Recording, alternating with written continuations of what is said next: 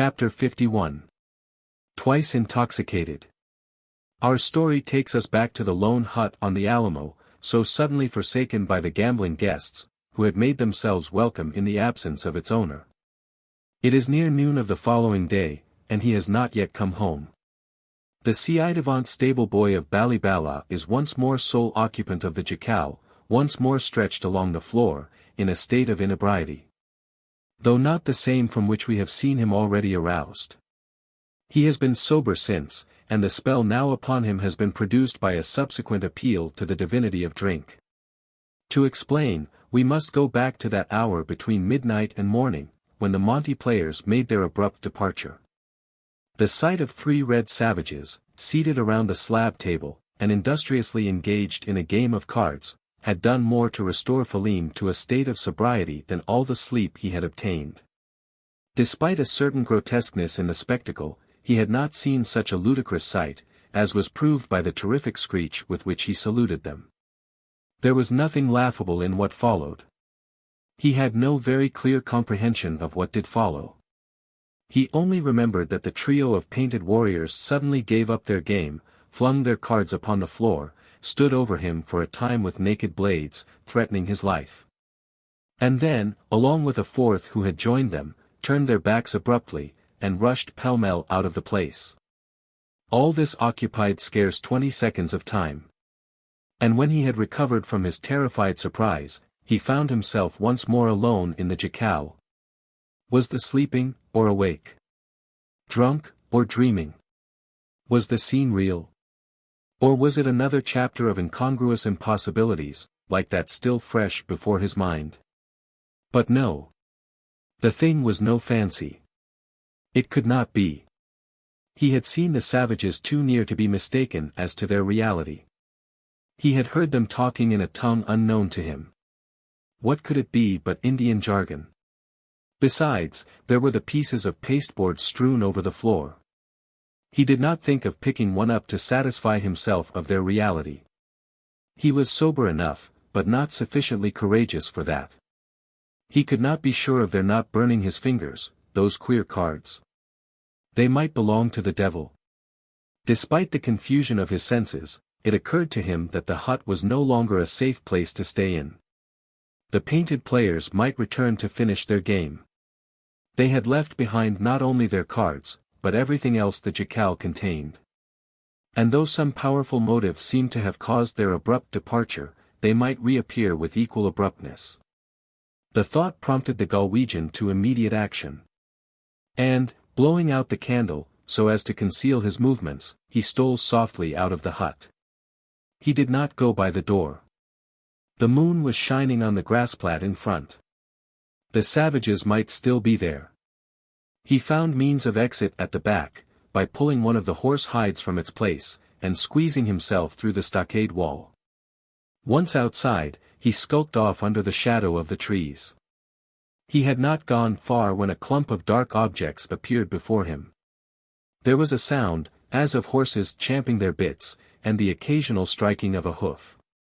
He paused in his steps, screening his body behind the trunk of a cypress. A short observation convinced him that what he saw was a group of horses. There appeared to be 4 of them, no doubt belonging to the 4 warriors, who had turned the mustanger's hut into a gaming house. The animals appeared to be tied to a tree, but for all that, their owners might be beside them. Having made this reflection, he was about to turn back and go the other way. But just at that moment he heard voices in the opposite direction, the voices of several men speaking in tones of menace and command. Then came short, quick cries of affright, followed by the baying of a hound, and succeeded by silence, at intervals interrupted by a swishing noise. Or the snapping of a branch, as if several men were retreating through the underwood in scared confusion. As he continued to listen, the noises sounded nearer. The men who made them were advancing towards the cypress tree. The tree was furnished with buttresses all around its base, with shadowy intervals between. Into one of these he stepped hastily. And, crouching close, was completely screened by the shadow. He had scarce effected his concealment, when 4 men came rushing up, and, without stopping, hastened on towards the horses. As they passed by him, they were exchanging speeches which the Irishman could not understand, but their tone betrayed terror. The excited action of the men confirmed it. They were evidently retreating from some enemy that had filled them with fear. There was a glade where the moonbeams fell upon the grass. It was just outside the shadow of the cypress. To reach the horses they had to cross it, and, as they did so, the vermilion upon their naked skins flashed red under the moonlight. Phelim identified the 4 gentlemen who had made so free with the hospitality of the hut. He kept his place till they had mounted, and rode off, till he could tell by the tramp of their horses that they had ascended the upper plain, and gone off in a gallop, as men who were not likely to come back again. "Doesn't that bait Banagher?" muttered he, stepping out from his hiding place, and throwing up his arms in astonishment. "Be japers! It diz! Mother A.V. Moses! Fwhat cyan it main anyhow? What are them divils after? And fwhat's after them? Sure somethin' has given them a scare, that's plain as a pikestaff. I wonder now if it's been that same. Be me sowl it's jist it they've encountered.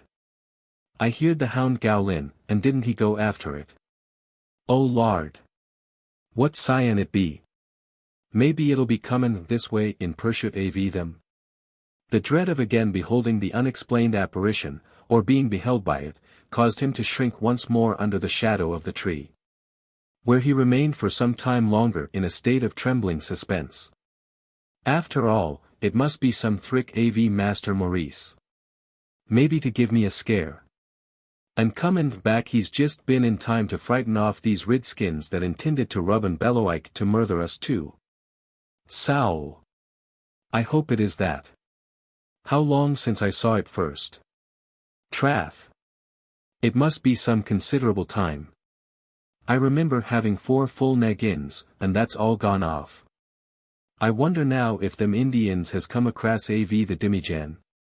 I've heard that they're as fond of the crather as if their skins was white. Sowl! If they've smelt the jar there won't be a drap in it by this time. I'll just slip back to the hut and see. If there's any danger now it won't be from them. By that tarrin gallop, I cyan tell they've gone for good. Once more emerging from the shadowy stall, he made his way back towards the jacal. He approached it with caution, stopping at intervals to assure himself that no one was near.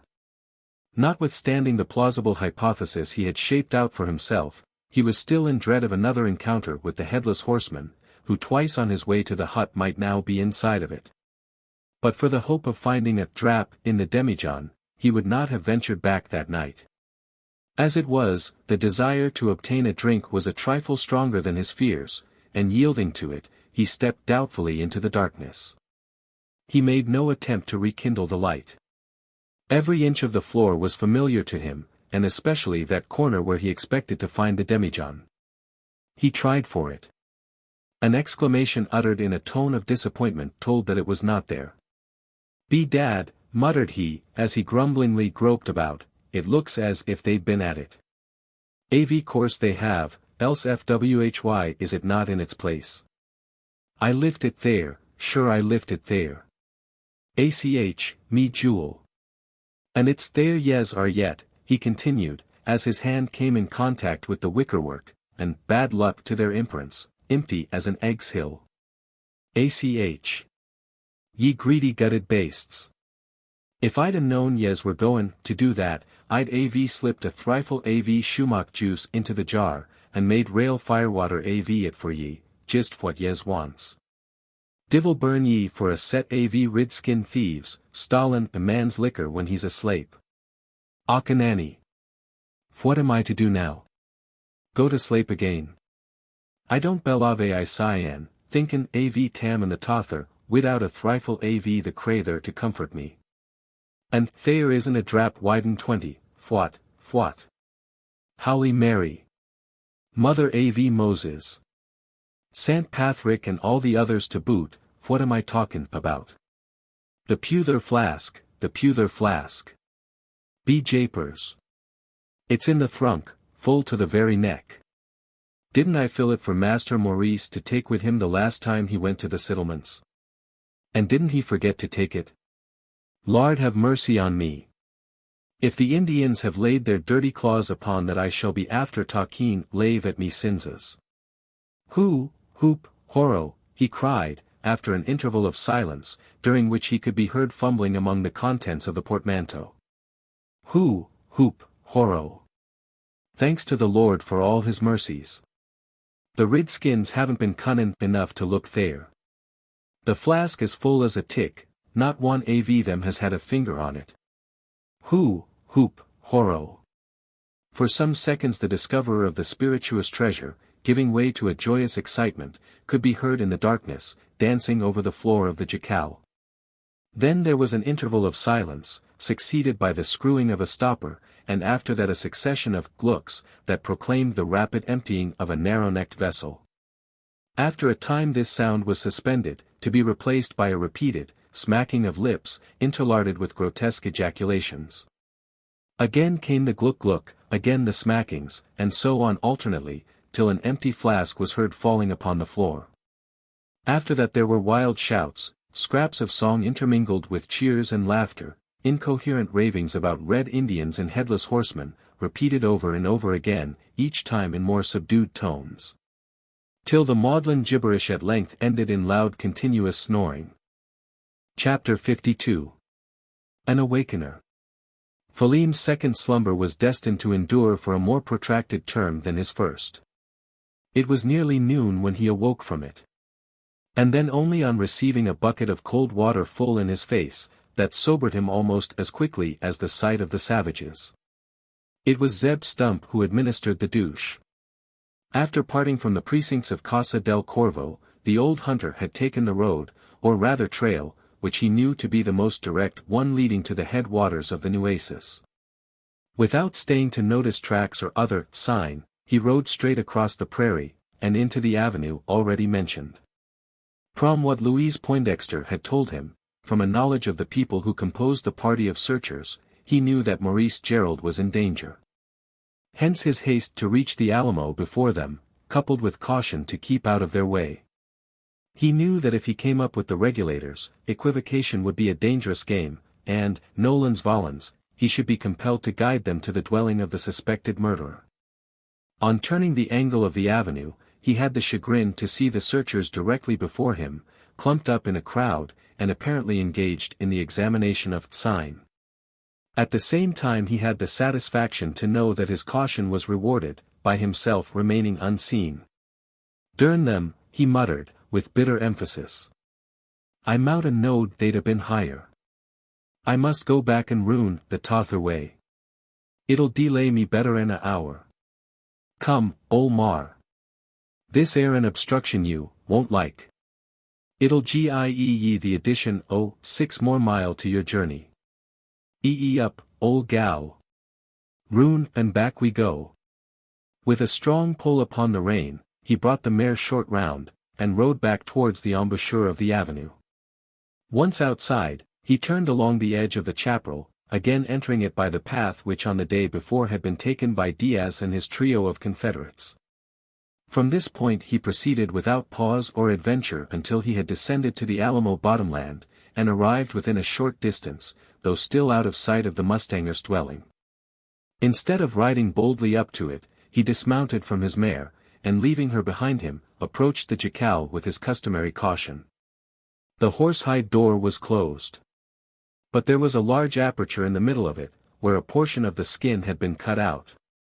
What was the meaning of that? Zeb could not answer the question, even by conjecture. It increased his caution.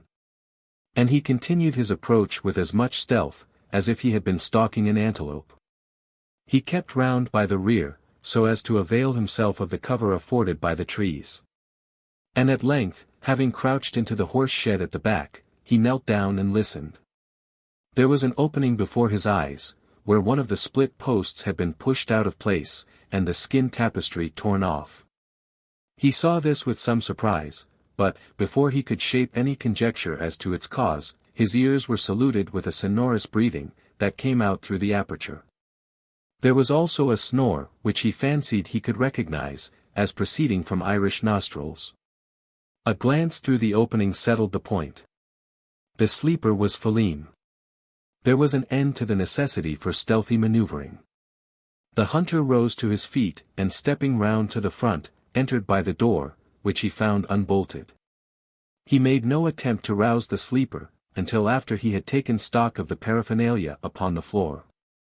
"Thursday's been packin' up for some purpose," he observed, after a cursory glance. "Ah! Now I recollects. The young feller said he wor goin' to make a move from hire some o' these days. That ere any mal air not only sound asleep, but dead drunk. Sartin he air, drunk as baccies. I kin tell that by the smell o' him. I wonder if he hev left any o' the liquor. It air dubious. Not a drop, doggone him. Thursday's the jar, why, the stop plug out o' it, lyin' on its side. And Thursday's the flask, too, in the same predicament, both on em full o' emptiness. Durn him for a drunken cuss. He kin suck up as much moisture as a chalk purera. Spanish curds. A whole pack on em scattered about the place. What kin he have been doin' wi' them? S'pose he's been havin' a game o' solitary along wi' his liquor. But what's cut the hole in the door, and why's the tother broken out at the back? I reckon he kin tell. I'll roust him, and see. Philim. Philim. Philim made no reply. Philim, I say. Philim. Still no reply. Although the last summons was delivered in a shout loud enough to have been heard half a mile off, there was no sign made by the slumberer to show that he even heard it. A rude shaking administered by Zeb had no better effect. It only produced a grunt, immediately succeeded by a return to the same stentorous respiration. If twant for his snorin' I mout believe him to be dead. He air dead drunk, and no mistake. Intoxicated to the very eends o' his toenails. Kickin' him ud be no use. Doggoned, ef I don't try this. The old hunter's eye, as he spoke, was resting upon a pail that stood in a corner of the cabin. It was full of water, which Philim, for some purpose, had fetched from the creek. Unfortunately for himself, he had not wasted it. With a comical expression in his eye, Zeb took up the pail. And swillied the whole of its contents right down upon the countenance of the sleeper. It had the effect intended.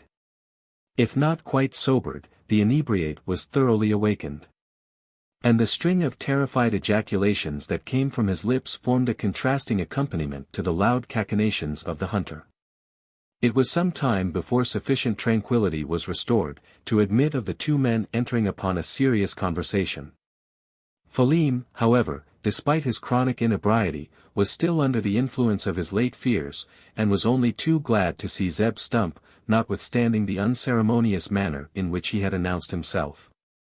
As soon as an understanding was established between them, and without waiting to be questioned, he proceeded to relate in detail, as concisely as an unsteady tongue and disordered brain would permit, the series of strange sights and incidents that had almost deprived him of his senses. It was the first that Zeb Stump had heard of the Headless Horseman. Although the report concerning this imperfect personage was that morning broadly scattered around Fort Inga, and along the Leona, Zeb, having passed through the settlement at an early hour, and stopped only at Casa del Corvo, had not chanced upon anyone who could have communicated such a startling item of intelligence. In fact, he had exchanged speech only with Pluto and Louise Poindexter, neither of whom had at that time heard anything of the strange creature encountered, on the evening before, by the party of searchers. The planter, for some reason or another, had been but little communicative, and his daughter had not held converse with any of the others. At first Zeb was disposed to ridicule the idea of a man without a head. He called it a fantasy of Philim's brain, owing to his having tucked too much of the corn juice.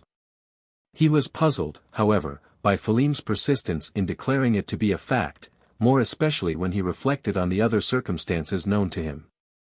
"Arrah, now, how could I be mistaken?" argued the Irishman. Didn't I see Master Maurice, as plain as I see yourself at this minute? All except the hid, and that I had a peep at as he turned to gallop away.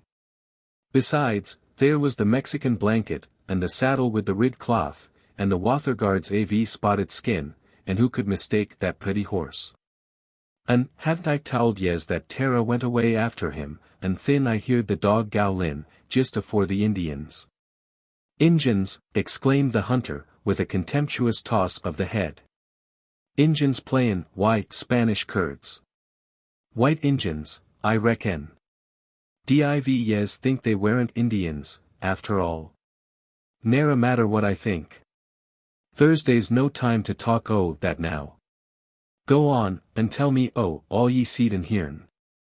When Phileem had at length unburdened his mind, Zeb ceased to question him. And, striding out of the hut, squatted down, Indian fashion, upon the grass. His object was, as he said himself, to have a good think, which, he had often declared, he could not obtain while hampered by a house about him. It is scarcely necessary to say, that the story told by the Galwegian groom only added to the perplexity he already experienced. Hitherto there was but the disappearance of Henry Poindexter to be accounted for. Now there was the additional circumstance of the non-return of the mustanger to his hut, when it was known that he had started for it, and should, according to a notice given to his servant, have been there at an early hour on the day before. Far more mystifying was the remarkable story of his being seen riding about the prairie without a head, or with one carried in his hands. This last might be a trick. What else could it be? Still was it a strange time for tricks, when a man had been murdered, and half the population of the settlement wore out upon the track of the murderer, more especially improbable, that the supposed assassin should be playing them. Zeb Stump had to deal with a difficult concatenation, or rather conglomeration of circumstances, events without causes, causes without sequence, crimes committed without any probable motive, mysteries that could only be explained by an appeal to the supernatural. A midnight meeting between Maurice Gerald and Louise Poindexter, a quarrel with her brother. Occasioned by the discovery, Maurice having departed for the prairies, Henry having followed to sue for forgiveness, in all this the sequence was natural and complete. Beyond began the chapter of confusions and contradictions. Zeb Stump knew the disposition of Maurice Gerald in regard to Henry Poindexter. More than once he had heard the mustanger speak of the young planter. Instead of having a hostility towards him, he had frequently expressed admiration of his ingenuous and generous character. That he could have changed from being his friend to become his assassin, was too improbable for belief. Only by the evidence of his eyes could Zeb Stump have been brought to believe it. After spending a full half-hour at his think, he had made but little progress towards unraveling the network of cognate, yet unconnected, circumstances. Despite an intellect unusually clear, and the possession of strong powers of analysis, he was unable to reach any rational solution of this mysterious drama of many acts. The only thing clear to him was, that 4 mounted men, he did not believe them to be Indians, had been making free with the mustanger's hut, and that it was most probable that these had something to do with the murder that had been committed. But the presence of these men at the jacal, coupled with the protracted absence of its owner, conducted his conjectures to a still more melancholy conclusion, that more than one man had fallen a sacrifice to the assassin. And that the thicket might be searched for 2 bodies, instead of 1. A groan escaped from the bosom of the backwoods man as this conviction forced itself upon his mind. He entertained for the young Irishman a peculiar affection, strong almost as that felt by a father for his son. And the thought that he had been foully assassinated in some obscure corner of the chapel, his flesh to be torn by the beak of the buzzard and the teeth of the coyote, stirred the old hunter to the very core of his heart. He groaned again, as he reflected upon it, until, without action, he could no longer bear the agonizing thought, and, springing to his feet, he strode to and fro over the ground, proclaiming, in loud tones, his purpose of vengeance. So absorbed was he with his sorrowful indignation, that he saw not the staghound as it came skulking up to the hut. It was not until he heard Phileem caressing the hound in his grotesque Irish fashion, that he became aware of the creature's presence. And then he remained indifferent to it, until a shout of surprise, coupled with his own name, attracted his attention. "What is it, Phelim? What's wrong? He's a snake bit ye." "Oh, Mr. Stump, look at Tara. See. There's something tied about his neck. It wasn't there when he lift. What do yez think it is?" The hunter's eyes turned immediately upon the hound. Sure enough, there was something around the animal's neck, a piece of buckskin thong. But there was something besides, a tiny packet attached to the thong, and hanging underneath the throat. Zeb, drawing his knife, glided towards the dog. The creature recoiled in fear. A little coaxing convinced him that there was no hostile intent. And he came up again. The thong was severed, the packet laid open, it contained a card. There was a name upon the card, and writing in what appeared to be red ink, but it was blood. The rudest backwoodsman knows how to read. Even Zeb Stump was no exception, and he soon deciphered the characters traced upon the bit of pasteboard. As he finished, a cry rose from his lips, in strange contrast with the groans he had been just uttering. It was a shout of gladness, of joy. "Thank the Almighty for this," he added, "and thank my old Catanach schoolmaster for puttin' me clar through my Webster's spellin' book. He lives, Phelim. He lives. Look at this. Oh, you can't read. No matter. He lives. He lives." "Who?" "Master Maurice. Thin the Lord be thanked. Wog. Thursday's no time to thank him now. Get a blanket and some pieces o' horsehide thong. Ye kin do it while I catch up the ol' mar. Quick. Half an hour lost, and we may be too late." Chapter 53. Just in time. Half an hour lost, and we may be too late. They were the last words of the hunter, as he hurried away from the hut. They were true, except as to the time. Had he said half a minute, he would have been nearer the mark. Even at the moment of their utterance, the man, whose red writing had summoned assistance, was once more in dread danger, once more surrounded by the coyotes. But it was not these he had need to fear. A far more formidable foe was threatening his destruction. Maurice Gerald, by this time recognized as the man in the cloak and Panama hat, after doing battle with the wolves, as already described, and being rescued by his faithful Tara, had fought repose in sleep.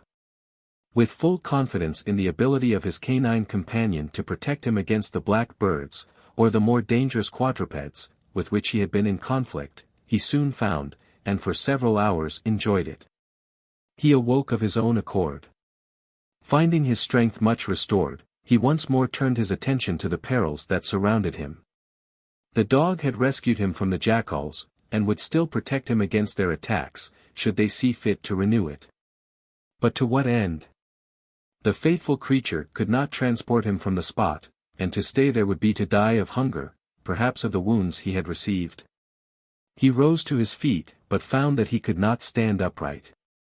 Feebleness was now added to his other infirmity, and after struggling a pace or two, he was glad to return to a recumbent position.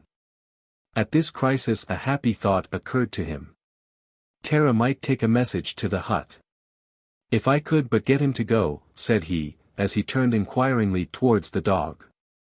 "Come hither, old fellow," he continued, addressing himself to the dumb animal, "I want you to play postman for me, to carry a letter.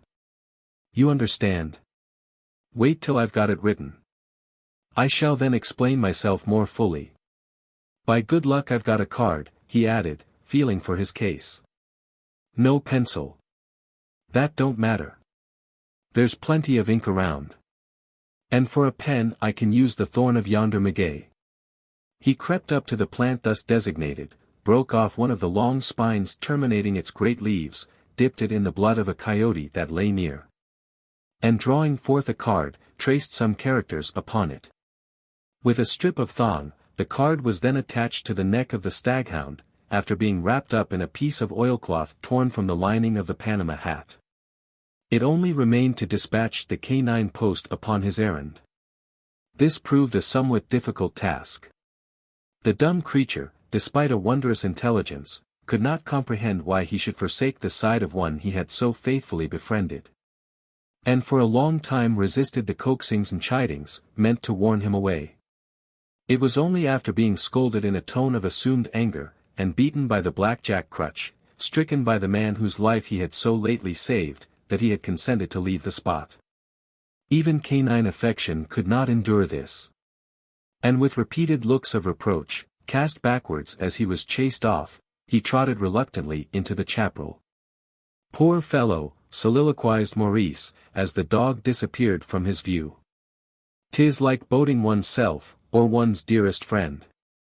Well, I shall make up for it in extra kindness if I have the good fortune to see him again. And now, that he is gone, I must provide against the coming back of these villainous coyotes. They will be sure to come, once they discover that I'm alone." A scheme had been already considered. A tree stood near, the pecan already alluded to, having 2 stout branches that extended horizontally and together, at 6 or 7 feet from the ground. Taking off his cloak, and spreading it out upon the grass, with his knife he cut a row of holes along each edge. Then unwinding from his waist the sash of China crape, he tore it up the middle, so as to make 2 strips, each several yards long. The cloak was now extended between the branches, and fast tied by the strips of crape, thus forming a sort of hammock capable of containing the body of a man laid out at full length. The maker of it knew that the coyotes are not tree climbers. And, reclining on his suspended couch, he could observe with indifference their efforts to assail him. He took all this trouble, feeling certain they would return. If he had any doubt, it was soon set at rest, by seeing them, one after the other, come skulking out of the chaparral, lopping a pace or 2, at intervals, pausing to reconnoiter, and then advancing towards the scene of their late conflict.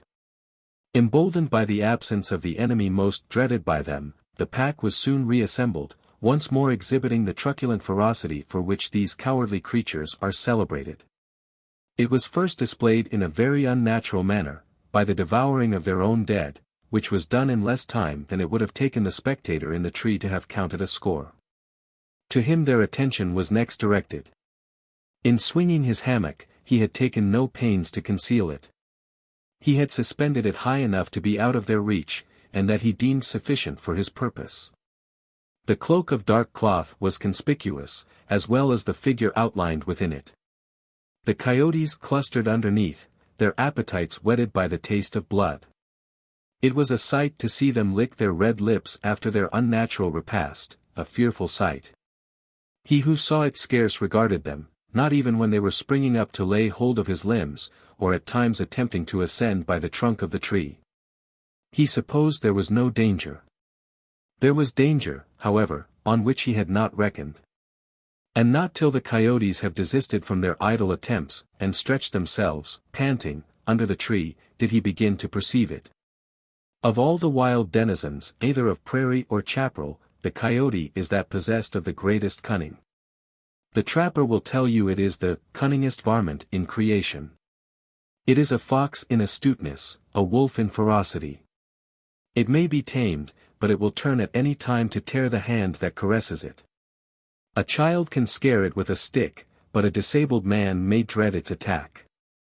Alone it has the habit of a hare. But in packs, and it hunts only in packs, its poltroonery is less observable, sometimes under the influence of extreme hunger giving place to a savageness of disposition that assumes the semblance of courage. It is the coyote's cunning that is most to be feared, and it was this that had begun to excite fresh apprehension in the mind of the mustanger. On discovering that they could not reach him, a discovery they were not long in making, instead of scattering off from the spot, the wolves, one and all, squatted down upon the grass. While others, stragglers from the original troop, were still coming into the glade. He saw that they intended a siege. This should not have troubled him, seeing that he was secure in his suspended couch. Nor would it, but for another source of trouble, every moment making itself more manifest, that from which he had so lately had such a narrow escape. He was once more on the eve of being tortured by thirst. He blamed himself for having been so simple, as not to think of this before climbing up to the tree. He might easily have carried up a supply of water. The stream was there. And for want of a better vessel, the concave blades of the maguey would have served as a cistern. His self-reproaches came too late. The water was under his eyes, only to tantalize him, and by so doing increase his eagerness to obtain it. He could not return to the stream, without running the gauntlet of the coyotes, and that would be certain death. He had but faint hopes that the hound would return and rescue him a second time, fainter still that his message would reach the man for whom it was intended. 100 to 1 against that. Thirst is quick in coming to a man whose veins are half emptied of their blood. The torture proclaimed itself apace. How long was it to continue? This time it was accompanied by a straying of the senses. The wolves, from being 100, seemed suddenly to have increased their number tenfold. 1,000 appeared to encompass the tree, filling the whole ground of the glade. They came nearer and nearer. Their eyes gave out a lurid light. Their red tongues lapped the hanging cloth, they tore it with their teeth. He could feel their fetid breath, as they sprang up among the branches. A lucid interval told him that it was all fancy. The wolves were still there.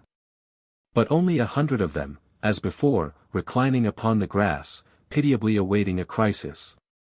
It came before the period of lucidity had departed, to the spectator unexpected as inexplicable. He saw the coyotes suddenly spring to their feet, and rush off into the thicket, until not one remained within the glade. Was this, too, a fancy? He doubted the correctness of his vision. He had begun to believe that his brain was distempered. But it was clear enough now. There were no coyotes. What could have frightened them off? A cry of joy was sent forth from his lips, as he conjectured a cause. Tara had returned. Perhaps Phaleem along with him. There had been time enough for the delivery of the message. For 2 hours he had been besieged by the coyotes. He turned upon his knee, and bending over the branch, scanned the circle around him. Neither hound nor henchman was in sight. Nothing but branches and bushes. He listened. No sound, save an occasional howl, sent back by the coyotes that still seemed to continue their retreat. More than ever was it like an illusion. What could have caused their scampering? No matter. The coast was clear. The streamlet could now be approached without danger. Its water sparkled under his eyes, its rippling sounded sweet to his ears. Descending from the tree, he staggered towards its bank, and reached it. Before stooping to drink, he once more looked around him. Even the agony of thirst could not stifle the surprise, still fresh in his thoughts. To what was he indebted for his strange deliverance? Despite his hope that it might be the hound, he had an apprehension of danger. One glance, and he was certain of it.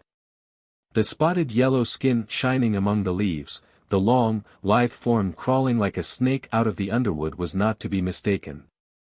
It was the tiger of the New World, scarce less dreaded than his congener of the old, the dangerous jaguar. Its presence accounted for the retreat of the coyotes. Neither could its intent be mistaken.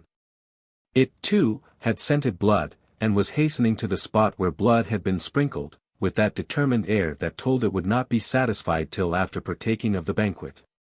Its eyes were upon him, who had descended from the tree, its steps were towards him, now in slow, crouching gait, but quicker and quicker, as if preparing for a spring. To retreat to the tree would have been sheer folly. The jaguar can climb like a cat.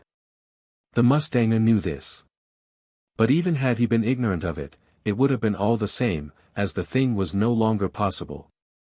The animal had already passed that tree, upon which he had found refuge, and there was t'other near that could be reached in time. He had no thought of climbing to a tree, no thought of anything, so confused were his senses, partly from present surprise, partly from the bewilderment already within his brain. It was a simple act of unreasoning impulse that led him to rush on into the stream, until he stood up to his waist in the water. Had he reasoned, he would have known that this would do nothing to secure his safety. If the jaguar climbs like a cat, it also swims with the ease of an otter, and is as much to be dreaded in the water as upon the land. Maurice made no such reflection. He suspected that the little pool, towards the center of which he had waded, would prove but poor protection. He was sure of it when the jaguar, arriving upon the bank above him, set itself in that cowering attitude that told of its intention to spring. In despair he steadied himself to receive the onset of the fierce animal. He had not wherewith to repel it, no knife, no pistol, no weapon of any kind, not even his crutch. A struggle with his bare arms could but end in his destruction. A wild cry went forth from his lips, as the tawny form was about launching itself for the leap. There was a simultaneous scream from the jaguar. Something appeared suddenly to impede it. And instead of alighting on the body of its victim, it fell short, with a dead plash upon the water. Like an echo of his own, a cry came from the chaparral, close following a sound that had preceded it, the sharp spang of a rifle. A huge dog broke through the bushes, and sprang with a plunge into the pool where the jaguar had sunk below the surface. A man of colossal size advanced rapidly towards the bank. Another of lesser stature treading close upon his heels, and uttering joyful shouts of triumph. To the wounded man these sights and sounds were more like a vision than the perception of real phenomena. They were the last thoughts of that day that remained in his memory. His reason, kept too long upon the rack, had given way. He tried to strangle the faithful hound that swam fawningly around him and struggled against the strong arms that, raising him out of the water, bore him in friendly embrace to the bank. His mind had passed from a horrid reality, to a still more horrid dream, the dream of delirium. Chapter 54. A Prairie Palanquin. The friendly arms, flung around Maurice Gerald, were those of Zeb Stump. Guided by the instructions written upon the card, the hunter had made all haste towards the rendezvous there given. He had arrived within sight, and fortunately within rifle range of the spot, at that critical moment when the jaguar was preparing to spring. His bullet did not prevent the fierce brute from making the bound, the last of its life, though it had passed right through the animal's heart. This was a thing thought of afterwards, there was no opportunity then. On rushing into the water, to make sure that his shot had proved fatal, the hunter was himself attacked, not by the claws of the jaguar, but the hands of the man just rescued from them. Fortunate for Zeb, that the mustanger's knife had been left upon land. As it was, he came near being throttled. And only after throwing aside his rifle, and employing all his strength, was he able to protect himself against the unlooked-for assault. A struggle ensued, which ended in Zeb flinging his colossal arms around the young Irishman, and bearing him bodily to the bank. It was not all over. As soon as the latter was relieved from the embrace, he broke away and made for the pecan tree. As rapidly as if the injured limb no longer impeded him. The hunter suspected his intent. Standing over 6 feet, he saw the bloody knife blade lying along the cloak. It was for that the mustanger was making. Zeb bounded after. And once more enfolding the madman in his bear-like embrace, drew him back from the tree. "Spiel up Thursday, Phelim," shouted he. "Get that thing out o' sight. The young feller hev tuck leave o' his 7 senses. Thursday's fever in the feel o' him. He air gone delirious." Phelim instantly obeyed, and, scrambling up the tree trunk, took possession of the knife. Still the struggle was not over. The delirious man wrestled with his rescuer, not in silence, but with shouts and threatening speeches, his eyes all the time rolling and glaring with a fierce, demoniac light. For full 10 minutes did he continue the mad wrestling match. At length from sheer exhaustion he sank back upon the grass, and after a few tremulous shiverings, accompanied by sighs heaved from the very bottom of his breast, he lay still, as if the last spark of life had departed from his body. The Galwegian, believing it so, began uttering a series of lugubrious cries, the keen of Connemara. "Stop your gowlin', ye derned cuss," cried Zeb. "It air enough to scare the breath out o' his carcage. He's no more dead than you air, only fent. By the way he hev fit me, I reckon there ain't much the matter why him.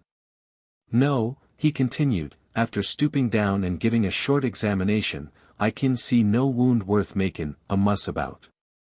Thursday's a considerable swellin', oh, the knee. But the leg ain't fructured, else he cut the stud up on it. As for them scratches, they ain't much. What kin they be? 'Twarn't the jaguar that gin them. They air more like the claws o' a tom cat. Ho, ho. I sees now. Thursday's been a bit o' a scrimmage afore the spotted beast kim up. The young feller's been attacked by coyotes. Who'd a supposed that the cowardly varmints would a had the audacity to attack a human critter? But they will, when they gets the chance one crippled as he air, dern 'em. The hunter had all the talking to himself. Phaleem, now overjoyed to know that his master still lived, and furthermore was in no danger of dying, suddenly changed his melancholy whine to a jubilant hullabaloo, and commenced dancing over the ground. All the while snapping his fingers in the most approved Connemara fashion. His frenzied action provoked the hound to a like pitch of excitement, and the two became engaged in a sort of wild Irish jig. Zeb took no notice of these grotesque demonstrations. But, once more bending over the prostrate form, proceeded to complete the examination already begun. Becoming satisfied that there was no serious wound, he rose to his feet, and commenced taking stock of the odd articles around him. He had already noticed the Panama hat, that still adhered to the head of the mustanger, and a strange thought at seeing it there, had passed through his mind. Hats of Guayaquil grass, erroneously called Panama, were not uncommon. Scores of Southerners wore them, in Texas as elsewhere. But he knew that the young Irishman was accustomed to carry a Mexican sombrero, a very different kind of headgear. It was possible he might have seen fit to change the fashion. Still, as Zeb continued to gaze upon it, he fancied he had seen that hat before, and on some other head. It was not from any suspicion of its being honestly in possession of him now wearing it that the hunter stooped down, and took it off with the design to examine it.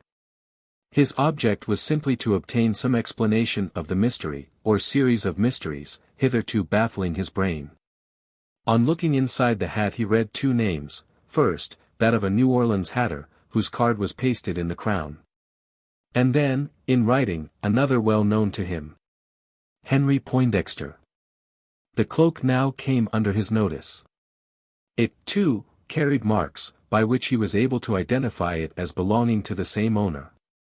"Doggone curious, all this," muttered the backwoods man, as he stood with his eyes turned upon the ground, and apparently buried in a profound reflection. Hats, heads, and everything. Hats on the wrong head, heads the wrong place. By the tarnal Thursdays somethin' goed astray. EFTWNT that I feel a putty considerable smartin', wore the young feller gin me a lick over the left eye, I mout be arter believin' my own skullcase wa'n't any longer atween my shoulders. It air no use lookin' to him, he added, glancing towards Maurice, for an explanation, leastwise till he's slep' off this delirium that's on him. When that'll be, ol' Nick only knows. Wall, he continued after another interval spent in silent reflection, it won't do no good our stayin' higher. We must get him to the shanty, and that kin only be did by toatin' him. He saw it on the curd, he couldn't make near a track. It wore only the anger kep' him up a bit. That leg looks wusser and wusser. He's bound to be tote.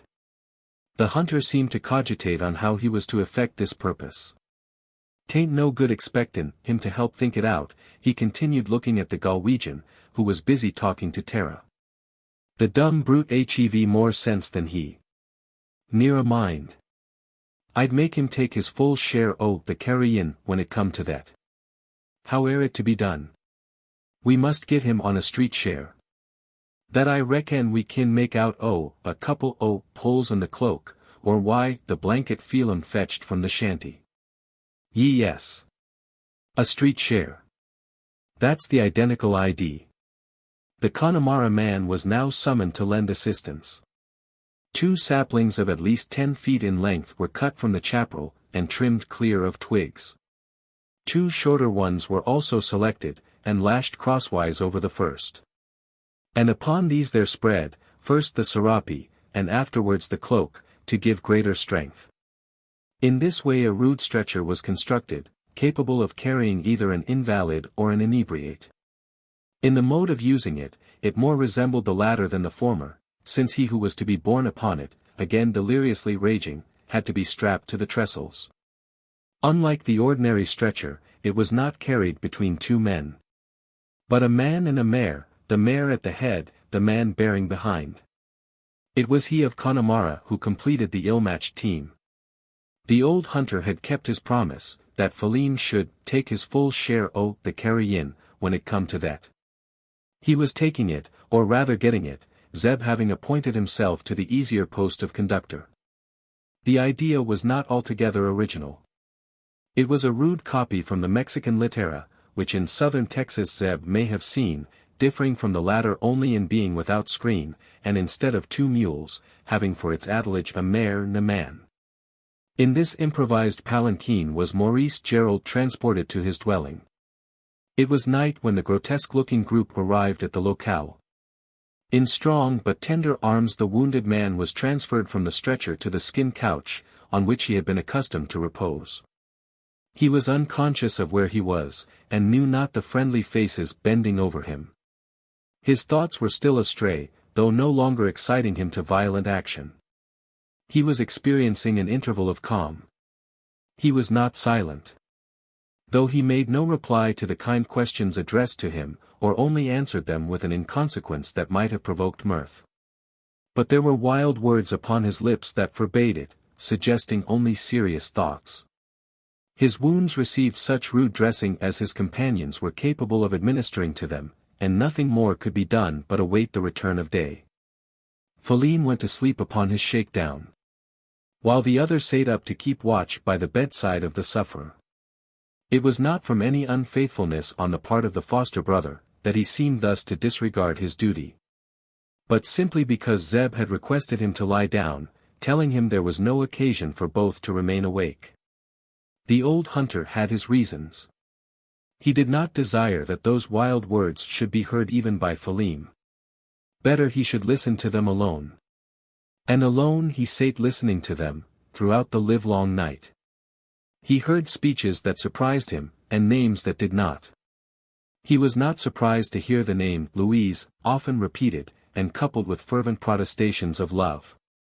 But there was another name also often pronounced, with speeches less pleasant to his ear. It was the name of Louise's brother. The speeches were disjointed, incongruous, and almost unintelligible. Comparing one with the other, however, and assisted by the circumstances already known to him, before the morning light had entered the jacal, Zeb Stump had come to the conclusion, that Henry Poindexter was no longer a living man. Chapter 55. Un dia de novedades. Don Silvio Martinez was one of the few Mexican ricos, who had chosen to remain in Texas, after the conquest of that country by the stalwart colonizers from the north. A man of more than mature age, of peaceful habits, and taking no part in politics, he accepted the new situation without any great regret.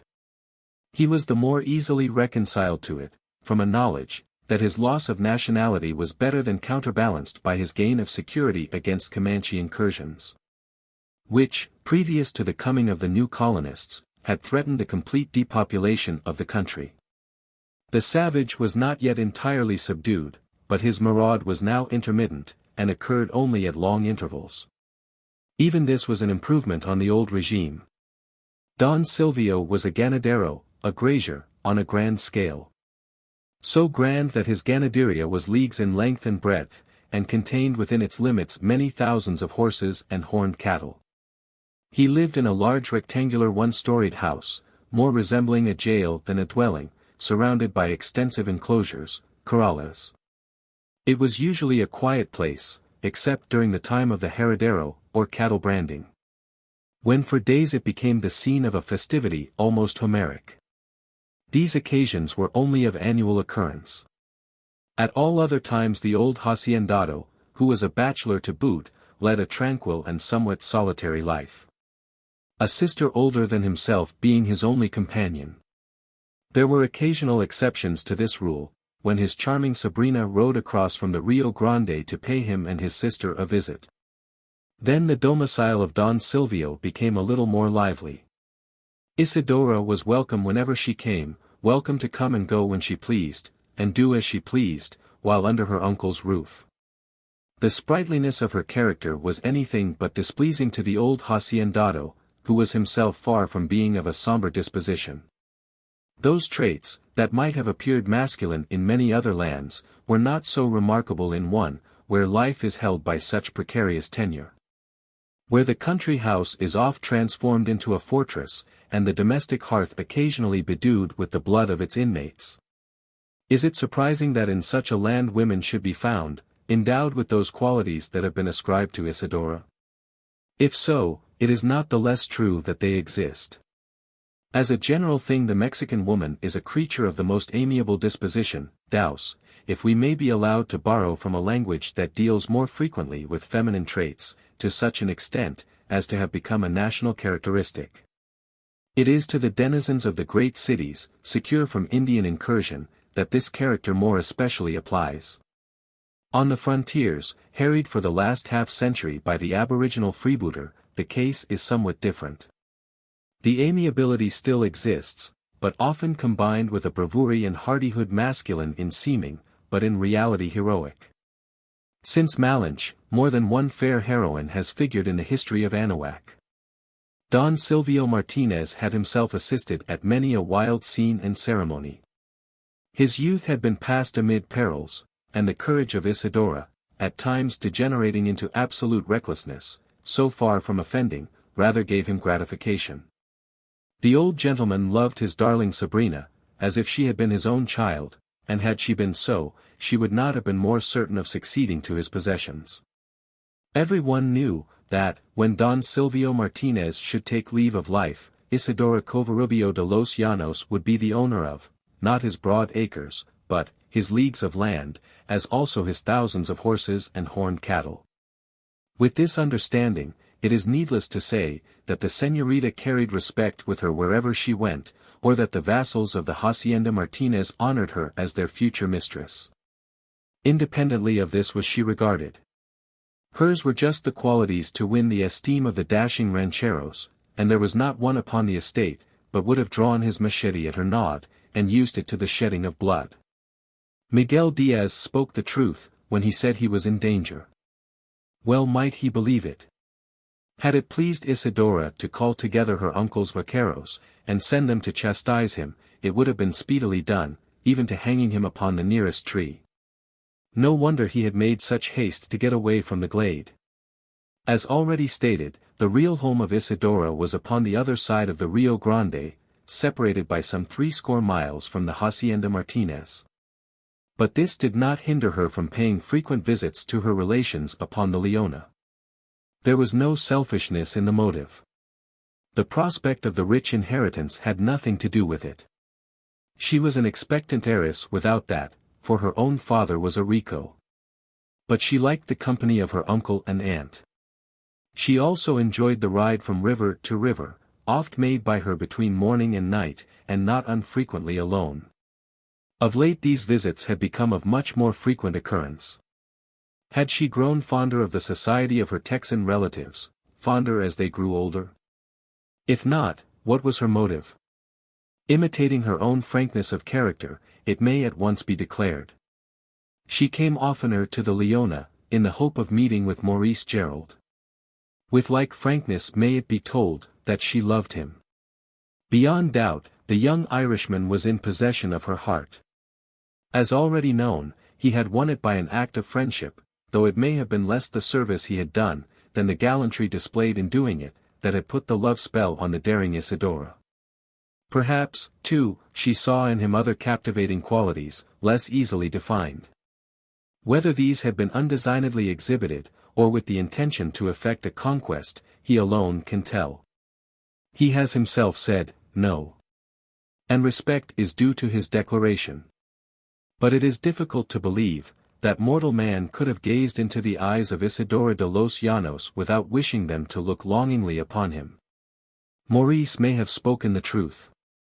But we could better believe him, had he seen Louise Poindexter before becoming acquainted with Isidora. The episode of the burnt prairie was several weeks subsequent to the adventure with the intoxicated Indians. Certainly something appears to have occurred between him and the Mexican maiden, that leads her to believe she has a hope, if not a claim, upon his affections. It has come to that crisis, that she can no longer rest satisfied. Her impulsive spirit cannot brook ambiguity.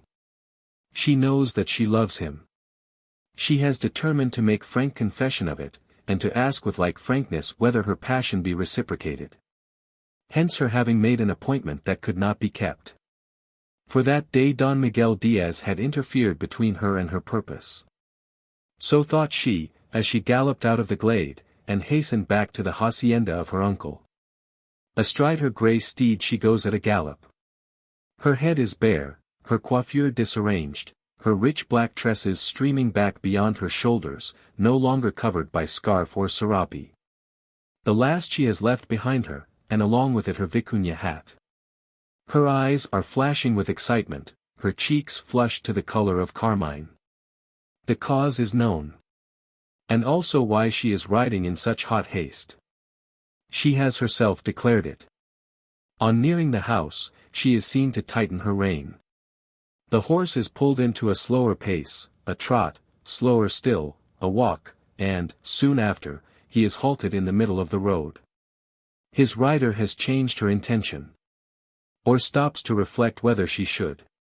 She sits reflecting.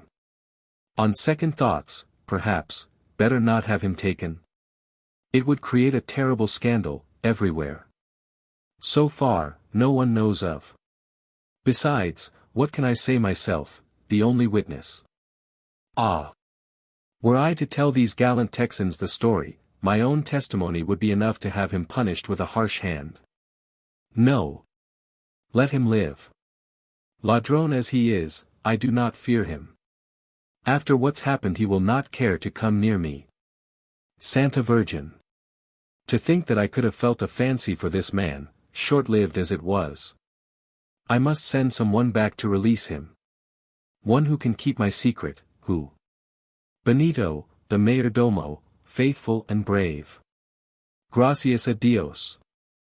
Yonder's my man, as usual busied in counting his cattle. Benito. Benito. At your orders, Esnorita. Good Benito, I want you to do me a kindness. You consent? At your orders, Esnorita, repeats the mayordomo, bowing low. Not orders, good Benito. I wish you to do me a favor. Command me, Esnorita. You know the spot of open ground at the top of the hill, where the three roads meet? As well as the corral of your uncle's hacienda. Good. Go there. You will find a man lying upon the ground, his arms entangled in a lazo. Release, and let him go free. If he be hurt, by a harsh fall he has had, do what you can to restore him, but don't tell him who sent you. You may know the man, I think you do. No matter for that. Ask him no questions, nor answer his, if he should put any. Once you have seen him on his legs, let him make use of them after his own fashion. You understand? Perfectament, Esnorita. Your orders shall be obeyed to the letter. Thanks, good Benito. Uncle Silvio will like you all the better for it, though you mustn't tell him of it. Leave that to me. If he shouldn't, well. One of these days there may be an estate on the Rio Grande that will stand in need of a brave, faithful steward, such an one as I know you to be. Every one knows that the Dona Isidora is gracious as she is fair. Thanks, thanks. One more request. The service I ask you to do for me must be known to only 3 individuals. The third is he whom you are sent to succor.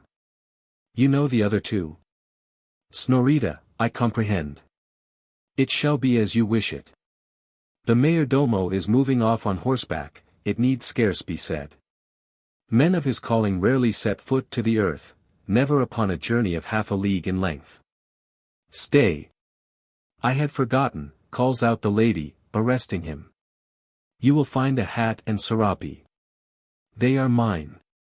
Bring them, and I shall wait for you here, or meet you somewhere along the way.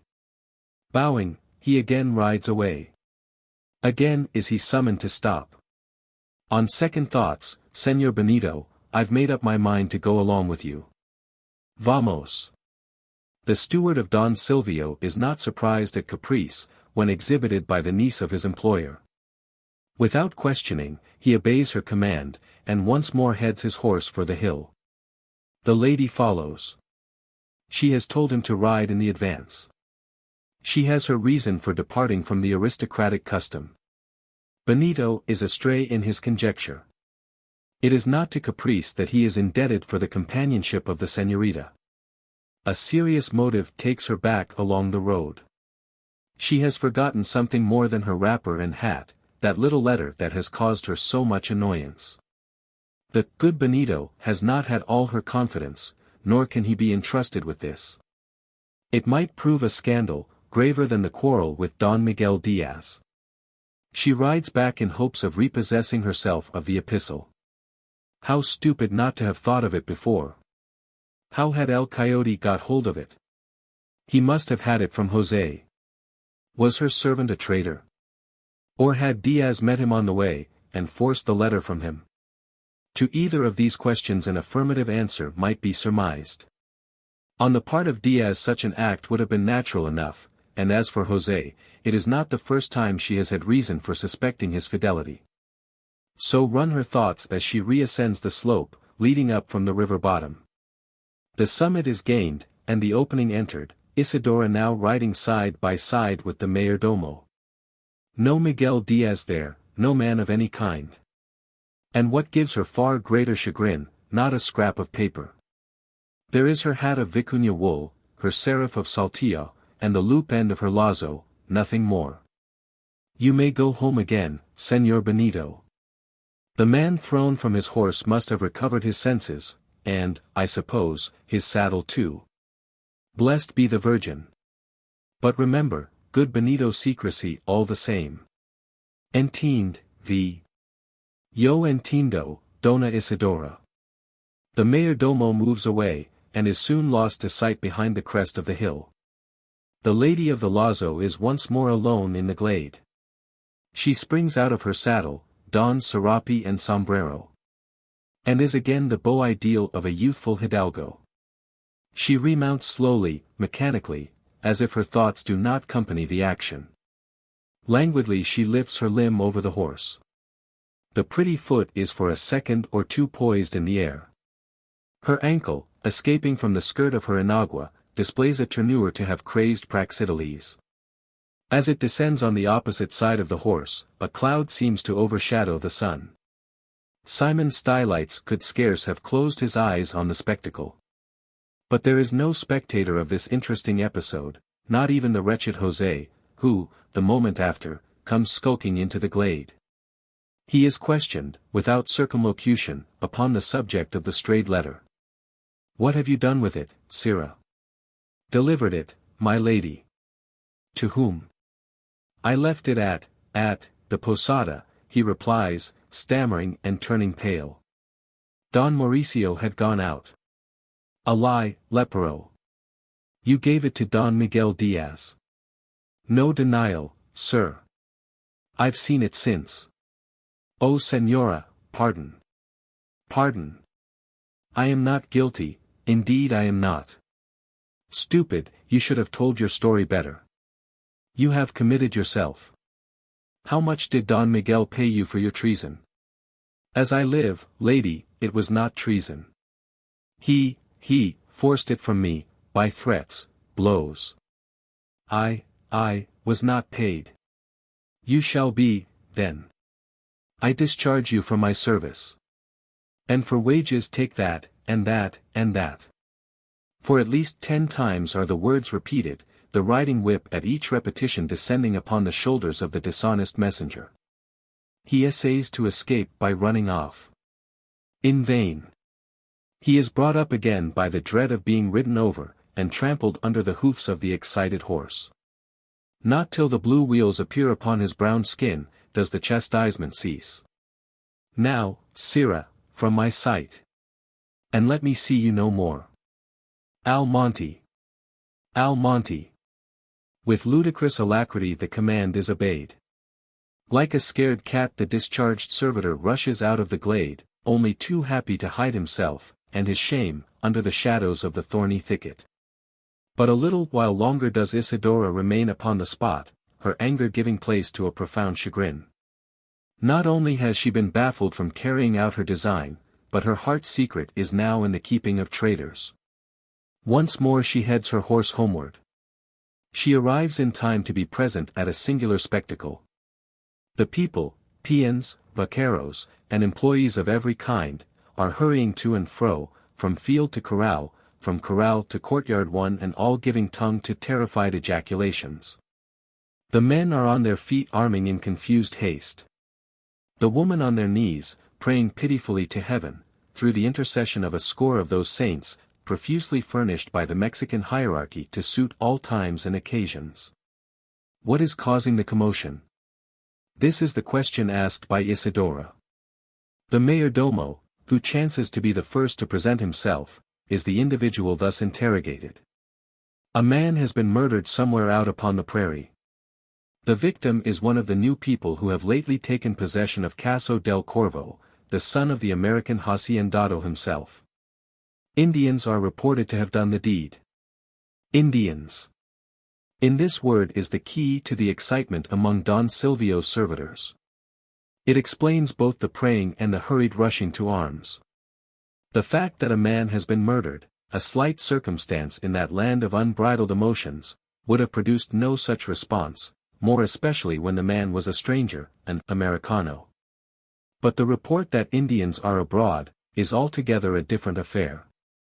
In it there is an idea of danger. The effect produced on Isidora is different. It is not fear of the savages.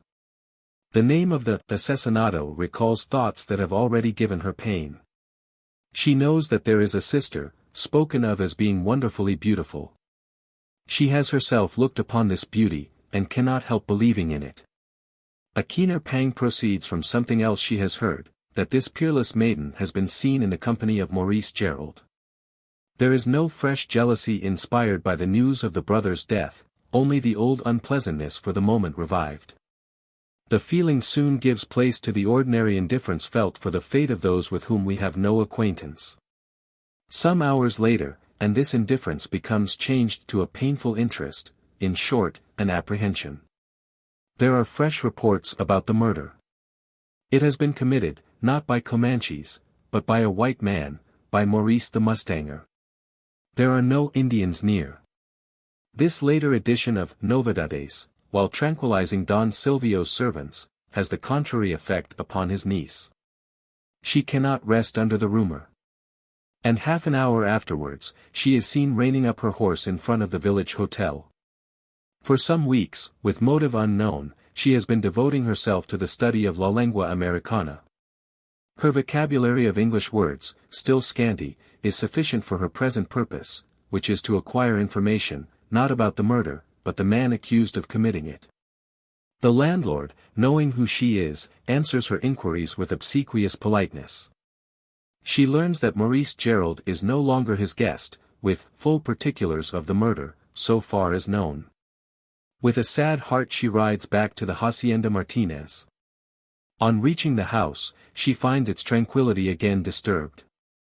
The new cause of excitement might have been deemed ludicrous, though it is not so regarded by the superstitious peons. A rare rumor has reached the place.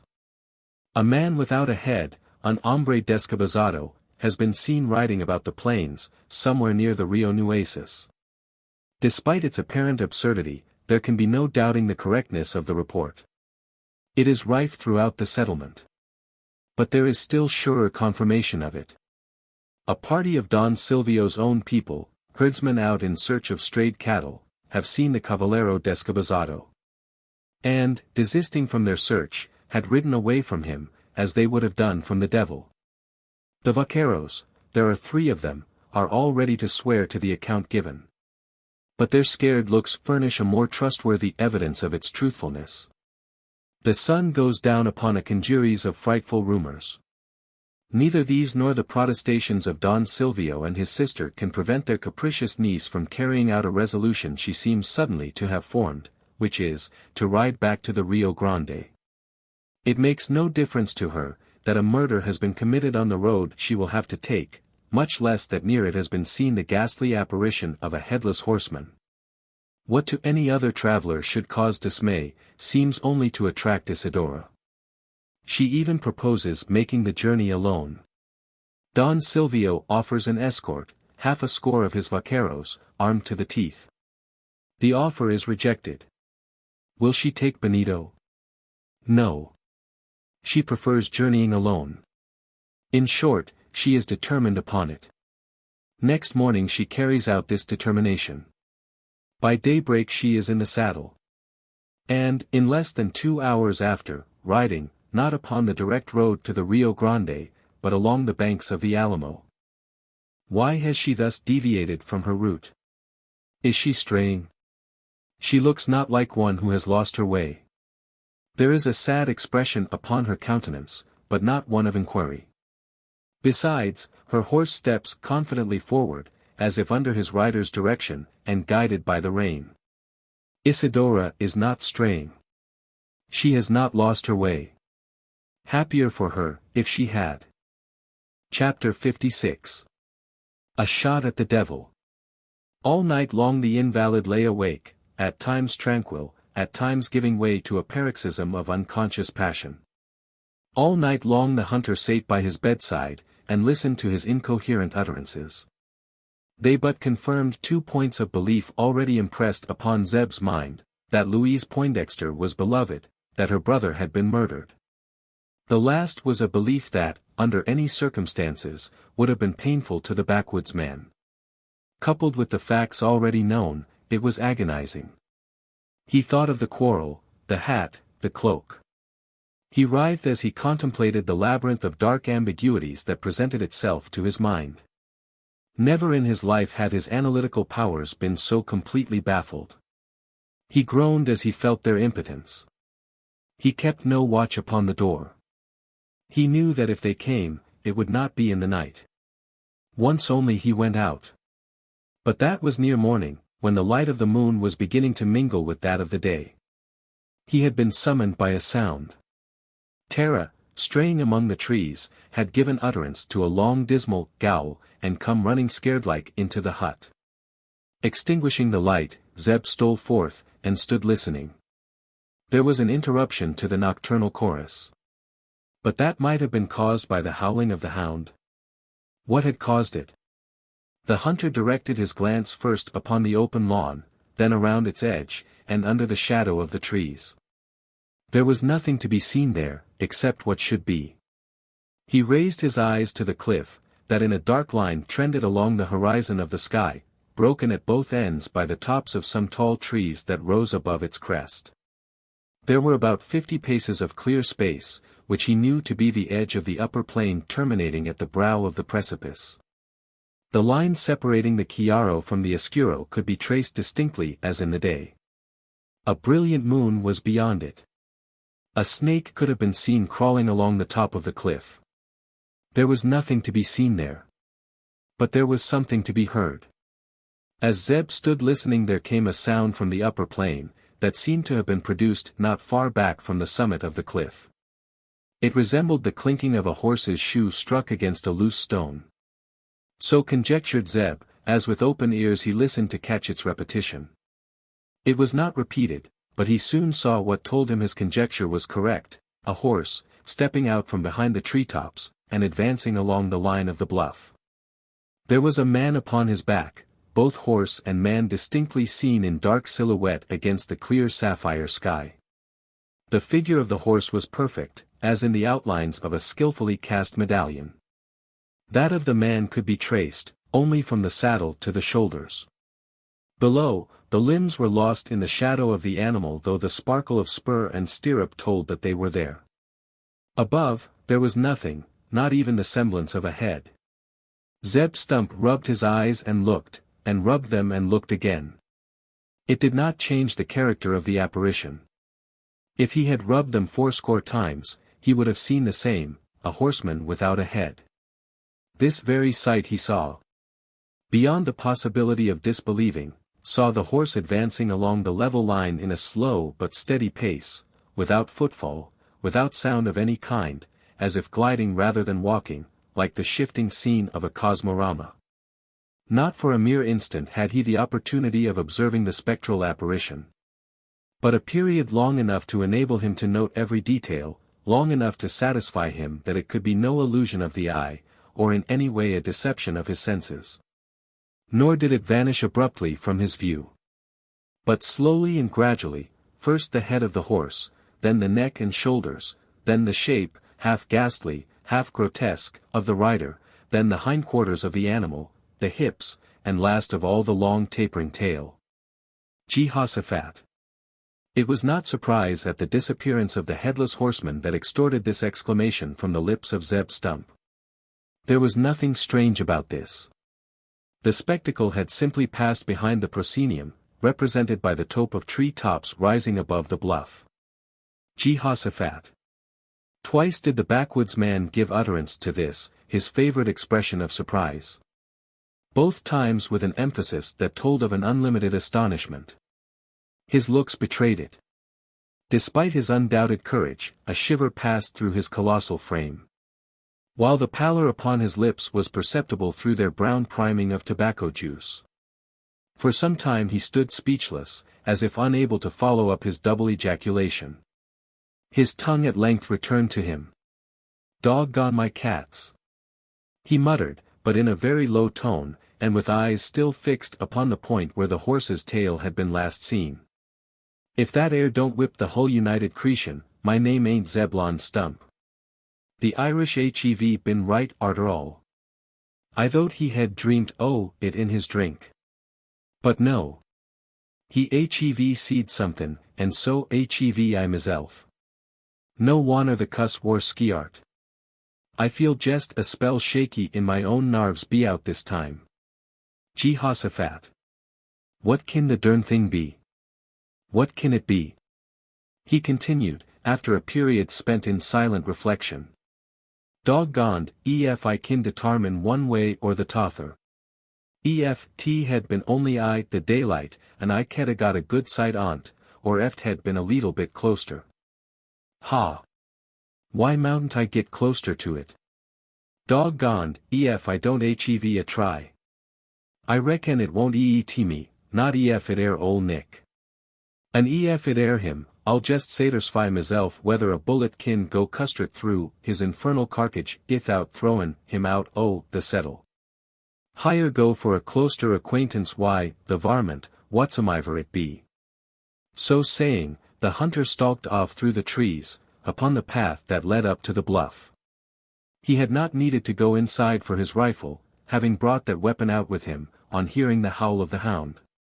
If the headless rider was real flesh and blood, earthly and not of the other world, Zeb Stump might confidently count upon seeing him again. When viewed from the door of the jacal, he was going direct towards the ravine, that permitted passage from the higher level to the bottom lands of the Alamo. As Zeb had started to avail himself of the same path, unless the other should meantime change direction, or his tranquil pace to a trot or gallop, the backwoodsman would be at the head of the pass as soon as he. Before starting, Zeb had made a calculation of the distance to be done, and the time to do it in. His estimate proved correct, to a second, and an inch. As his head was brought nearly on a level with the upland plain, he saw the shoulders of the horseman rising above it. Another step upward, and the body was in view.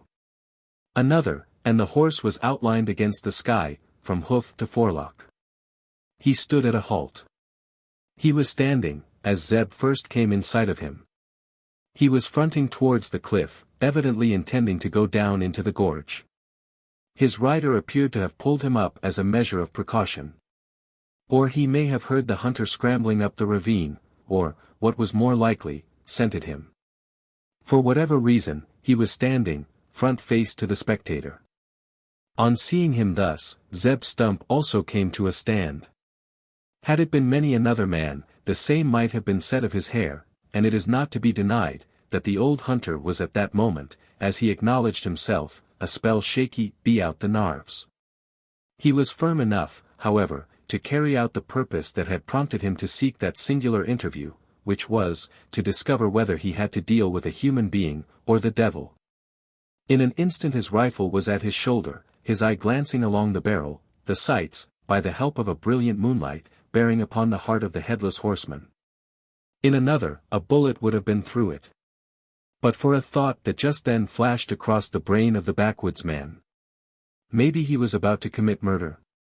At the thought he lowered the muzzle of his piece, and remained for a time undecided. "It mout be a man," muttered he, "though it don't look like it air. Thursday ain't room enough for a head under that air Mexican blanket, no how. Ef it be a human critter he hev got a tongue I reckon, though he ain't much a head to hold it in. Hello stronger. Ye're out for a putty latish ride, ain't ye? Hain't yo forgot to fetch your head why ye?" There was no reply. The horse snorted, on hearing the voice. That was all. "Looky higher, Strenger. Ol' Zeb Stump from the state o' Kentucky, air the individual who's now speakin' to ye. He ain't one that sort ter be trifled why. Don't try to come none o' your damfoolery over this higher coon. I warn ye to declare your game. If ye're playin' possum, ye'd better throw up your hand, or by the jumpin' Jehoshaphat, ye may lose both your steak and your curds. Speak out now, afore ye gets plugged why a piece o' lead." Less response than before. This time the horse, becoming accustomed to the voice, only tossed up his head. "Then doggone ye," shouted the hunter, exasperated by what he deemed an insulting silence. 6 seconds more, I'll gie ye 6 more. And ef ye don't show speech by that time, I'll let drive at your guts. Ef ye're but a dummy it won't do ye any harm. No more will it, I reckon, ef ye air the devil. But ef ye're a man playin' possum, durn me ef ye don't desarve to be shot for bein' sech a damned fool. Sing out," he continued with increasing anger, "sing out, I tell ye." "Ye won't? Then higher goes. 1, 2, 3, 4, 5, 6. Where 7 should have come in, had the count been continued, was heard the sharp crack of a rifle, followed by the sibilation of a spinning bullet, then the dull thud as the deadly missile buried itself in some solid body. The only effect produced by the shot, appeared to be the frightening of the horse. The rider still kept his seat in the saddle. It was not even certain the horse was scared. The clear neigh that responded to the detonation of the rifle, had something in it that sounded derisive. For all that, the animal went off at a tearing gallop, leaving Zeb Stump a prey to the profoundest surprise he had ever experienced. After discharging his rifle, he remained upon his knees, for a period of several seconds. If his nerves were unsteady before the shot, they had become doubly so now. He was not only surprised at the result, but terrified. He was certain that his bullet had passed through the man's heart, or where it should be, as sure as if his muzzle had been held close to the ribs. It could not be a man. He did not believe it to be one. And this thought might have reassured him, but for the behavior of the horse. It was that wild unearthly neigh, that was now chilling his blood, and causing his limbs to shake, as if under an ague.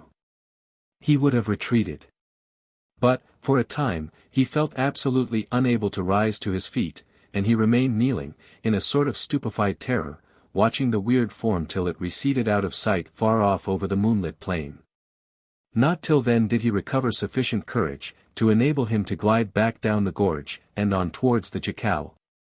And not till he was under its roof, did he feel sufficiently himself, to reflect with any calmness on the odd encounter that had occurred to him. It was some time before his mind became disabused of the idea that he had been dealing with the devil. Reflection, however, convinced him of the improbability of this, though it gave him no clue as to what the thing really was. "Surely," muttered he, his conjectural form of speech showing that he was still undecided, "surely arter all it can't be a thing o' the tother world, else I ken to hearn the cot hug o' my bullet. Sartin the lead struck agin somethin' solid. And I reckon Thursday's nothin' solid in the carcage o' a ghost. Wog, he concluded, apparently resigning the attempt to obtain a solution of the strange physical phenomenon. Let the dern thing slide. 102 things it air bound to be, aether a bundle o' rags, or ol' Harry from hell. As he re-entered the hut, the blue light of morning stole in along with him. It was time to awaken Philim, that he might take his turn by the bedside of the invalid. The Connemara man, now thoroughly restored to sobriety, and under the impression of having been a little derelict in his duty, was ready to undertake the task. The old hunter, before consigning his charge to the care of his unskilled successor, made a fresh dressing of the scratches, availing himself of the knowledge that a long experience had given him in the pharmacopoeia of the forest. The nopal was near, and its juice inspissated into the fresh wounds would not fail to effect their speedy cure. Zeb knew that in 24 hours after its application, they would be in process of healing, and in 3 days, entirely cicatrized. With this confidence, common to every denizen of the cactus-covered land of Mexico, he felt defiant as to doctors, and if a score of them could have been procured upon the instant, he would not have summoned one. He was convinced that Maurice Gerald was in no danger, at least not from his wounds. There was a danger, but that was of a different kind. And now, Mr. Phelim, said he, on making a finish of his surgical operations. We hev dud all that kin be dud for the out'ard man, and it air full time to look arter the inn'ard. Ye say Thursday ain't nothin' to eet? Not so much as a purtity, Mr. Stump. And what's worse, there's nothin' to drink, not a drap lift in the whole Syabin. Durn ye, that's your fault, cried Stump, turning upon the Irishman with a savage scowl that showed equal regret at the announcement. Eft hadn't a been for you, Thursday wore liquor enough to a lasted till the young feller got ruined agin. What's to be dud now? Sowl, Mr. Stump. Yez be wrong and me althegather entirely. That same yez are. I hadn't a taste except in what came out av the little flask. It was thim Indians that imtied the dimijan. Trath was it. Wog. Ye couldn't a got drunk on what were contained ite the flask. I know your derned guts too well for that. Ye must a had a good pull at the tother, too. Be all the saints. Dern your stinkin' saints. Jew s'pose any man o' sense believes in sec varmint as them. Wall, 'tain't no use talkin' any more be out it. Ye've sucked up the corn juice, and Thursday's an end o't. Thursday ain't no more to be head ithin 20 mile, and we must go, ithout. Be Jasus, but it's bad. Shut up your head, durn ye, and hear what I've got to say. We'll hev to go, ithout drinkin'. But that air no reason for stirvin' ourselves for want o' somethin' to eet. The young feller, I don't misdoubt, air by this time half starved hisself. Thursday's not much on his stomach, I reckon, though Thursday may be on his mind. As for myself, I'm jest hungry enough to eat coyote, and I ain't very sure I'd turn away from turkey buzzard, which, as I reckon, would be a wusser victual than coyote. But we ain't obleeged to eet turkey buzzard, war Thursday's a chance o' gettin' turkey, and that ain't so dubious along the Alamo. You stay higher, and take care o' the young feller, whiles I try up the crick, and see if I kin come across a gobbler. I'll do that, Mr. Stump, and no mistake. Be me trath. Keep your palaver to yourself, till I've finished talkin' to ye. Sowl. I won't say a word. Then don't, but listen. Thursday's somethin' 'bout which I don't wake ye to make any mistake. It air this. Ef there shed anybody stray this way dire in my absence, ye'll let me know. You mustn't lose a minute o' time, but let me know. Sure I will, Sowl, ease. Wall, I'll depend on ye. Trath, yez may, but how, Mr. Stump? How am I to lit yez know, if your bayan't hearin' av me voice? How thin? Wall, I reckon, I shan't need to go so fur as that. Thursday ought to be gobblers close by, at this time o' the mornin'. And yit there moutn't, continued Zeb, after reflecting a while. Ye ain't got sech a thing as a gun in the shanty. A pistol, you do. Neither one nor the tother. The master tuck both away with him, when he went last time to the settlements. He must have lift them there. It air awkward. I mout not hear your shout. Zeb, who had by this time passed through the doorway, again stopped to reflect. Hey, he exclaimed, after a pause of 6 seconds. I've got it. I've treed the AD. Ye see my ol' mar, tethered out Thursday on the grass. Sure I do, missed her stump. Av course I do. Wall, ye see that air prickly cactus plant growin', close to the edge o' the opening? Faith, ease. Wall, that's sensible o' ye. Now listen to what I say. Ye must keep a lookout at the door, and if anybody comes up whiles I'm gone, run straight custrut for the cactus, cut off one o' its branches, the thorniest ye kin see, and stick it under the mar's tail. Mother Av Moses. For what div yez want me to do that? Wall, I reckon I'd better explain, said Zeb, reflectingly, otherwise you'll be makin' a mess o' it. Ye see, Phelim, if anybody interlopes durin' my absence I had better be higher. I ain't a-goin' fur off. But howsomediver near, I moutn't hear your screech, therefore the Mars LL do better. You clap the cactus under her tail, closed up to the fundament. And if she don't squeal loud enough to be hearn by me, then ye may conclude that this coon air aether rubbed out, or hev both his lugs plugged wy picket pins. So, Phelim, do you exactly as I've told ye. I'll do it, be japers. Be sure now. Your master's life may depend upon it. After delivering this last caution, the hunter shouldered his long rifle, and walked away from the hut. He's a cute old chap that same, said Phelim as soon as Zeb was out of hearing. I wonder what he manes by the master bein' in danger from any one comin' to the Sayabin. He said, that his life moight depend upon it. Ease, he said that. He telt me to kape a luck out.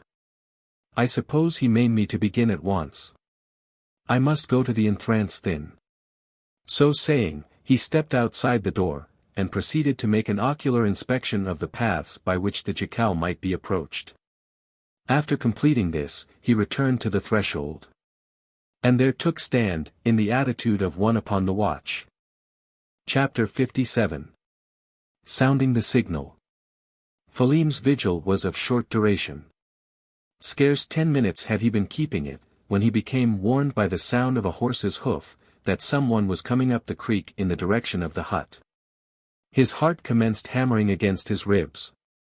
The trees, standing thickly, hindered him from having a view of the approaching horseman, and he could not tell what sort of guest was about to present himself at the jacal. But the hoofstroke told him there was only one, and this it was that excited his apprehension. He would have been less alarmed to hear the trampling of a troop. Though well assured it could no longer be his master, he had no stomach for a second interview with the cavalier who so closely resembled him, in everything except the head. His first impulse was to rush across the lawn, and carry out the scheme entrusted to him by Zeb. But the indecision springing from his fears kept him to his place, long enough to show him that they were groundless. The strange horseman had a head. Sure in that same hez, said Phelim, as the latter rode out from among the trees, and halted on the edge of the opening, a rail hid, and a pretty face in front av it. And yet it don't show so pleased neither.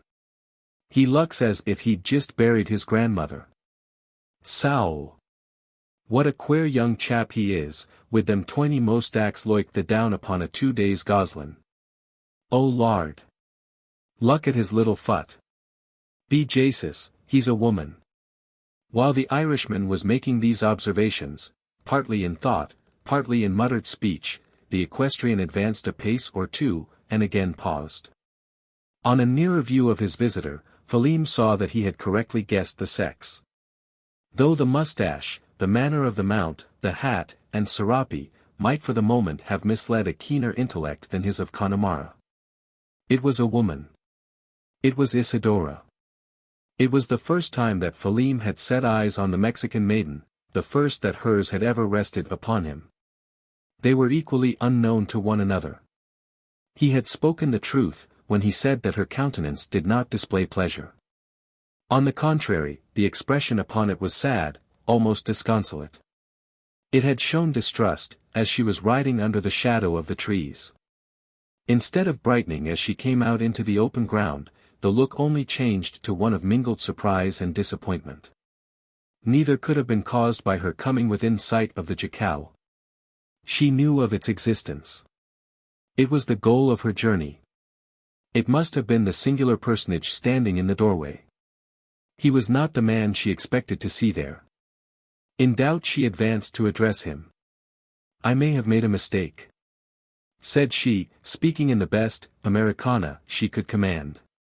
"Pardon me, but, I thought, that Don Mauricio lived here." "Dan Marichaux, yes say." "Trath, no. There's nobody av that name lives here." "Dan Marichaux? There was a man they called Marish had a dwillin not far out av Balabala. I remember the chap will, because he chatted me once in a horse trade. But his name wasn't Dan. No, it was Pat. Pat Marish was the name, divil burn him for a desaver. Don Mauricio, Maurice. Oh. Maurice. Maybe ye'd be after Spokin av the master, Mr. Gerald. See. Senor Zaerl. Sure, thin, and if that's what ye're after, Mr. Gerald diz dwill in this very Siabin, that is, when he comes to divart hisself, by chasin' the wild horses. He only caps it for a huntin' box, ye know. Ara, now. If yez could only see the great big siastle he lives in when he's at home, in ould Ireland, and thy beautiful crather that's now cryin' her swate blue eyes out, because he won't go back there. Sow, if yez saw her. Despite its patois, Felim's talk was too well understood by her to whom it was addressed. Jealousy is an apt translator. Something like a sigh escaped from Isidora, as he pronounced that little word, her. "I don't wish to see her," was the quick rejoinder, "but him you mention. Is he at home? Is he inside? Is he at home?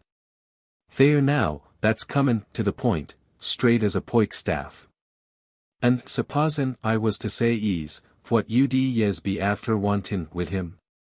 I wish to see him. Div yez? Maybe now ye'll wait till yez be asked. Ye're a pretty crather, notwithstandin' that black strake upon your lip. But the master isn't in a condition just at this time to see any one, unless it was the priest or a doctor. Yez science see him. But I wish very much to see him, senor. Trath div yez. Ye've saw ye that already. But yez scient, I tell ye. It isn't Phelim O'Neill ud deny one av the fair six, especially a pretty black-eyed colleen like yourself.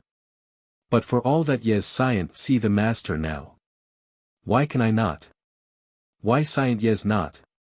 Will, there's more than one raison why yez scient. In the first place, as I've told you, he's not in a condition to resave company, the list so av it's bein' a lady. But why, senor? Why? Because he's not decently dressed. He's got nothin' on him but his shirt, exceptin' the rags that Mr. Stumps just tied all round him. Be japers. There's enough av them to make him a whole shoot, coat, waistcoat, and throwsers, trath is there. Senor, I don't understand you. Yez don't? Sure, and I've spoke plain enough. Don't I tell ye that the master's in bed? In bed? At this hour? I hope there's nothing the matter wid him, yez were goin' to say.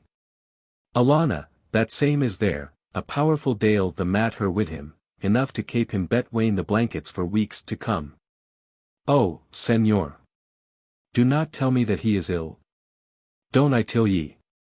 Ara now me honey, what ud be the use av consolin' it?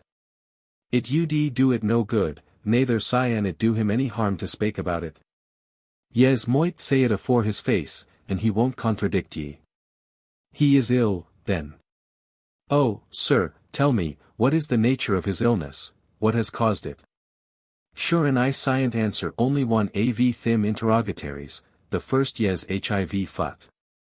His disease proceeds from some ugly treatment he's been resavin', the Lord only knows what, or who administered it. He's got a bad leg. And his skin looks as if he'd been tied up in a sack along with a score av angry cats. Sowl. There's not the breadth av your pretty little hand without a scratch upon it. Worse than all, he's beside hisself. Beside himself? Ease, that same. He's ravin' loike one that had a drap too much overnight, and thinks there's the man with the poker after him. Be me trath, I believe the very best thing for him now ud be a thrifle av potheen, if one could only lay hands upon that same. But there's not the smell av it in the Siabin. Both the dimijan and flask. Ara, now, you wouldn't be after havin' a little flask upon your sweet sylph? Some av that aguardanty, as your people call it. Trath, I've tasted worse stuff than it. I'm sure a drink av at ud do the master good. Spake the truth, mistress. Hiv yes any about ye? No, senor. I have nothing of the kind. I am sorry I have not. Faugh. The more's the pity for poor Master Maurice.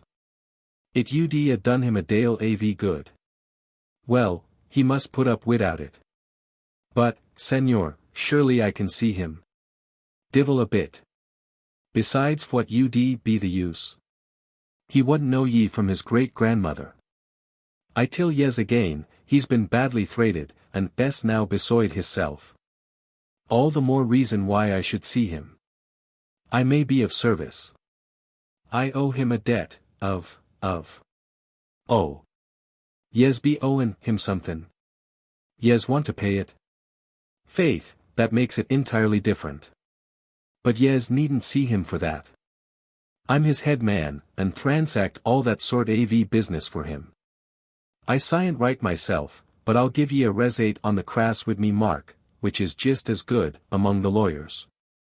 Ease, mistress, yez may pay the money over to me, and I promise ye the master niver ax ye for it again. Trath. It'll come handy just now, as we're upon the ave av a flittin', and may want it. So if yez have the pewther along wid ye, there's pins, ink, and paper inside the Siabin. Say the word, and I'll give ye the resate. No. I did not mean money. A debt of gratitude. Faugh. Only that. Sowl, it's easy paid, and don't want a resate. But yez needn't return that sort av money now, for the master wow'd be sinsible av what ye were sayin'. When he comes to his sinses, I'll tell him yez hiv been here, and wiped out the score. Surely I can see him. Surely now yez scient. But I must, senor. Divil a must about it. I've been lift on guard, with strict orders to let no one go inside. They couldn't have been meant for me. I am his friend, the friend of Don Mauricio. How is Phelim O'Neill to know that? For all your pretty face, yez moight be his diddliest enemy. Be japers. It's loike enough, now that I take a second look at ye. I must see him, I must, I will, I shall. As Isidora pronounced these words, she flung herself out of the saddle, and advanced in the direction of the door. Her air of earnest determination combined with the fierce, scarce feminine, expression upon her countenance, convinced the Galwegian, that the contingency had arrived for carrying out the instructions left by Zeb Stump. And that he had been too long neglecting his cue. Turning hurriedly into the hut, he came out again, armed with a tomahawk, and was about to rush past, when he was brought to a sudden stand, by seeing a pistol in the hands of his lady visitor, pointed straight at his head. Abajo la hacha. Down with the hatchet, cried she. Lepero. Lift your arm to strike me, and it will be for the last time. Stroike ye, mistress. Stroike you, blubbered the ci-devant stable-boy, as soon as his terror permitted him to speak. Mother av the lard. I didn't mane the waypon for you at all, at all. I'll swear it on the crass, or a whole stack av Bibles if yez say so. In trath mistress, I didn't mane the tammyhawk for you. Why have you brought it forth? Inquired the lady, half suspecting that she had made a mistake, and lowering her pistol as she became convinced of it. Why have you thus armed yourself? As I live, only to execute the ordhers, I've resaved, only to cut a branch off av the cyactus yez see over yender, and fut it under the tail av the owled mare. Sure yez won't object to my doin' that. In her turn, the lady became silent, surprised at the singular proposition. The odd individual she saw before her, could not mean mischief. His looks, attitude, and gestures were grotesque, rather than threatening. Provocative of mirth, not fear, or indignation. Silence gives consent. Thank ye, said Philim, as, no longer in fear of being shot down in his tracks, he ran straight across the lawn, and carried out to the letter, the parting injunctions of Zeb Stump.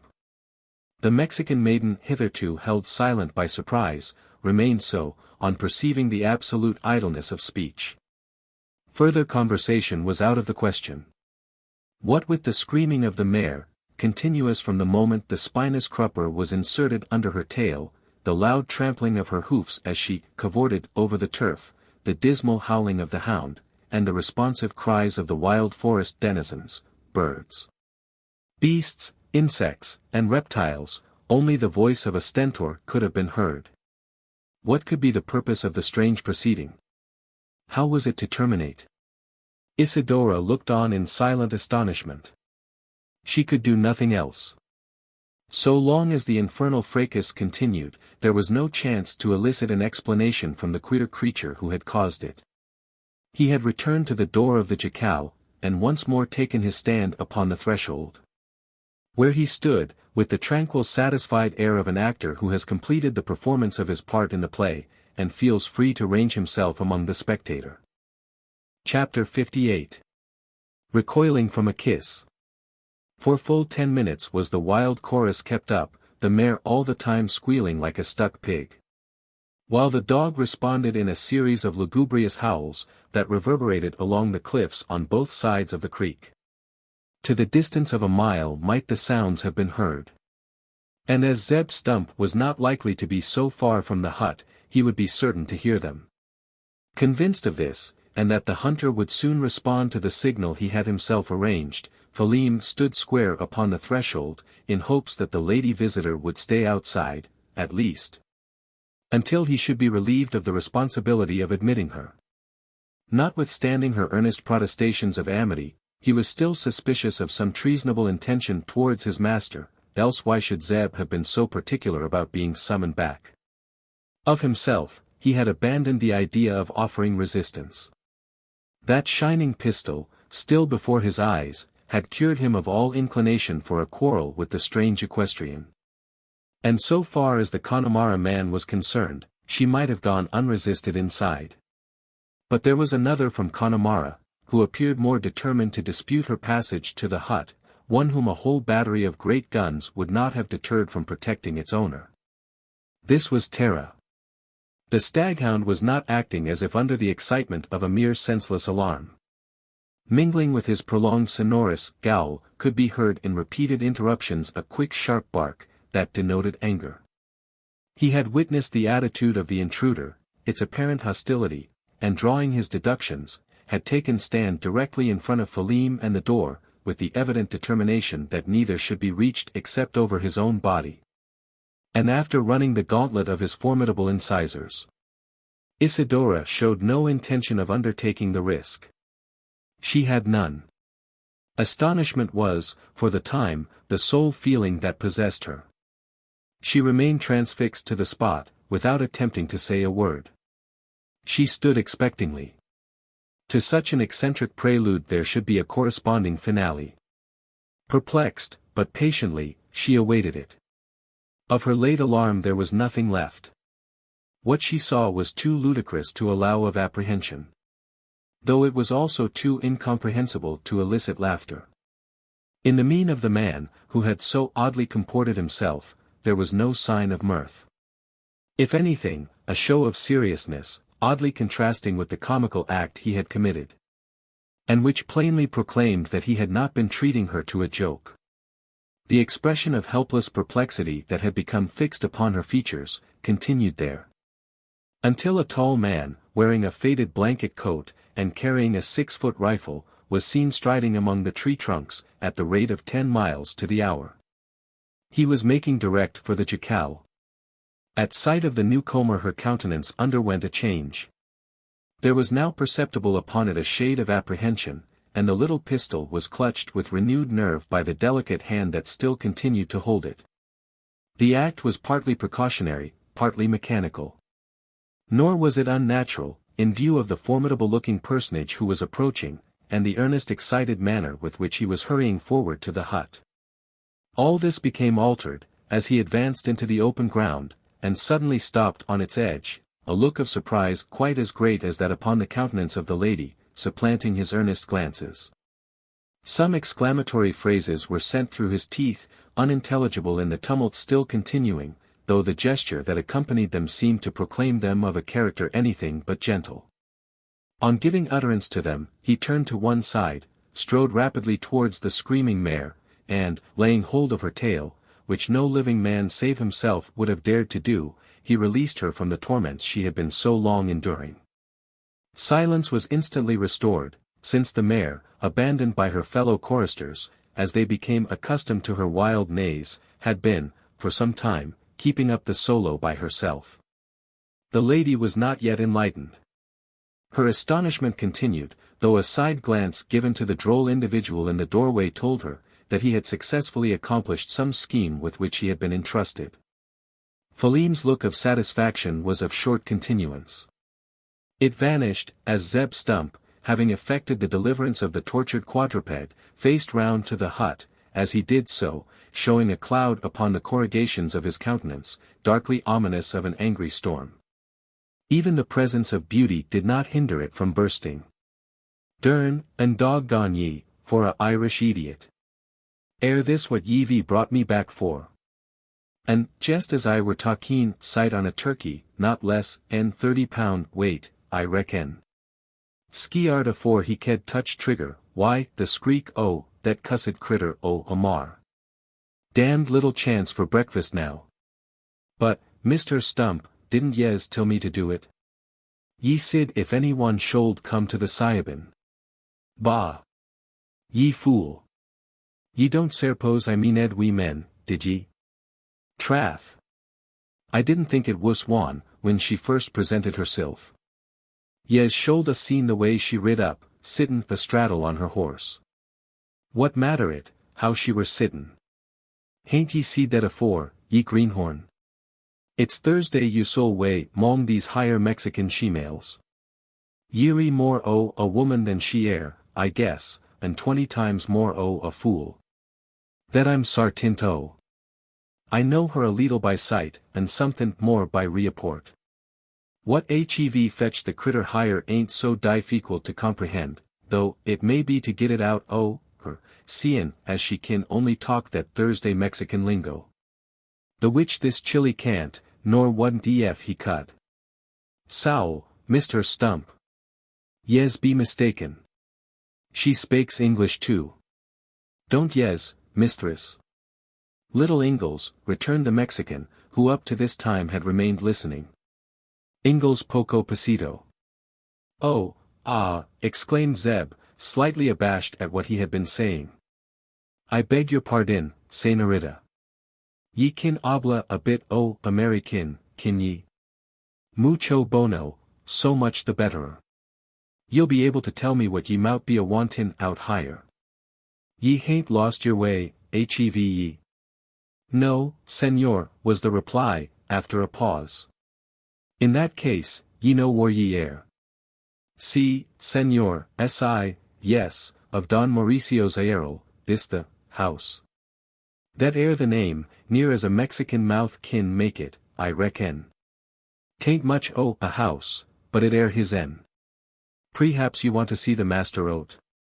Oh, Senor, yes, that is for why I here am, por este yo soy aquí.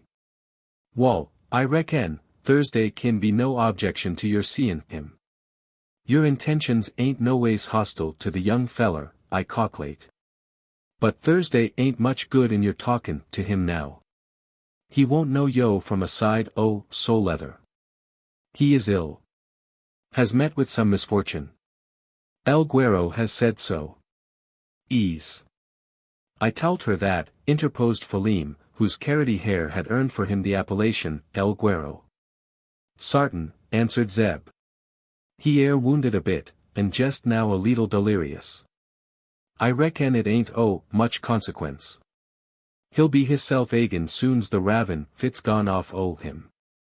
Oh, sir. Can I be his nurse till then? Por amor Dios. Let me enter, and watch over him. I am his friend, un amigo muy aficionado. Wall, I don't see as Thursday's any harm in it. We men makes the best nuss as I've hearn say, though, for myself, I hain't had much chance tryin' sinkst I kivered up my old girl under the sods Mississippi. If ye want to take a spell by the side the young feller, yeary will kim, seein' yeary his friend.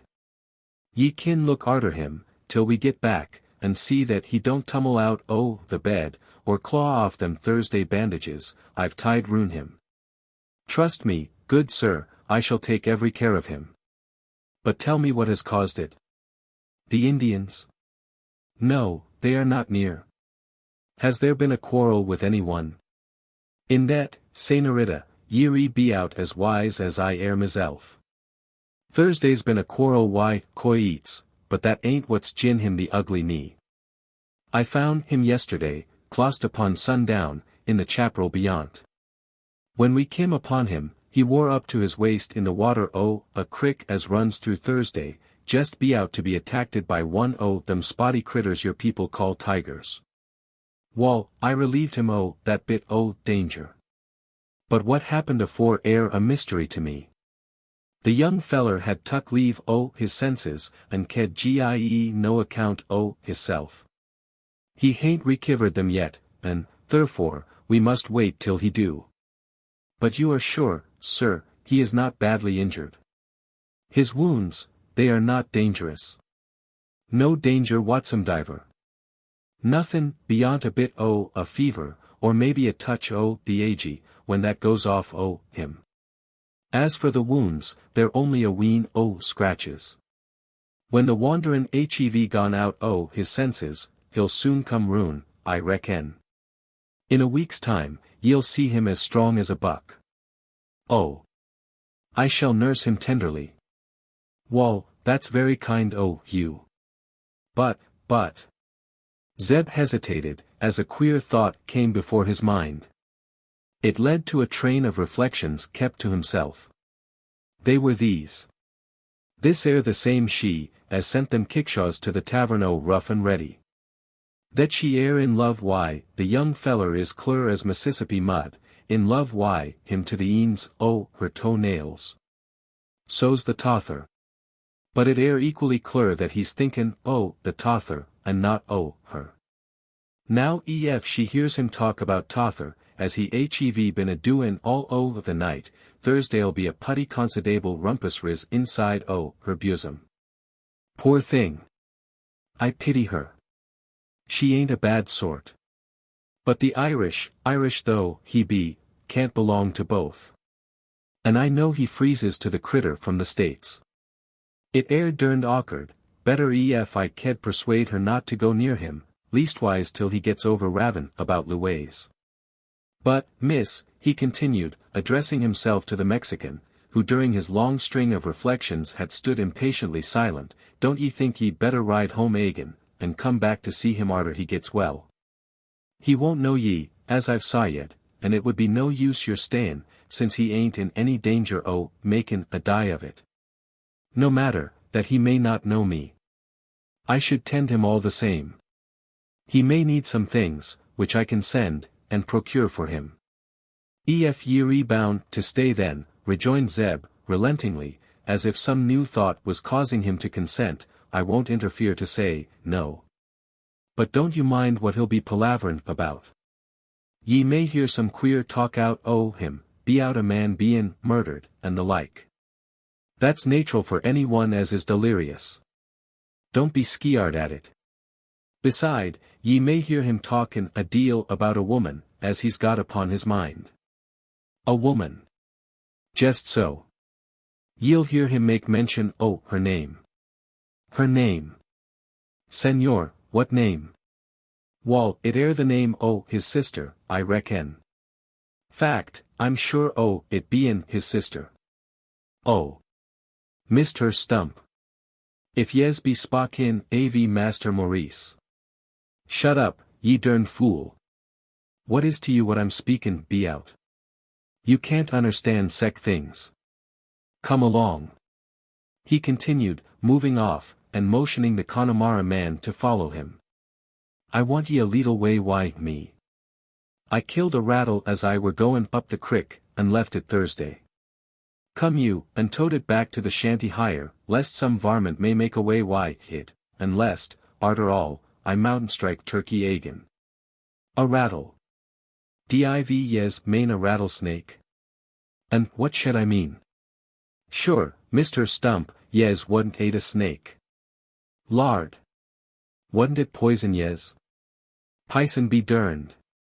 Didn't I cut the pison out, soon, as I killed the critter, by cuttin' off its head? Trath.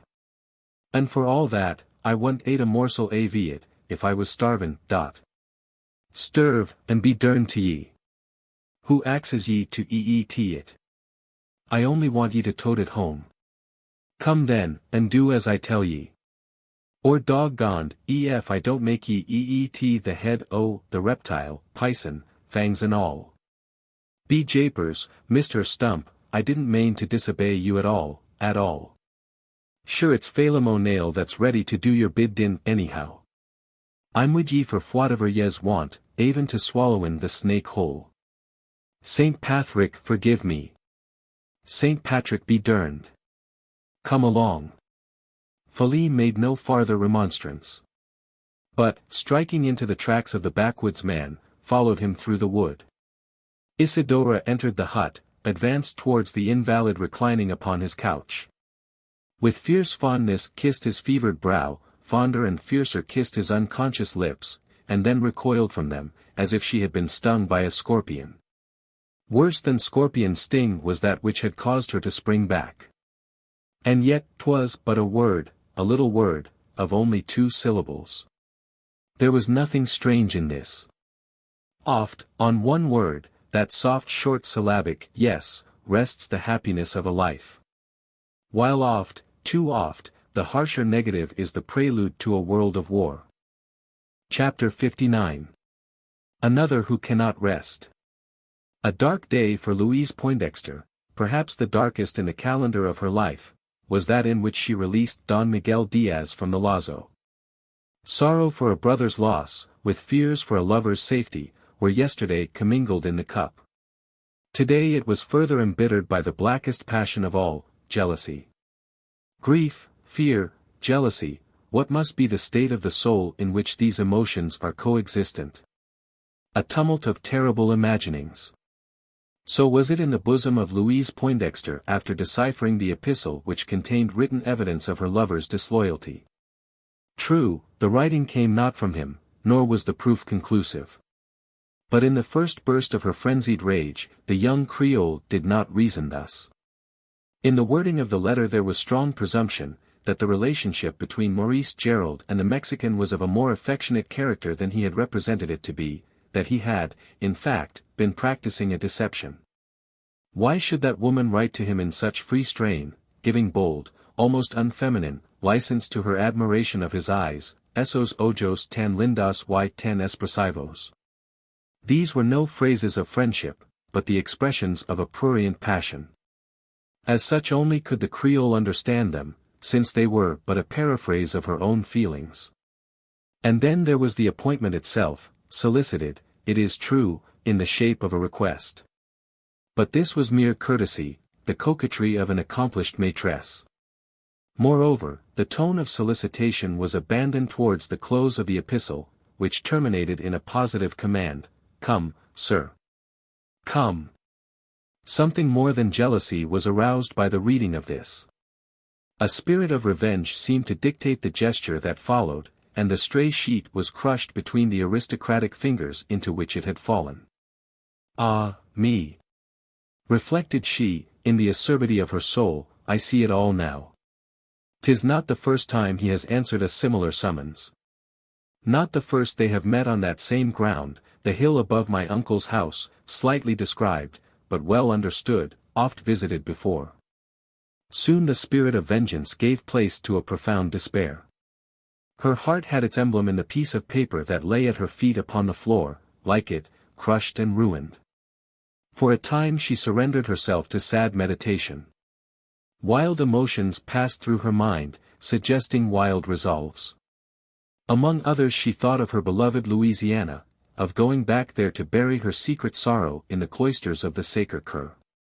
Had the Creole convent been near, in that hour of deep despondency, she would, in all probability, have forsaken the paternal home, and sought an asylum within its sacred walls.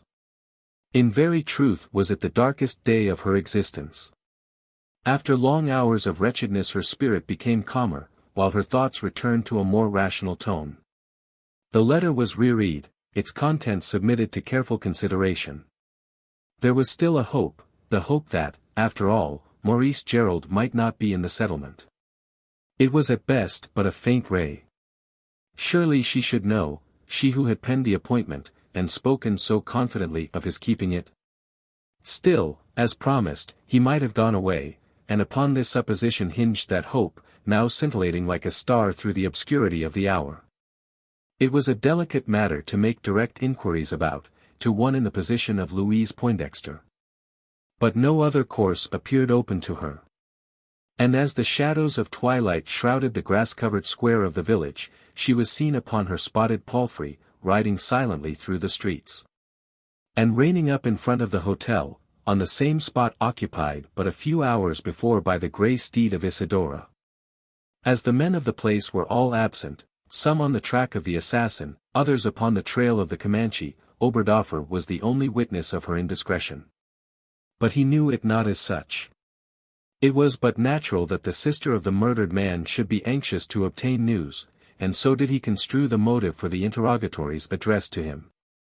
Little did the stolid German suspect the satisfaction which his answers at first gave to his fair questioner.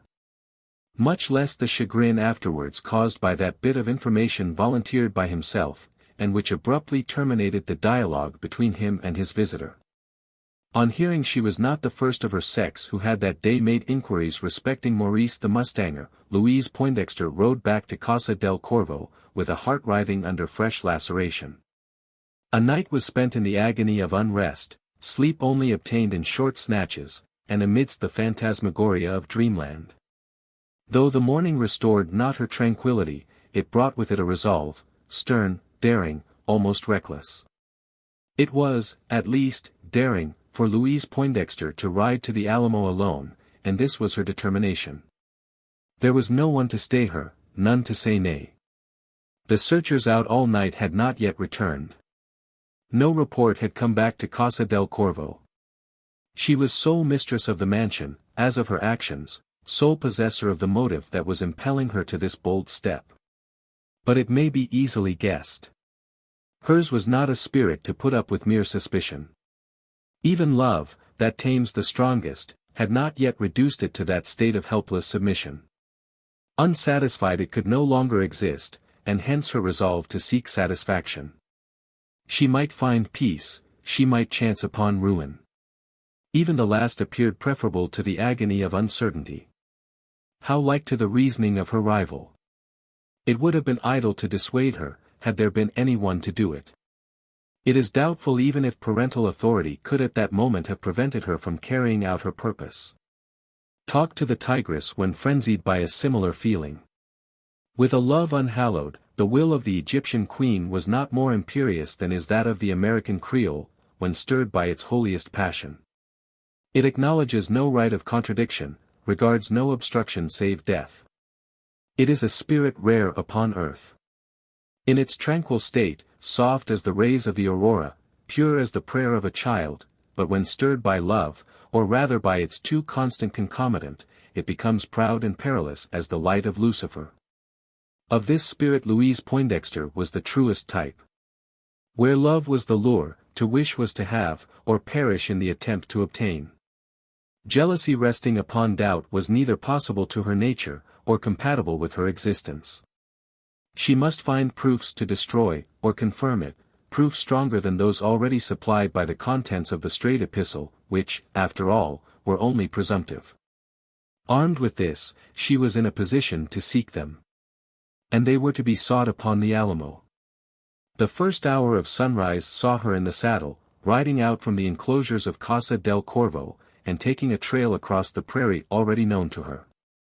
On passing many a spot, endeared to her, sacred by some of the sweetest souvenirs of her life, her thoughts experienced more than one revulsion.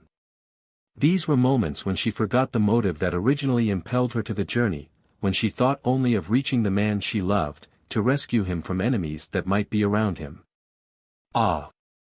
These moments, despite the apprehension for her lover's safety, were happy, when compared with those devoted to the far more painful contemplation of his treachery. From the point of starting to that of her destination, it was 20 miles. It might seem a journey, to one used to European traveling, that is in the saddle. To the prairie equestrian it is a ride of scarce 2 hours, quick as a scurry across country, after a stag or fox. Even with an unwilling steed it is not tedious.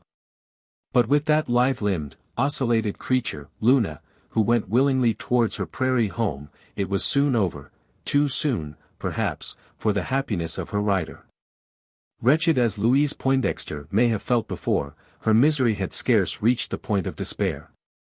Through her sadness there still shone a scintillation of hope. It was extinguished as she set foot upon the threshold of the jacal. And the quick suppressed scream that came from her lips, was like the last utterance of a heart parting in twain. There was a woman within the hut. From the lips of this woman an exclamation had already escaped, to which her own might have appeared an echo, so closely did the one follow the other, so alike were they in anguish.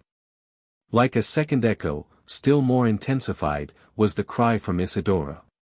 As turning, she saw in the doorway that woman, whose name had just been pronounced, the Louise so fervently praised, so fondly remembered, amidst the vagaries of a distempered brain. To the young Creole the case was clear, painfully clear. She saw before her the writer of that letter of appointment, which, after all, had been kept. In the strife, whose sounds had indistinctly reached her, there may have been a third party, Maurice Gerald. That would account for the condition in which she now saw him, for she was far enough inside the hut to have a view of the invalid upon his couch. Yes, it was the writer of that bold epistle, who had called Maurice Gerald Querido. Who had praised his eyes, who had commanded him to come to her side, and who was now by his side, tending him with a solicitude that proclaimed her his. Ah! The thought was too painful to be symbolized in speech. Equally clear were the conclusions of Isidora, equally agonizing. She already knew that she was supplanted. She had been listening too long to the involuntary speeches that told her so, to have any doubt as to their sincerity. On the doorstep stood the woman who had succeeded her. Face to face, with flashing eyes, their bosoms rising and falling as if under one impulse, both distraught with the same dire thought, the two stood eyeing each other. Alike in love with the same man, alike jealous, they were alongside the object of their burning passion unconscious of the presence of either. Each believed the other successful, for Louise had not heard the words, that would have given her comfort, those words yet ringing in the ears, and torturing the soul, of Isidora. It was an attitude of silent hostility, all the more terrible for its silence. Not a word was exchanged between them. Neither deigned to ask explanation of the other, neither needed it. There are occasions when speech is superfluous, and both intuitively felt that this was one. It was a mutual encounter of fell passions, that found expression only in the flashing of eyes, and the scornful curling of lips. Only for an instant was the attitude kept up. In fact, The whole scene, inside, scarce occupied a score of seconds.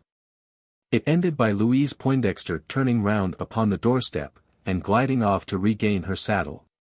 The hut of Maurice Gerald was no place for her. Isidora too came out, almost treading upon the skirt of the other's dress. The same thought was in her heart, perhaps more emphatically felt. The hut of Maurice Gerald was no place for her. Both seemed equally intent on departure, alike resolved on forsaking the spot that had witnessed the desolation of their hearts. The grey horse stood nearest, the mustang farther out. Isidora was the first to mount, the first to move off. But as she passed, her rival had also got into the saddle, and was holding the ready rein. Glances were again interchanged, neither triumphant, but neither expressing forgiveness. That of the Creole was a strange mixture of sadness, anger, and surprise, while the last look of Isidora, that accompanied a spiteful "Carajo," a fearful phrase from female lips, was such as the Ephesian goddess may have given to Athenaea, after the award of the apple. Chapter 60. A fair informer. If things physical may be compared with things moral, no greater contrast could have been found, than the bright heavens beaming over the Alamo, and the black thoughts in the bosom of Isidora. As she hastened away from the jacal, her heart was a focus of fiery passions, revenge predominating over all. In this there was a sort of demoniac pleasure, that hindered her from giving way to despair, otherwise she might have sunk under the weight of her woe. With gloomy thoughts she rides under the shadow of the trees. They are not less gloomy, as she gazes up the gorge, and sees the blue sky smiling cheerfully above her. Its cheerfulness seems meant but to mock her. She pauses before making the ascent. She has reined up under the umbrageous cypress, fit canopy for a sorrowing heart.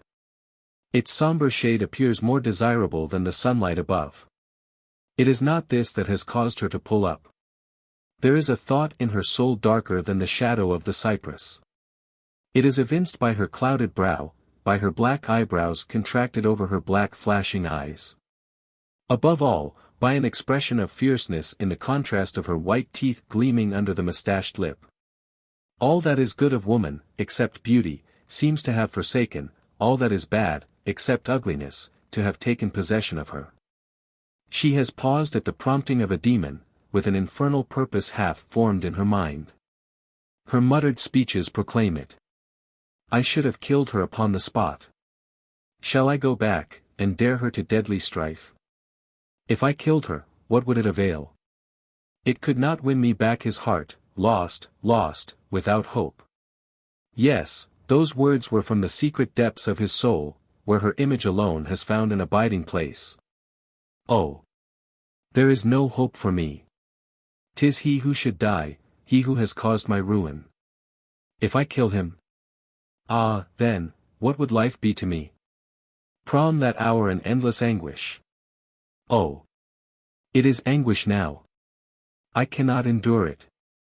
I can think of no solace, if not in revenge. Not only she, he also, both must die. But not yet, not till he know, by whose hand it is done. Oh! He shall feel his punishment, and know whence it comes. Mother of God, strengthen me to take vengeance. She lances the flank of her horse, and spurs him, up the slope of the ravine. On reaching the upper plain, she does not stop, even for the animal to breathe itself, but goes on at a reckless gait, and in a direction that appears undetermined. Neither hand nor voice are exerted in the guidance of her steed, only the spur to urge him on. Left to himself, he returns in the track by which he came. It leads to the Leona. Is it the way he is wanted to go? His rider seems neither to know nor care. She sits in the saddle, as though she were part of it, with head bent down, in the attitude of one absorbed in a profound reverie, unconscious of outward things, even of the rude pace at which she is riding. She does not observe that black cohort close by, until warned of its proximity by the snorting of her steed, that suddenly comes to a stand. She sees a caballada out upon the open prairie. Indians? No. White men, less by their color, than the caparison of their horses, and their style of equitation. Their beards, too, show it, but not their skins, discolored by the "stur" of the parched plain. Los Tejano is the muttered exclamation, as she becomes confirmed in regard to their nationality. A troop of their rangers scouring the country for Comanches, I suppose. The Indians are not here. If I've heard aright at the settlement, they should be far on the other side. Without any strong reason for shunning them, the Mexican maiden has no desire to encounter Los Tejano. They are nothing to her, or her purposes. And, at any other time, she would not go out of their way. But in this hour of her wretchedness, she does not wish to run the gauntlet of their questionings, nor become the butt of their curiosity. It is possible to avoid them. She is yet among the bushes. They do not appear to have observed her. By turning short round, and diving back into the chaparral, she may yet shun being seen. She is about to do so, when the design is frustrated by the neighing of her horse. A score of theirs respond to him, and he is seen, along with his rider. It might be still possible for her to escape the encounter, if so inclined. She would be certain of being pursued, but not so sure of being overtaken, especially among the winding ways of the chaparral, well known to her. At first she is so inclined, and completes the turning of her steed. Almost in the same instant, she reins round again, and faces the phalanx of horsemen, already in full gallop towards her. Her muttered words proclaim a purpose in this sudden change of tactics. Rangers, no. Too well dressed for those ragged vagabundos. Must be the party of searchers, of which I've heard, led by the father of, yes, it is they. Ay Dios. Here is a chance of revenge, and without my seeking it, God wills it to be so. Instead of turning back among the bushes, she rides out into the open ground, and with an air of bold determination advances towards the horsemen, now near. She pulls up, and awaits their approach, a black thought in her bosom. In another minute she is in their midst, the mounted circle close drawn around her. There are 100 horsemen, oddly armed, grotesquely attired, uniform only in the coating of clay-colored dust which adheres to their habiliments, and the stern seriousness observable in the bearing of all. Scarce relieved by a slight show of curiosity. Though it is an entourage to cause trembling, especially in a woman, Isidora does not betray it. She is not in the least alarmed. She anticipates no danger from those who have so unceremoniously surrounded her. Some of them she knows by sight, though not the man of more than middle age, who appears to be their leader, and who confronts, to question her. But she knows him otherwise. Instinct tells her he is the father of the murdered man, of the woman, she may wish to be slain, but assuredly, shamed. Oh! What an opportunity! Can you speak French, mademoiselle? Asks Woodley Poindexter, addressing her in this tongue, in the belief that it may give him a better chance of being understood. Speak better Ingalls, very little, sir. Oh! English! So much the better for us. Tell me, miss. Have you seen anybody out here, that is, have you met anyone, riding about, or camped, or halted anywhere? Isidora appears to reflect, or hesitate, before making reply. The planter pursues the interrogative, with such politeness as the circumstances admit. May I ask where you live? On the Rio Grande, senor. Have you come direct from there? No, from the Leona. From the Leona. It's the niece of old Martinez, interposes one of the party. His plantation joins yours, Mr. Poindexter. See, yes, true that. Sabrina, niece of Don Silvio Martinez. Yo soy. Then you've come from his place, direct? Pardon me for appearing rude. I assure you, miss, we are not questioning you out of any idle curiosity, or impertinence. We have serious reasons, more than serious, they are solemn.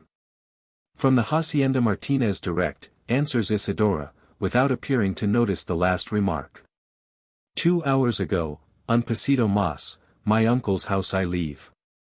Then, no doubt, you have heard that there has been a murder committed? Si, señor. Yesterday at Uncle Silvio's it was told. But today, when you left, was there any fresh news in the settlement? We've had word from there, but not so late as you may bring. Have you heard anything, miss? That people were gone after the asesinato. Your party, señor. Yes, yes, it meant us, no doubt. You heard nothing more. Oh, yes, something very strange, señors, so strange, you may think I am jesting. What is it? Inquire a score of voices in quick simultaneity, while the eyes of all turn with eager interest towards the fair equestrian. There is a story of one being seen without a head, on horseback, out here too. Valga mi Dios. We must now be near the place. It was by the Nueces, not far from the ford, where the road crosses for the Rio Grande. So the vaqueros said. Oh, some vaqueros have seen it. Si, señors, 3 of them will swear to having witnessed the spectacle. Isidora is a little surprised at the moderate excitement which such a strange story causes among the Tejano. There is an exhibition of interest, but no astonishment. A voice explains. We've seen it too, that headless horseman, at a distance. Did your vaqueros get close enough to know what it was? Santissima. No. Can you tell us, miss? Not I. I only heard of it, as I've said. What it may be, quien sabe. There is an interval of silence, during which all appear to reflect on what they have heard. The planter interrupts it, by a recurrence to his original interrogatory. Have you met, or seen, anyone, miss, out here, I mean? Si, yes, I have. You have. What sort of person? Be good enough to describe. A lady. Lady, echo several voices. Si, señors. What sort of a lady? Una Americana. An American lady, out here. Alone. Si, señors. Who? Quien sabe? You don't know her. What was she like? Like? Yes, how was she dressed? Vestido de caballo. On horseback, then. On horseback. Where did you meet the lady you speak of? Not far from this. Only on the other side of the chaparral. Which way was she going? Is there any house on the other side? A jacal. I only know of that. Poindexter to one of the party, who understands Spanish, a jacal. They give that name to their shanties. To whom does it belong, this jacal? Don Mauricio, el Mustanero. Maurice the Mustanger, translates the ready interpreter. A murmur of mutual congratulation runs through the crowd. After 2 days of searching, fruitless, as earnest, they have struck a trail, the trail of the murderer. Those who have alighted spring back into their saddles. All take up their reins, ready to ride on. We don't wish to be rude, Miss Martinez, if that be your name, but you must guide us to this place you speak of. It takes me a little out of my way, though not far. Come on, caballeros. I shall show you, if you are determined on going there. Isidora recrosses the belt of chaparral, followed by the 100 horsemen, who ride stragglingly after her. She halts on its western edge, between which and the Alamo there is a stretch of open prairie. Yonder, says she, pointing over the plain, you see that black spot on the horizon? It is the top of an alwiwadi. Its roots are in the bottom lands of the Alamo. Go there. There is a cannon leading down the cliff. Descend. You will find, a little beyond, the jacal of which I've told you. The searchers are too much in earnest to stay for further directions. Almost forgetting her who has given them, they spur off across the plain, riding straight for the cypress. One of the party alone lingers, not the leader, but a man equally interested in all that has transpired. Perhaps more so, in what has been said in relation to the lady seen by Isidora. He is one who knows Isidora's language, as well as his own native tongue. Tell me, Nina, says he, bringing his horse alongside hers, and speaking in a tone of solicitude, almost of entreaty, did you take notice of the horse ridden by this lady? Carambo. Yes. What a question, Cavallero. Who could help noticing it? The color, gasps the inquirer. Un mestino pintojo. A spotted mustang. Holy heaven! Exclaims Cassius Calhoun, in a half-shriek, half-groan, as he gallops after the searchers, leaving Isidora in the belief, that, besides her own, there is one other heart burning with that fierce fire which only death can extinguish. Chapter 61. Angels on Earth. The retreat of her rival, quick and unexpected, held Louise Poindexter, as if spellbound. She had climbed into the saddle, and was seated, with spur ready to pierce the flanks of the fair Luna. But the stroke was suspended, and she remained in a state of indecision, bewildered by what she saw. But the moment before she had looked into the jacal, had seen her rival there, apparently at home, mistress both of the mansion and its owner. What was she to think of that sudden desertion? Why that took of spiteful hatred? Why not the imperious confidence, that should spring from a knowledge of possession? In place of giving displeasure, Isidora's looks and actions had caused her a secret gratification. Instead of galloping after, or going in any direction, Louise Poindexter once more slipped down from her saddle, and re-entered the hut. At sight of the pallid cheeks and wild rolling eyes, the young Creole for the moment forgot her wrongs. Mon Dieu! Mon Dieu! She cried, gliding up to the cater. Maurice, wounded, dying. Who has done this? There was no reply, only the mutterings of a madman. Maurice! Maurice! Speak to me. Do you not know me? Louise. Your Louise. You have called me so. Say it, oh say it again. Ah! You are very beautiful, you angels here in heaven. Very beautiful. Yes, yes, you look so, to the eyes, to the eyes. But don't say there are none like you upon the earth, for there are, there are. I know one, ah. More, but one that excels you all, you angels in heaven. I mean in beauty, in goodness, that's another thing. I'm not thinking of goodness, no, no. Maurice, dear Maurice. Why do you talk thus? You are not in heaven, you are here with me, with Louise. I am in heaven, yes, in heaven. I don't wish it, for all they say. That is, unless I can have her with me. It may be a pleasant place. Not without her. If she were here, I could be content. Hear it, ye angels, that come hovering around me. Very beautiful, you are, I admit, but none of you like her, my angel. Oh. There's a devil, too, a beautiful devil, I don't mean that. I'm thinking only of the angel of the prairies. Do you remember her name? Perhaps never was question put to a delirious man, where the questioner showed so much interest in the answer. She bent over him with ears upon the strain, with eyes that marked every movement of his lips. Name. Name. Did someone say, name? Have you any names here? Oh. I remember, Michael, Gabriel, Azrael, men, all men. Angels, not like my angel, who is a woman. Her name is. Louise, Louise, Louise. Why should I conceal it from you, you up here, who know everything that's down there? Surely you know her, Louise. You should, you could not help loving her, ah.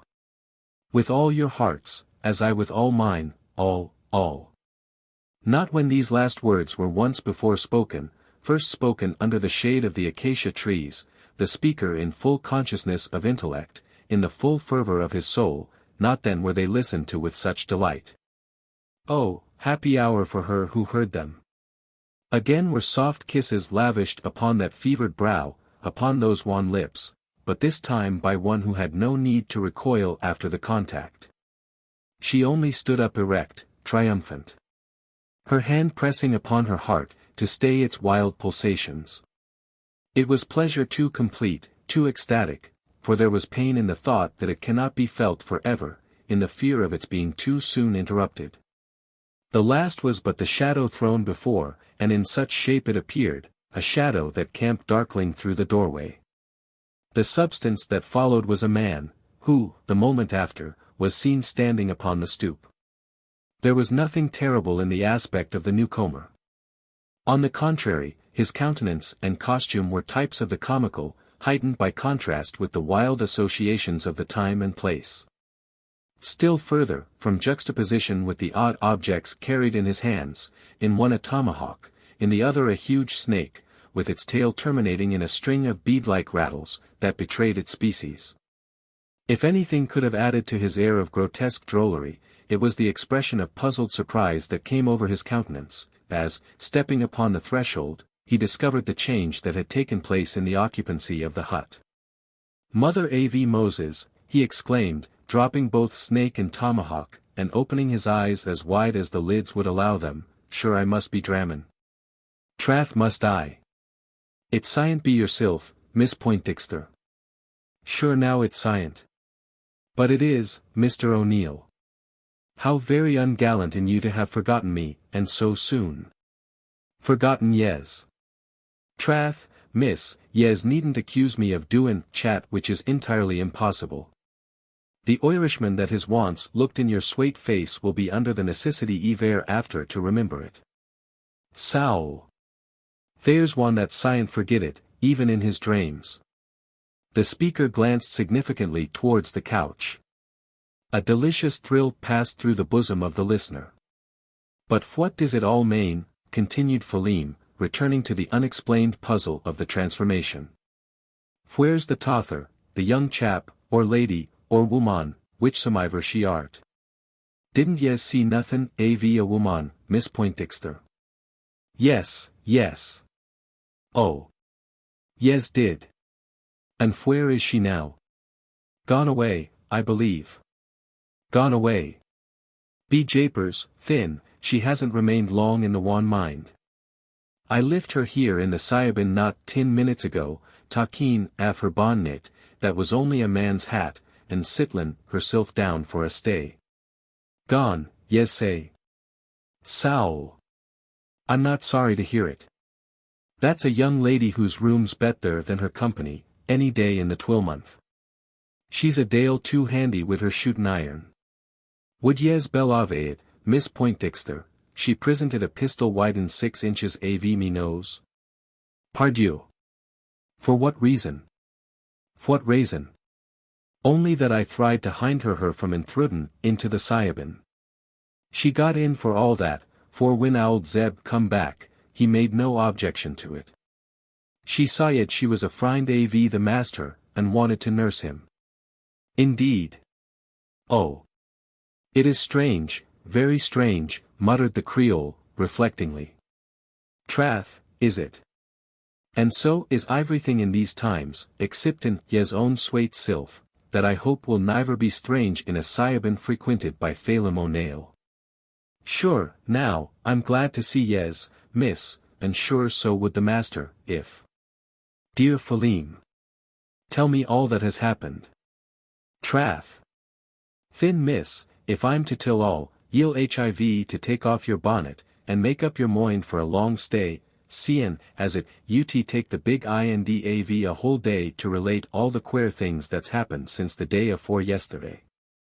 Who has been here since then? Who has been here? Except Exceptin' the man-woman, ye mane? Yes.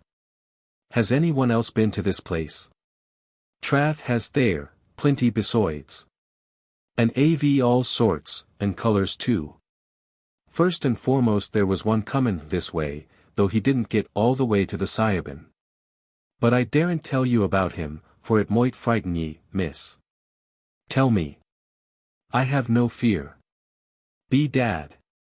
And I can't make it out myself quite entirely. It was a man upon horseback without a head. Without a head. Divil a bit av that same on his body.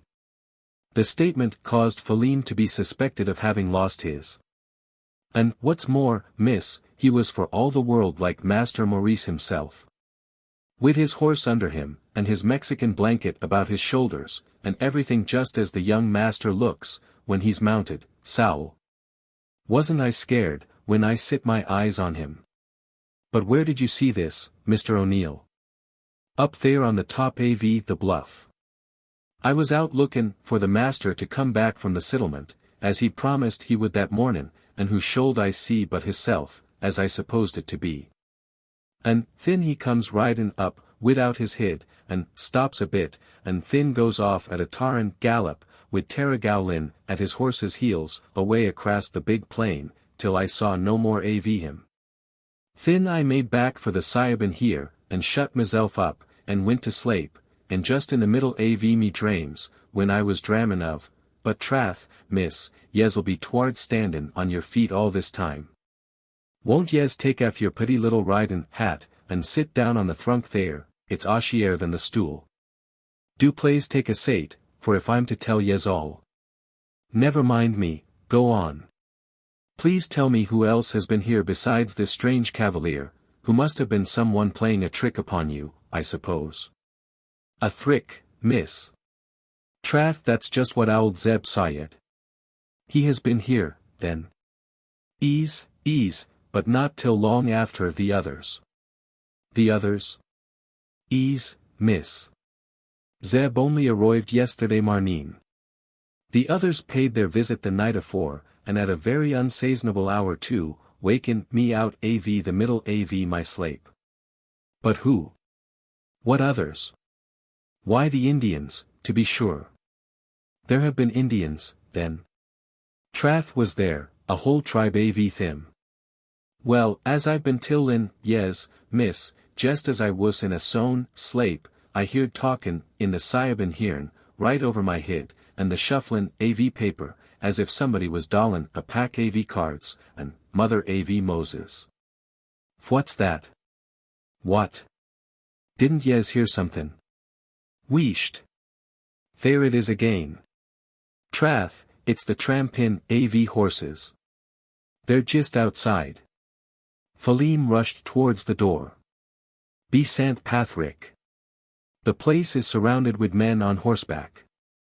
There's 1,000 av them. And more comin' behind. Be japers. Them's the chaps old Zeb, now for a frish spell av squealin'. Oh Lord. I'll be too late.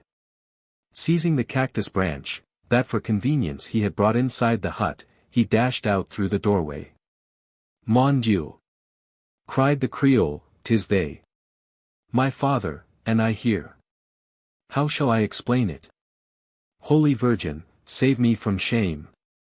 Instinctively she sprang towards the door, closing it, as she did so. But a moment's reflection showed her how idle was the act. They who were outside would make light of such obstruction. Already she recognized the voices of the regulators. The opening in the skin wall came under her eye. Should she make a retreat through that, undignified as it might be? It was no longer possible. The sound of hoofs also in the rear. There were horsemen behind the hut. Besides, her own steed was in front, that oscillated creature not to be mistaken. By this time they must have identified it. But there was another thought that restrained her from attempting to retreat, one more generous. He was in danger, from which even the unconsciousness of it might not shield him. Who but she could protect him? Let my good name go, thought she. Father, friends, all but him, if God so wills it. Shame, or no shame, to him will I be true. As these noble thoughts passed through her mind, she took her stand by the bedside of the invalid, like a second Dido, resolved to risk all, even death itself, for the hero of her heart. Chapter 62. Waiting for the cue. Never, since its erection, was there such a trampling of hoofs around the hut of the horse-catcher, not even when its corral was filled with fresh-taken mustangs. Philim, rushing out from the door, is saluted by a score of voices that summon him to stop. One is heard louder than the rest, and in tones of command that proclaimed the speaker to be chief of the party. "Pull up, damn you. It's no use, you're trying to escape. Another step, and you'll go tumbling in your tracks. Pull up, I say." The command takes effect upon the Connemara man, who has been making direct for Zeb Stump's mare, tethered on the other side of the opening. He stops upon the instant. "Sure, gentlemen, I don't want to assayate," asseverates he, shivering at the sight of a score of angry faces, and the same number of gun barrels bearing upon his person. "I had no such intentions. I was only goin' to run off, if ye'd got the chance. Ye'd made a good beginning. Here, Dick Tracy. Half a dozen turns of your trail rope round him. Lend a hand, Shelton. Damned queer-looking curse he is. Surely, gentlemen, this can't be the man we're in search of. No, no. It isn't. Only his man John. Ho. Hello, you round there at the back. Keep your eyes skinned. We haven't got him yet. Don't let as much as a cat creep past you. Now, siree. Who's inside? Who's inside? The Sayabin div Yasmain. Damn ye. Answer the question that's put to ye, says Tracy, giving his prisoner a touch of the trail rope. Who's inside the shanty? Oh lard. Needs must win the divil drives. Will, then, there's the master for one. Ho! What's this? Inquires Woodley Poindexter, at this moment, riding up, and seeing the spotted mare. Why, it's Louis' Mustang. It is, uncle, answers Cassius Calhoun, who has ridden up along with him. I wonder who's brought the beast here. Lou herself, I reckon. Nonsense. You're jesting, Cash. No, uncle, I'm in earnest. You mean to say my daughter has been here? Has been, still is, I take it. Impossible. Look yonder, then. The door has just been opened. A female form is seen inside. Good God, it is my daughter. Poindexter drops from his saddle, and hastens up to the hut, close followed by Calhoun. Both go inside. Louise's what means this? A wounded man. Is it he, Henry? Before an answer can be given, his eye falls upon a cloak and hat, Henry's. It is. He's alive. Thank heaven. He strides towards the couch. The joy of an instant is in an instant gone. The pale face upon the pillow is not that of his son. The father staggers back with a groan. Calhoun seems equally affected. But the cry from him is an exclamation of horror, after which he slinks cowed-like out of the cabin. Great God, gasps the planter, what is it? Can you explain, Louise? I cannot, father. I've been here but a few minutes. I found him as you see. He is delirious. And, Henry. They have told me nothing. Mr. Gerald was alone when I entered. The man outside was absent, and has just returned. I have not had time to question him. But, how came you to be here? I could not stay at home. I could not endure the uncertainty any longer.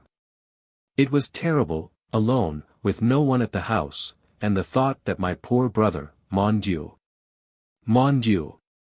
Poindexter regards his daughter with a perplexed, but still inquiring, look. I thought I might find Henry here. Here. But how did you know of this place? Who guided you? You are by yourself. Oh, father. I knew the way. You remember the day of the hunt, when the Mustang ran away with me.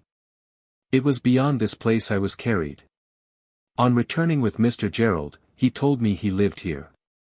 I fancied I could find the way back. Poindexter's look of perplexity does not leave him, though another expression becomes blended with it. His brow contracts, the shadow deepens upon it, though whatever the dark thought, he does not declare it.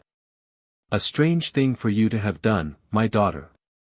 Imprudent, indeed dangerous. You have acted like a silly girl. Come, come away. This is no place for a lady, for you. Get to your horse, and ride home again. Someone will go with you. There may be a scene here, you should not be present at. Come, come. The father strides forth from the hut, the daughter following with reluctance scarce concealed, and, with like unwillingness, is conducted to her saddle. The searchers, now dismounted, are upon the open ground in front. They are all there. Calhoun has made known the condition of things inside, and there is no need for them to keep up their vigilance. They stand in groups, some silent, some conversing. A larger crowd is around the Connemara man, who lies upon the grass, last tied in the trail rope. His tongue is allowed liberty. And they question him, but without giving much credit to his answers. On the reappearance of the father and daughter, they face towards them, but stand silent. For all this, they are burning with eagerness to have an explanation of what is passing. Their looks proclaim it. Most of them know the young lady by sight, all by fame, or name. They feel surprise, almost wonder, at seeing her there. The sister of the murdered man under the roof of his murderer. More than ever are they convinced that this is the state of the case. Calhoun, coming forth from the hut, has spread fresh intelligence among them, facts that seem to confirm it. He has told them of the hat, the cloak, of the murderer himself, injured in the death struggle.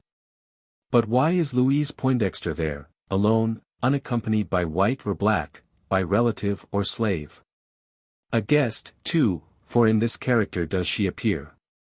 Her cousin does not explain it, perhaps he cannot. Her father, can he? Judging by his embarrassed air, it is doubtful. Whispers pass from lip to ear, from group to group. There are surmises, many, but none spoken aloud. Even the rude frontiersmen respect the feelings, filial as parental, and patiently await the éclaircissement. Mount, Louise. Mr. Yancey will ride home with you. The young planter thus pledged was never more ready to redeem himself. He is the one who most envies the supposed happiness of Cassius Calhoun. In his soul he thanks Poindexter for the opportunity. But, father, protests the young lady, why should I no wait for you? You are not going to stay here. Yancey experiences a shock of apprehension. It is my wish, daughter, that you do as I tell you. Let that be sufficient. Yancey's confidence returns. Not quite. He knows enough of that proud spirit to be in doubt whether it may yield obedience, even to the parental command. It gives way, but with an unwillingness ill-disguised, even in the presence of that crowd of attentive spectators. The two ride off.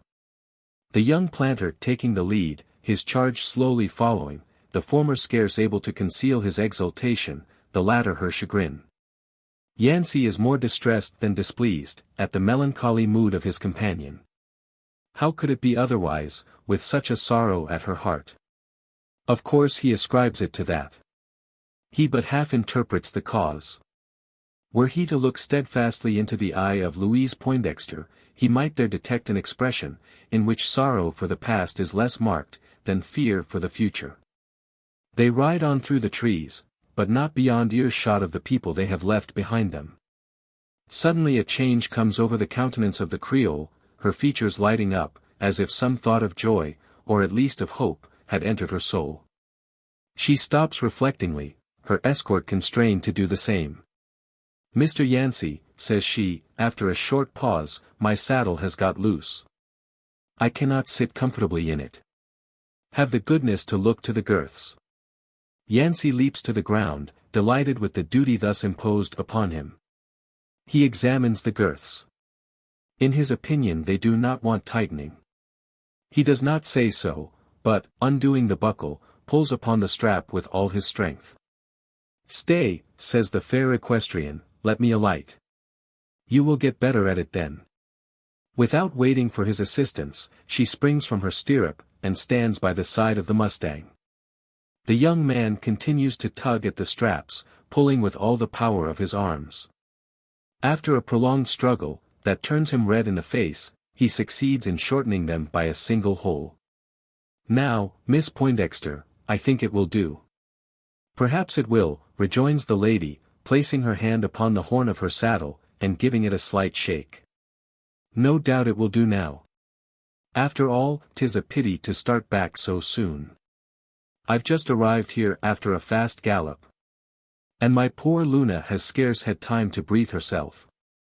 What if we stop here a while, and let her have a little rest? 'Tis cruel to take her back without it." "But your father?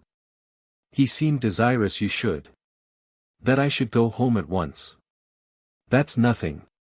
'Twas only to get me out of the way of these rough men, that was all.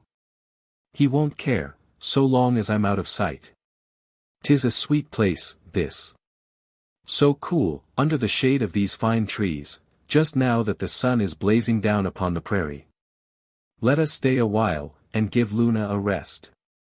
We can amuse ourselves by watching the gambols of these beautiful silver fish in the stream. Look there, Mr. Yancey. What pretty creatures they are." The young planter begins to feel flattered. Why should his fair companion wish to linger there with him? Why wish to watch the iodons, engaged in their aquatic cotyledon, amorous at that time of the year? He conjectures a reply conformable to his own inclinations.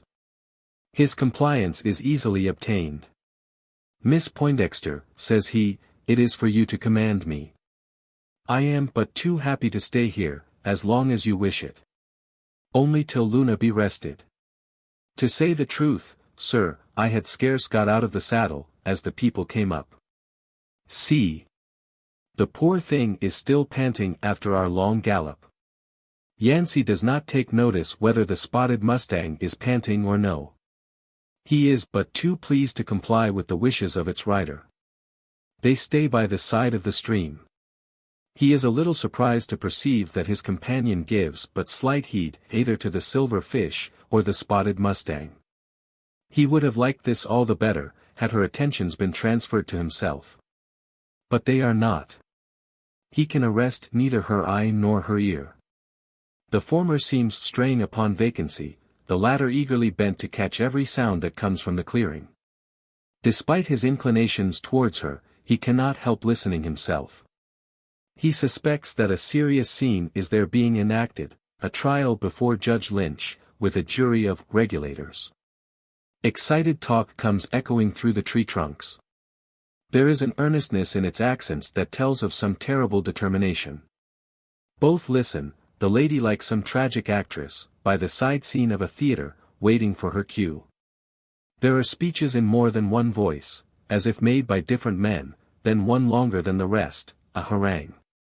Louise recognizes the voice. It is that of her cousin Cassius. It is urgent, at times angry, at times argumentative, as if persuading his audience to something they are not willing to do. His speech comes to an end.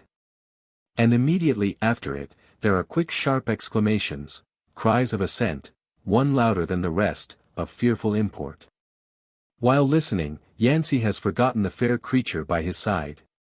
He is reminded of her presence, by seeing her spring away from the spot, and, with a wild but resolute air, glide towards the jacal. Chapter 63. A Jury of Regulators. The cry, that had called the young Creole so suddenly from the side of her companion, was the verdict of a jury, in whose rude phrase was also included the pronouncing of the sentence. The word "hang" was ringing in her ears, as she started away from the spot. While pretending to take an interest in the play of the silver fish, her thoughts were upon that scene, of less gentle character, transpiring in front of the jacal. Though the trees hindered her from having a view of the stage, she knew the actors that were on it, and could tell by their speeches how the play was progressing. About the time of her dismounting, a tableau had been formed that merits a minute description. The men, she had left behind, were no longer in scattered groups, but drawn together into a crowd, in shape roughly resembling the circumference of a circle. Inside it, some half-score figures were conspicuous, among them the tall form of the regulator chief, with 3 or 4 of his marshals. Woodley Poindexter was there, and by his side Cassius Calhoun. These no longer appeared to act with authority, but rather as spectators, or witnesses, in the judicial drama about being enacted. Such in reality was the nature of the scene. It was a trial for murder, a trial before Justice Lynch, this grim dignitary being typified in the person of the regulator chief, with a jury composed of all the people upon the ground, all except the prisoners. Of these there are two, Maurice Gerald and his man Philim. They are inside the ring, both prostrate upon the grass, both fast bound in rawhide ropes, that hinder them from moving hand or foot. Even their tongues are not free. Philim has been cursed and scared into silence, while to his master speech is rendered impossible by a piece of stick fastened bit-like between his teeth. It has been done to prevent interruption by the insane ravings, that would otherwise issue from his lips. Even the tight-drawn thongs cannot keep him in place. Two men, one at each shoulder, with a third seated upon his knees, hold him to the ground. His eyes alone are free to move, and these rolling in their sockets glare upon his guards with wild unnatural glances, fearful to encounter. Only one of the prisoners is arraigned on the capital charge, the other is but doubtfully regarded as an accomplice. The servant alone has been examined, asked to confess all he knows, and what he has to say for himself. It is no use putting questions to his master. Philim has told his tale, too strange to be credited, though the strangest part of it, that relating to his having seen a horseman without a head, is looked upon as the least improbable. He cannot explain it, and his story but strengthens the suspicion already aroused, that the spectral apparition is a part of the scheme of murder. All stuff his tales about tiger fights and Indians, say those to whom he has been imparting them. A pack of lies, contrived to mislead us, nothing else. The trial has lasted scarce 10 minutes, and yet the jury have come to their conclusion. In the minds of most, already predisposed to it, there is a full conviction that Henry Poindexter is a dead man, and that Maurice Gerald is answerable for his death. Every circumstance already known has been reconsidered. While to these have been added the new facts discovered at the jacal, the ugliest of which is the finding of the cloak and hat. The explanations given by the Galwegian, confused and incongruous, carry no credit. Why should they? They are the inventions of an accomplice. There are some who will scarce stay to hear them, some who impatiently cry out, "Let the murderer be hanged." As if this verdict had been anticipated, a rope lies ready upon the ground, with a noose at its end. It is only a lazo, but for the purpose Calcraft could not produce a more perfect piece of cord. A sycamore standing near offers a horizontal limb, good enough for a gallows. The vote is taken viva voce. 80 out of the 100 jurors expressed their opinion, that Maurice Gerald must die. His hour appears to have come. And yet the sentence is not carried into execution. The rope is suffered to lie guileless on the grass. No one seems willing to lay hold of it. Why that hanging back, as if the thong of horsehide was a venomous snake, that none dares to touch? The majority, the plurality, to use a true Western word, has pronounced the sentence of death, some strengthening it with rude, even blasphemous, speech. Why is it not carried out? Why? For want of that unanimity, that stimulates to immediate action, for want of the proofs to produce it. There is a minority not satisfied, that with less noise, but equally earnest emphasis, have answered no. It is this that has caused a suspension of the violent proceedings. Among this minority is Judge Lynch himself, Sam Manley, the chief of the regulators. He has not yet passed sentence, or even signified his acceptance of the acclamatory verdict. "Fellow citizens," cries he, as soon as he has an opportunity of making himself heard, "I'm of the opinion, that there's a doubt in this case. And I reckon we ought to give the accused the benefit of it, that is, till he be able to say his own say about it. It's no use questioning him now, as ye all see. We have him tight and fast, and there's not much chance of his getting clear, if guilty. Therefore, I move we postpone the trial, till—" "What's the use of postponing it?" interrupts a voice already loud for the prosecution, and which can be distinguished as that of Cassius Calhoun. "What's the use, Sam Manley? It's all very well for you to talk that way, but if you had a friend foully murdered, I won't say cousin, but a son, a brother, you might not be so soft about it. What more do you want to show that the skunk's guilty? Further proofs. That's just what we want, Captain Calhoun. Cyan you give them, Mr. Cassius Calhoun, inquires a voice from the outside circle, with a strong Irish accent. Perhaps I can. Let's have them, then. God knows you've had evidence enough. A jury of his own stupid countrymen. Bar that appellation, shouts the man, who has demanded the additional evidence. Just remember, Mr. Calhoun, ye're in Texas, and not Mississippi. Bear that in mind. Or ye may run your tongue into trouble, sharp as it is. I don't mean to offend anyone, says Calhoun, backing out of the dilemma into which his Irish antipathies had led him, even an Englishman, if there's one here. There ye're welcome, go on, cries the mollified Milesian.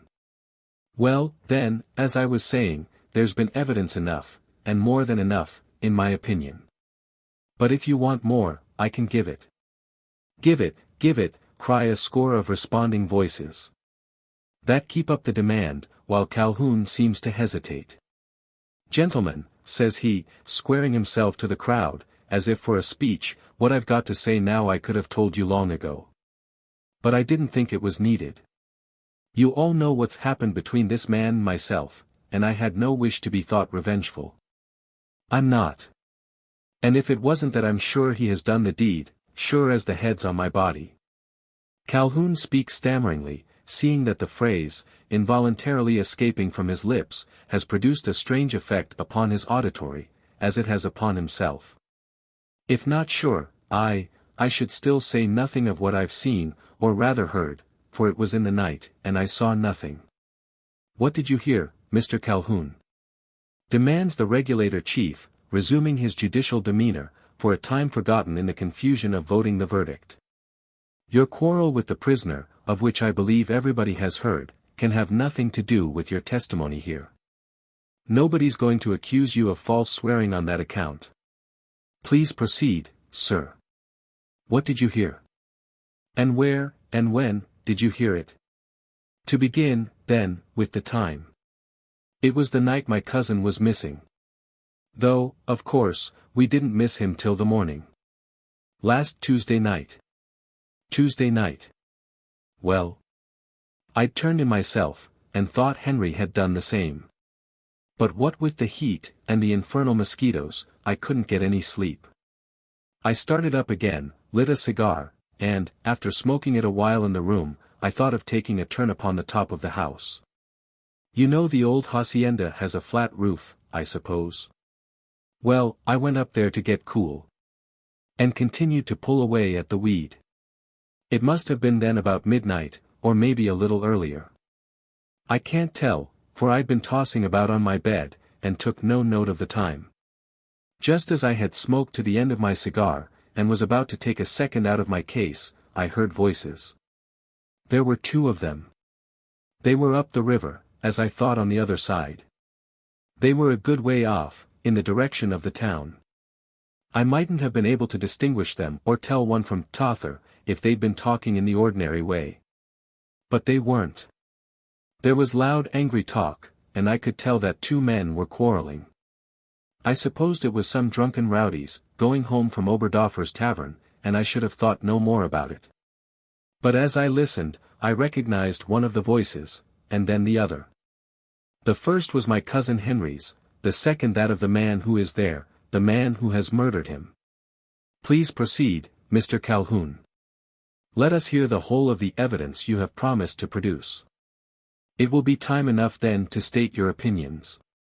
Well, gentlemen, as you may imagine, I was no little surprised at hearing my cousin's voice, supposing him asleep in his bed.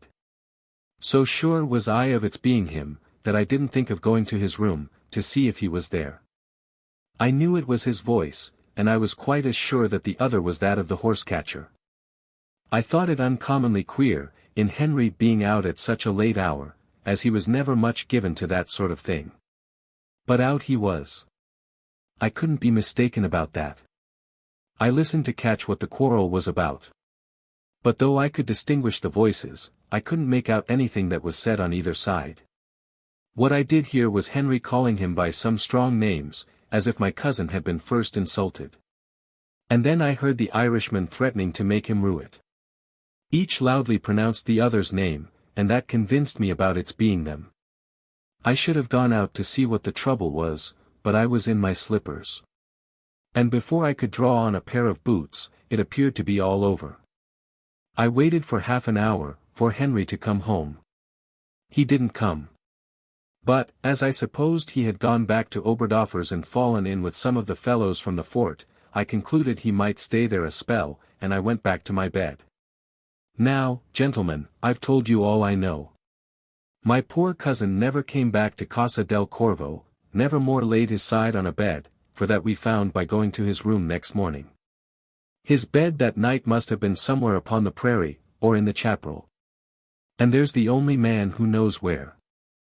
With a wave of his hand the speaker triumphantly indicated the accused, whose wild straining eyes told how unconscious he was of the terrible accusation, or of the vengeful looks with which, from all sides, he was now regarded. Calhoun's story was told with a circumstantiality that went far to produce conviction of the prisoner's guilt.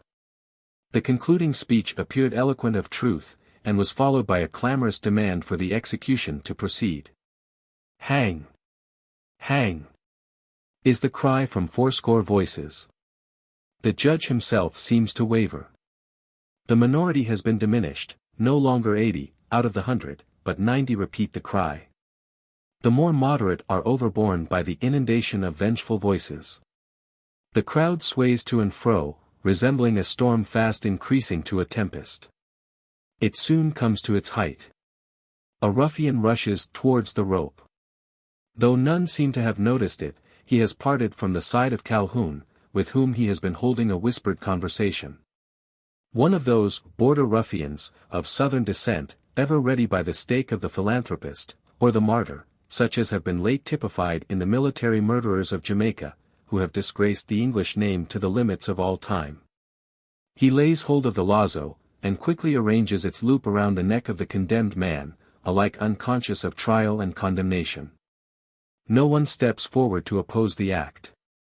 The ruffian, bristling with bowie knife and pistols, has it all to himself, or, rather, is he assisted by a scoundrel of the same kidney, one of the ci-devant guards of the prisoner. The spectators stand aside, or look tranquilly upon the proceedings. Most express a mute approval, some encouraging the executioners with earnest vociferations of "Up with him! Hang him!" A few seem stupefied by surprise. A less number show sympathy, but not one dares to give proof of it, by taking part with the prisoner. The rope is around his neck, the end with the noose upon it. The other is being swung over the sycamore. Soon must the soul of Maurice Gerald go back to its God. Chapter 64. A series of interludes. Soon the soul of Maurice Gerald must go back to its God. It was the thought of every actor in that tragedy among the trees. No one doubted that, in another moment, they would see his body hoisted into the air, and swinging from the branch of the sycamore. There was an interlude, not provided for in the program. A farce was being performed simultaneously. And, it might be said, on the same stage. For once the tragedy was more attractive, and the comedy was progressing without spectators. Not the less earnest were the actors in it. There were only two, a man and a mare. Philine was once more reenacting the scenes that had caused surprise to Isidora. Engrossed by the arguments of Calhoun, by the purposes of vengeance which his story was producing, the regulators only turned their attention to the chief criminal. No one thought of his companion, whether he was, or was not, an accomplice.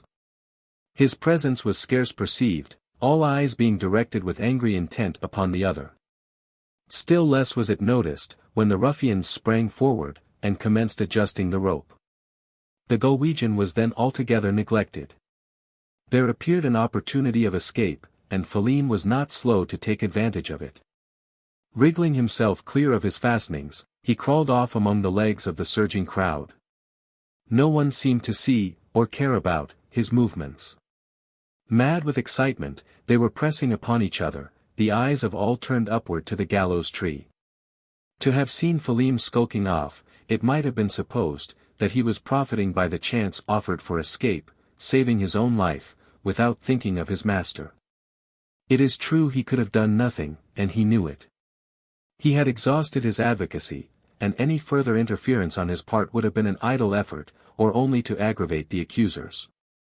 It was but slight disloyalty that he should think of saving himself, a mere instinct of self-preservation, to which he seemed yielding, as he stole off among the trees. So one would have conjectured. But the conjecture would not have done justice to him of Connemara. In his flight the faithful servant had no design to forsake his master, much less leave him to his fate, without making one more effort to effect his delivery from the human bloodhounds who had hold of him. He knew he could do nothing of himself. His hope lay in summoning Zeb Stump, and it was to sound that signal, which had proved so effective before, that he was now stealing off from the scene, alike of trial and execution. On getting beyond the selvage of the throng, he had glided in among the trees, and keeping these between him and the angry crowd, he ran on toward the spot where the old mare still grazed upon her tether. The other horses standing, hitched, to the twigs, formed a tolerably compact tier all round the edge of the timber.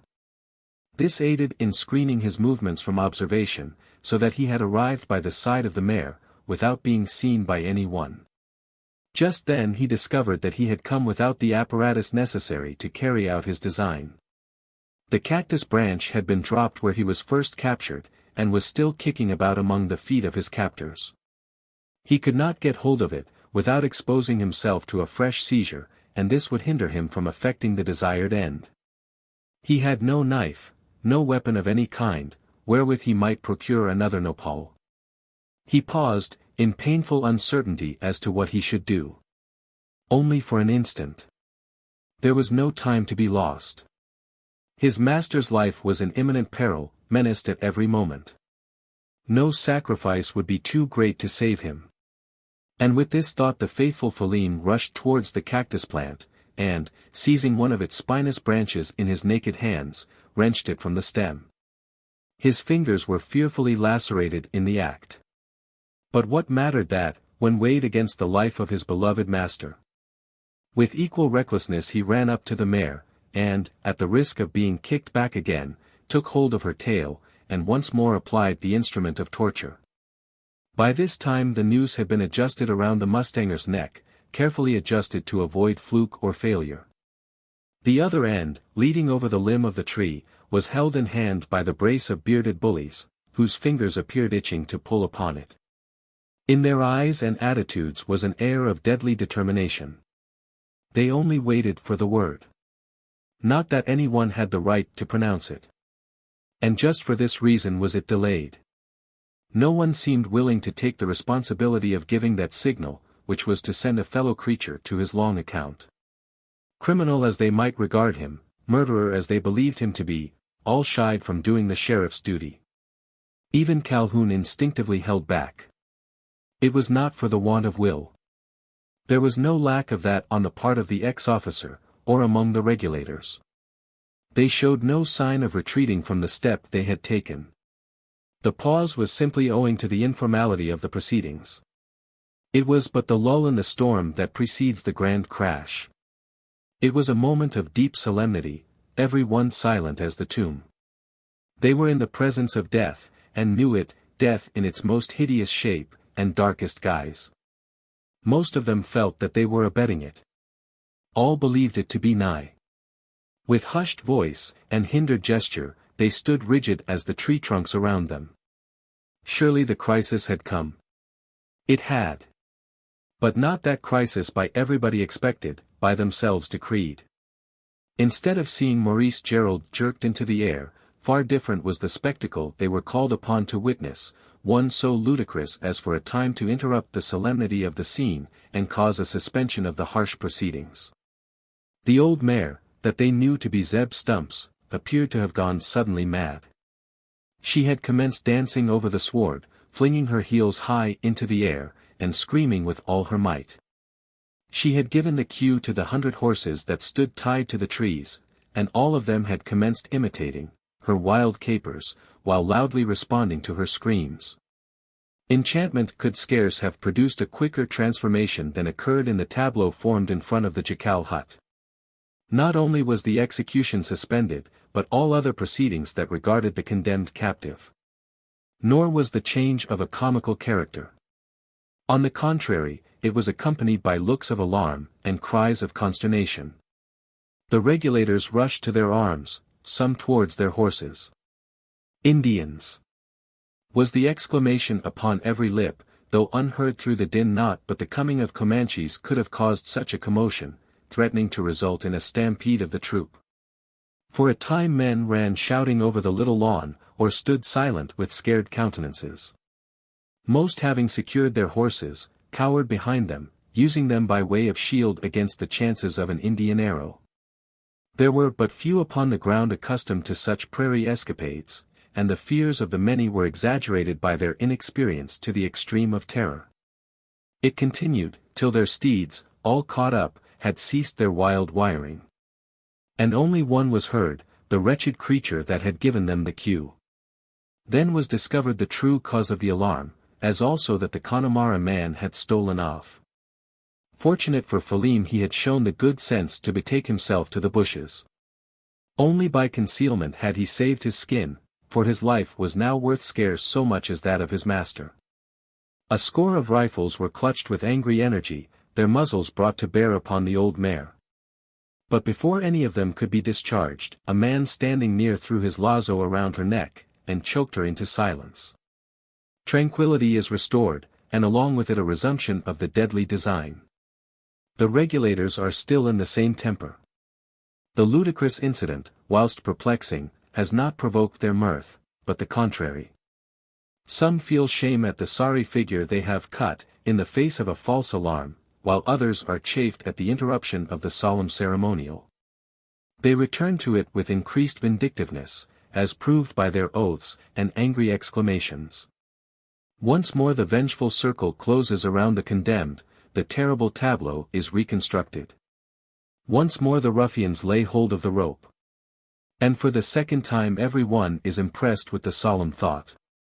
Soon must the soul of Maurice Gerald go back to its God. Thank heaven, there is another interruption to that stern ceremonial of death. How unlike to death is that bright form flitting under the shadows, flashing out into the open sunlight. A woman. A beautiful woman. 'Tis only a silent thought, for no one essays to speak. They stand rigid as ever, but with strangely altered looks. Even the rudest of them respect the presence of that fair intruder. There is submission in their attitude, as if from a consciousness of guilt.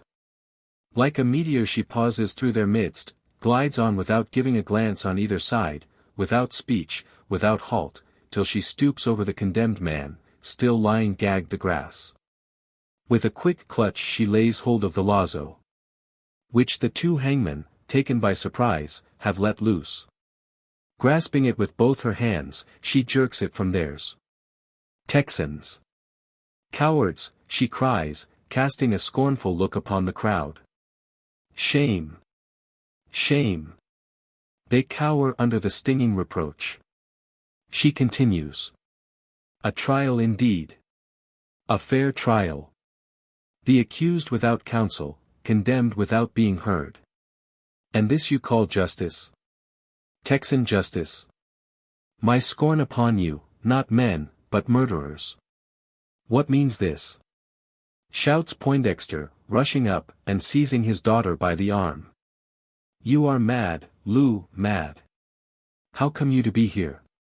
Did I not tell you to go home? Away, this instant away, and do not interfere with what does not concern you." "Father, it does concern me." How, oh true, as a sister.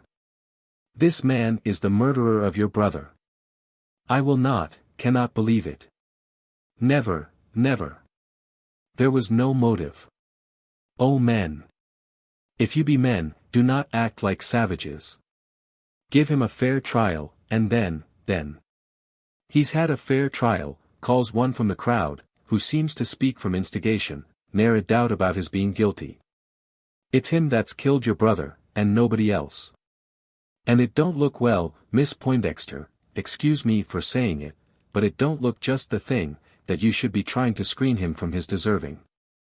No, that it don't, chime in several voices. Justice must take its course. Shouts one, in the hackneyed phrase of the law courts. It must, echoes the chorus. We are sorry to disoblige you, miss, but we must request you to leave. Mr. Poindexter, you do well to take your daughter away. Come, Lou. 'Tis not the place you must come away. You refuse. Good God. My daughter, do you mean to disobey me? Here, Cash, take hold of her arm, and conduct her from the spot.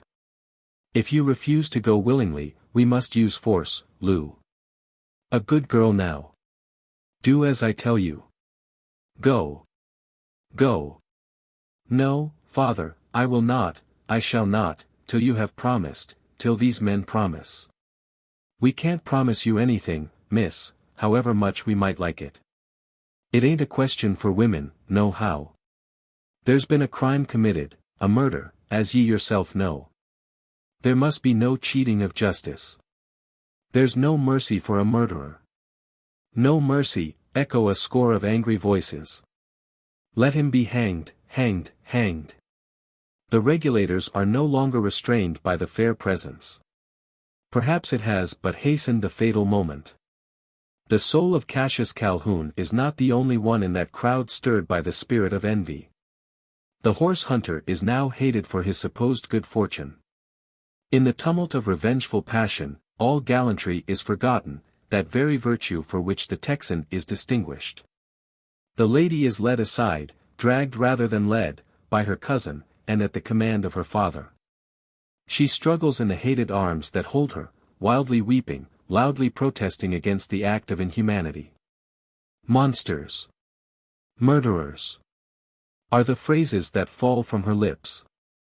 Her struggles are resisted, her speeches unheeded.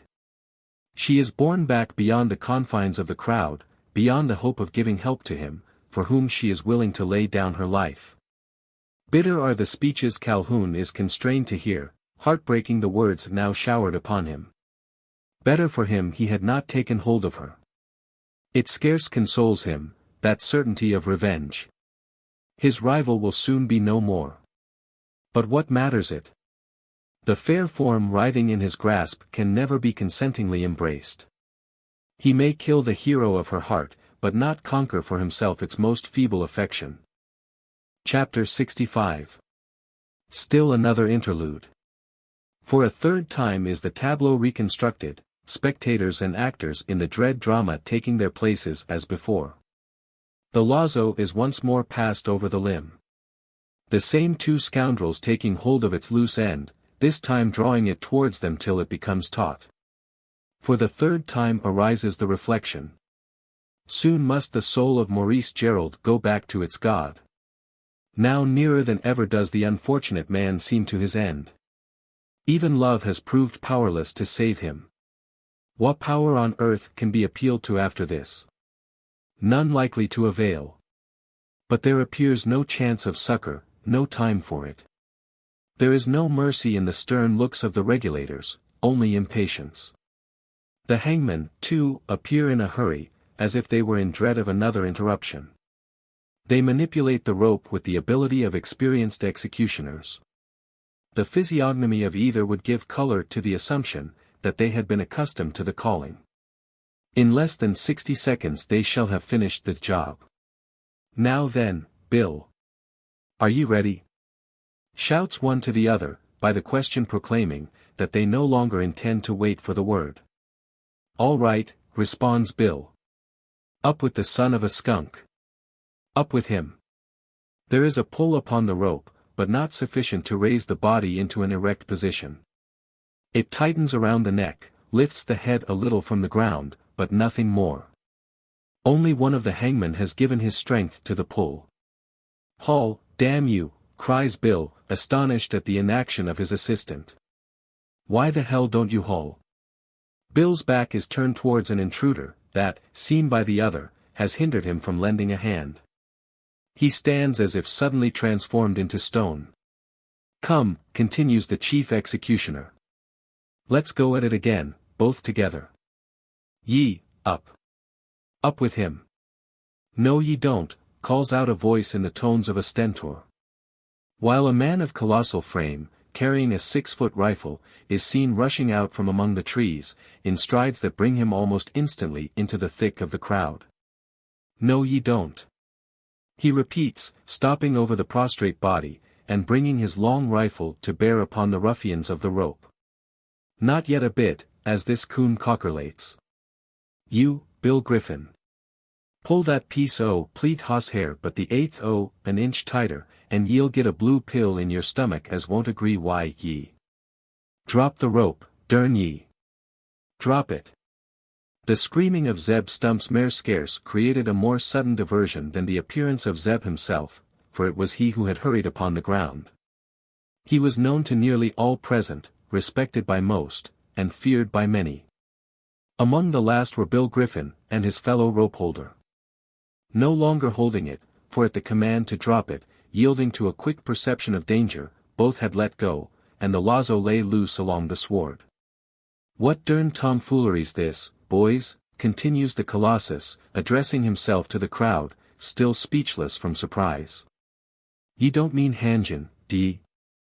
We do, answers a stern voice. And why not, asks another. Why not? Ye'd hang a feller citizen without trial, would ye? Not much of a fellow citizen, so far as that goes. Besides, he's had a trial, a fair trial. Edade. A human critter to be condemned why his brain in a state o' delirium. Sent out o' the world without knowin' that he's in it. Ye call that a fair trial, do ye? What matters it, if we know he's guilty? We're all satisfied about that. The hell ye air. Wog. I ain't goin' to waste words why, sec as you, Jim Stodders. But for you, Sam Manley, and yourself, Mr. Paintdexter, surely ye ain't agreed to this higher proceeding which, in my opinion, ud be neither more nor less, en murder.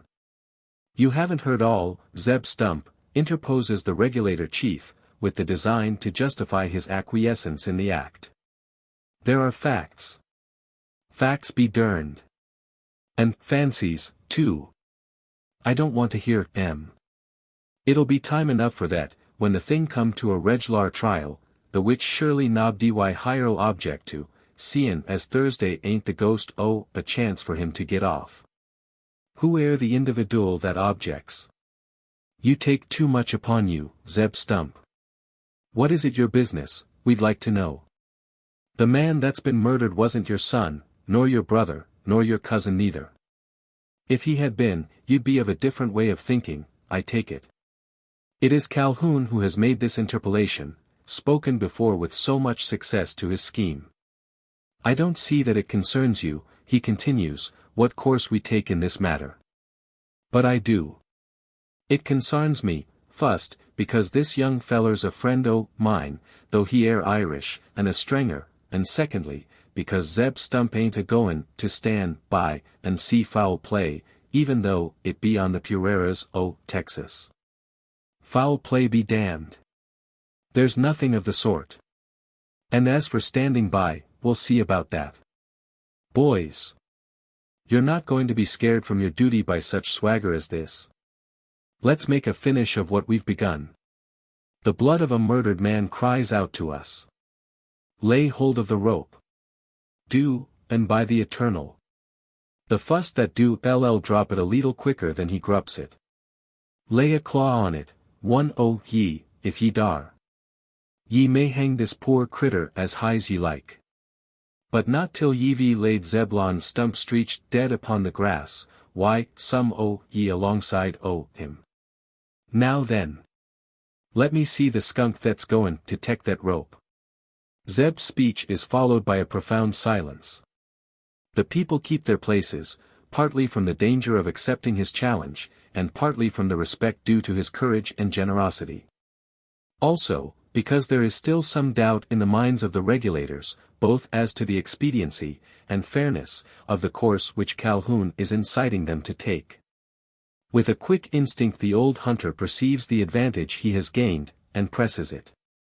"Gie, the young feller a fair trial," urges he. "Let's take him to the settlement, and hev him tried Thursday. Ye've got no clear proof, that he's had any hand in the black business, and dern me if I'd believe it unless I seed it my own eyes. I know how he feeled torst young Paintdexter. Instead bein' his enemy, Thursday ain't a man on this ground had more a leaking for him, though he did hev a bit shindy his precious cousin Thursday. You are perhaps not aware, Mr. Stump, rejoins the regulator chief, in a calm voice, of what we've just been hearing. What hev ye been hearin'? Evidence to the contrary of what you assert. We have proof, not only that there was bad blood between Gerald and young Poindexter, but that a quarrel took place on the very night. Who says that, Sam Manley? I say it, answers Calhoun, stepping a little forward, so as to be seen by Stump. Oh, you it air, Mr. Cash Calhoun. You know Thursday wore bad blood atween them. You seed the quarrel ye speak o'. I haven't said that I saw it, Zeb Stump. And what's more, I'm not going to stand any cross-questioning by you. I have given my evidence, to those who have the right to hear it, and that's enough. I think, gentlemen, you're satisfied as to the verdict. I don't see why this old fool should interrupt. Old fool, echoes the hunter, with a screech, old fool. Hell and herrikins. Ye call me an old fool? By the eternal God! Ye'll live to take back that speech, or my name ain't Zeblin Stump, Kentucky. Ne'er a mind now. Thursday's a time for everything, and your time may come, Mr. Cash Calhoun, sooner than ye surspects it. As for a quarrel atween Henry Paintdexter and the young feller higher, continues Zeb, addressing himself to the regulator chief, I don't believe a word on't, nor won't, so long's Thursday's no better proof than his palaverin'.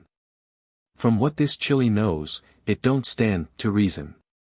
Ye say ye've got new facts. So've I too. Facts I reckon that'll go a good way torst explicatin' this mysterious business, twisted up as it air. What facts, demands the regulator chief. Let's hear them, Stump. Thursday's more than one.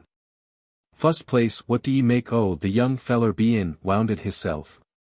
I don't talk them scratches ye see, I believe them's done by coyotes that attacked him, arter they seed he were wounded. But look at his knee, somethin' else than coyotes did that. What do you make it, Sam Manley? Well, that, some of the boys here think there's been a struggle between him and. Between him and who? Sharply interrogates Zeb. Why, the man that's missing. Yes, that's he who we mean, speaks one of the boys referred to. We all know that Harry Poindexter wouldn't have stood to be shot down like a calf. They've had a tussle, and a fall among the rocks. That's what's given him the swellin' in the knee. Besides, there's the mark of a blow upon his head, looks like it had been the butt of a pistol. As for the scratches, we can't tell what's made them.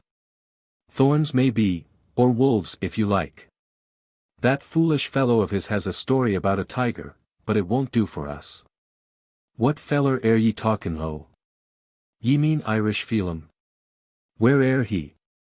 Stole away to save his carcass. We'll find him, as soon as we've settled this business. And I guess a little hanging will draw the truth out of him. If ye mean about the tiger, ye'll draw no other truth out him than hat ye've got ready. I seed that varmint myself, and war just in time to save the young feller from its claws. But that ain't the paint. Ye've had holt the Irish, I s'pose. Did he tell ye nothin' else he seed higher? He had a yarn about Indians. Who believes it? Wall, he told me the same story, and that looks like some truth in't. Besides, he declares they were playin' Kurds, and hires the things themselves. I found 'em lying scattered about the floor the shanty. Spanish Kurds they air. Zeb draws the pack out of his pocket, and hands it over to the regulator chief. The cards, on examination, proved to be of Mexican manufacture, such as are used in the universal game of Monte, the queen upon horseback, cavallo, the spade represented by a sword, espada, and the club, baston, symbolized by the huge pavior-like implement. Seen in picture books in the grasp of Harry Orson. Who ever heard of Comanches playing cards, demands he, who has scouted the evidence about the Indians. Damned ridiculous. Ridiculous ye say, interposes an old trapper who had been 12 months a prisoner among the Comanches. Ridiculous it may be, but it's true for all that. Many's the game this coon seed them play, on a dressed burner hide for their table. That same Mexican Monte too. I reckon they've learned it from their Mexican captives. Of the which they've got as good as 3,000 in their different tribes. Yes, sirree, concludes the trapper. The Comanches do play cards, sure as shootin'. Zeb Stump is rejoiced at this bit of evidence, which is more than he could have given himself. It strengthens the case for the accused. The fact, of there having been Indians in the neighborhood, tends to alter the aspect of the affair in the minds of the regulators, hitherto under the belief that the Comanches were marauding only on the other side of the settlement. Sartin sure, continues Zeb, pressing the point in favor of an adjournment of the trial, Thursday's been Injuns higher, or some thin, derned like, Jesus Jehoshaphat. Whar's she comin' from? The clattering of hoofs, borne down from the bluff, salutes the ear of everybody at the same instant of time. No one needs to inquire, what has caused Stump to give utterance to that abrupt interrogatory. Along the top of the cliff, and close to its edge, a horse is seen, going at a gallop. There is a woman, a lady, upon his back, with hat and hair streaming loosely behind her, the string hindering the hat from being carried altogether away. So wild is the gallop, so perilous from its proximity to the precipice, you might suppose the horse to have run away with his rider. But no. You may tell that he has not, by the actions of the equestrian herself. She seems not satisfied with the pace, but with whip, spur, and voice keeps urging him to increase it. This is plain to the spectators below, though they are puzzled and confused by her riding so close to the cliff. They stand in silent astonishment. Not that they are ignorant of who it is. It would be strange if they were. That woman equestrian, man seated in the saddle, once seen was never more to be forgotten. She is recognized at the first glance. One and all know the reckless galloper to be the guide, from whom, scarce half an hour ago, they had parted upon the prairie. Chapter 66. Chased by Comanches. It was Isidora who had thus strangely and suddenly shown herself. What was bringing her back? And why was she riding at such a perilous pace? To explain it, we must return to that dark reverie, from which she was startled by her encounter with the Tejano. While galloping away from the Alamo, she had not thought of looking back, to ascertain whether she was followed. Absorbed in schemes of vengeance, she had gone on, without even giving a glance behind. It was but slight comfort to her to reflect, that Louise Poindexter had appeared equally determined upon parting from the jacal. With a woman's intuitive quickness, she suspected the cause, though she knew, too well, it was groundless. Still, there was some pleasure in the thought, that her rival, ignorant of her happy fortune, was suffering like herself. There was a hope, too, that the incident might produce estrangement in the heart of this proud Creole lady towards the man so condescendingly beloved, though it was faint, vague, scarce believed in by her who conceived it. Taking her own heart as a standard, she was not one to lay much stress on the condescension of love, her own history was proof of its leveling power. Still was there the thought that her presence at the jacal had given pain, and might result in disaster to the happiness of her hated rival. Isidora had begun to dwell upon this with a sort of subdued pleasure. That continued unchecked, till the time of her rencontre with the Texans. On turning back with these, her spirits underwent a change. The road to be taken by Louise, should have been the same as that, by which she had herself come. But no lady was upon it. The Creole must have changed her mind, and stayed by the jacal, was, perhaps, at that very moment performing the métier Isidora had so fondly traced out for herself. The belief that she was about to bring shame upon the woman who had brought ruin upon her, was the thought that now consoled her. The questions put by Poindexter, and his companions, sufficiently disclosed the situation. Still clearer was it made by the final interrogations of Calhoun. And, after her interrogators had passed away, she remained by the side of the thicket, half in doubt whether to ride on to the Leona, or go back and be the spectator of a scene, that, by her own contrivance, could scarce fail to be exciting. She is upon the edge of the chaparral, just inside the shadow of the timber.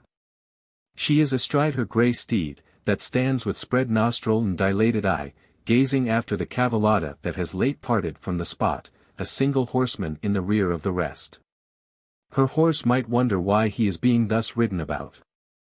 But he is used to sudden changes in the will of his capricious rider. She is looking in the same direction, towards the Alwiwadi, whose dark summit towers above the bluffs of the Alamo. She sees the searchers descend. And, after them, the man who has so minutely questioned her. As his head sinks below the level of the plain, she fancies herself alone upon it. In this fancy she is mistaken. She remains irresolute for a time, 10, 15, 20 minutes. Her thoughts are not to be envied. There is not much sweetness in the revenge, she believes herself instrumental in having accomplished. If she has caused humiliation to the woman she hates, along with it she may have brought ruin upon the man whom she loves. Despite all that has passed, she cannot help loving him. Santissima Virgin, she mutters with a fervent earnestness. What have I done? If these men, Los Reguladores, the dreaded judges I've heard of, if they should find him guilty, where may it end? In his death. Mother of God! I do not desire that. Not by their hands, no. No. How wild their looks and gestures, stern, determined. And when I pointed out the way, how quickly they rode off, without further thought of me. Oh, they have made up their minds. Don Mauricio is to die. And he a stranger among them, so have I heard. Not of their country, or kindred, only of the same race. Alone, friendless, with many enemies. Santissima! What am I thinking of? Is not he, who has just left me, that cousin of whom I've heard speak? Ay de mi! Now do I understand the cause of his questioning. His heart, like mine own, like mine own. She sits with her gaze bent over the open plain. The grey steed still frets under restraint, though the cavalcada has long since passed out of sight. He but responds to the spirit of his rider, which he knows to be vacillating, chafing under some irresolution. 'Tis the horse that first discovers a danger, or something that scents of it. He proclaims it by a low tremulous neigh, as if to attract her attention, while his head, tossed back towards the chaparral, shows that the enemy is to be looked for in that direction. Who, or what is it? Warned by the behavior of her steed, Isidora faces to the thicket and scans the path by which she has lately passed through it. It is the road, or trail, leading to the Leona. 'Tis only open to the eye for a straight stretch of about 200 yards. Beyond, it becomes screened by the bushes, through which it goes circuitously. No one is seen upon it, nothing save 2 or 3 lean coyotes, that skulk under the shadow of the trees, scenting the shod tracks, in the hope of finding some scrap, that may have fallen from the hurrying horseman. It is not these that have caused the grey to show such excitement. He sees them, but what of that? The prairie wolf is a sight to him neither startling, nor rare. There is something else, something he has either scented, or heard. Isidora listens, for a time without hearing aught to alarm her. The howl bark of the jackal does not beget fear at any time, much less in the joy of the daylight. She hears only this. Her thoughts again return to the Tejano, especially to him who has last parted from her side. She is speculating on the purpose of his earnest interrogation, when once more she is interrupted by the action of her horse. The animal shows impatience at being kept upon the spot, snuffs the air, snorts, and, at length, gives utterance to a neigh, far louder than before. This time it is answered by several others, from horses that appear to be going along the road, though still hidden behind the trees. Their hoofstrokes are heard at the same time. But not after. The strange horses have either stopped short, or gone off at a gentle pace, making no noise. Isidora conjectures the former. She believes the horses to be ridden, and that their riders have checked them up, on hearing the neigh of her own. She quiets him, and listens. A humming is heard through the trees. Though indistinct, it can be told to be the sound of men's voices, holding a conversation in a low muttered tone. Presently it becomes hushed, and the chaparral is again silent. The horsemen, whoever they are, continue halted, perhaps hesitating to advance. Isidora is scarce astonished at this, and not much alarmed. Some travelers, perhaps, en route for the Rio Grande, or, it may be, some stragglers from the Texan troop, who, on hearing a horse neigh, have stopped from an instinct of precaution. It is only natural, at a time, when Indians are known to be on the warpath. Equally natural, that she should be cautious about encountering the strangers, whoever they may be. And, with this thought, she rides softly to one side, placing herself and her horse under cover of a mesquite tree, where she again sits listening. Not long, before discovering that the horsemen have commenced advancing towards her, not along the traveled trail, but through the thicket. And not all together, but as if they had separated, and were endeavoring to accomplish a surround. She can tell this, by hearing the hoof-strokes in different directions, all going gently, but evidently diverging from each other, while the riders are preserving a profound silence, ominous either of cunning or caution, perhaps of evil intent. They may have discovered her position. The neighing of her steed has betrayed it. They may be riding to get round her, in order to advance from different sides, and make sure of her capture. How is she to know that their intent is not hostile? She has enemies, one well remembered, Don Miguel Diaz. Besides, there are the Comanches, to be distrusted at all times, and now no longer en paz. She begins to feel alarm. It has been long in arising. But the behavior of the unseen horsemen is at least suspicious. Ordinary travelers would have continued along the trail. These are sneaking through the chaparral. She looks around her, scanning her place of concealment. She examines, only to distrust it. The thin, feathery frondage of the mesquite will not screen her from an eye passing near. The hoofstrokes tell, that more than one cavalier is coming that way. She must soon be discovered. At the thought, she strikes the spur into her horse's side, and rides out from the thicket. Then, turning along the trail, she trots on into the open plain, that extends towards the Alamo. Her intention is to go 200 or 300 yards, beyond range of arrow, or bullet, then halt, until she can discover the character of those who are advancing, whether friends, or to be feared. If the latter, she will trust to the speed of her gallant gray to carry her on to the protection of the Tejano. She does not make the intended halt.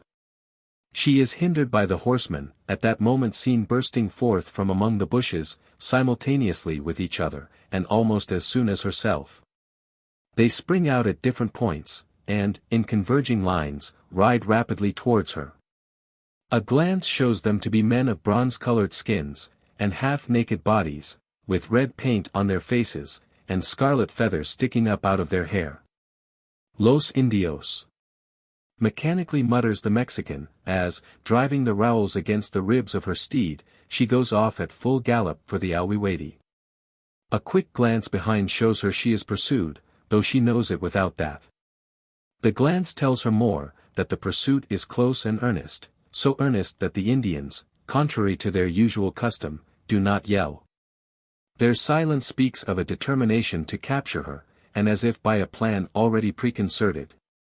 Hitherto she has had but little fear of an encounter with the Red Rovers of the prairie. For years have they been en paz, both with Texans and Mexicans. And the only danger to be dreaded from them was a little rudeness when under the influence of drink, just as a lady, in civilized life, may dislike upon a lonely road, to meet a crowd of navigators, who have been spending their day at the beer house.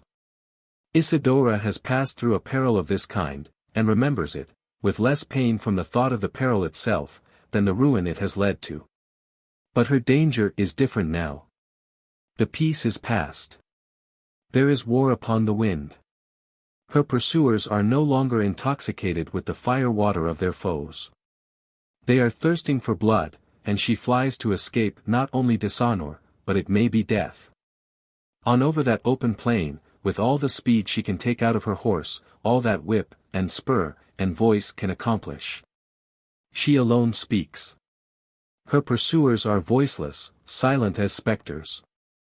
Only once does she glance behind. There are still but 4 of them, but 4 is too many against one, and that one a woman. There is no hope, unless she can get within hail of the Texans. She presses on for the Alwiwadi. Chapter 67. Los Indios. The chaste equestrian is within 300 yards of the bluff, over which the tree towers. She once more glances behind her. Dios me ampere. God preserve me. God preserve her. She will be too late. The foremost of her pursuers has lifted the lazo from his saddle horn, he is winding it over his head. Before she can reach the head of the pass, the noose will be around her neck, and then, a sudden thought flashes into her mind, thought that promises escape from the threatened strangulation. The cliff that overlooks the Alamo is nearer than the gorge, by which the creek bottom must be reached. She remembers that its crest is visible from the jacal. With a quick jerk upon the rein, she diverges from her course. And, instead of going on for the Alwiwadi, she rides directly towards the bluff. The change puzzles her pursuers, at the same time giving them gratification. They well know the lay of the land. They understand the trending of the cliff, and are now confident of a capture. The leader takes a fresh hold of his lazo, to make more sure of the throw. He is only restrained from launching it, by the certainty she cannot escape. Chingaro! Mutters he to himself, if she go much farther, she'll be over the precipice. His reflection is false. She goes farther, but not over the precipice. With another quick pull upon the rein she has changed her course, and rides along the edge of it, so close as to attract the attention of the Tejano below. And elicit from Zeb Stump that quaint exclamation, only heard upon extraordinary occasions. Jesus Jehoshaphat.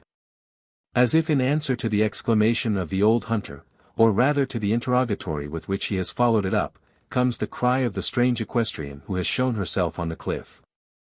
Los Indios. Los Indios. No one who has spent 3 days in southern Texas could mistake the meaning of that phrase, whatever his native tongue. It is the alarm cry which, for 300 years, has been heard along 3,000 miles of frontier, in 3 different languages, Les Indians. Los Indios. The Indians. Dull would be the ear, slow the intellect, that did not at once comprehend it, along with the sense of its associated danger. To those who hear it at the jacal it needs no translation. They know that she, who has given utterance to it, is pursued by Indians, as certain as if the fact had been announced in their own Saxon vernacular. They have scarce time to translate it into this, even in thought, when the same voice a second time salutes their ears, Tejano. Caballeros. Save me. Save me. Los Indios. I am chased by a troop. They are behind me, close, close.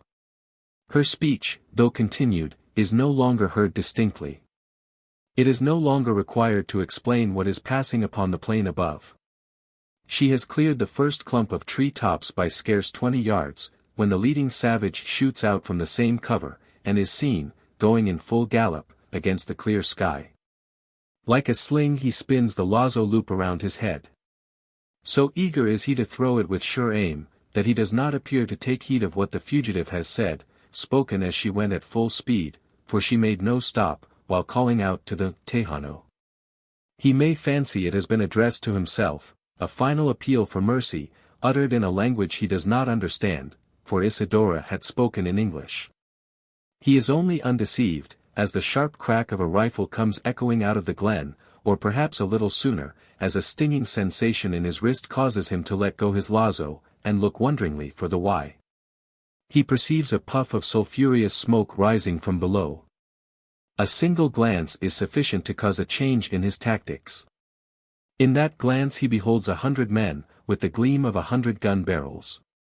His 3 followers see them at the same time, and as if moved by the same impulse, all 4 turn in their tracks, and gallop away from the cliff, quite as quickly as they have been approaching it. "'Ture a pity too," says Zeb Stump, proceeding to reload his rifle. "If 't hadn't been for the savon, I'd a let 'em come on down the gully. Ef we could a captured them, we mout a got somethin' out o' 'em consarnin' this queer case o' ourn. Thursday ain't the smell o' a chance now. It's clear they've goed off, and by the time we get up yender, they'll be hellered." The sight of the savages has produced another quick change in the tableau formed in front of the mustanger's hut, a change squally sudden in the thoughts of those who compose it. The majority who deemed Maurice Gerald a murderer has become transformed into a minority, while those who believed him innocent are now the men whose opinions are respected. Calhoun and his bullies are no longer masters of the situation. And on the motion of their chief the regulator jury is adjourned. The new program is cast in double-quick time. A score of words suffice to describe it. The accused is to be carried to the settlement, there to be tried according to the law of the land. And now for the Indians, whose opportune appearance has caused this sudden change, both of sentiment and design. Are they to be pursued? That of course. But when? Upon the instant? Prudence says, no. Only 4 have been seen. But these are not likely to be alone. They may be the rearguard of 400. "Let us wait till the woman comes down," counsels one of the timid. They have not followed her any farther. "I think I can hear her riding this way through the gully. Of course she knows it, as it was she who directed us." The suggestion appears sensible to most upon the ground. They are not cowards. Still there are but few of them, who have encountered the wild Indian in actual strife, and many only know his more debased brethren in the way of trade. The advice is adopted. They stand waiting for the approach of Isidora. All are now by their horses, and some have sought shelter among the trees. There are those who have an apprehension, that along with the Mexican, or close after her, may still come a troop of Comanches. A few are otherwise occupied, Zeb Stump among the number. He takes the gag from between the teeth of the respite prisoner, and unties the thongs hitherto holding him too fast. There is one who watches him with a strange interest, but takes no part in the proceeding. Her part has been already played, perhaps too prominently. She shuns the risk of appearing farther conspicuous. Where is the niece of Don Silvio Mortimez? She has not yet come upon the ground. The stroke of her horse's hoof is no longer heard. There has been time, more than time, for her to have reached the jacal. Her non-appearance creates surprise, apprehension, alarm. There are men there who admire the Mexican maiden, it is not strange they should, some who have seen her before, and some who never saw her until that day.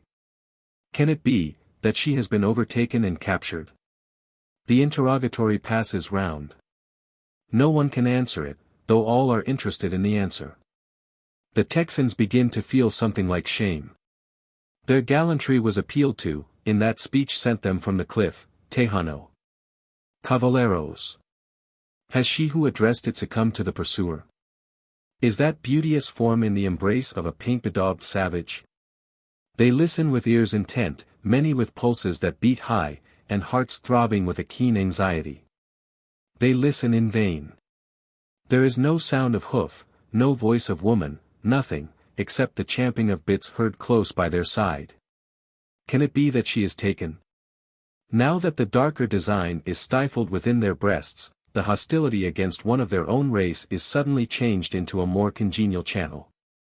Their vengeance, rekindled, burns fiercer than ever, since it is directed against the hereditary foe. The younger and more ardent, among whom are the admirers of the Mexican maiden, can bear the uncertainty no longer. They spring into their saddles, loudly declaring their determination to seek her, to save her, or perish in the attempt. Who is to gainsay them? Her pursuers, her captors perhaps, may be the very men they have been in search of, the murderers of Henry Poindexter. No one opposes their intent. They go off in search of Isidora, in pursuit of the prairie pirates. Those who remain are but few in number, though Zeb Stump is among them. The old hunter is silent, as to the expediency of pursuing the Indians. He keeps his thoughts to himself, his only seeming care is to look after the invalid prisoner, still unconscious, still guarded by the regulators. Zeb is not the only friend who remains true to the mustanger in his hour of distress. There are two others equally faithful. One a fair creature, who watches at a distance, carefully concealing the eager interest that consumes her. The other, a rude, almost ludicrous individual, who, close by his side, addresses the respite man as his master. The last is Philim, who has just descended from his perch among the parasites of an umbrageous oak, where he has for some time stayed, a silent spectator of all that has been transpiring. The change of situation has tempted him back to earth, and the performance of that duty for which he came across the Atlantic. No longer lies our scene upon the Alamo. In another hour the jacal is deserted, perhaps never more to extend its protecting roof over Maurice the mustanger. Chapter 68. The Disappointed Campaigners. The campaign against the Comanches proved one of the shortest, lasting only 3 or 4 days. It was discovered that these Ishmaelites of the West did not mean war, at least, on a grand scale.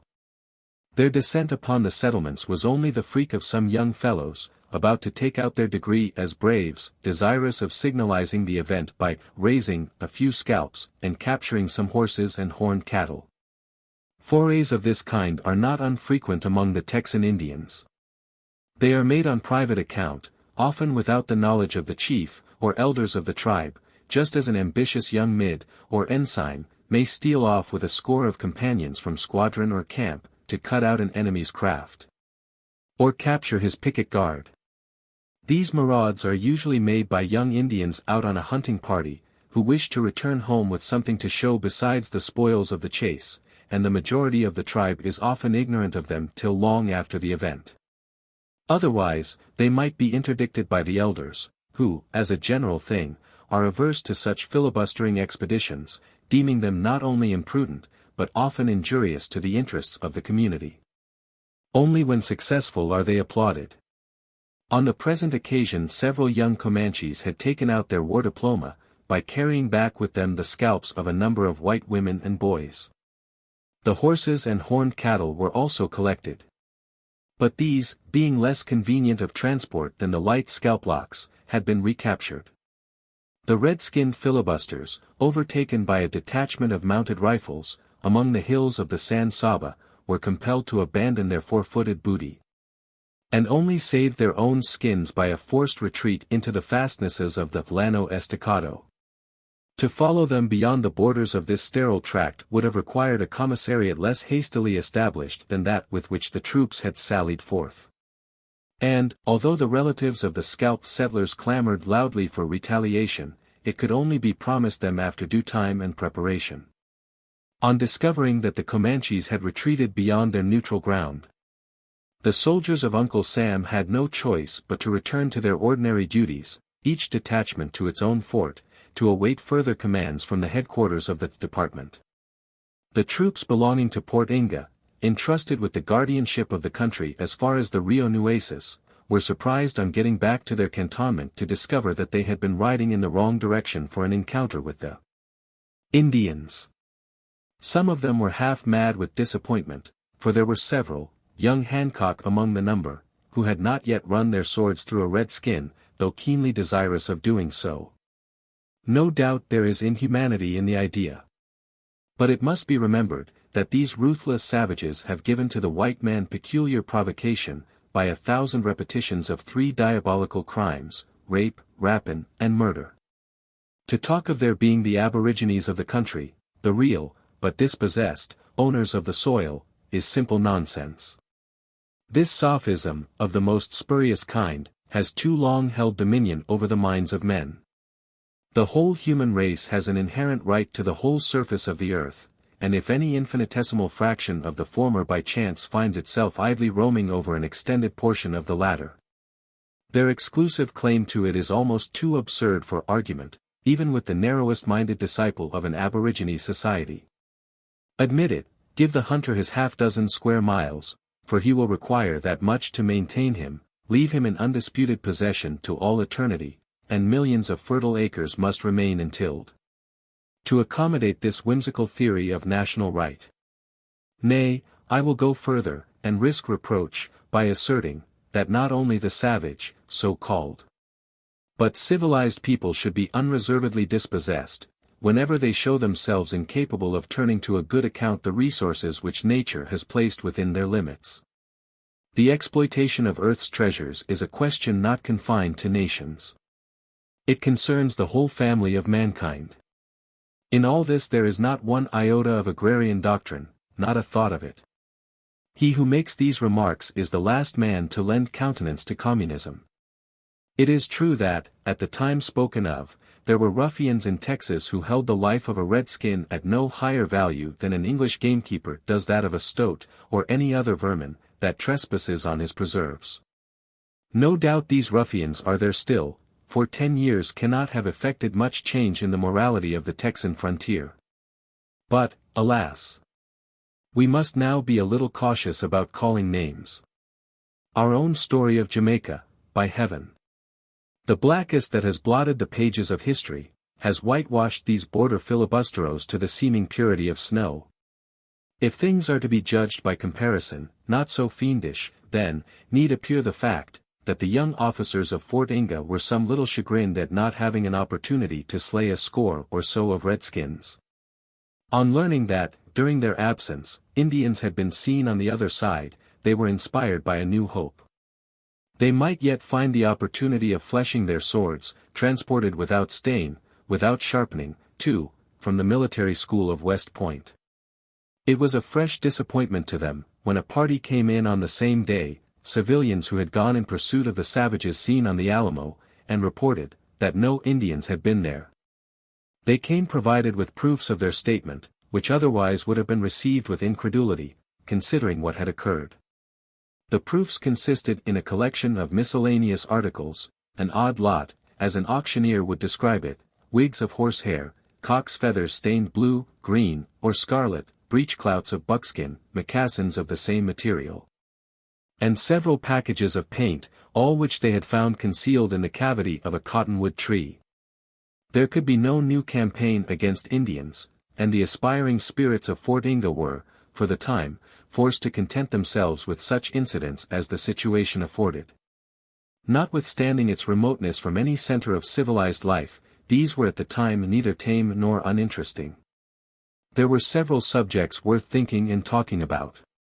There was the arrival, still of recent date, of the most beautiful woman ever seen upon the Alamo, the mysterious disappearance and supposed assassination of her brother, the yet more mysterious appearance of a horseman without a head, the trite story of a party of white men playing Indian, and last, though not of least interest, the news that the suspected murderer had been caught, and was now inside the walls of their own guardhouse, mad as a maniac. There were other tales told to the disappointed campaigners, of sufficient interest to hinder them from thinking, that at Fort Inga they had returned to dull quarters. The name of Isidora Covarubio de los Llanos, with her masculine, but magnificent, beauty, had become a theme of conversation, and something was also said, or surmised, about her connection with the mystery that occupied all minds. The details of the strange scenes upon the Alamo, the discovery of the mustanger upon his couch, the determination to hang him, the act delayed by the intervention of Louise Poindexter, the respite due to the courage of Zeb Stump, were all points of the most piquant interest, suggestive of the wildest conjectures.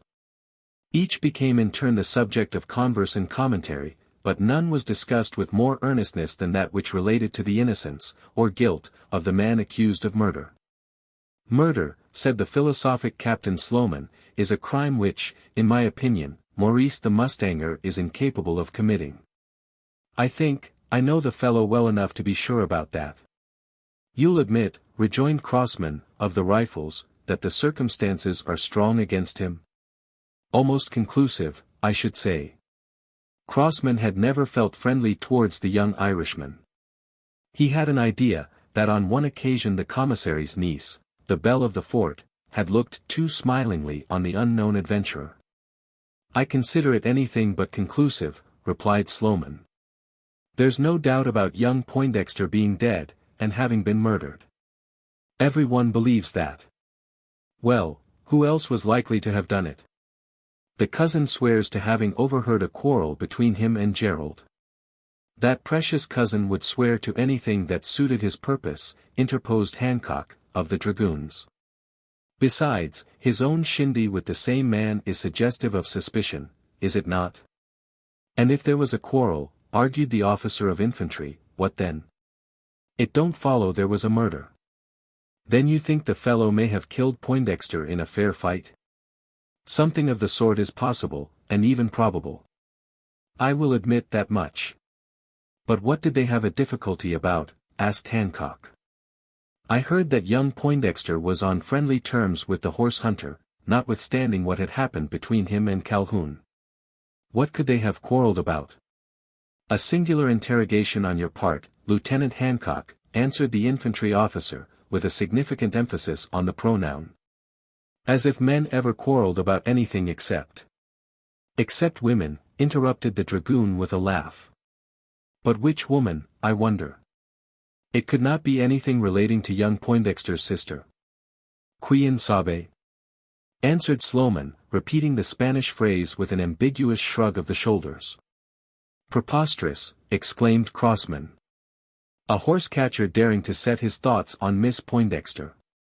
Preposterous. What a frightful aristocrat you are, Crossman. Don't you know that love is a natural democrat, and mocks your artificial ideas of distinction? I don't say that in this case there's been anything of the kind. Miss Poindexter's not the only woman that might have caused a quarrel between the two individuals in question. There are other damsels in the settlement worth getting angry about, to say nothing of our own fair following in the fort. And why not? Captain Sloman, petulantly interrupted the lieutenant of rifles. I must say that, for a man of your sense, you talk very inconsiderately. The ladies of the garrison ought to be grateful to you for the insinuation. What insinuation, sir? Do you suppose it likely that there's one of them would condescend to speak to the person you've named? Which? I've named two. You understand me well enough, Sloman, and I you.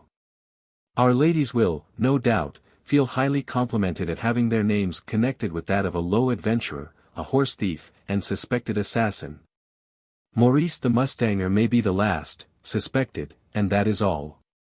He is neither of the two first, and as for our ladies being above speech with him, in that as in many other things, you may be mistaken, Mr. Crossman. I've seen more of this young Irishman than you, enough to satisfy me that, so far as breeding goes, he may compare notes with the best of us. Our grand dames needn't be scared at the thought of his acquaintance. And, since you have raised the question, I don't think they would shy from it, some of them at least, if it were offered them. It never has. So far as I have observed, the young fellow has behaved with a modesty that betokens the true gentleman. I have seen him in their presence more than once, and he has conducted himself towards them as if fully sensible of his position. For that matter, I don't think he cares a straw about one or other of them. Indeed. How fortunate for those, who might otherwise have been his rivals. Perhaps it is, quietly remarked the captain of infantry. Who knows? Asked Hancock, intentionally giving a turn to the ticklish conversation. Who knows but the cause of quarrel, if there's been one, might not be this splendid senorita so much talked about. I haven't seen her myself, but, by all accounts, she's just the sort to make two fellows as jealous as a pair of tiger cats. It might be, who knows, drawled Crossman, who found contentment in the thought that the handsome Irishman might have his amorous thoughts turned in any other direction than towards the commissary's quarters.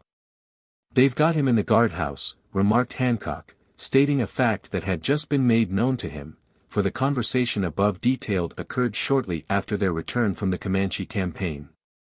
His droll devil of a serving man is along with him. What's more, the Major has just issued an order to double the guard. What does it mean, Captain Sloman, you who know so much of this fellow and his affairs? Surely there's no danger of his making an attempt to steal out of his prison. Not likely, replied the infantry officer, seeing that he hasn't the slightest idea that he's inside of one. I've just been to the guardhouse to have a look at him. He's mad as a March hare, and wouldn't know his own face in a looking-glass. Mad? In what way? Asked Hancock and the others, who were yet but half enlightened about the circumstances of the mustanger's capture. A brain fever upon him, delirious? Is that why the guards have been doubled? Devilish queer if it is. The Major himself must have gone mad. Maybe it's the suggestion, command I should rather say, of the Majoress. Ha! Ha! Ha! But what does it mean? Is the old mage really afraid of his getting out of the guardhouse? No, not that, I fancy. More likely an apprehension of somebody else getting into it. Ah! You mean, that? I mean that for Maurice the mustanger there's more safety inside than out. Some queer characters are about, and there's been talk of another Lynch trial. The regulators either repent of having allowed him a respite, or there's somebody hard at work in bringing about this state of public opinion. It's lucky for him that the old hunter has stood his friend, and it's but a continuation of his good luck that we've returned so opportunely. Another day, and we might have found the guardhouse empty, so far as its present occupants are concerned. Now, thank God, the poor fellow shall have a fair trial. When is it to take place? Whenever he has recovered his senses, sufficiently to know that he's being tried. It may be weeks before that. And it may be only days, hours. He don't appear to be very bad, that is, bodily. It's his mind that's out of order, more, perhaps, from some strange trouble that has come over him, than any serious hurt he has received. A day may make all the difference. And, from what I've just heard, the regulators will insist on his being tried as soon as he shows a return to consciousness. They say, they won't wait for him to recover from his wounds. Maybe he'll be able to tell a story that'll clear him. I hope so. This was said by Hancock. I doubt it, rejoined Crossman, with an incredulous shake of the head. Nous verrons. I'm sure of it, said Sloman. Nos veremos. He added, speaking in a tone that seemed founded less upon confidence than a wish that was father to the thought. Chapter 69. Mystery and Mourning. There is mourning in the mansion of Casa del Corvo, and mystery among the members of Woodley Poindexter's family. Though now only 3 in number, their intercourse is less frequent than before, and marked by a degree of reserve that must spring from some deep-seated cause. They meet only at the hour of meals, then conversing only on such topics as cannot well be shunned. There is ample explanation of the sorrow, and much of the solemnity. The death, no longer doubted, of an only son, an only brother, unexpected and still unexplained, should account for the melancholy mien both of father and daughter. It might also explain the shadow seated constantly on the brow of the cousin. But there is something beyond this. Each appears to act with an irksome restraint in the presence of the others, even during the rare occasions, on which it becomes necessary to converse on the family misfortune. Beside the sorrow common to all 3, they appear to have separate griefs that do not, and cannot, commingle. The once proud planter stays within doors, pacing from room to room, or around, the enclosed corridor, bending beneath a weight of woe, that has broken down his pride, and threatens to break his heart. Even strong paternal affection, cruelly bereaved, can scarce account for the groans, oft accompanied by muttered curses, that are heard to issue from his lips. Calhoun rides abroad as of yore, making his appearance only at the hours of eating and sleeping, and not regularly then. For a whole day, and part of a night, he has been absent from the place. No one knows where, no one has the right to inquire. Louise confines herself to her own room, though not continuously. There are times when she may be seen ascending to the Azadi, alone and in silent meditation. There, nearer to heaven, she seeks solace for the sorrows that have assailed her upon earth, the loss of a beloved brother, the fear of losing one far more beloved, though in a different sense, perhaps, a little also. The thought of a scandal already attaching to her name. Of these three sorrows the second is the strongest. The last but little troubles her, and the first, for a while keenly felt, is gradually growing calmer. But the second, the supreme pain of all, is but strengthened and intensified by time. She knows that Maurice Gerald is shut up within the walls of a prison, the strong walls of a military guardhouse. It is not their strength that dismays her. On the contrary, she has fears for their weakness. She has reasons for her apprehension. She has heard of the rumors that are abroad, rumors of sinister significance. She has heard talk of a second trial, under the presidency of Judge Lynch and his rude coadjutors, not the same Judge Lynch who officiated in the Alamo, nor all of the same jury, but a court still less scrupulous than that of the regulators. Composed of the ruffianism, that at any hour can be collected within the bounds of a border settlement, especially when proximate to a military post.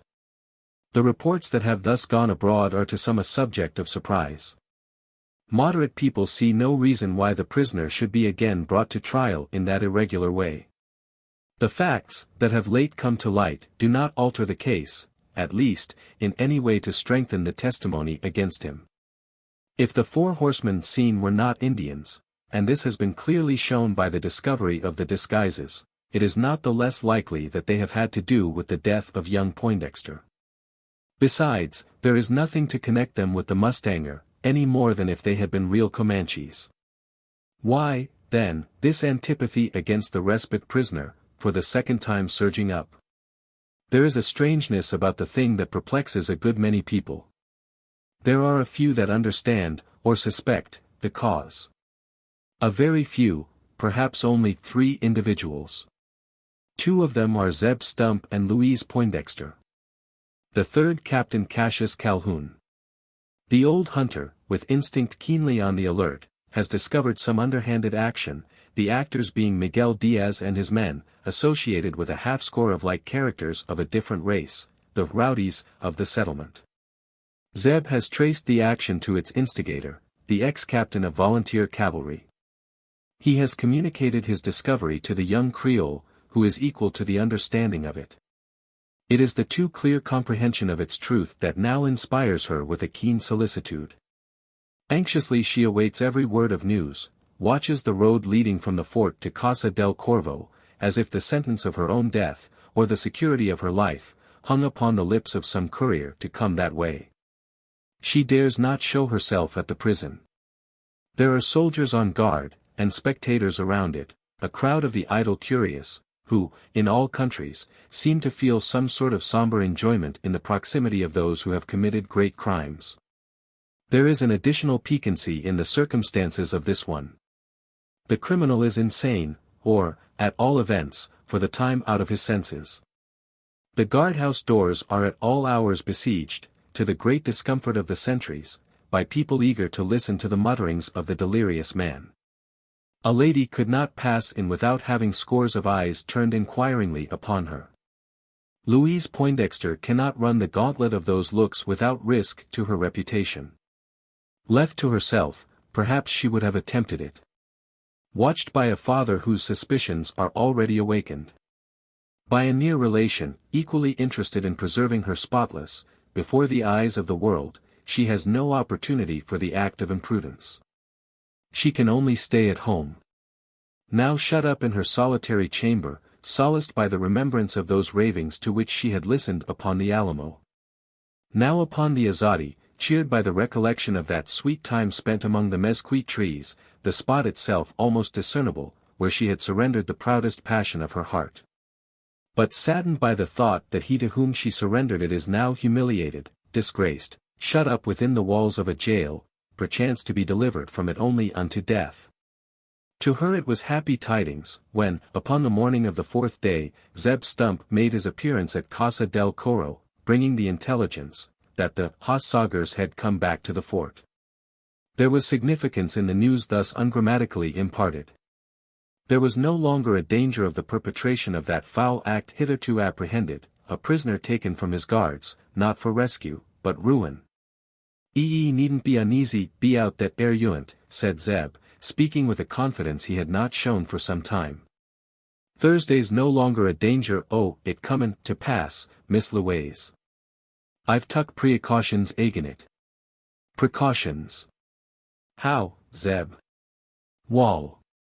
Fust place, I've seed the Major clost arter his comin' back, and jide him a bit my mind. I told him the whole story, as fur as I know it myself.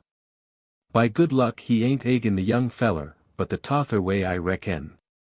Wall, I told him the goin's on the whole crew, Americans, Mexicans, and all them, not forgettin' that ugly Spaniard the name Dez, that's been one the sarciest the lot. The result's been that the Major Hez doubled the sentry's rune, the prison, and's goin' to keep doubled. I am so glad. You think there is no longer any fear from that quarter? If you mean the quarter Mr. Miguel Dez, I kin swore to it. Afore he thinks gettin' any bdy else out a prison, he's got to get hisself out." "What, Diaz in prison? How? When? Where?" "You've asked 3 separate questions, Miss Louise, all a heap. Wall, I reckon the convenientest way to answer be to take backwards. And fust as to the war. As to that, Thursday's but one prison in these parts, as ud be likely to hold him. That is the guardhouse at the fort. He's Thursday. Along with. I know who ye're goin' to name, the young feller. Jest so. They're in the same buildin', though not exactly in the same room. Thursday's a partition atween though for that matter they kin convarse, ef they're so inclined. Thursday's 3 others shet up along the Mexican, his own cussed comrades. The 3 have somethin' to talk be out 'mong themselves, I reckon. This is good news, Zeb. You told me yesterday that Diaz was active in gittin' hisself into a scrape, which he hev been successful in effectuatin'. He's got hisself into the jug, or somebody else hev did that business for him. But how, when, you've not told me. Jehoshaphat. Miss Louise. Give me a leetle time. I hain't drew breath yet, since I kim in. Your second question war when? It air easy answered. Be out a hour agone that varmint were trapped and locked up. I war at the shettin' the door a hint him, and come straight custard higher arter it war done. But you have not yet said why he is arrested. I hain't had a chance. It air a longish story, and take a leetle time in the tellin'. Will ye listen to it now, or arter? After what, Mr. Stump? Wall, Miss Louise, I only mean at arter, I get the ol' mare put up. She air standin' Thursday, as if she'd like to chaw a year corn, and somethin' to wet it down. Both she and me's been on a longish tramp afore we got back to the fort, which we did scace a hour ago. Pardon me, dear Mr. Stump, for not thinking of it. Pluto, take Mr. Stump's horse to the stable, and see that it is fed. Florinde. What will you eat, Mr. Stump? Wall, as for that, Miss Louise, thank ye all the same, but I ain't so partic'lar sharp set. I war only thinkin' the mar. For myself, I could go a couple hours longer ithout eatin', but ef Thursday's sec a thing as a smell Monongahela be out the place, it ud do this old carcage mine a power good. Monongahela? Plenty of it. Surely you will allow me to give you something better. Better, and Monongahela. Yes. Some sherry, champagne, brandy if you prefer it. Let them drink brandy as like it, and kin get it drinkable. Thursday may be some it good enough. An ef Thursday air, I'm sure it'll be found, in the house a paint dexter. I only knows the sort the sutler keeps up at the fort. Ef Thursday ever were a medicine, that's one. It ud rot the guts out a alligator. No, darn Thursday French liquors. And specially Thursday brandy.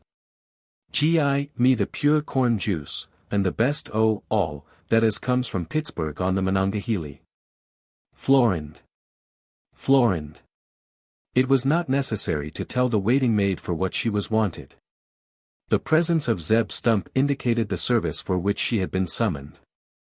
Without waiting to receive the order she went off, and the moment after returned, carrying a decanter half filled with what Zeb called the pure corn juice. But which was in reality the essence of rye, for from this grain is distilled the celebrated Monongahela. Zeb was not slow to refresh himself. A full third of the contents of the decanter were soon put out of sight, the other 2/3 remaining for future potations that might be required in the course of the narration upon which he was about to enter. Chapter 70. Go, Zeb, and God speed you. The old hunter never did things in a hurry. Even his style of drinking was not an exception, and although there was no time wasted, he quaffed the Monongahela in a formal leisurely manner. The Creole, impatient to hear what he had to relate, did not wait for him to resume speech. Tell me, dear Zeb, said she, after directing her maid to withdraw, why have they arrested this Mexican, Miguel Diaz I mean? I think I know something of the man. I have reasons. And you ain't the only person may hev reasons for knowin' him, Miss Louise. Your brother, but never mind, be out that, leastwise not now. What Zeb Stump do know, or strongly suspect, that this same mentioned Miguel Dez hev had somethin' to do why, you know what I'm referrin' to. Go on, Mr. Stump. Wall, the story this. Arter we kim from the Alamo Crick, the fellers that went in sarch them Injuns, found out they want Injuns at all. Ye hev hearn that yourself. From the fixins that war discovered in the holler tree, it clear that what we seed on the bluff war a party whites. I had a suspicion myself, soon as I seed them curds they'd left a hint in the shanty. It was the same, then, who visited the jacal at night, the same Fallon saw. Ne'er a doubt it. Them same Mexicans. What reason have you to think they were Mexicans? The best all reasons. I found out to be. Traced the whole kit to Thursday cash. The young Creole made no rejoinder. Zeb's story promised a revelation that might be favorable to her hopes. She stood resignedly waiting for him to continue. Ye see, the curds, and also some words, the which the Irish were able to sort pronounce, arter a Fosshun his own, told me they must have been the yeller-belly breed. And sartint, bout that much, I were able to gie a tolerable guess as to where they had kim from. I knowed enough the Mexicans these parts to think for as answered their description to a.t. As to the Injun duds, thar warn't nothin' in them to bamboozle me. Arter this, I could gone straight to the whole 4 fellers, and pint out for sartin. One for sure sartin. On him I'd made my mark. I were confident havin' did that. Your mark. How, Zeb? Ye remember the shot I fired from the door the shanty? Certainly. I did not see the Indians. I was under the trees at the time. I saw you discharge your rifle at something. Wall, Miss Louise. This higher coon don't often discharge that Thursday weapon ithout drawin' blood. I knowed I hut the skunk, but it wore rather fur for the carry the piece, and I reckon the ball wore a bit spent. For all that, I knowed it must a stung him. I seed him squirm to the shot, and I says to myself, if there ain't a hole through his hide somewhere, this coon won't mind changin' skins him. Wall, arter they kim home the story whites instead redskins, I had a tolerable clury day who the sham Injuns were, and coulda laid my claws on at any minute. But I didn't. And why not, Mr. Stump? Surely you haven't allowed them to get away. They might be the very men who are guilty of my poor brothers. That's just what this coon thort, and it war for that reason I let 'em slide. There war another reason besides. I didn't much like goin' fur from the port, lest somethin' ugly mout turn up in my absence. You understand? There war another reason still for not prospectin' arter them jest then. I wanted to make sure o' my game. And you have? Sure as shootin'. I guess Thursday wa'n't goin' to be any rain, and for Thursday were no immediate hurry as to what I intended doin'. So I waited till the sogers should get back, and I could safely leave him in the guardhouse. Soon as they kim in, I tuck the old marn rud out to the place where our fellers had struck upon the fixing. I easy found it by Thursday description. Wall. As they'd only got that greenhorn, Spangler, to guide 'em, I were putty sure the sign hadn't been more'n half read, and that I'd get somethin' out o' it, beside what they'd brought away. I wa'n't disappointed.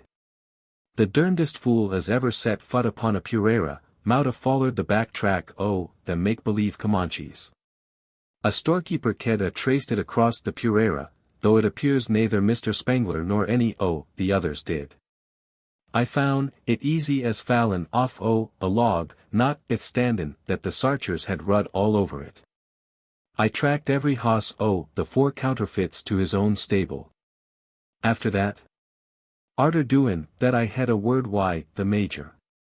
And in half an hour at the most the 4 beauties were safe shot up in the guardhouse, the chief o' bein' jugged fust, lest he mout get wind o' what we're goin' for'ard, and sneak out o' the way. I want fur astray be out Mr. Miguel Dez Barron, my mark. We found the tar o' a bullet through the fleshy part o' his dexter wing, and that explained why he were so quick at lettin' go his lariat. It was he, then. Mechanically remarked Louise, as she stood reflecting. Very strange, she continued, still muttering the words to herself. He it was I saw in the chapel glade. Yes, it must have been. And the woman, this Mexican, Isadora? Ah! There is some deep mystery in all this, some dark design. Who can unravel it? Tell me, dear Zeb, she asked, stepping closer to the old hunter, and speaking with a cartine degree of hesitancy. That woman, the Mexican lady I mean, who was out there? Do you know if she has often visited him? Him. Which him, Miss Louise? Mr. Gerald, I mean. She mout, and she moutn't, ithout my knowin' aither one or the tother. I ain't often Thursday myself. The place air out o' my usual huntin' ground, and I only go now and then for the sake o' a change. The crick's fust rate for both deer and gobbler. If ye ask my opinion, I'd say that air girl haven't never been Thursday afore. Leastwise, I hain't hearn o' it, and eft had been so, I reckon Irish feelum ud a had somethin' to say about it. Besides, I hev other reasons for thinkin' so. I've only hearn o' one o' the shemale sex be in, on a visit to that shanty. Who? Quickly interrogated the Creole, the instant after regretting that she had asked the question, the color coming to her cheeks, as she noticed the significant glance with which Zeb had accompanied his concluding remark. No matter, she continued, without waiting for the answer. So, Zeb, she went on, giving a quick turn to the conversation, you think that these men have had to do with that which is causing sorrow to all of us, these Mexicans? To tell ye the truth, Miss Louise, I don't know exactly what to think. It air the most mysteriousest consarn as ever kim to pass on these higher pureras. Sometimes I hev the idea that the Mexicans must a did it. While at others, I'm in the opposite way o' thinkin', and that somebody else hev had a han in the black business.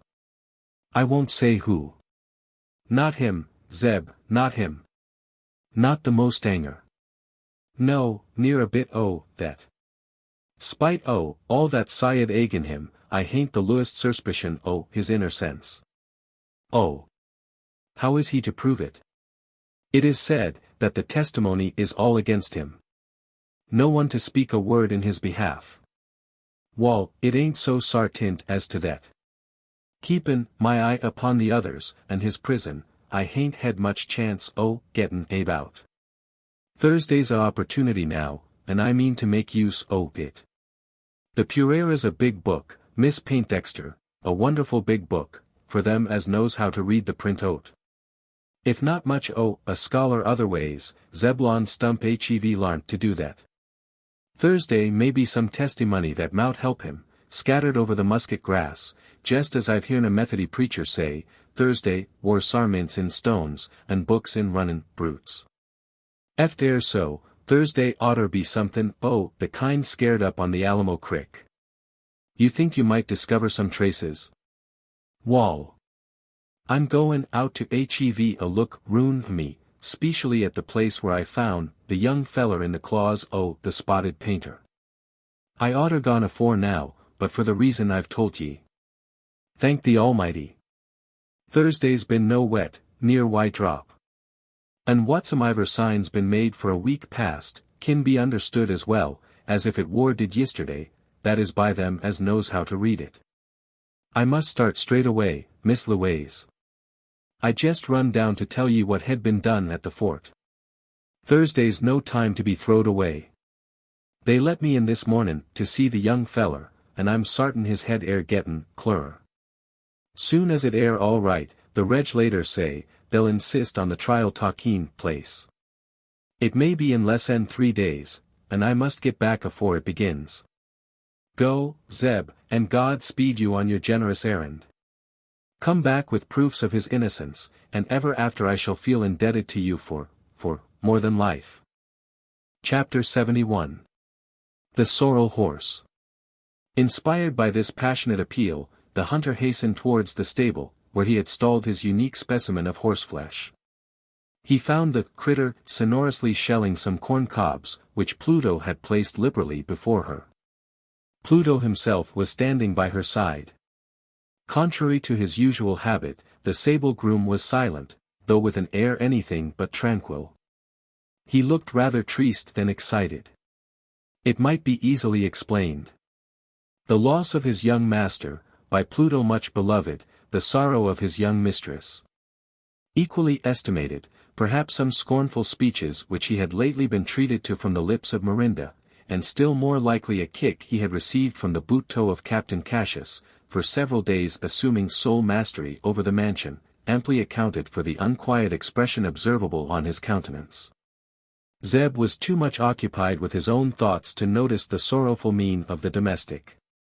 He was even in too great a hurry to let the old mare finish her meal of maize, which she stood greatly in need of.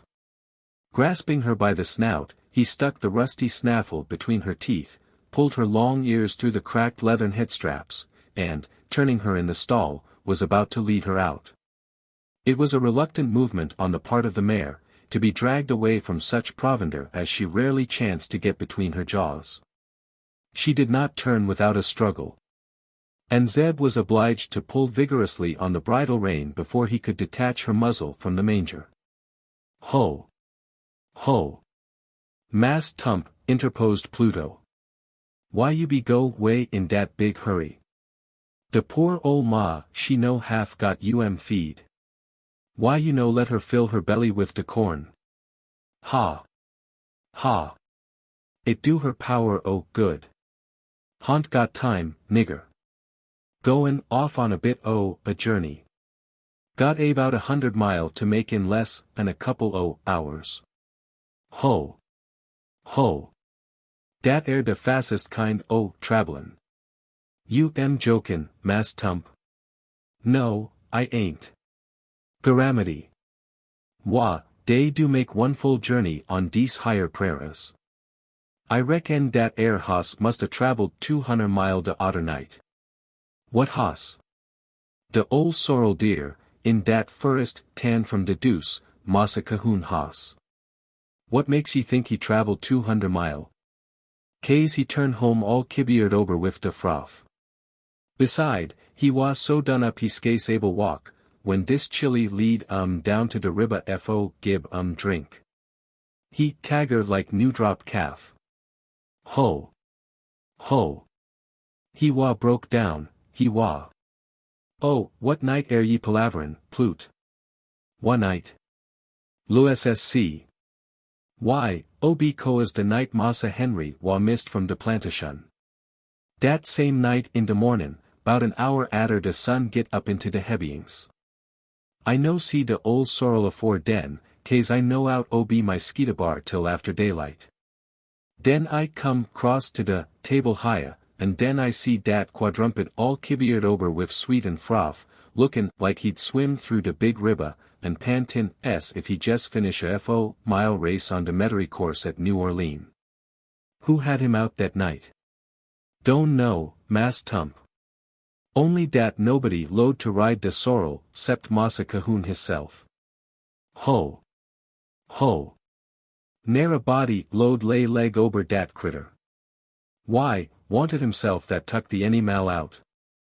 Don't know, Massa Tump, don't know de why nor de waffor. Dis chilly neither see de captain take out nor fotch in.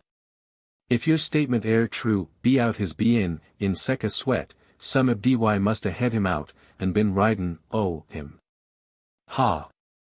Ha! Some of dy mus, dat am certing. Look higher, plute. Ye ain't a bad sort a darky, though your skin air a sut color. I reckon you're tellin' the truth, and ye don't know who rud out the sorrel that night. But who do ye think it wore? I'm only ashin, because, as ye know, Mr. Paintdexter air a friend mine, and I don't want his property to be abused, no more what belongs to Cap'n Calhoun. Some the field niggers, I reckon, hev stole the animal out the stable, and hev been ridin' it all ruined the country. That's it, ain't it? Well, no, Mass Tump. Dis chilly don't believe dat am it. De fiel hands not load inside higher. Dey darn't come into de table no how. 'Twant any nigger upon dis plantation as tooked out de sorrel dat night. Durn it, then, who coulda tuck him out? Maybe the overseer. War it him ye think? 'Twant him neither. Who then could it be? Unless it wore the owner the hoss hisself? If so, Thursday's an end it. He had the right to ride his critter wherever he pleased, and gallop it to hell ef that wore agreeable to him. It ain't no business mine. Ho! Ho! Nor mine, neither, Mass Tump. Wish I'd thought dat way dis mornin', dot. Why do ye wish that? What happened this mornin' to change your tune? Ho! What happened this mornin'? Dar happened to dis nigga a great misfortune. Ho! Ho! Berry great misfortune, dot. What wore it? Golly, Massa Tump, ISE got kicked, dis berry mornin', jes' 'bout an hour arter 12 o'clock in de day. Kicked? Dat I did shoe, all round de table. Oh! By the hosses. Which the brutes kicked ye? Ho! Ho! You mistaken. Not any be de hosses, but de massa be dem all, 'cept little Spotty de which he don't own. I wa kicked by Mass Cahoon. The hell ye were. For what reason? Ye must hev been misbehavin' yourself, nigger. Dis nigga want misbehavin', all. Not as he knows on. I only asked the captain what put the ol' sorrel in such a drayful condition dat ere night, and what make I'm be tired down. He say it not my business, and den he kick me, and den he lare at me with the cowhide, and den he threaten. And den he tell me, if I ebier peek bout dat same ting odder time, he give me 100 lashes be de wagon whip. He SWA, How he SWA? Dis chilly neba see Mass Cahoon so mad, neba, in all I'm life. But whar's he now? I don't see him now be out the premises, and I reckon he ain't rud out, seein' as the sorrel's higher. Golly, yes, Mass Tump, he jes' am rode out at dis time. He be late go berry much away from de house and tay long time. A hossback? Just so. He go on de steel gray. Ha, ha. He don't ride de sorrel much now. He hain't mount him once since de night de ol' hoss wa out, dat night we been peekin' 'bout. Maybe he tink he have enough hard ridin' den, and need long, pel res. Look ye higher, Plute, said Zeb, after standing silent for a second or two, apparently engaged in some abstruse calculation. Arter all, I reckon I'd better let the ol' mar hev another year or two o' the corn. She's got a long spell o' travellin' before her, and she mout break down on the journey. The more haste sometimes the wusser speed, and thurfer, I calkerlate, I'd better gie the critter her time. While she's munchin' a mouthful, I can't do the same myself. S'pose, then, you scoot across to the kitchen, and see ef Thursday ain't some chawin, stuffed Thursday, a bit o' cold meat and a pone o' cornbread ll do. Your young mistress wanted me to hev somethin' to eat, but I were skeert about delayin', and refused. Now, while I'm waitin' on the mar, I reckon I ked pick a bone, jest to pass the time. Sartin ye cud, Mass Tump. I go fotch him in de 100th part ob an instant. So saying the black-skinned Jehu started off across the patio, leaving Zeb Stump sole master of the stole. The air of indifference with which he had concluded his dialogue with Pluto disappeared, the moment the latter was outside the door. It had been altogether assumed, as was proved by the earnest attitude that instantly replaced it. Striding across the paved causeway, that separated the two rows of stalls, he entered that occupied by the sorrel. The animal shied off, and stood trembling against the wall, perhaps awed by the look of resolution with which the hunter had approached it. Stand still, ye brute, chided Zeb. I don't mean no harm to you, though, by your looks I reckon ye're as vicious as your master. Stand still, I say, and let's hev a look at your foot gear. So saying, he stooped forward, and made an attempt to lay hold of one of the forelegs. It was unsuccessful. The horse suddenly drew up his hoof, and commenced hammering the flags with it, snorting, as if in fear that some trick was about to be played upon him. Durn your ugly carcage, cried Zeb, angrily venting the words. Why don't ye stand still? Who's goin' to hurt ye? Come, old critter, he continued coaxingly, I only want to see how you've been shod. Again he attempted to lift the hoof, but was prevented by the restive behavior of the horse. Wall, this air a difficulty I didn't expect, muttered he, glancing round to see how it might be overcome. What's to be did? It'll never do to hev the nigger help me, nor yet see what I'm about, the which he will ef I don't get quick through why it. Doggone the hoss. How am I to get his feet up? For a short while he stood considering, his countenance showing a peevish impatience. Cuss the critter, he again exclaimed. I feel like knockin' him over where he stands. Ha! Now I hev it, if the nigger will only gie time. I hope the wench will keep him waitin'. Durn ye! I'll make ye stand still, or choke ye dead ef ye don't. Why, this ruin your jugular, I reckon ye won't be so skittish. While speaking he had lifted the trail rope from his own saddle. And, throwing its noose over the head of the sorrel, he shook it down till it encircled the animal's neck. Then hauling upon the other end, he drew it taut as a bowstring. The horse for a time kept starting about the stall, and snorting with rage. But his snorts were soon changed into a hissing sound, that with difficulty escaped through his nostrils, and his wrath resolved itself into terror. The rope tightly compressing his throat was the cause of the change. Zeb now approached him without fear, and, after making the slip fast, commenced lifting his feet one after the other, scrutinizing each, in great haste, but at the same time with sufficient care. He appeared to take note of the shape, the shoeing, the number and relative position of the nails, in short, everything that might suggest an idiosyncrasy, or assist in a future identification. On coming to the off hind foot, which he did last of the four, an exclamation escaped him that proclaimed some satisfactory surprise. It was caused by the sight of a broken shoe, nearly a quarter of which was missing from the hoof, the fracture having occurred at the second nail from the canker.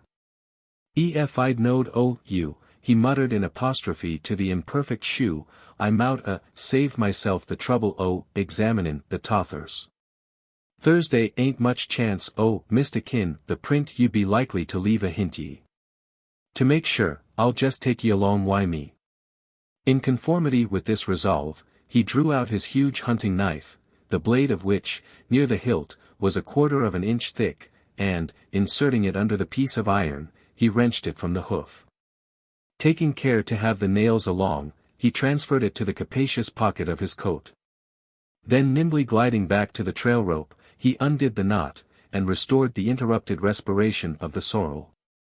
Pluto came in the moment after, bringing a plentiful supply of refreshments, including a tumbler of the Monongahela, and to these Zeb instantly applied himself, without saying a word about the interlude that had occurred during the darkey's absence. The latter, however, did not fail to perceive that the sorrel was out of sorts, for the animal, on finding itself released, stood shivering in the stall, gazing around in a sort of woebegone wonder after the rough treatment to which he had been submitted. "Garamity," exclaimed the black, "what am de matter with de ol' hoss? Ho! Ho! He look like he wa afeard you, Mass Tump." "Oh, yes," drawled Zeb, with seeming carelessness. "I reckon he air a bit afeard. He war makin' to get at my ol' mar, so I jied him a larrup or two the end my trail rope. That's what has rousted him." Pluto was perfectly satisfied with the explanation, and the subject was permitted to drop. "Look higher, Plute," said Zeb, starting another. "Who does the shoein' your cattle? Thar's some the hands air a smith, I reckon. Ho! Ho! Dat dear am. Yella Jake he do shoein'. What you ask, Mass Tump? Wall. I war thinkin' havin' a couple shoes put on the hind feet the mar. I reckon Jake ud do it for me. Ho! Ho! He do it with a thousan' welcome, dat he will, I shoe. Question is, can I spare the time to wait? How long do it take him to put on a couple? Lor, Mass Tamp, berry short while. Jake fustrate han lit de business. Everybody say so. He moutn't have the materials ready. It depends on whether he's been shoein' lately. How long's it since he shot any yourn? More'n a week I bleeb, Mass Zeb. Ho, ho. Do last war Miss a Louis Haas, the beautiful potty dar. But dat won't make no difference. I know he have de fixins already. I knows it, case he go for shoe de sorrel. De ol' hoss have one de hind shoe broke. He have it so de last 10 day, and Mass Cahoon, he gib orders for it be remove. Ho, ho. Dis berry mornin', I hear tell Jake. Arter all, rejoined Zeb, as if suddenly changing his mind, I moutn't hev the time to spare. I reckon I'll let the old critter do ithout till I come back. The tramp I'm goin' on, most part it, lies over grass purera, and won't hurt her. No, I haven't time, he added, after stepping outside and glancing up towards the sky. I must be off from higher in the shakin' a goat's tail. Now, old gal. You've got to stop your munchin' and take this bit iron atwixt your teeth. Open your corn trap for it. That's the putty pet. And so continuing to talk, now to Pluto, now to the mare, he once more adjusted the headstall, led the animal out, and, clambering into the saddle, rode thoughtfully away. Chapter 72. Zeb Stump on the Trail. After getting clear of the enclosures of Casa del Corvo, the hunter headed his animal upstream, in the direction of the port and town. It was the former he intended to reach, which he did in a ride of less than a quarter of an hour. Commonly it took him 3 to accomplish this distance. But on this occasion he was in an unusual state of excitement, and he made speed to correspond. The old mare could go fast enough when required, that is when Zeb required her, and he had a mode of quickening her speed, known only to himself, and only employed upon extraordinary occasions. It simply consisted in drawing the bowie knife from his belt, and inserting about an inch of its blade into the mare's hip, close to the termination of the spine. The effect was like magic, or, if you prefer the figure, electricity. So spurred, Zeb's critter could accomplish a mile in 3 minutes, and more than once had she been called upon to show this capability, when her owner was chased by Comanches. On the present occasion there was no necessity for such excessive speed, and the fort was reached after 15 minutes sharp trotting. On reaching it, Zeb slipped out of the saddle, and made his way to the quarters of the commandant. While the mare was left panting upon the parade ground, the old hunter had no difficulty in obtaining an interview with the military chief of Fort Inga. Looked upon by the officers as a sort of privileged character, he had the entree at all times, and could go in without countersign, or any of the other formalities usually demanded from a stranger. The sentry passed him, as a matter of course, the officer of the guard only exchanged with him a word of welcome, and the adjutant at once announced his name to the major commanding the cantonment.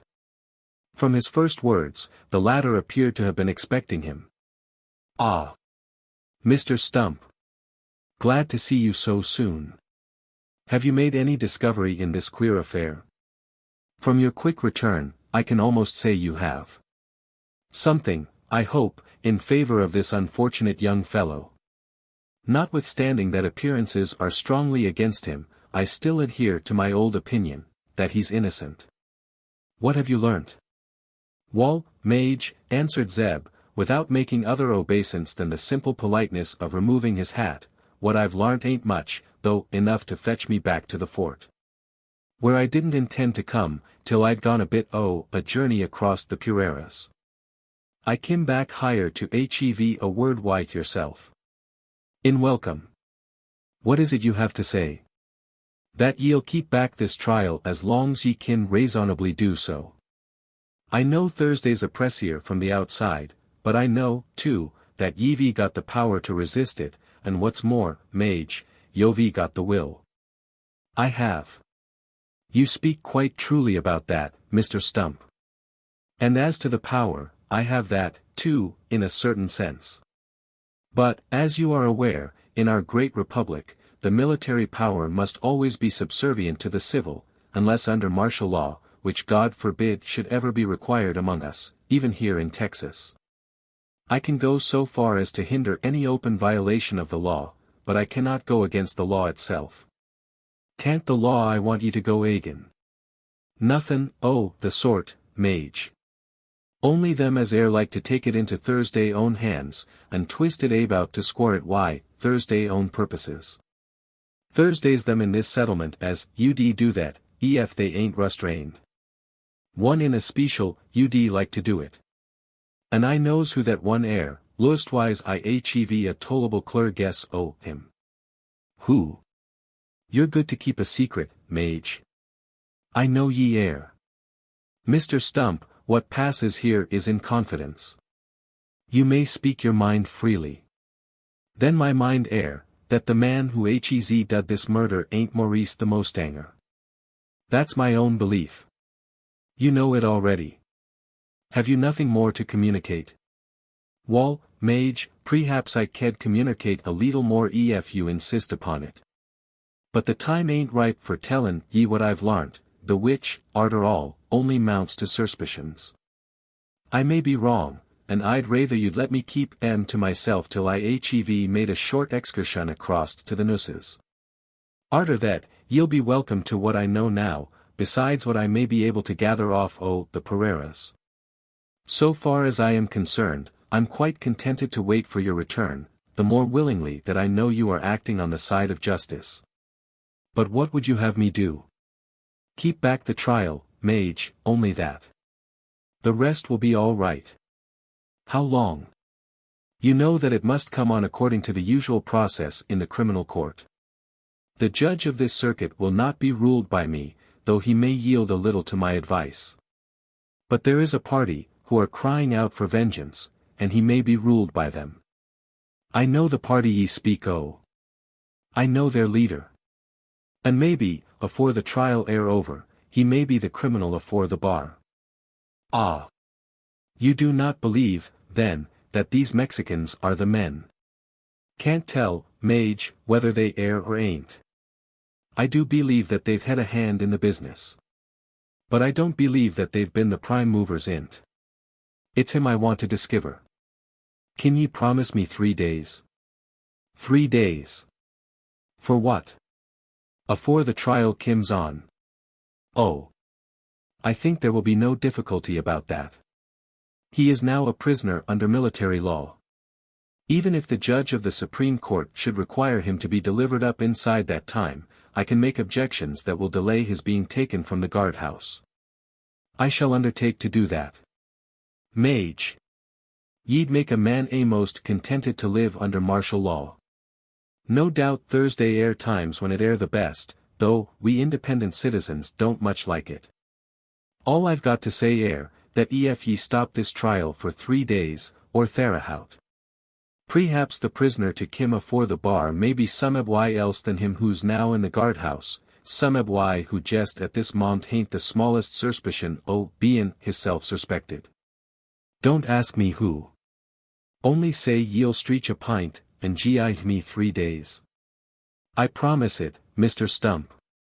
Though I may risk my commission as an officer in the American Army, I give you an officer's promise, that for 3 days Maurice the Mustanger shall not go out of my guardhouse. Innocent or guilty, for that time he shall be protected.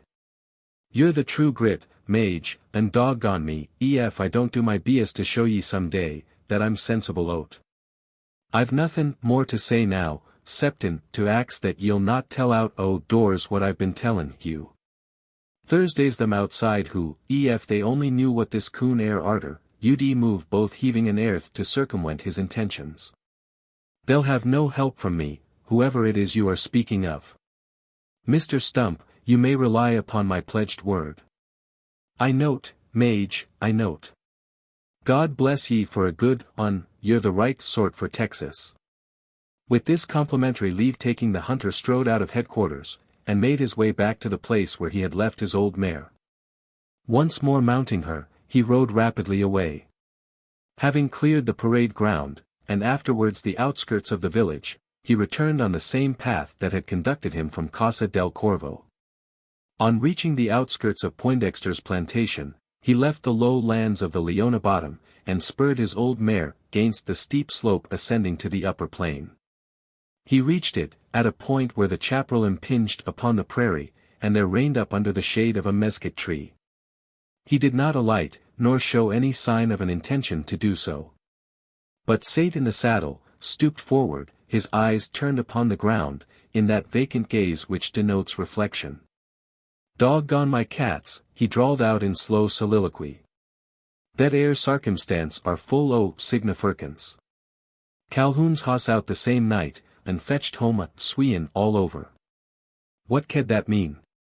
Dern me, if I don't suspect the foul play hev come from that quarter.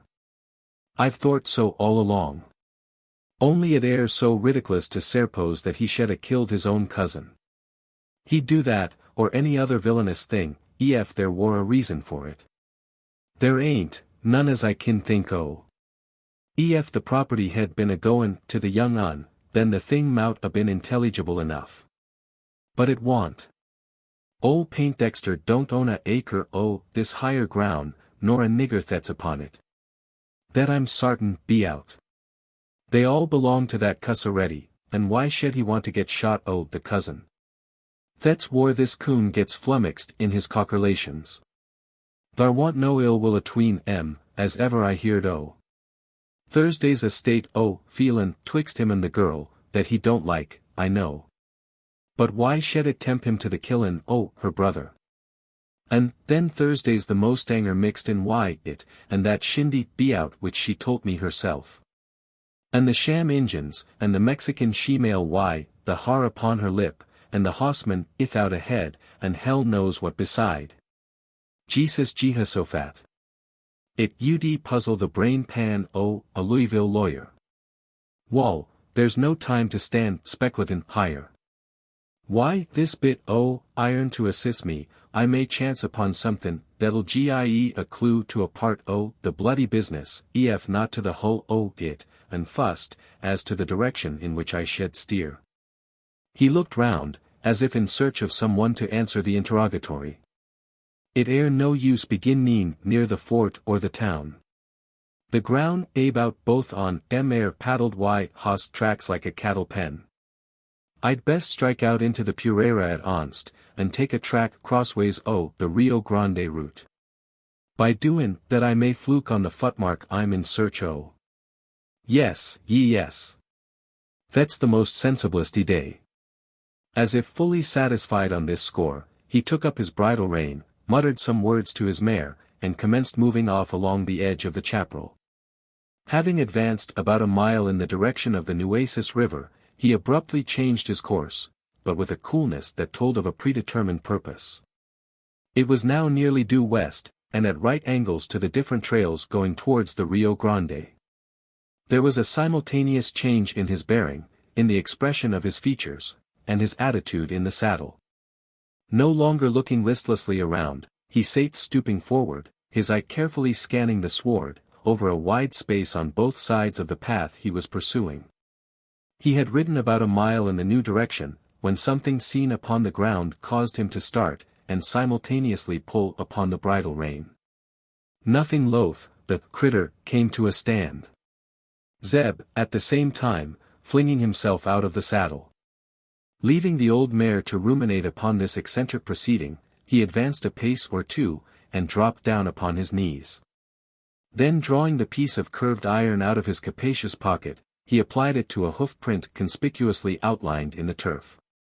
It fitted. Fits, he exclaimed, with a triumphant gesticulation, doggoned if it don't. Tight as the skin o' a tick, he continued, after adjusting the broken shoe to the imperfect hoof print, and taking it up again.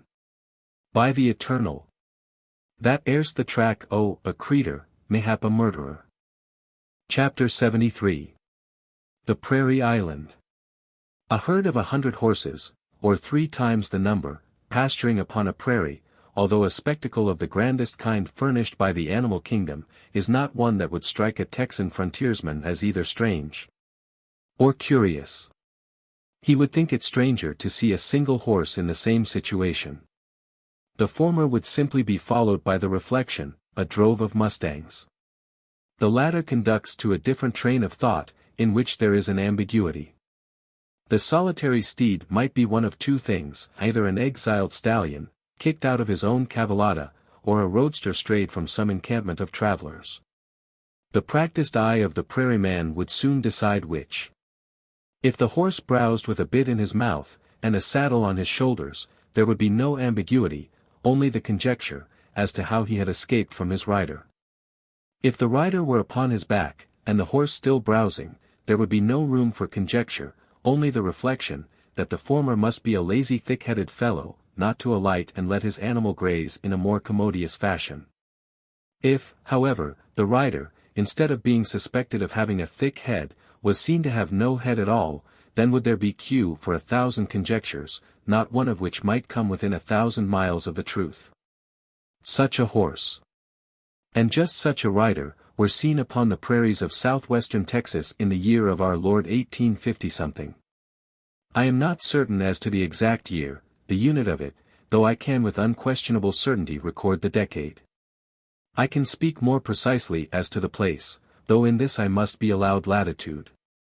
A circumference of 20 miles will include the different points where the spectral apparition made itself manifest to the eyes of men, both on prairie and in chaparral, in a district of country traversed by several northern tributaries of the Rio de Nueces, and some southern branches of the Rio Leona. It was seen not only by many people, but at many different times. First, by the searchers for Henry Poindexter and his supposed murderer; second, by the servant of Maurice the mustanger; thirdly, by Cassius Calhoun, on his midnight exploration of the chaparral; fourthly, by the sham Indians on that same night, and, fifthly, by Zeb Stump on the night following. But there were others who saw it elsewhere and on different occasions, hunters, herdsmen, and travelers, all alike awed, alike perplexed, by the apparition. It had become the talk not only of the Leona settlement, but of others more distant. Its fame already reached on one side to the Rio Grande, and on the other was rapidly extending to the Sabine. No one doubted that such a thing had been seen. To have done so would have been to ignore the evidence of 200 pairs of eyes, all belonging to men willing to make affidavit of the fact, for it could not be pronounced a fancy. No one denied that it had been seen. The only question was, how to account for a spectacle so peculiar, as to give the lie to all the known laws of creation. At least half a score of theories were started, more or less feasible, more or less absurd. Some called it an Indian dodge. Others believed it a lay figure, others that it was not that, but a real rider, only so disguised as to have his head under the serape that shrouded his shoulders, with perhaps a pair of eye-holes through which he could see to guide his horse. While not a few pertinaciously adhered to the conjecture, started at a very early period, that the Headless Horseman was Lucifer himself. In addition to the direct attempts at interpreting the abnormal phenomenon, there was a crowd of indirect conjectures relating to it. Some fancied that they could see the head, or the shape of it, down upon the breast, and under the blanket. Others affirmed to having actually seen it carried in the rider's hand. While others went still further, and alleged, that upon the head thus seen there was a hat, a black glazed sombrero of the Mexican sort, with a band of gold bullion above the brim. There were still further speculations, that related less to the apparition itself than to its connection with the other grand topic of the time, the murder of young Poindexter. Most people believed there was some connection between the two mysteries, though no one could explain it. He, whom everybody believed, could have thrown some light upon the subject, was still ridden by the nightmare of delirium. And for a whole week the guessing continued, during which the spectral rider was repeatedly seen. Now going at a quick gallop, now moving in slow, tranquil pace, across the treeless prairie, his horse at one time halted and vaguely gazing around him. At another with teeth to the ground, industriously cropping the sweet grama grass, that makes the pasturage of southwestern Texas, in my opinion, the finest in the world. Rejecting many tales told of the Headless Horseman, most of them too grotesque to be recorded, one truthful episode must needs be given, since it forms an essential chapter of this strange history.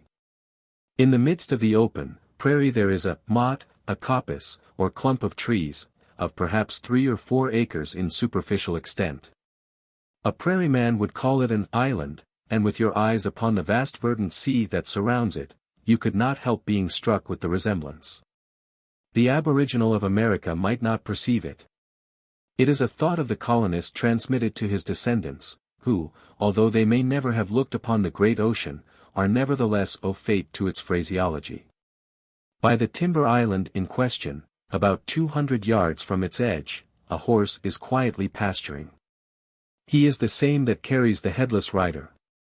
And this weird equestrian is still bestriding him, with but little appearance of change either in apparel or attitude, since first seen by the searchers. The striped blanket still hangs over his shoulders, cloaking the upper half of his person. While the armas d'agua, strapped over his limbs, cover them from thigh to spur, concealing all but their outlines.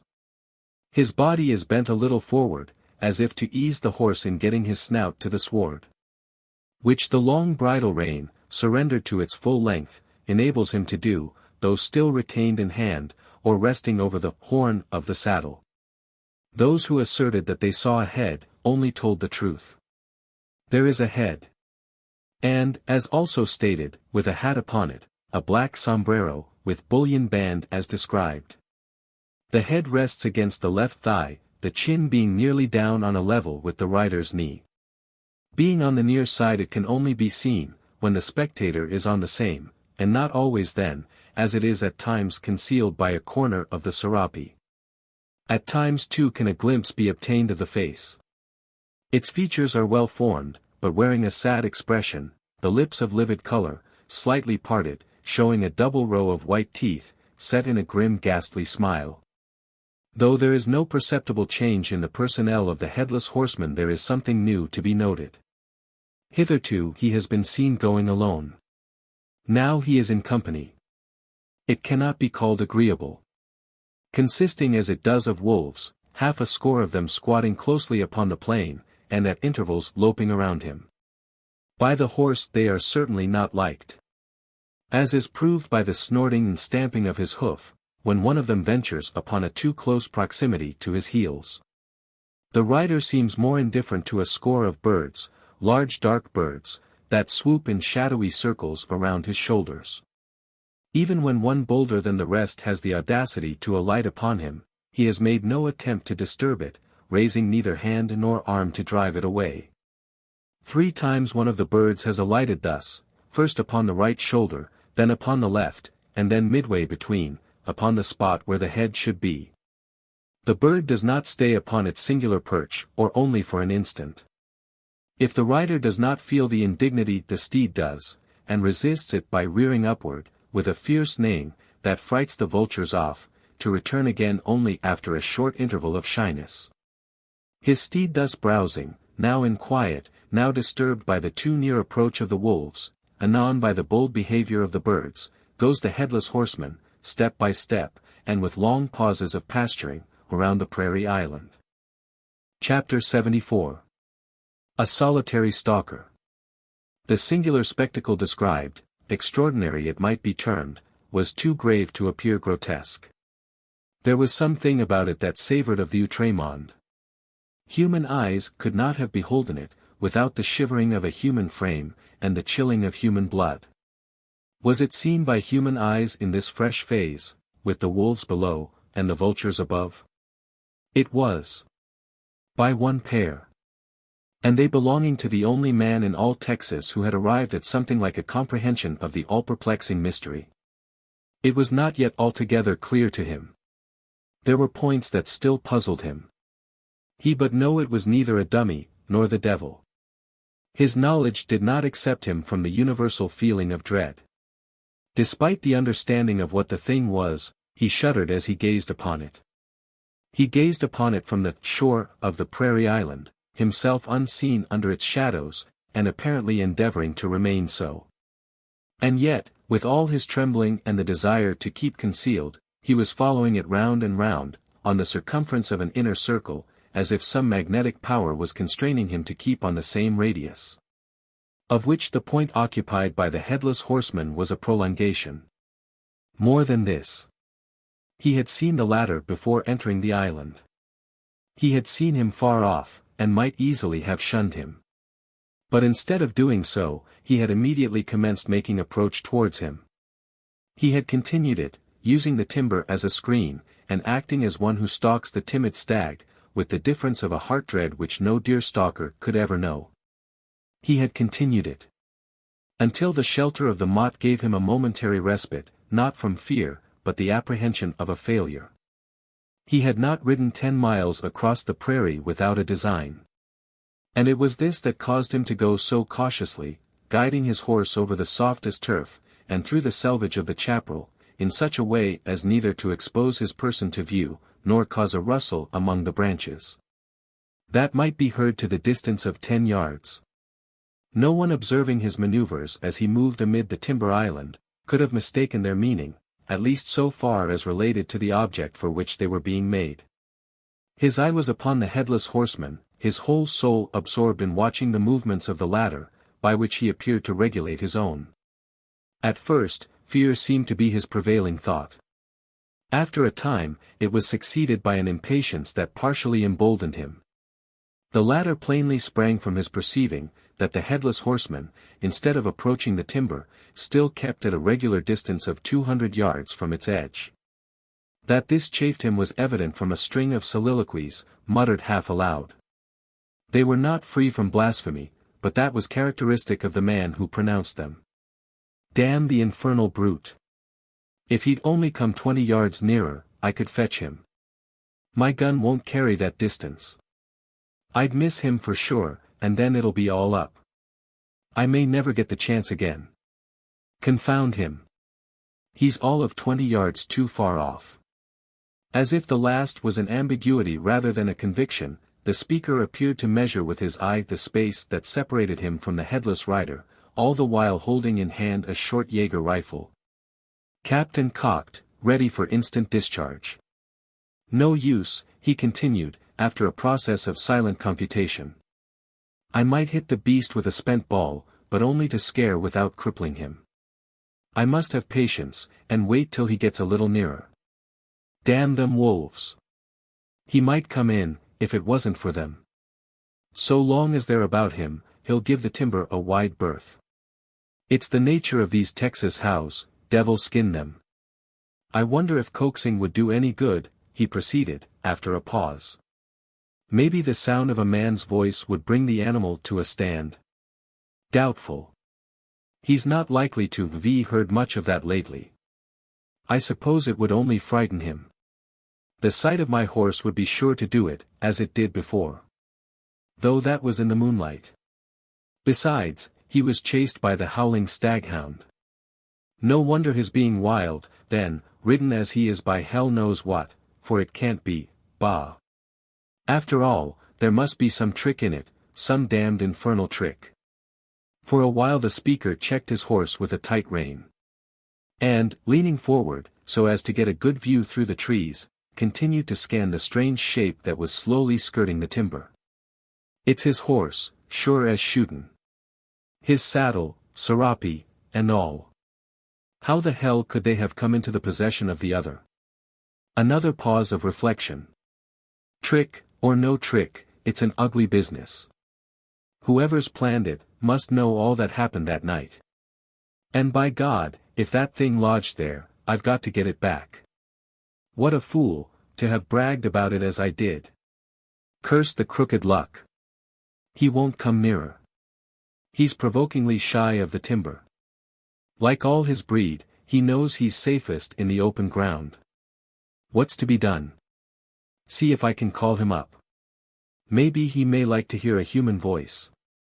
If it'll only fetch him 20 yards nearer, I'll be satisfied. Hanged if I don't try.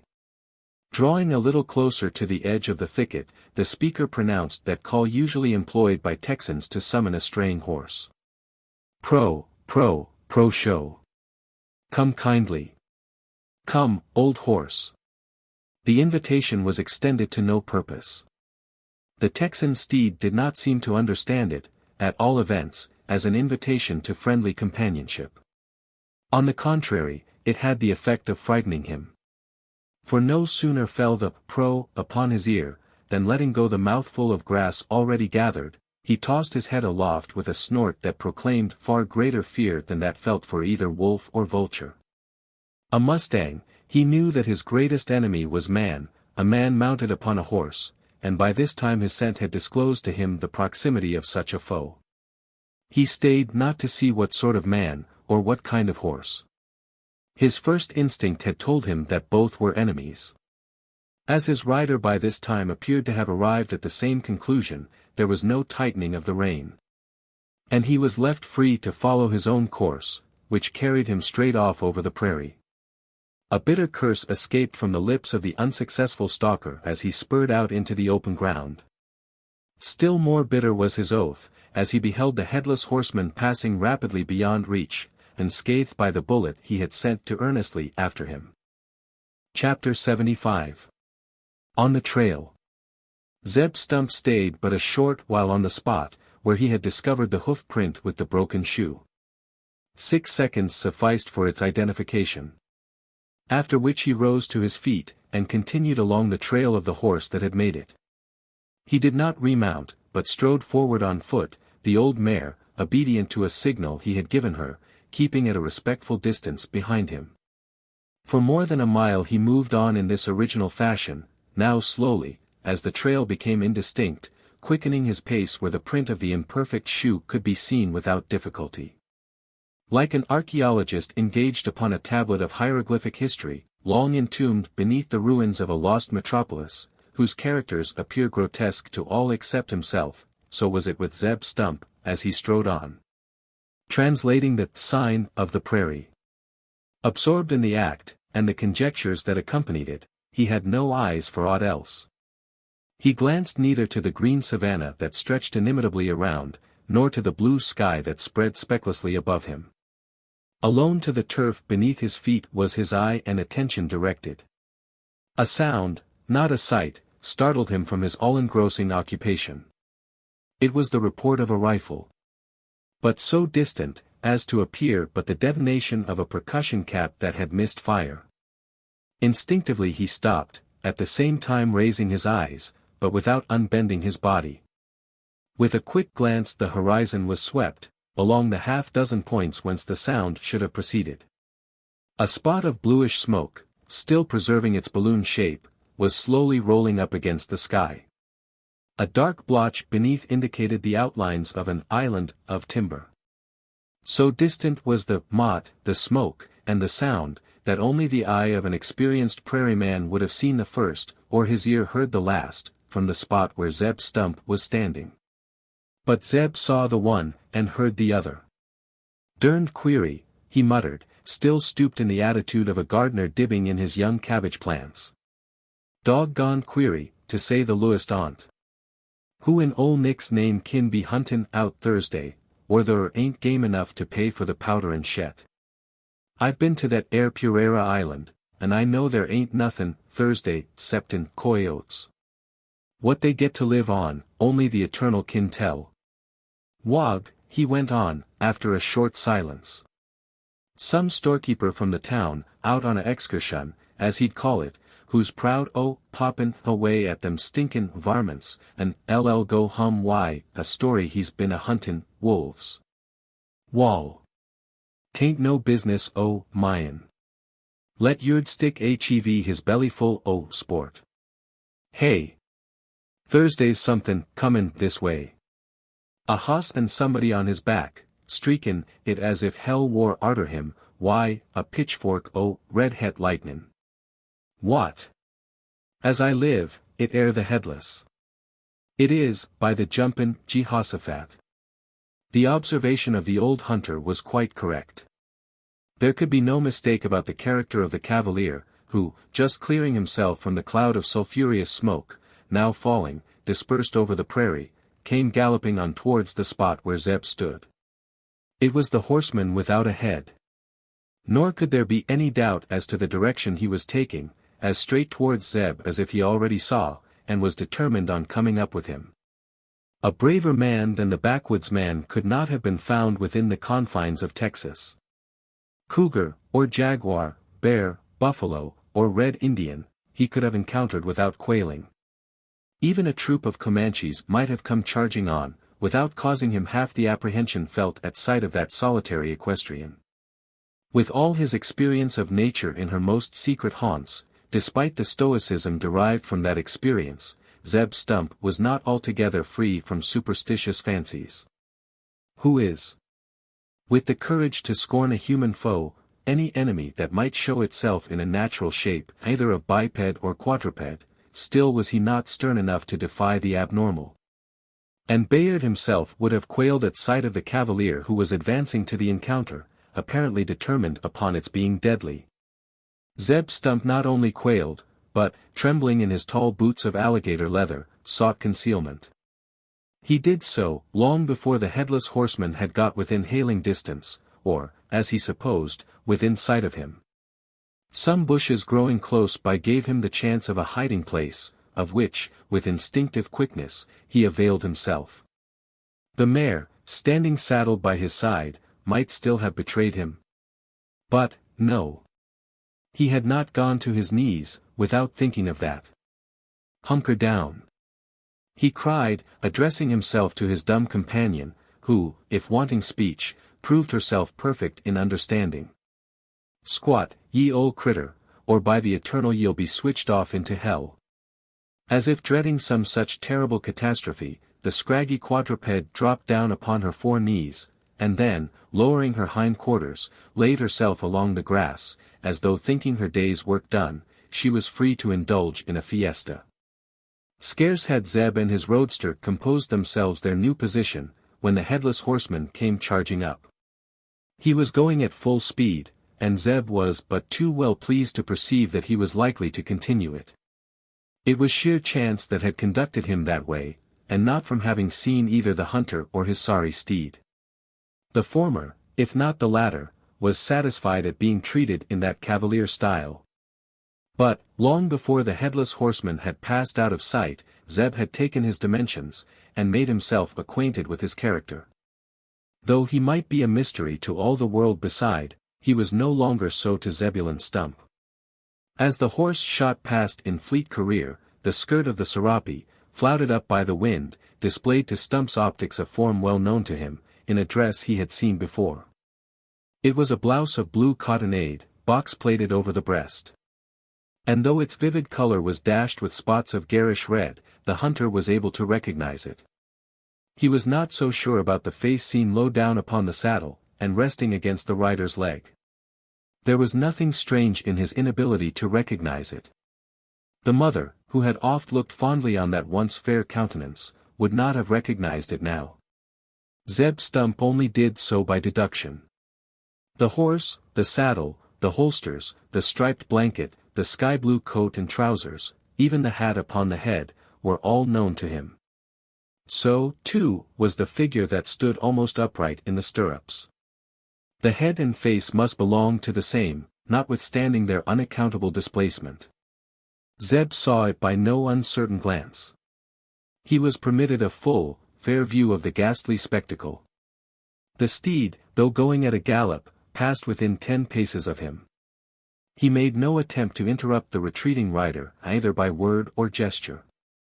Only, as the form became unmasked before his eyes, and its real meaning flashed across his mind, he muttered, in a slow, sad tone. "Jehoshaphat. It air true, then. Poor young feller, dead, dead." Chapter 76. Lost in the Chalk. Still continuing his fleet career, the Headless Horseman galloped on over the prairie, Zeb Stump following only with his eyes. And not until he had passed out of sight, behind some straggling groves of mesquite, did the backwoodsman abandon his kneeling position. Then only for a second or two did he stand erect, taking counsel with himself as to what course he should pursue. The episode, strange as unexpected, had caused some disarrangement in his ideas, and seemed to call for a change in his plans. Should he continue along the trail he was already deciphering, or forsake it for that of the steed that had just swept by? By keeping to the former, he might find out much, but by changing to the latter he might learn more. He might capture the Headless Horseman, and ascertain from him the why and wherefore of his wild wanderings. While thus absorbed, in considering what course he had best take, he had forgotten the puff of smoke, and the report heard far off over the prairie. Only for a moment, however. They were things to be remembered, and he soon remembered them. Turning his eyes to the quarter where the smoke had appeared, he saw that which caused him to squat down again, and place himself, with more empressement than ever, under cover of the mesquites. The old mare, relishing the recumbent attitude, had still kept to it, and there was no necessity for redisposing of her. What Zeb now saw was a man on horseback, a real horseman, with a head upon his shoulders. He was still a long way off. And it was not likely he had seen the tall form of the hunter, standing shored up among the bushes, much less the mare, lying beneath them. He showed no signs of having done so. On the contrary, he was sitting stooped in the saddle, his breast bent down to the pommel, and his eyes actively engaged in reading the ground, over which he was guiding his horse. There could be no difficulty in ascertaining his occupation. Zeb Stump guessed it at a glance. He was tracking the headless rider. "Ho, ho," muttered Zeb, on making this discovery, "I ain't the only one who's got a reason for solvin' this higher mystery. Who the hell kin he be? I shed jest like to know that." Zeb had not long to wait for the gratification of his wish. As the trail was fresh, the strange horseman could take it up at a trot, in which pace he was approaching. He was soon within identifying distance. "Gee, Jehoshaphat," muttered the backwoodsman, "I'm out and knowed it would be him, and ef I'm not mistook about it, higher's goin' to be a other chapter out o' the same book, a other link as LL help me to complete the chain o' evidence I'm in sarch for. Lay clost, ye critter. Ef ye make e'er a stir, even to the shakin' o' them long lugs o' horn, I'll cut your darned throat." The last speech was an apostrophe to the Tamar, after which Zeb waxed silent, with his head among the spray of the acacias, and his eyes peering through the branches in acute scrutiny of him who was coming along. This was a man, who, once seen, was not likely to be soon forgotten. Scarce 30 years old, he showed a countenance, scathed, less with care than the play of evil passions. But there was care upon it now, a care that seemed to speak of apprehension, keen, prolonged, yet looking forward with a hope of being relieved from it. Withal it was a handsome face, such as a gentleman need not have been ashamed of, but for that sinister expression that told of its belonging to a blackguard. The dress, but why need we describe it? The blue cloth frock of semi-military cut, the forage cap, the belt sustaining a bowie knife, with a brace of revolving pistols, all have been mentioned before as enveloping and equipping the person of Captain Cassius Calhoun. It was he. It was not the battery of small arms that kept Zeb Stump from showing himself. He had no dread of an encounter with the ex-officer of volunteers. Though he instinctively felt hostility, he had as yet given no reason to the latter for regarding him as an enemy. He remained in shadow, to have a better view of what was passing under the sunlight. Still closely scrutinizing the trail of the Headless Horseman, Calhoun trotted past. Still closely keeping among the acacias, Zeb Stump looked after, till the same grove, that had concealed the former, interposed its verdant veil between him and the ex-captain of cavalry. The backwoodsman's brain having become the recipient of new thoughts, required a fresh exercise of its ingenuity. If there was reason before for taking the trail of the Headless Horseman, it was redoubled now.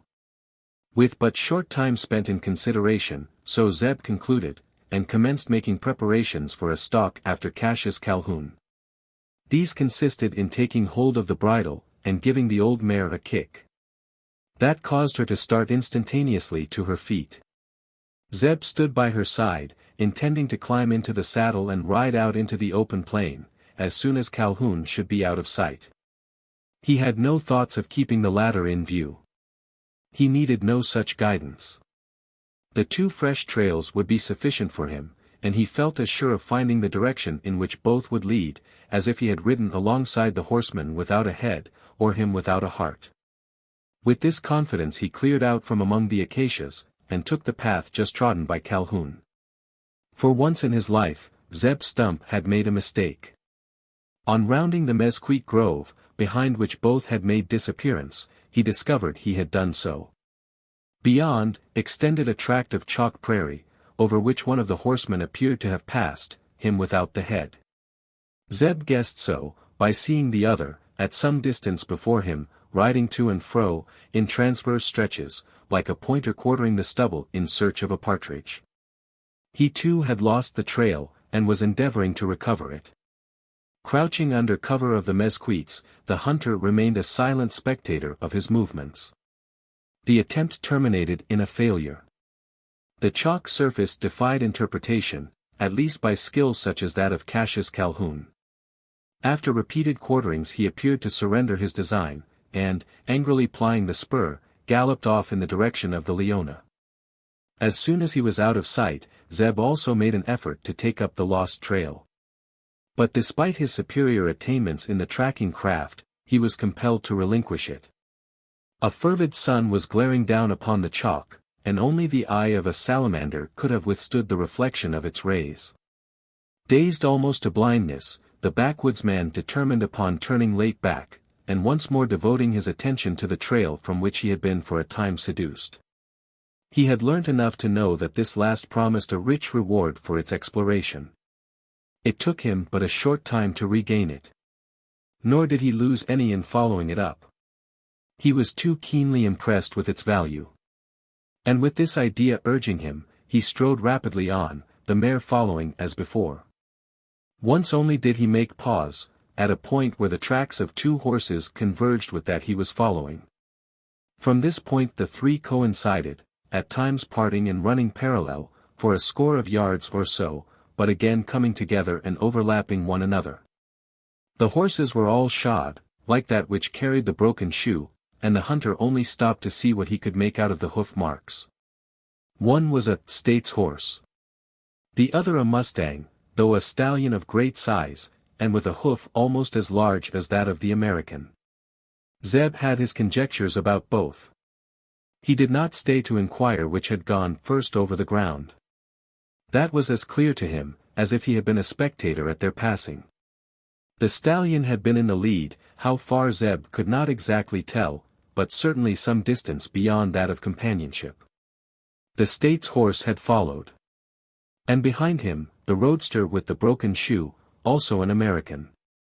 All three had gone over the same ground, at separate times, and each by himself. This Zeb Stump could tell with as much ease and certainty, as one might read the index of a dial, or thermometer. Whatever may have been in his thoughts, he said nothing, beyond giving utterance to the simple exclamation, "Good." And, with satisfaction stamped upon his features, he moved on, the old mare appearing to mock him by an imitative stride. "Higher they've separated," he said, once again coming to a stop, and regarding the ground at his feet. "The stallion and State's hoss hev goed thegither, that air they've tucked the same way. Broken shoe hev strayed in a different direction. Wonder now what that's for," he continued, after standing a while to consider. "Dern me if I ever seed sec perplexin' sign. It ud puzzle old Daniel Boone hisself. Which on them shed I faller fust? Ef I go arter the two I know where they'll lead. They're bound to kim up in that puddle o' blood. Let's track up Tother, and see whether he hev rud into the same proximity.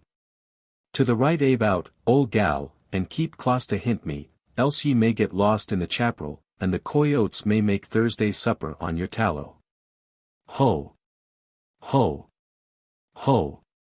With this apostrophe to his critter, ending in a laugh at the conceit of her tallow, the hunter turned off on the track of the third horse. It led him along the edge of an extended tract of chaparral, which, following all three, he had approached at a point well known to him, as to the reader, where it was parted by the open space already described. The new trail skirted the timber only for a short distance. 200 yards from the embouchure of the avenue, it ran into it, and 50 paces further on Zeb came to a spot where the horse had stood tied to a tree. Zeb saw that the animal had proceeded no further, for there was another set of tracks showing where it had returned to the prairie, though not by the same path. The rider had gone beyond. The footmarks of a man could be seen beyond, in the mud of a half-dry arroyo, beside which the horse had been hitched. Leaving his critter to occupy the stall where Broken Shoe had for some time fretted himself, the old hunter glided off upon the footmarks of the dismounted rider. He soon discovered two sets of them, one going, another coming back. He followed the former. He was not surprised at their bringing him out into the avenue, close to the pool of blood, by the coyotes long since licked dry. He might have traced them right up to it, but for the hundreds of horse tracks that had trodden the ground like a sheep pen. But before going so far, he was stayed by the discovery of some fresh sign, too interesting to be carelessly examined. In a place where the underwood grew thick, he came upon a spot where a man had remained for some time.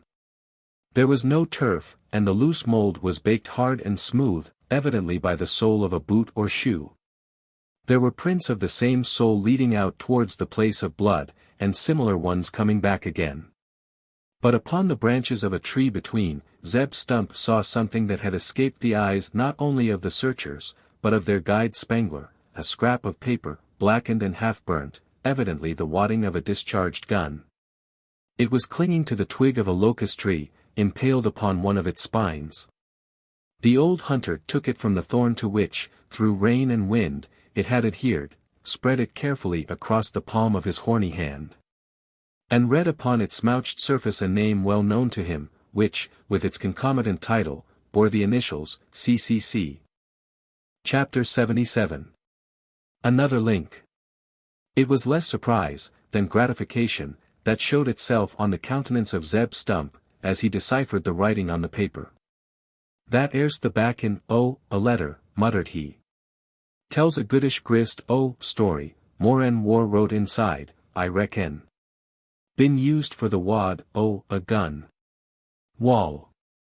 Serve as the cuss right, for ram in, down a rifle ball y, a patch and scurvy paper, I stead the proper and bestest thing, which air a bit greased buckskin. The writin' air in a she-male hand, he continued, looking anew at the piece of paper. Don't signify for that. It's been sent to him all the same, and he's headed in Persian.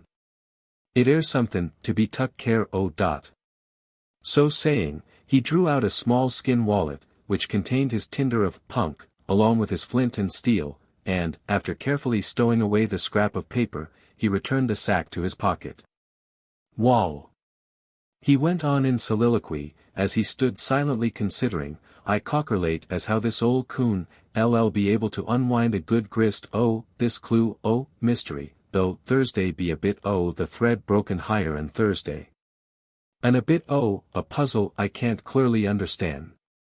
The man who hev been murdered, whosomdiver he may be, wore out Thursday by that puddle blood, and the man as did the deed, whosomdiver he be, wore a standing behint this locust tree.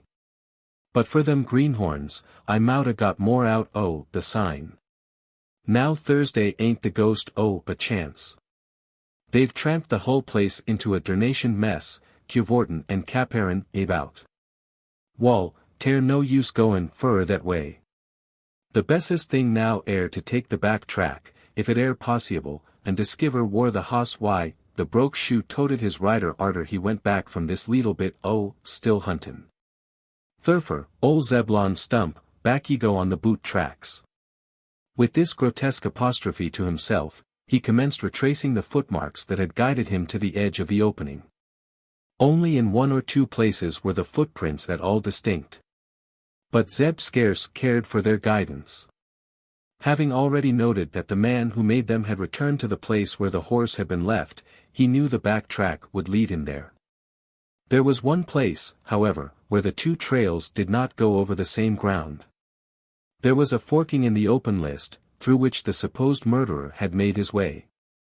It was caused by an obstruction, a patch of impenetrable thicket. They met again, but not till that on which the hunter was returning straggled off into an open glade of considerable size. Having become satisfied of this, Zeb looked around into the glade, for a time forsaking the footsteps of the pedestrian.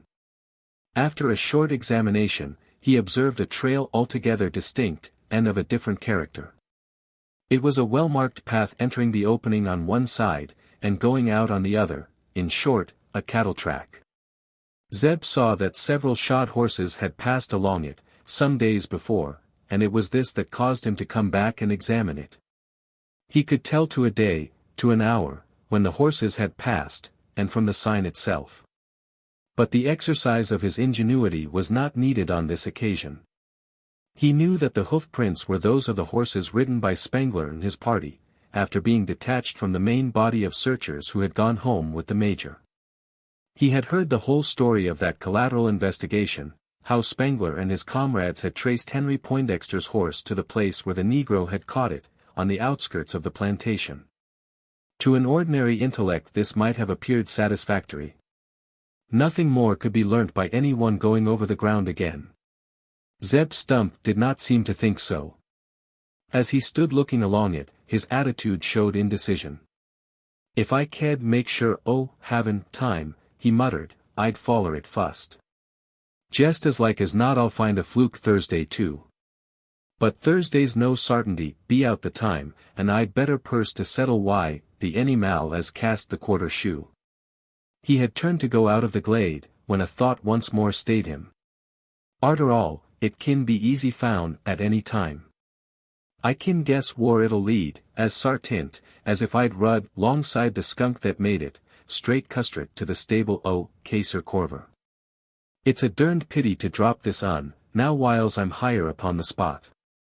It'll gie me the makin' another 10-mile journey, and Thursday mount be time. Doggoned ef I don't try a leetle way along it. The ol' mar kin wait till I come back. Bracing himself for a new investigation, he started off upon the cattle track, trodden by the horses of Spengler and his party. To the hoof marks of these he paid but slight attention, at times, none whatever. His eye only sought those of Henry Poindexter's horse. Though the others were of an after time, and often destroyed the traces he was most anxious to examine, he had no difficulty in identifying the latter. As he would have himself said, any greenhorn could do that. The young planter's horse had gone over the ground at a gallop. The trackers had ridden slowly. As far as Zeb Stump could perceive, the latter had made neither halt nor deviation. The former had. It was about 3/4 of a mile from the edge of the venue. It was not a halt the galloping horse had made, but only a slight departure from his direct course. As if something he had seen, wolf, jaguar, cougar, or other beast of prey, had caused him to shy. Beyond he had continued his career, rapid and reckless as ever. Beyond the party along with Spangler had proceeded, without staying to inquire why the horse had shied from his track. Zeb Stump was more inquisitive, and paused upon this spot. It was a sterile tract, without herbage, and covered with shingle and sand. A huge tree overshadowed it, with limbs extending horizontally. One of these ran transversely to the path over which the horses had passed, so low that a horseman, to shun contact with it, would have to lower his head. At this branch Zeb Stump stood gazing. He observed an abrasion upon the bark. That, though very slight, must have been caused by contact with some substance, as hard, if not sounder, than itself. That's been done by the skull o' a human critter, reasoned he, a human critter, that must have been on the back o' a hoss, this side the branch, and off on the t'other. No livin' man ked a stud sec a collision as that, and kep his seat the settle. Hurrah! He triumphantly exclaimed, after a cursory examination of the ground underneath the tree. I thought so. Thursday's the impression o' the throwed rider. And Thursday's war he hez creeped away. Now I've got a explication o' that big bump as hez been puzzlin' me. I knowed it want did by the claws o' any varmint, and it didn't look like the blow aether o' a stone or a stick. That air's the stick that hez in it. With an elastic step, his countenance radiant of triumph, the old hunter strode away from the tree, no longer upon the cattle path, but that taken by the man who had been so violently dismounted. To one unaccustomed to the chaparral, he might have appeared going without a guide, and upon a path never before pressed by human foot. A portion of it perhaps had not. But Zeb was conducted by signs which, although obscure to the ordinary eye, were to him intelligible as the painted lettering upon a finger-post. The branch contorted to afford passage for a human form, the displaced tendrils of a creeping plant, the scratched surface of the earth, all told that a man had passed that way. The sign signified more, that the man was disabled, had been crawling, a cripple. Zeb Stump continued on, till he had traced this cripple to the banks of a running stream. It was not necessary for him to go further. He had made one more splice of the broken thread. Another, and his clue would be complete. Chapter 78. A horse swap. With an oath, a sullen look, and a brow black as disappointment could make it, Calhoun turned away from the edge of the chalk prairie, where he had lost the traces of the Headless Horseman. No use following further. No knowing where he's gone now. No hope of finding him except by a fluke. If I go back to the creek I might see him again, but unless I get within range, it'll end as it's done before. The Mustang stallion won't let me come near him, as if the brute knows what I'm wanting. He's even cunninger than the wild sort, trained to it, I suppose, by the mustanger himself. One fair shot, if I could only get that, I'd settle his courses. There appears no chance of stealing upon him, and as to riding him down, it can't be done with a slow mule like this. The sorrel's not much better as to speed, though he beats this brute in bottom. I'll try him tomorrow, with the new shoe. If I could only get hold of something that's fast enough to overtake the Mustang. I'd put down handsomely for a horse that could do it. There must be one of the sort in the settlement. I'll see when I get back. If there be, a couple of hundred, or 3, won't hinder me from having him. After he had made these mutterings Calhoun rode away from the chalk prairie, his dark countenance strangely contrasting with its snowy sheen. He went at a rapid rate. Not sparing his horse, already jaded with a protracted journey, as could be told by his sweating coat, and the clots of half-coagulated blood, where the spur had been freely plied upon his flanks. Fresh drops soon appeared as he cantered somewhat heavily on, his head set for the hacienda of Casa del Corvo. In less than an hour after, his rider was guiding him among the mesquites that skirted the plantation. It was a path known to Calhoun. He had ridden over it before, though not upon the same horse. On crossing the bed of an arroyo, dry from a long continuance of drought, he was startled at beholding in the mud the tracks of another horse.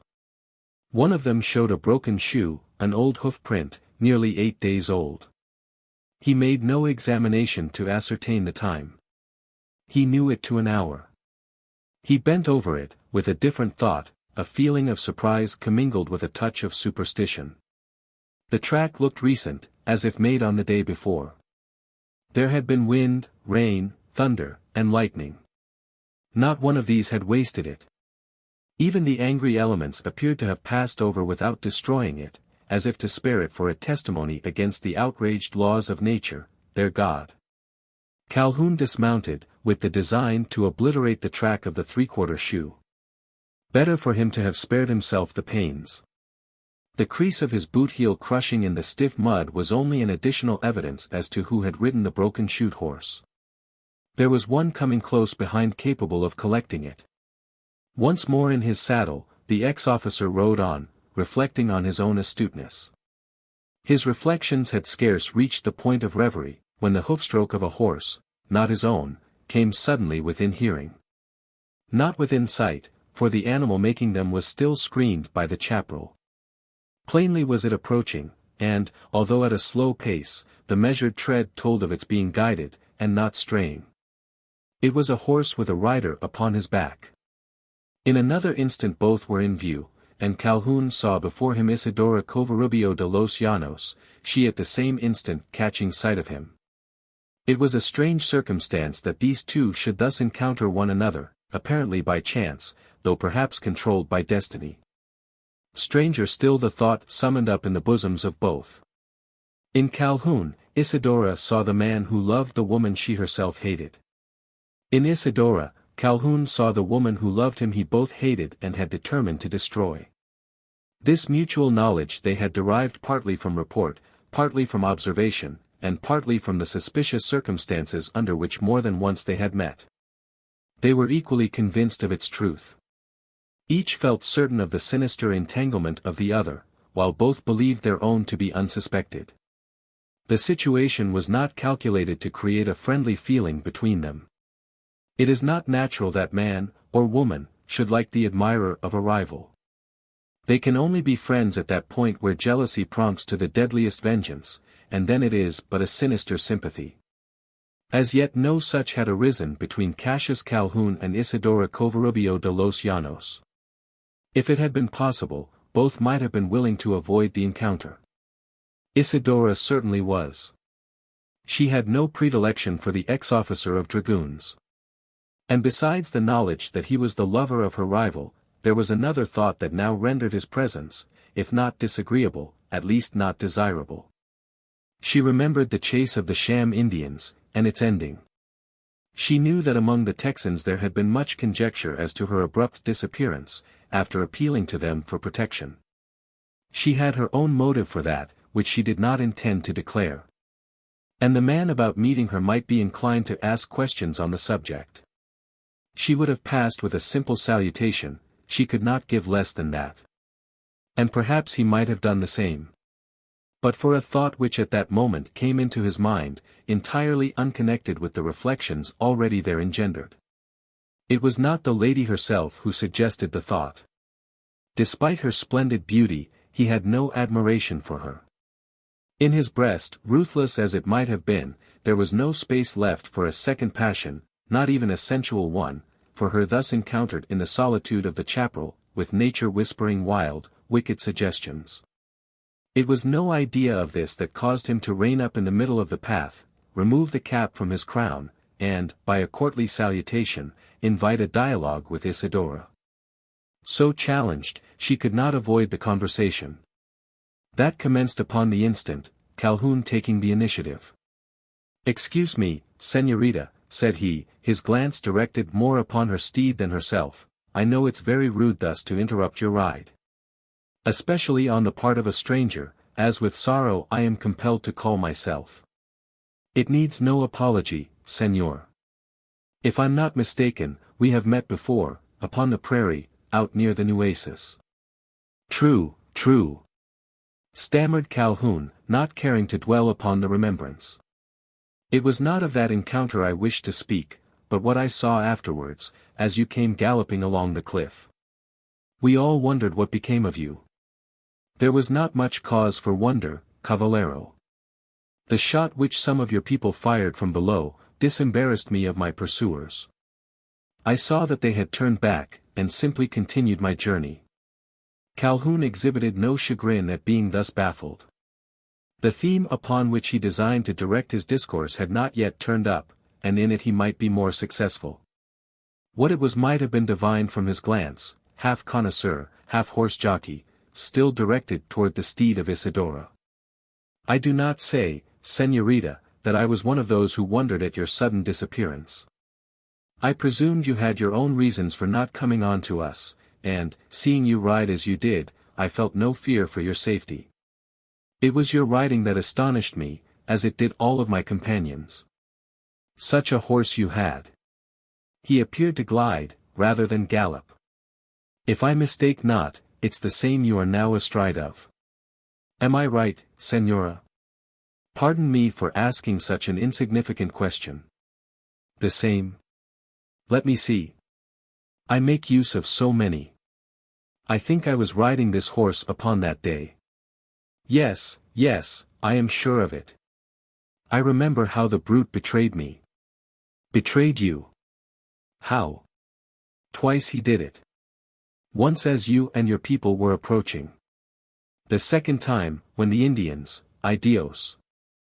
Not Indians, as I've since heard, were coming through the chaparral." "But how?" "By neighing. He should not have done it. He's had training enough to know better than that. No matter. Once I get him back to the Rio Grande he shall stay there. I shan't ride him again. He shall return to his pastures. Pardon me, señorita, for speaking to you on such a subject, but I can't help thinking that it's a pity." "What's a pity?" "That a steed so splendid as that should be so lightly discarded. I would give much to possess him." "You are jesting, Caballero. He is nothing beyond the common, perhaps a little pretty, and quick in his paces. My father has 5,000 of his sort, many of them prettier, and, no doubt, some faster than he. He's a good roadster, and that's why I'm riding him now.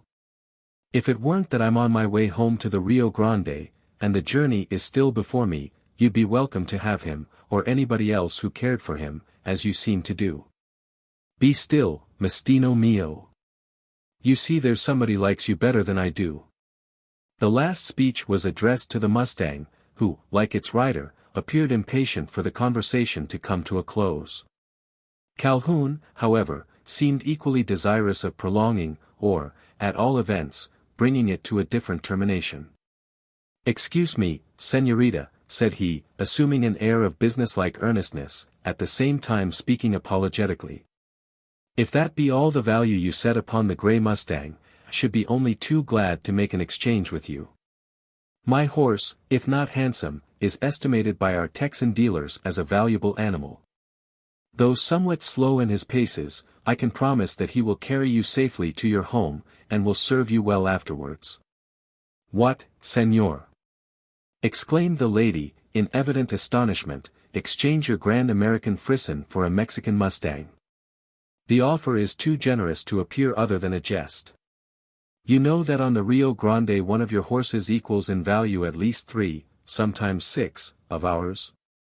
Calhoun knew this well enough. But he knew also that the Mustang ridden by Isidora would be to him worth a whole stableful of such brutes as that he was bestriding. He had been an eyewitness to its speed, besides having heard of it from others. It was the thing he stood in need of, the very thing. He would have given, not only his grand frisson in exchange, but the full price of the mustang by way of boot. Fortunately for him, there was no attempt at extortion. In the composition of the Mexican maiden, however much she might be given to equestrian tastes, there was not much of the coper. With 5,000 horses in the paternal stables, or rather straying over the patrimonial plains, there was but slight motive for sharp practice. And why should she deny such trifling gratification, even though the man seeking it was a stranger, perhaps an enemy? She did not. "If you are in earnest, Señor," was her response, "you are welcome to what you want." "I am in earnest, Señorita." "Take him, then," said she, leaping out of her saddle, and commencing to undo the girths. "We cannot exchange saddles, yours would be a mile too big for me." Calhoun was too happy to find words for a rejoinder. He hastened to assist her in removing the saddle, after which he took off his own. In less than 5 minutes the horses were exchanged, the saddles and bridles being retained by their respective owners. To Isidora there was something ludicrous in the transference. She almost laughed while it was being carried on. Calhoun looked upon it in a different light. There was a purpose present before his mind, one of the utmost importance. They parted without much further speech, only the usual greetings of adieu, Isidora going off on the frisson, while the ex-officer, mounted on the grey mustang, continued his course in the direction of Casa del Corvo. Chapter 79. An untiring tracker. Zeb was not long in arriving at the spot where he had hitched his mare. The topography of the chaparral was familiar to him, and he crossed it by a less circuitous route than that taken by the cripple. He once more threw himself upon the trail of the broken shoe, in full belief that it would fetch out not 100 miles from Casa del Corvo. It led him along a road running almost direct from one of the crossings of the Rio Grande to Fort Inga. The road was a half-mile in width, a thing not uncommon in Texas, where every traveler selects his own path, alone looking to the general direction. Along one edge of it had gone the horse with the damaged shoe. Not all the way to Fort Inga. When within 4 or 5 miles of the post, the trail struck off from the road, at an angle of just such degree as followed in a straight line would bring out by Poindexter's plantation. So confident was Zeb of this, that he scarce deigned to keep his eye upon the ground, but rode forwards, as if a finger-post was constantly by his side. He had long before given up following the trail afoot. Despite his professed contempt for horse fixings, as he called riding, he had no objection to finish his journey in the saddle, fashed as he now was with the fatigue of protracted trailing over prairie and through chaparral. Now and then only did he cast a glance upon the ground, less to assure himself he was on the track of the broken shoe, than to notice whether something else might not be learnt from the sign, besides its mere direction. There were stretches of the prairie where the turf, hard and dry, had taken no impression. An ordinary traveler might have supposed himself the first to pass over the ground. But Zeb Stump was not of this class. And although he could not always distinguish the hoof marks, he knew within an inch where they would again become visible, on the more moist and softer patches of the prairie. If at any place conjecture misled him, it was only for a short distance, and he soon corrected himself by a traverse. In this half-careless, half-cautious way, he had approached within a mile of Poindexter's plantation. Over the tops of the mesquite trees the crenelled parapet was in sight, when something he saw upon the ground caused a sudden change in his demeanor. A change, too, in his attitude. For instead of remaining on the back of his mare, he flung himself out of the saddle, threw the bridle upon her neck, and, rapidly passing in front of her, commenced taking up the trail afoot. The mare made no stop, but continued on after him, with an air of resignation, as though she was used to such eccentricities. To an inexperienced eye there was nothing to account for this sudden dismounting. It occurred at a place where the turf appeared untrodden by man, or beast. Alone might it be inferred from Zeb's speech, as he flung himself out of the saddle. His track. "Goin' to hum," were the words muttered in a slow, measured tone. After which, at a slower pace, the dismounted hunter kept on along the trail. In a little time after it conducted him into the chaparral. And in less to a stop, sudden, as if the thorny thicket had been transformed into a chevaux de frise, impenetrable both to him and his critter. It was not this. The path was still open before him, more open than ever. It was its openness that had furnished him with a cause for discontinuing his advance. The path sloped down into a valley below, a depression in the prairie, along the concavity of which, at times, ran a tiny stream, ran arroyo. It was now dry, or only occupied by stagnant pools, at long distances apart. In the mud-covered channel was a man, with a horse close behind him, the latter led by the bridle. There was nothing remarkable in the behavior of the horse. He was simply following the lead of his dismounted rider. But the man, what was he doing? In his movements there was something peculiar, something that would have puzzled an uninitiated spectator. It did not puzzle Zeb Stump. Or but for a second of time. Almost the instant his eye fell upon it, he read the meaning of the maneuver, and mutteringly pronounced it to himself. Obliteratin', the print o' the broken shoe, or tryin' to do that same. 'Tain't no use, Mr. Cash Calhoun, no manner o' use. Ye've made your footmarks too deep to deceive me, and by the eternal I'll follow them, though they shed conduct me into the fires o' hell. As the backwoodsman terminated his blasphemous apostrophe, the man to whom it pointed, having finished his task of obscuration, once more leaped into his saddle, and hurried on. On foot the tracker followed. Though without showing any anxiety about keeping him in sight. There was no need for that. The sleuth hound on a fresh slot could not be more sure of again viewing his victim, than was Zeb Stump of coming up with his. No chicanery of the chaparral, no twistings or doublings, could save Calhoun now.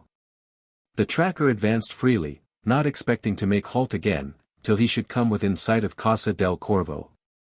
Little blame to him that his reckoning proved wrong. Who could have foretold such an interruption as that occasioned by the encounter between Cassius Calhoun and Isidora Covarubio de los Llanos? Though at sight of it, taken by surprise, perhaps something more, Zeb did not allow his feelings to betray his presence near the spot. On the contrary, it seemed to stimulate him to increased caution. Turning noiselessly round, he whispered some cabalistic words into the care of his critter, and then stole silently forward under cover of the acacias. Without remonstrance or remark, the mare followed.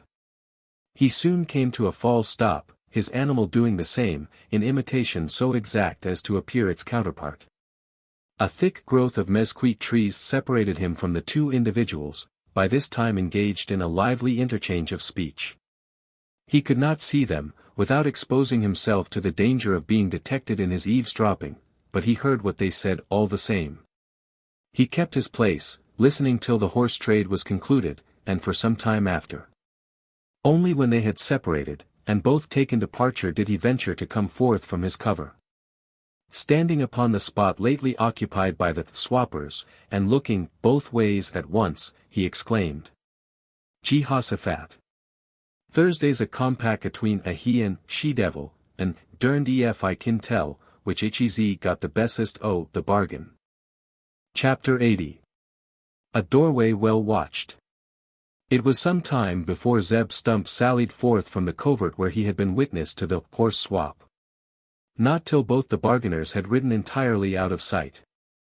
Then he went not after either, but stayed upon the spot, as if undecided which he should follow. It was not exactly this that kept him to the place, but the necessity of taking what he was in the habit of calling a good think. His thoughts were about the exchange of the horses, for he had heard the whole dialogue relating thereto, and the proposal coming from Calhoun. It was this that puzzled, or rather gave him reason for reflection. What could be the motive? Zeb knew to be true what the Mexican had said, that the state's horse was, in market value, worth far more than the Mustang. He knew, moreover, that Cassius Calhoun was the last man to be coped in a horse trade. Why, then, had he done the deal? The old hunter pulled off his felt hat, gave his hand a twist or two through his unkempt hair, transferred the caress to the grizzled beard upon his chin, all the while gazing upon the ground, as if the answer to his mental interrogatory was to spring out of the grass. Thursday ere but one explication owed, he at length muttered, the gray's the faster critter the two, ne'er a doubt, be out that. And Mr. Cash wants him for his fastness, else why the donation shed he a gin a hoss that ud sell for 4 his sort in any part Texas, and twice at that number in Mexico. I reckon he's bargained for the heels. Why? Dern me, ef I don't suspect why. He wants, hey, I hev it, somethin' as kin come up the Headless. That's the very thing he's arter, sure as my name's Zebulon Stump. He's tried the States hoss and found him slow. That much I knowed myself. Now he thinks, the Mustang, he may hev a chance to overhaul the tother, ef he can only find him agin, and for sartin he'll go in sarch him. He's rad on now to Kasser Corver, maybe to get a pick somethin' to eat. He won't stay Thursday long. For many hours hev passed, somebody see him out higher on the Purera, and that somebody air bound to be Zebulon Stump. Come, ye critter, he continued, turning to the mare, ye thort ye were a-goin', did ye? You're mistaken, be out that. Ye've got to squat higher for another hour or two, if not the whole the night. Never mind, ol' girl.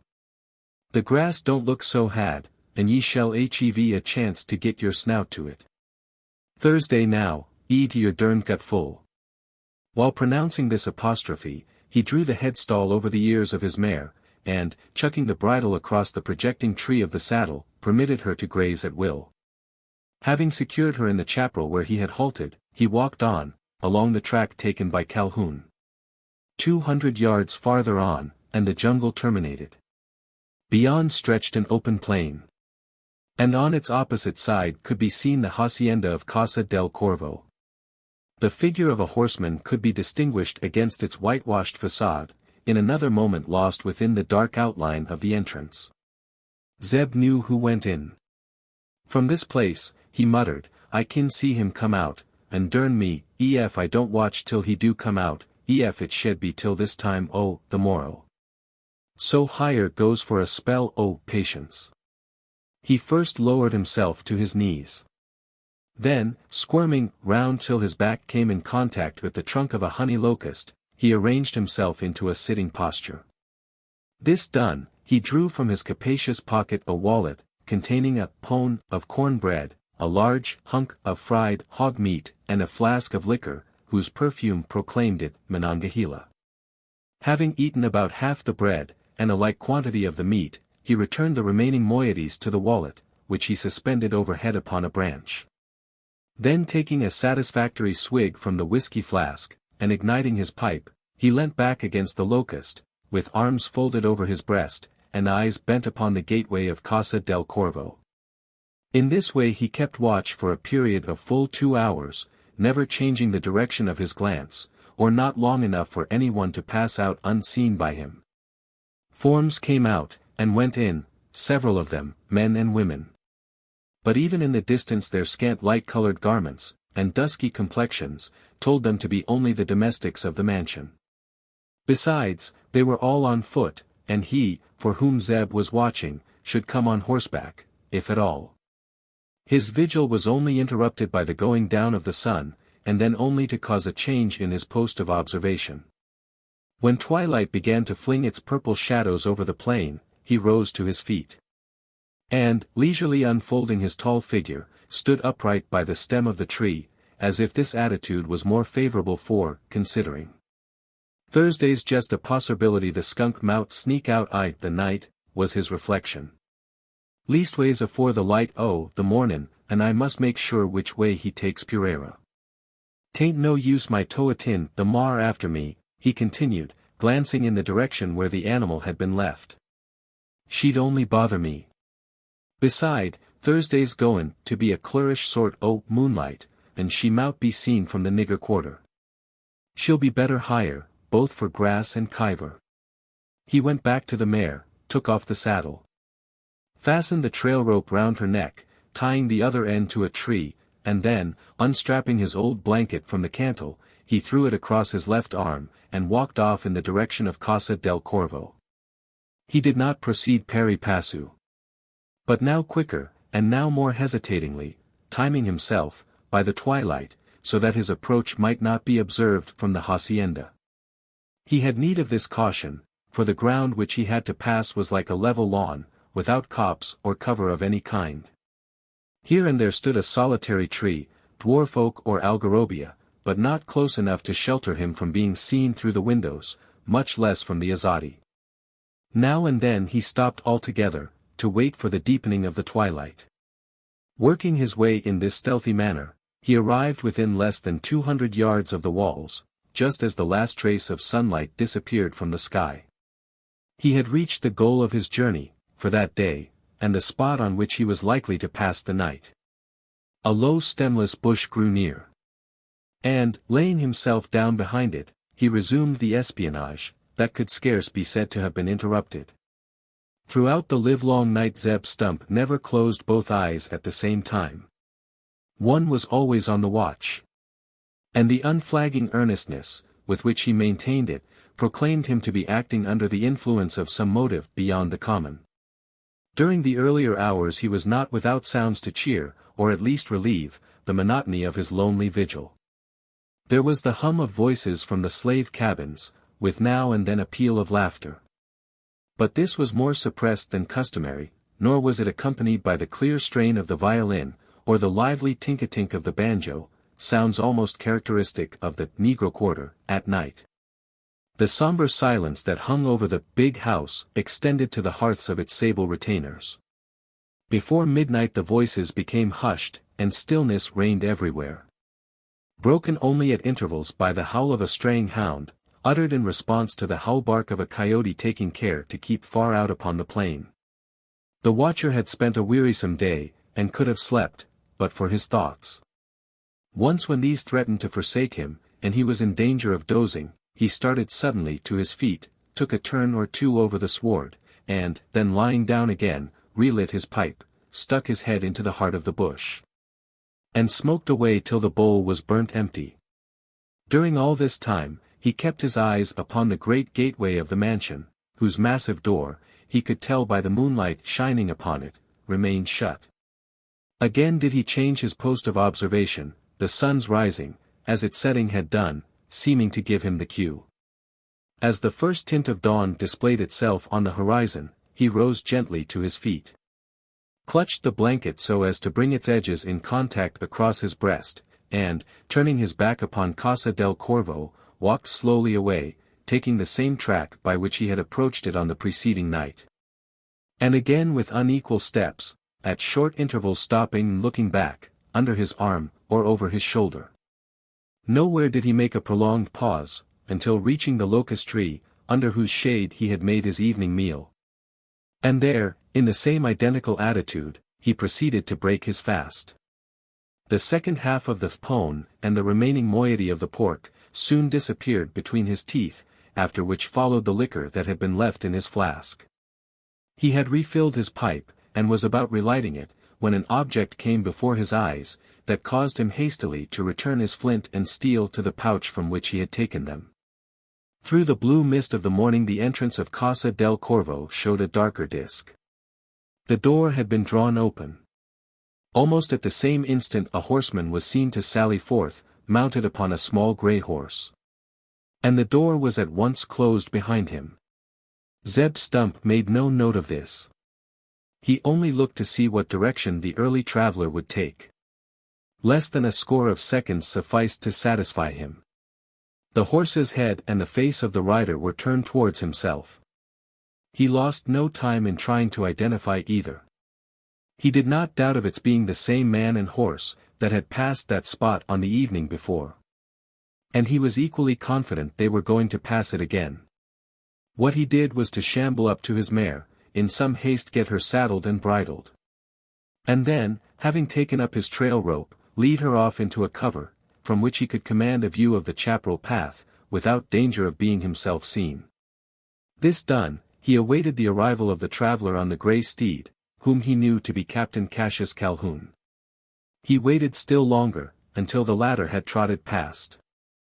Until he had gone quite through the belt of chaparral, and in the hazy light of the morning gradually disappeared on the prairie beyond. Not till then did Zeb Stump clamber into his saddle. And, prodding his solitary spur against the ribs of his roadster, caused the latter to move on. He went after Cassius Calhoun, but without showing the slightest concern about keeping the latter in sight. He needed not this to guide him. The dew upon the grass was to him a spotless page, the tracks of the gray mustang a type, as legible as the lines of a printed book. He could read them at a trot, going at a gallop. Chapter 81. Heads down, heels up. Without suspicion that he had been seen leaving the house, except by Pluto, who had saddled the gray mustang, Calhoun rode on across the prairie. Equally unsuspicious was he, in passing the point where Zeb Stump stood crouching in concealment. In the dim light of the morning he supposed himself unseen by human eye, and he recked not of any other. After parting from the timbered border, he struck off towards the Nueces, riding at a brisk trot, now and then increasing to a canter. For the first 6 or 8 miles he took but little note of aught that was around. An occasional glance along the horizon seemed to satisfy him, and this extended only to that portion of the vast circle before his face. He looked neither to the right nor the left. And only once behind, after getting some distance from the skirt of the chaparral. Before him was the object, still unseen, upon which his thoughts were straying. What that object was he and only one other knew, that other Zeb Stump, though little did Calhoun imagine that mortal man could have a suspicion of the nature of his early errand. The old hunter had only conjectured it. But it was a conjecture of the truth of which he was as certain, as if the ex-captain had made him his confidant. He knew that the latter had gone off in search of the Headless Horseman, in hopes of renewing the chase of yesterday, with a better chance of effecting a capture. Though bestriding a steed fleet as a Texan stag, Calhoun was by no means sanguine of success. There were many chances against his getting sight of the game he intended to take, at least 2 to 1. And this it was that formed the theme of his reflections as he rode onward. The uncertainty troubled him, but he was solaced by a hope founded upon some late experiences. There was a particular place where he had twice encountered the thing he was in search of. It might be there again. This was an embayment of green sward, where the savanna was bordered by the chaparral, and close to the embouchure of that opening, where it was supposed the murder had been committed. Odd he should always make back there. Reflected Calhoun, as he pondered upon the circumstance. Damned ugly odd it is. Looks as if he knew. Bah! It's only because the grass is better, and that pond by the side of it. Well. I hope he's been thinking that way this morning. If so, there'll be a chance of finding him. If not, I must go on through the chaparral, and hang me if I like it, though it be in the daylight. Ugh! Pish! What's there to fear, now that he's safe in limbo? Nothing but the bit of lead. And it I must have, if I should ride this thing till it drops dead in its tracks. Holy heaven! What's that out yonder? These last 6 words were spoken aloud. All the rest had been a soliloquy in thought. The speaker, on pronouncing them, pulled up, almost dragging the mustang on its haunches, and with eyes that seemed ready to start from their sockets, sate gazing across the plain.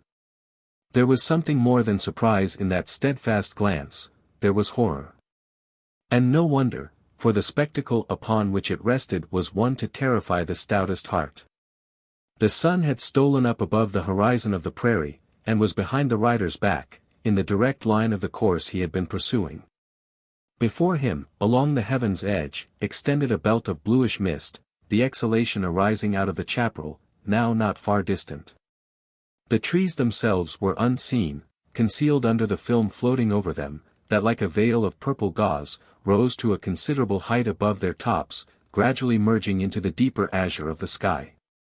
On this veil, or moving behind it, as in the transparencies of a stage scene, appeared a form strange enough to have left the spectator incredulous, had he not beheld it before. It was that of the Headless Horseman. But not as seen before either by Calhoun himself, or any of the others. No. It was now altogether different. In shape the same, but in size it was increased to tenfold its original dimensions.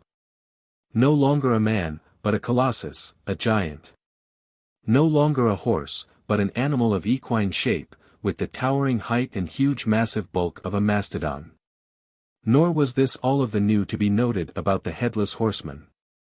A still greater change was presented in his appearance. One yet more inexplicable, if that could possibly be. He was no longer walking upon the ground, but against the sky, both horse and rider moving in an inverted position. The hoofs of the former were distinctly perceptible upon the upper edge of the film, while the shoulders, I had almost said head, of the latter were close down to the line of the horizon. The serape shrouding them hung in the right direction, not as regarded the laws of gravity, but the attitude of the wearer. So, too, the bridle reins, the mane, and sweeping tail of the horse.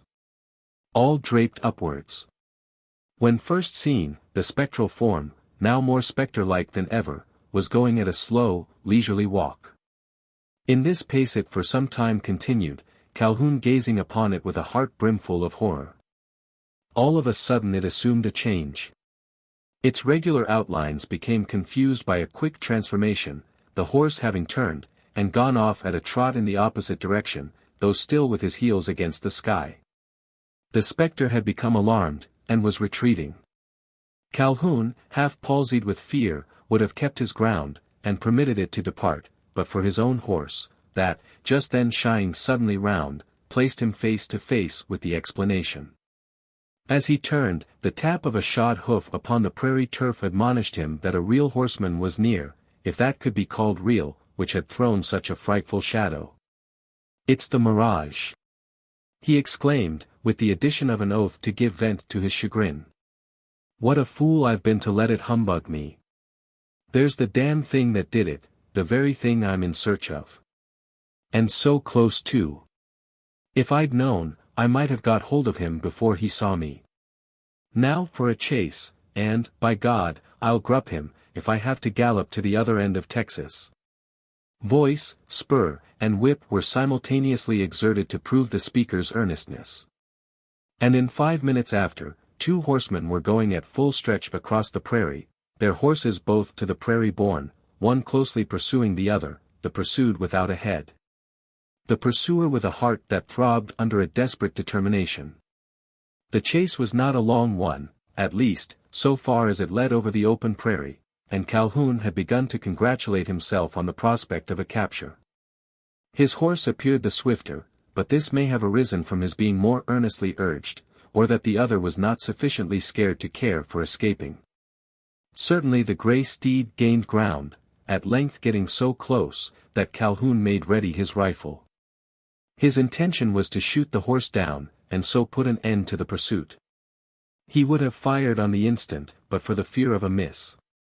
But having made more than one already, he restrained himself from pulling trigger, till he could ride close enough to secure a killing shot.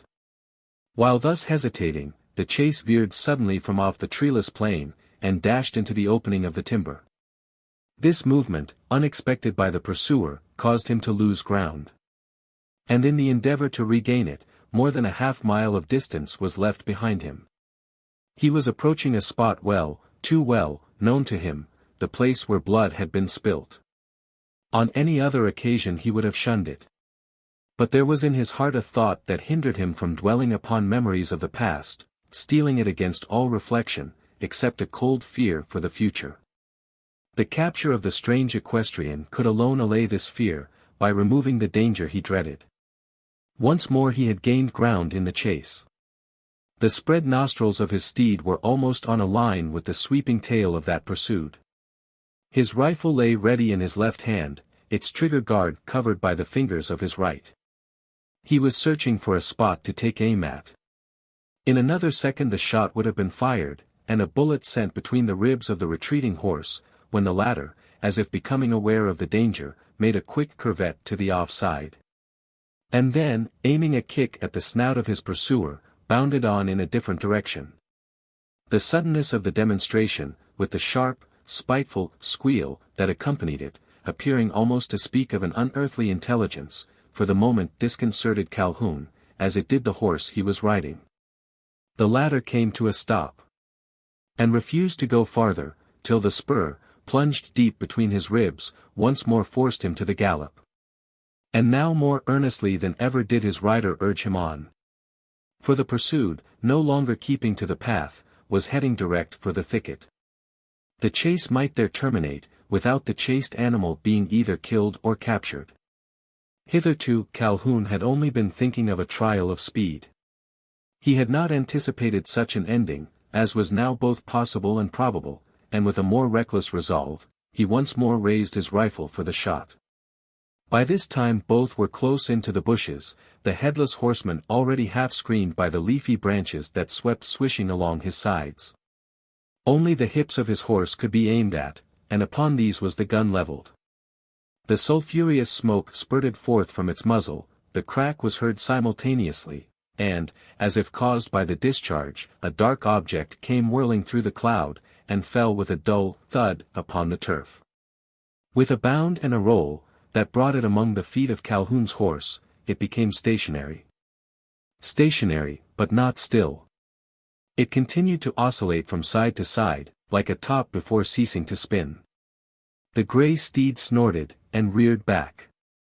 His rider uttered a cry of intensified alarm. And no wonder. If read in Shakespearean lore, he might have appropriately repeated the words, "Shake not those gory locks," for, on the ground beneath, was the head of a man, still sticking in its hat, whose stiff orbicular brim hindered it from staying still. The face was toward Calhoun, upturned at just such an angle as to bring it full before him.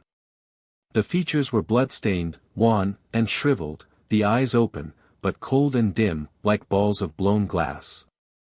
The teeth gleaming white between livid lips, yet seemingly set in an expression of careless contentment. All this saw Cassius Calhoun. He saw it with fear and trembling. Not for the supernatural or unknown, but for the real and truly comprehended. Short was his interview with that silent, but speaking head. Ere it had ceased to oscillate on the smooth sward, he wrenched his horse around, struck the rowels deep, and galloped away from the ground.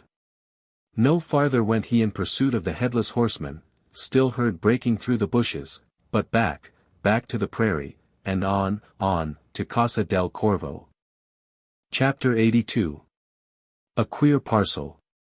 The backwoods man, after emerging from the thicket, proceeded as leisurely along the trail, as if he had the whole day before him, and no particular motive for making haste. And yet, one closely scrutinizing his features, might there have observed an expression of intense eagerness, that accorded with his nervous twitching in the saddle, and the sharp glances from time to time cast before him. He scarce deigned to look upon the sign left by Calhoun. It he could read out of the corner of his eye. As to following it, the old mare could have done that without him. It was not this knowledge that caused him to hang back. For he would have preferred keeping Calhoun in sight. But by doing this, the latter might see him, and so frustrate the end he desired to attain.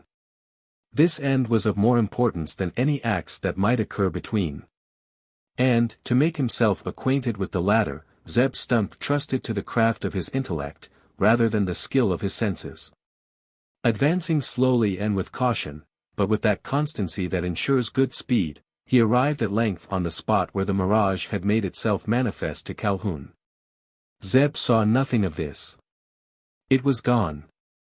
And the sky stretched down to the prairie, the blue meeting the green in a straight unbroken line. He saw, however, what excited him almost as much as the spectre would have done, two sets of horse tracks going together, those that went after being the hoof marks of Calhoun's new horse, of which Zeb had already taken the measure. About the tracks underneath he had no conjecture, at least as regarded their identification. These he knew, as well as if his own mare had made them. "The skunk's had a find," were the words that escaped him, as he sate gazing upon the double trail. "It don't foller from that," he continued, in the same careless drawl, "that he made a catch. And yit, who knows? Dern me, ef he moutn't. Thursday's lots o' chances for his doin' it. The Mustang may a let him come clost up, seein' as he's ridin' one o' its own sort, and ef it dud, ef it dud. What the donation am I standing higher for? Thursday ain't no time to be wasted in shiller-shallerin'. Ef he shed grup that critter, and get what he wants from it, then I'm out whistle for what I want, if out the ghost a chance for gettin' it. I must make a better rate speed. Gee up, ol' girl, and see ef ye can't overtake that grey hoss, as scuttled past half-hour agone. Now for a spell your swiftness, the which you kin show along why any them, I reckon, that when ye're pressed. Gee up. Instead of using the cruel means employed by him when wanting his mare to make her best speed, he only drove the old spur against her ribs, and started her into a trot. He had no desire to travel more rapidly than was consistent with caution. And while trotting he kept his eyes sharply ranging along the skyline in front of him. From the way his track runs, was his reflection, I kin tell pretty nigh whar it's goin' to fetch out. Everything seems to go that way. And so did he, poor young feller, never more to come back. Ah, wall. Ef tain't possible to revive him agin, maybe it to square the yards why, the skunk as destroyed him. The scripter says, a eye for a eye, and a tooth for a tooth, and I reckon I'll shut up somebody's daylights, and spoil the use Thursday ivories afore I hev done why, him. Somebody as don't suspicion it neither, and that same. Hey! Yonner he goes. And yonner to the headless, by Jehoshaphat. Full gallop both, and dern me, if the grey ain't a overtakin him. They ain't comin' this way, so 'tain't no use in our squat-tin, ol' girl. Stand steady for all that. He mout see us movin'. No fear. He's too full his frolic to look anywhere else, than straight custard afore him. Ha! Just as I expected, into the opening. Right down it, fast as heels kin carry em. Now, my mar, on we go agin. Another stage of trotting, with his eyes kept steadfastly fixed upon the chaparral gap, brought Zeb to the timber. Although the chase had long since turned the angle of the avenue, and was now out of sight, he did not go along the open ground, but among the bushes that bordered it. He went so as to command a view of the clear track for some distance ahead, at the same time taking care that neither himself, nor his mare, might be seen by any one advancing from the opposite direction. He did not anticipate meeting any one, much less the man who soon after came in sight. He was not greatly surprised at hearing a shot, for he had been listening for it, ever since he had set eyes on the chase. He was rather in surprise at not hearing it sooner, and when the crack did come, he recognized the report of a Jaeger rifle, and knew whose gun had been discharged. He was more astonished to see its owner returning along the lane, in less than 5 minutes after the shot had been fired, returning, too, with a rapidity that told of retreat. "Comin' back agin, and so soon," he muttered, on perceiving Calhoun. "Doggone queery that air. Thursday's somethin' amiss, more'n amiss, I reckon. Ho, ho, ho. Goin', too, as if hell war arter him. Maybe it's the headless hisself, and Thursday's been a changin' about in the chase, tit for tat. Darn me, ef it don't look like it. I'd give a silver dollar to see that sort a thing. He, ho, hoo." Long before this, the hunter had slipped out of his saddle, and taken the precaution to screen both himself and his animal from the chance of being seen by the retreating rider, who promised soon to pass the spot. And soon did he pass it, going at such a gait, and with such a wild abstracted air, that Zeb would scarce have been perceived had he been standing uncovered in the avenue. "Jehoshaphat!" mentally ejaculated the backwoods man, as the passion-scathed countenance came near enough to be scrutinized. "If hell ain't arter, it's inside him. Dern me, ef that face ain't the ugliest picter this coon ever clapped eyes on. I shed pity the wife as gets him. Poor Miss Paintdexter. I hope she'll be able to steer clear havin' sech a cutthroat as him to be her lord and master. What's up anyhow? Thar don't 'pear to be anythin' arter him. And he still keeps on. Whar's he bound for now?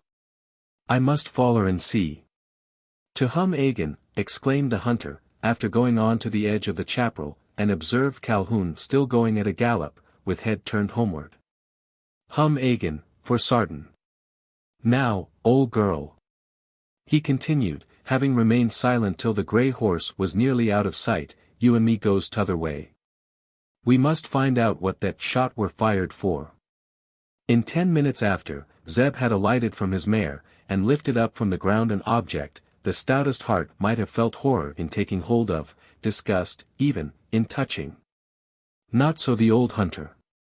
In that object he beheld the lineaments of a face well known to him, despite the shriveling of the skin, and the blood streaks that so fearfully falsified its expression, still dear to him, despite death and a merciless mutilation.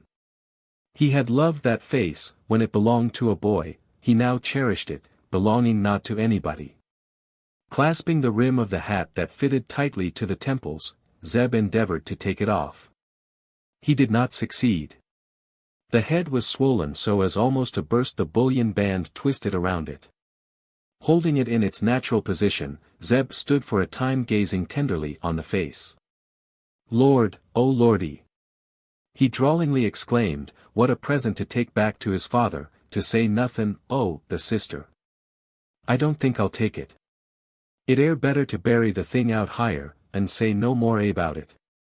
No, durn me if I do. What am I thinkin', oh? Though, I don't exactly see how it may help to circumstantiate the chain o' evidence, it may do somethin' torst it. Durned query witness it LLB to produce in a court o' justice. Saying this, he unstrapped his old blanket. And, using it as a wrapper, carefully packed within it head, hat, and all. Then, hanging the strange bundle over the horn of his saddle, he remounted his mare, and rode reflectingly away. Chapter 83. Limbs of the Law. On the third day after Maurice Gerald became an inmate of the military prison the fever had forsaken him, and he no longer talked incoherently. On the fourth he was almost restored to his health and strength. The fifth was appointed for his trial. This haste, that elsewhere would have been considered indecent, was thought nothing of in Texas, where a man may commit a capital offense, be tried, and hanged within the short space of 24 hours. His enemies, who were numerous, for some reason of their own, insisted upon dispatch, while his friends, who were few, could urge no good reason against it. Among the populace there was the usual clamoring for prompt and speedy justice. Fortified by that exciting phrase, old as the creation itself, that the blood of the murdered man was calling from the ground for vengeance. The advocates of an early trial were favored by a fortuitous circumstance. The judge of the Supreme Court chanced just then to be going his circuit, and the days devoted to clearing the calendar at Fort Inga had been appointed for that very week. There was, therefore, a sort of necessity, that the case of Maurice Gerald, as of the other suspected murderers, should be tried within a limited time.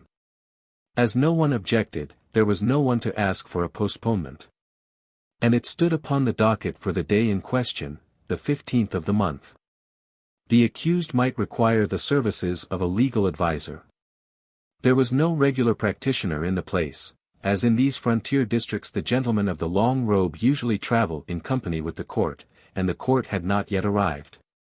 For all that, a lawyer had appeared, a counselor of distinction, who had come all the way from San Antonio, to conduct the case. As a volunteer he had presented himself. It may have been generosity on the part of this gentleman, or an eye to Congress, though it was said that gold, presented by fair fingers, had induced him to make the journey. When it rains, it rains. The adage is true in Texas as regards the elements, and on this occasion it was true of the lawyers. The day before that appointed for the trial of the mustanger, a second presented himself at Fort Inga, who put forward his claim to be upon the side of the prisoner. This gentleman had made a still longer journey than he of San Antonio. A voyage, in fact, since he had crossed the great Atlantic, starting from the metropolis of the Emerald Isle. He had come for no other purpose than to hold communication with the man accused of having committed a murder. It is true, the errand that had brought him did not anticipate this. And the Dublin solicitor was no little astonished when, after depositing his travelling traps under the roof of Mr. Oberdoffer's hostelry, and making inquiry about Maurice Gerald, he was told that the young Irishman was shut up in the guard-house. Still greater the attorney's astonishment on learning the cause of his incarceration. What? The son of a Munster Gerald accused of murder. The heir of Castle Bala, with its beautiful park and domain. FWI, I've got the papers in my portmanteau here. Fa Bala. Show me the way to him. Though the Texan Boniface was inclined to consider his recently arrived guest entitled to a suspicion of lunacy, he assented to his request. And furnished him with a guide to the guard-house. If the Irish attorney was mad, there appeared to be method in his madness. Instead of being denied admittance to the accused criminal, he was made welcome to go in and out of the military prison, as often as it seemed good to him. Some document he had laid before the eyes of the Major Commandant, had procured him this privilege, at the same time placing him en rapport, in a friendly way, with the Texan councillor. The advent of the Irish attorney at such a crisis gave rise to much speculation at the port, the village, and throughout the settlement. The barroom of the Rough and Ready was rife with conjecturers, quidnuncs they could scarcely be called, since in Texas the genus does not exist.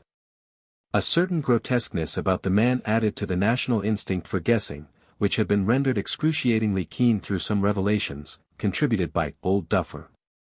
For all that, the transatlantic limb of the law proved himself tolerably true to the traditions of his craft. With the exception of the trifling imprudences already detailed, drawn from him in the first moments of surprise, he never afterwards committed himself, but kept his lips close as an oyster at ebb tide. There was not much time for him to use his tongue. On the day after his arrival the trial was to take place, and during most of the interval he was either in the guard-house along with the prisoner, or closeted with the San Antonio council. The rumor became rife that Maurice Gerald had told them a tale, a strange weird story, but of its details the world outside remained in itching ignorance. There was one who knew it, one able to confirm it, Zeb Stump the hunter. There may have been another, but this other was not in the confidence either of the accused or his counsel. Zeb himself did not appear in their company. Only once had he been seen conferring with them. After that he was gone, both from the guard-house and the settlement, as everybody supposed, about his ordinary business, in search of deer, bar, or gobbler. Everybody was in error. Zeb for the time had forsaken his usual pursuits, or, at all events, the game he was accustomed to chase, capture, and kill. It is true he was out upon a stalking expedition, but instead of birds or beasts, he was after an animal of neither sort. One that could not be classed with creatures either of the earth or the air, a horseman without a head. Chapter 84. An affectionate nephew. Tried tomorrow, thank God. Not likely that anybody ll catch that cursed thing before then, to be hoped, never. It is all I've got to fear. I defy them to tell what's happened without that. Hang me if I know myself. Enough only to. Queer, the coming of this Irish pettifogger. Queer, too, the fellow from San Antonio. Wonder who and what's brought him. Somebody's promised him his costs. Damn 'em. I don't care, not the value of a red cent. They can make nothing out of it, but that Gerald did the deed. Everything points that way, and everybody thinks so. They're bound to convict him. Zeb Stump don't think it, the suspicious old snake. He's nowhere to be found. Wonder where he has gone. On a hunt, they say. 'Tain't likely, such time as this. What if he be hunting it? What if he should catch it? I'd try again myself, if there was time. There ain't. Before tomorrow night it'll be all over, and afterwards if there should turn up. Damn afterwards. The thing is to make sure now. Let the future look to itself. With one man hung for the murder, 'tain't likely they'd care to accuse another. Even if something suspicious did turn up, they'd be shy to take hold of it. It would be like condemning themselves. I reckon I've got all right with the regulators. Sam Manley himself appears pretty well convinced. I knocked his doubts upon the head, when I told him what I'd heard that night. A little more than I did hear, though that was enough to make a man stark, staring mad. Damn! It's no use crying over spilt milk. She's met the man, and there's an end of it. She'll never meet him again, and that's another end of it, except she meet him in heaven. Well, that will depend upon herself. I don't think anything has happened between them. She's not the sort for that, with all her wildness, and it may be what that yellow wench tells me, only gratitude. No, no, no. It can't be. Gratitude don't get out of its bed in the middle of the night, to keep appointments at the bottom of a garden. She loves him, she loves him. Let her love and be damned. She shall never have him. She shall never see him again, unless she prove obstinate, and then it will be but to condemn him. A word from her, and he's a hanged man. She shall speak it, if she don't say that other word, I've twice asked her for. The third time will be the last. One more refusal, and I show my hand. Not only shall this Irish adventurer meet his doom, but she shall be his condemner. And the plantation, house, niggers, everything. Ah!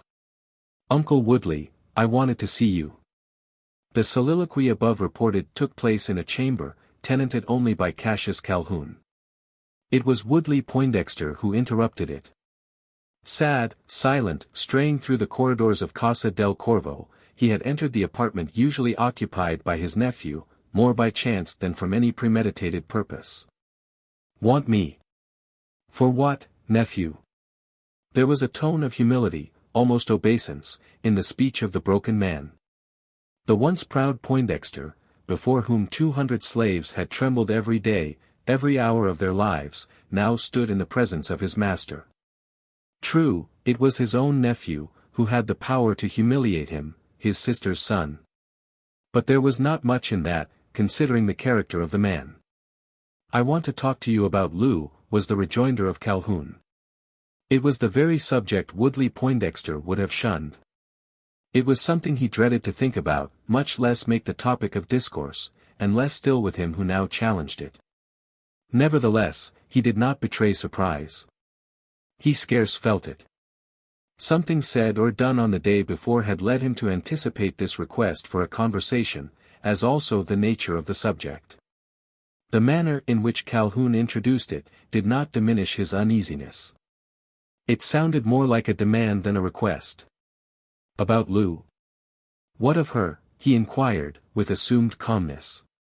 Well, said Calhoun, apparently in reluctant utterance, as if shy about entering upon the subject, or pretending to be so, I wanted.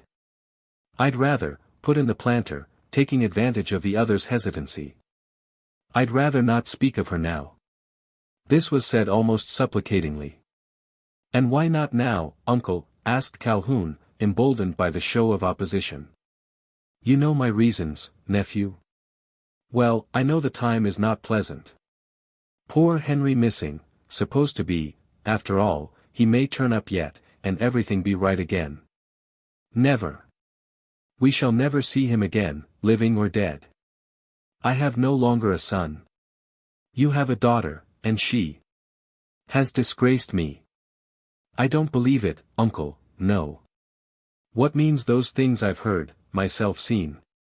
What could have taken her there, 20 miles across the country, alone, in the hut of a common horse trader, standing by his bedside? Oh God! And why should she have interposed to save him, the murderer of my son, her own brother? Oh God! Her own story explains the first, satisfactorily, as I think. Calhoun did not think so. The second is simple enough. Any woman would have done the same, a woman like Lou. There is none like her. I, her father, say so. Oh! That I could think it is, as you say. My poor daughter. Who should now be dearer to me than ever, now that I have no son. It is for her to find you a son, one already related to you, and who can promise to play the part, with perhaps not so much affection as him you have lost, but with all he has the power to give.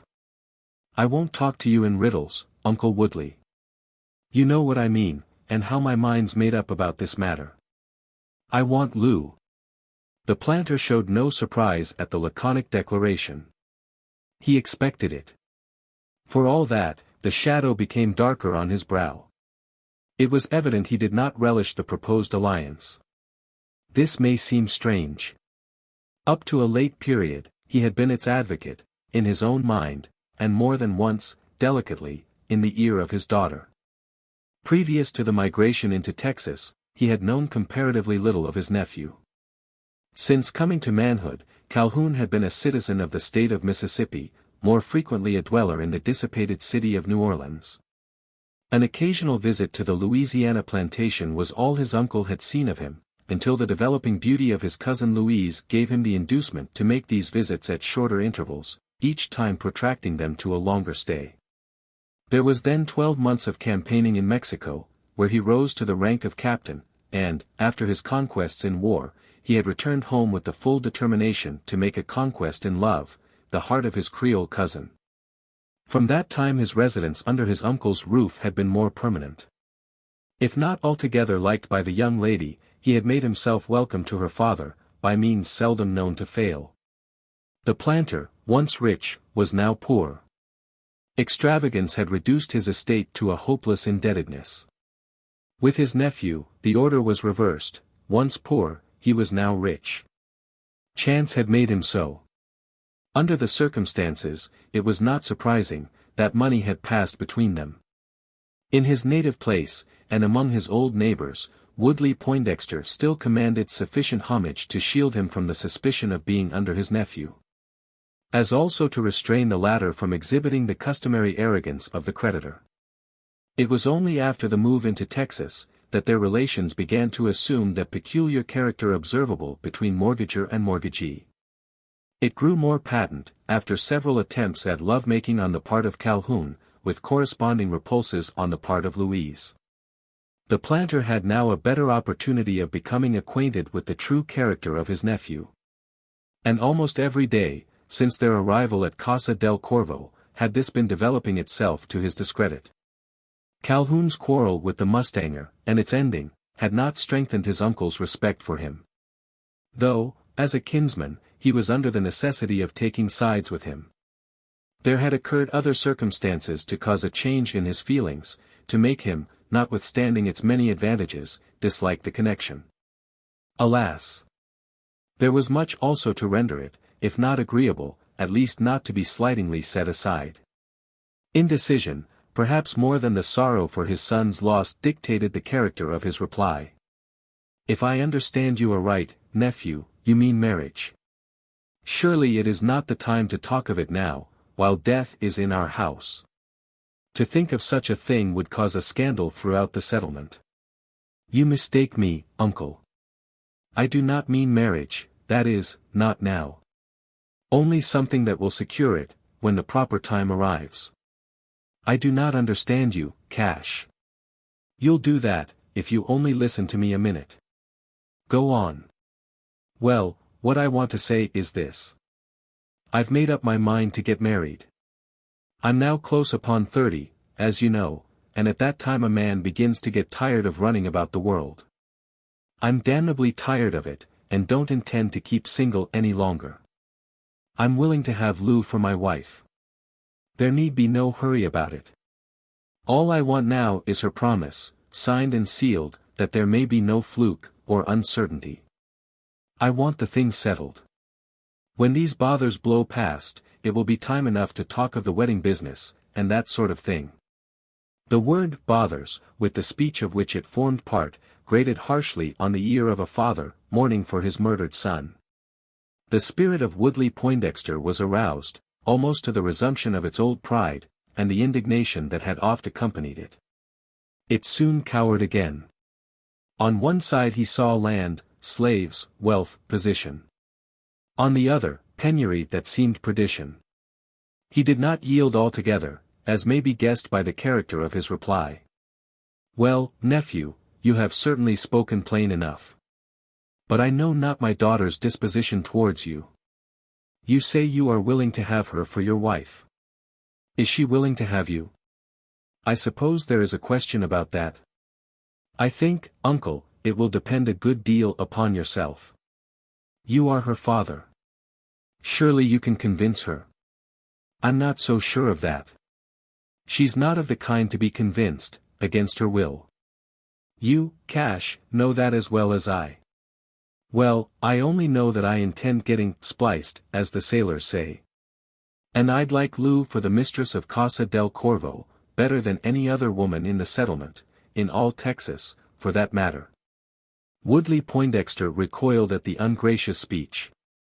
It was the first time he had been told that he was not the master of Casa del Corvo. Indirectly as the information had been conveyed, he understood it. Once more rose before his mind the reality of lands, slaves, wealth, and social status, alongside the apparition of poverty in social abasement. The last looked hideous. Though not more so than the man who stood before him, his own nephew, soliciting to become his son. For purposes impossible to comprehend, God often suffers himself to be defeated by the devil. In this instance was it so. The good in Poindexter's heart succumbed to the evil. He promised to assist his nephew, in destroying the happiness of his daughter. Lou. Father. I come to ask a favor from you. What is it, father? You know that your cousin Cash loves you. He is ready to die for, more and better still, to marry you. But I am not ready to marry him. No, father, I shall die first. The presumptuous wretch. I know what it means. And he has sent you to make this proposal. Tell him in return, that, sooner than consent to become his wife, I'd go upon the prairies, and seek my living by lassoing wild horses. Tell him that. Reflect, daughter. You are, perhaps, not aware that my cousin is your creditor. I know all that, dear father. But I know also that you are Woodley Poindexter, and I your daughter. Delicately as the hint was given, it produced the desired effect. The spirit of the planter surged up to its ancient pride. His reply was, Dearest Louise. Image of your mother. I had doubted you. Forgive me, my noble girl. Let the past be forgotten. I shall leave it to yourself. You are free to refuse him. Chapter 85. A kind cousin. Louise Poindexter made full use of the liberty allowed by her father. In less than an hour after, Calhoun was flatly refused. It was his third time of asking. Twice before had the same suit been preferred. Informally, and rather by a figure of speech than in the shape of a direct declaration. It was the third time, and the answer told it would be the last. It was a simple no, emphatically followed by the equally simple never. There was no prevarication about the speech, no apology for having made it. Calhoun listened to his rejection, without much show of surprise. Possibly, in all probability, he expected it. But instead of the blank look of despair usually observable under the circumstances, his features remained firm, and his cheeks free from blanching.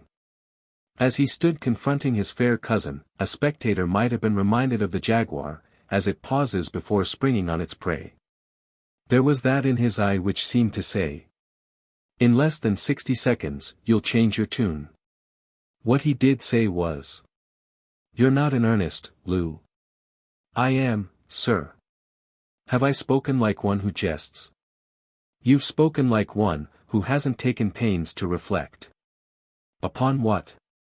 Many things. Name them. Well, for one, the way I love you. She made no rejoinder. A love, he continued, in a tone half explanatory, half pleading, a love, Lou, that no man can feel for a woman, and survive it. It can end only with my life. It could not end with yours. There was a pause, but still no reply. 'Tis no use my telling you its history. It began on the same day, the same hour, I first saw you. I won't say it grew stronger as time passed. It could not. On my first visit to your father's house, now 6 years ago, you may remember that, after alighting from my horse, you asked me to take a walk with you round the garden, while dinner was being got ready. You were but a stripling of a girl. But oh, Lou, you were a woman in beauty, as beautiful as you are at this moment. No doubt you little thought, as you took me by the hand, and led me along the gravelled walk, under the shade of the china trees, that the touch of your fingers was sending a thrill into my soul. Your pretty prattle making an impression upon my heart, that neither time, nor distance, nor yet dissipation, has been able to efface. The Creole continued to listen, though not without showing sign. Words so eloquent, so earnest, so full of sweet flattery, could scarce fail to have effect upon a woman. By such speech had Lucifer succeeded in the accomplishment of his purpose. There was pity, if not approval, in her look. Still did she keep silence. Calhoun continued. Yes, Lou, it's true as I tell you. I've tried all three.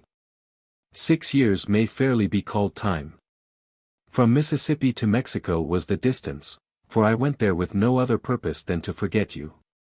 It proved of no avail, and, returning, I entered upon a course of dissipation. New Orleans knows that. I won't say, that my passion grew stronger by these attempts to stifle it. I've already told you, it could not. From the hour you first caught hold of my hand, and called me cousin, ah. You called me handsome cousin, Lou, from that hour I can remember no change, no degrees, in the fervor of my affection. Except when jealousy has made me hate, so much, that I could have killed you. Good gracious, Captain Calhoun. This is wild talk of yours. It is even silly. 'Tis serious, nevertheless. I've been so jealous with you at times, that it was a task to control myself. My temper I could not, as you have reason to know. Alas, cousin, I cannot help what has happened. I never gave you cause, to think. I know what you are going to say. And you may leave it unspoken. I'll say it for you, to think that you ever loved me. Those were the words upon your lips. I don't say you did, he continued, with deepening despair, I don't accuse you of tempting me. Something did. God, who gave you such beauty, or the devil, who led me to look upon it. What you say only causes me pain. I do not suppose you are trying to flatter me. You talk too earnestly for that. But oh, cousin Cassius, 'tis a fancy from which you will easily recover.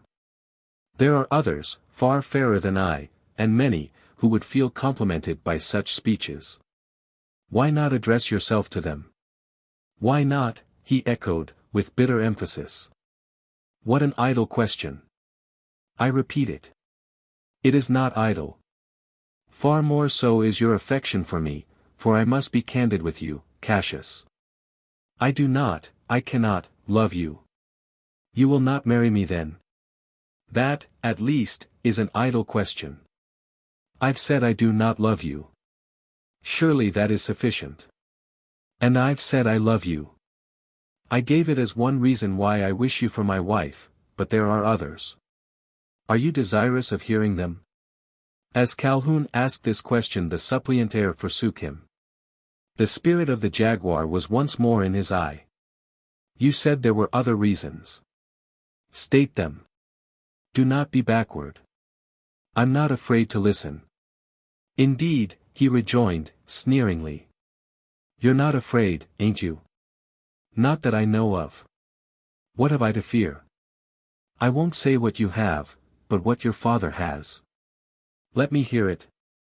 What concerns him, equally affects me. I am his daughter, and now, alas, his only. Go on, cousin Calhoun. What is this shadow hanging over him? No shadow, Lou, but something serious, and substantial. A trouble he's no longer able to contend with. You force me to speak of things you shouldn't know anything about. Oh. Don't I? You're mistaken, cousin Cash. I know them already. I'm aware that my father's in debt, and that you are his creditor. How could I have remained in ignorance of it? Your arrogance about the house, your presumption, shown every hour, and in presence of the domestics, has been evidence sufficient to satisfy even them, that there is something amiss. You are master of Casa del Corvo. I know it. You are not master of me. Calhoun quailed before the defiant speech. The card, upon which he had been counting, was not likely to gain the trick. He declined playing it. He held a still stronger in his hand, which was exhibited without farther delay. Indeed, he retorted, sneeringly. Well, if I'm not master of your heart, I am of your happiness, or shall be. I know the worthless wretch that's driven you to this denial. Who? How innocent you are. Of that at least I am, unless by worthless wretch you mean yourself. In that sense I can understand you, sir. The description is too true to be mistaken. Be it so. He replied, turning livid with rage, though still keeping himself under a certain restraint. Well, since you think me so worthless, it won't, I suppose, better your opinion of me, when I tell you what I'm going to do with you. Do with me. You are presumptuous, cousin Cash. You talk as if I were your protégé, or slave. I'm neither one, nor the other. Calhoun, cowering under the outburst of her indignation, remained silent. Pardieu, she continued, what is this threat? Tell me what you are going to do with me. I should like to know that. You shall. Let me hear it. Am I to be turned adrift upon the prairie, or shut up in a convent? Perhaps it may be a prison. You would like the last, no doubt, provided your incarceration was to be in the company of. Go on, sir. What is to be my destiny? I'm impatient to have it declared. Don't be in a hurry. The first act shall be rehearsed tomorrow. So soon? And where, may I ask? In a court of justice.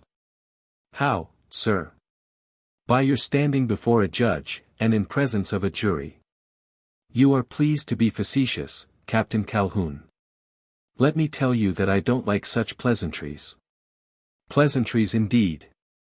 I'm stating plain facts. Tomorrow is the day of trial. Mr. Maurice Gerald, or McSweeney, or O'Hogarty, or whatever's his name, will stand before the bar, accused of murdering your brother. 'Tis false. Maurice Gerald never did the deed, you are going to say. Well, that remains to be proved. It will be, and from your own lips will come the words that'll prove it, to the satisfaction of every man upon the jury. The great gazelle eyes of the Creole were opened to their fullest extent. They gazed upon the speaker with a look such as is oft given by the gazelle itself, a commingling of fear, wonder, and inquiry. It was some seconds before she essayed to speak. Thoughts, conjectures, fears, fancies, and suspicions, all had to do in keeping her silent. I know not what you mean, she at length rejoined. You talk of my being called into court. For what purpose? Though I am the sister of him, who, I know nothing, can tell no more than is in the mouth of everybody. Yes, can you, a great deal more. It's not in the mouth of everybody, that on the night of the murder, you gave Gerald a meeting at the bottom of the garden. No more does all the world know what occurred at that stolen interview. How Henry intruded upon it. How, maddened, as he might well be, by the thought of such a disgrace, not only to his sister, but his family, he threatened to kill the man who had caused it. And was only hindered from carrying out that threat, by the intercession of the woman so damnably deluded. All the world don't know what followed, how Henry, like a fool, went after the low hound, and with what intent. Besides themselves, there were but two others who chanced to be spectators of that parting. Two, who were they? The question was asked mechanically, almost with a tranquil coolness. It was answered with equal sang-froid. One was Cassius Calhoun, the other Louise Poindexter. She did not start. She did not even show sign of being surprised. What was spoken already had prepared her for the revelation. Her rejoinder was a single word, pronounced in a tone of defiance. "Well. Well," echoed Calhoun, chagrined at the slight effect his speeches had produced, "I suppose you understand me?" "Not any more than ever." "You wish me to speak further?" "As you please, sir." "I shall then. I say to you, Lou, there's but one way to save your father from ruin, yourself from shame. You know what I mean." "Yes, I know that much." "You will not refuse me now?" "Now more than ever." "Be it so. Before this time tomorrow, and, by heaven, I mean it, before this time tomorrow, you shall stand in the witness box." "Vile spy! Anywhere but in your presence. Out of my sight. This instant, or I call my father. You needn't put yourself to the trouble. I'm not going to embarrass you any longer with my company, so disagreeable to you. I leave you to reflect. Perhaps before the trial comes on, you'll see fit to change your mind. If so, I hope you'll give notice of it, in time to stay the summons. Good night, Lou. I'll sleep thinking of you." With these words of mockery upon his lips, almost as bitter to himself as to her who heard them, Calhoun strode out of the apartment, with an air less of triumph than of guilt. Louise listened, until his footsteps died away in the distant corridor. Then, as if the proud angry thoughts hitherto sustaining her had become suddenly relaxed, she sank into a chair. And, with both hands pressing upon her bosom, tried to still the dread throbbings that now, more than ever, distracted it. Chapter 86. A Texan Court. It is the dawn of another day. The aurora, rising rose-colored from the waves of a West Indian sea, flings its sweetest smile athwart the savannas of Texas. Almost on the same instant that the rosy light kisses the white sand dunes of the Mexican Gulf, does it salute the flag on Fort Inga. Nearly 100 leagues distant, since there is just this much of an upward inclination between the coast at Matagorda and the spurs of the Guadalupe Mountains, near which stand this frontier post. The aurora has just lighted up the flag, that at the same time flouting out from its staff spreads its broad field of red, white, and blue to the gentle zephyrs of the morning. Perhaps never since that staff went up, has the star-spangled banner waved over a scene of more intense interest than is expected to occur on this very day. Even at the early hour of dawn, the spectacle may be said to have commenced. Along with the first rays of the aurora, horsemen may be seen approaching the military post from all quarters of the compass. They ride up in squads of 2, 3, or half a dozen, dismount as they arrive. Fasten their horses to the stockade fences, or picket them upon the open prairie. This done, they gather into groups on the parade ground, stand conversing or stray down to the village. All, at one time or another, taking a turn into the tavern, and paying their respects to Boniface behind the bar. The men thus assembling are of many distinct types and nationalities. Almost every country in Europe has furnished its quota. Though the majority are of that stalwart race whose ancestors expelled the Indians from the bloody ground, built log cabins on the sites of their wigwams, and spent the remainder of their lives in felling the forests of the Mississippi. Some of them have been brought up to the cultivation of corn, others understand better the culture of cotton, while a large number, from homes further south, have migrated into Texas to speculate in the growth and manufacture of sugar and tobacco. Most are planters by calling and inclination, though there are graziers and cattle dealers, hunters and horse dealers, storekeepers, and traders of other kinds, not a few of them traffickers in human flesh. There are lawyers, land surveyors, and land speculators, and other speculators of no proclaimed calling, adventurers ready to take a hand in whatever may turn up, whether it be the branding of cattle, a scout against Comanches, or a spell of filibustering across the Rio Grande. Their costumes are as varied as their callings. They have been already described, for the men now gathering around Fort Inga are the same we have seen before assembled in the courtyard of Casa del Corvo, the same with an augmentation of numbers. The present assemblage differs in another respect from that composing the expedition of searchers. It is graced by the presence of women, the wives, sisters, and daughters of the men. Some are on horseback, and remain in the saddle, their curtained cotton bonnets shading their fair faces from the glare of the sun. Others are still more commodiously placed for the spectacle, seated under white wagon tilts, or beneath the more elegant coverings of carrioles and jerseys. There is a spectacle, at least there is one looked for. It is a trial long talked of in the settlement.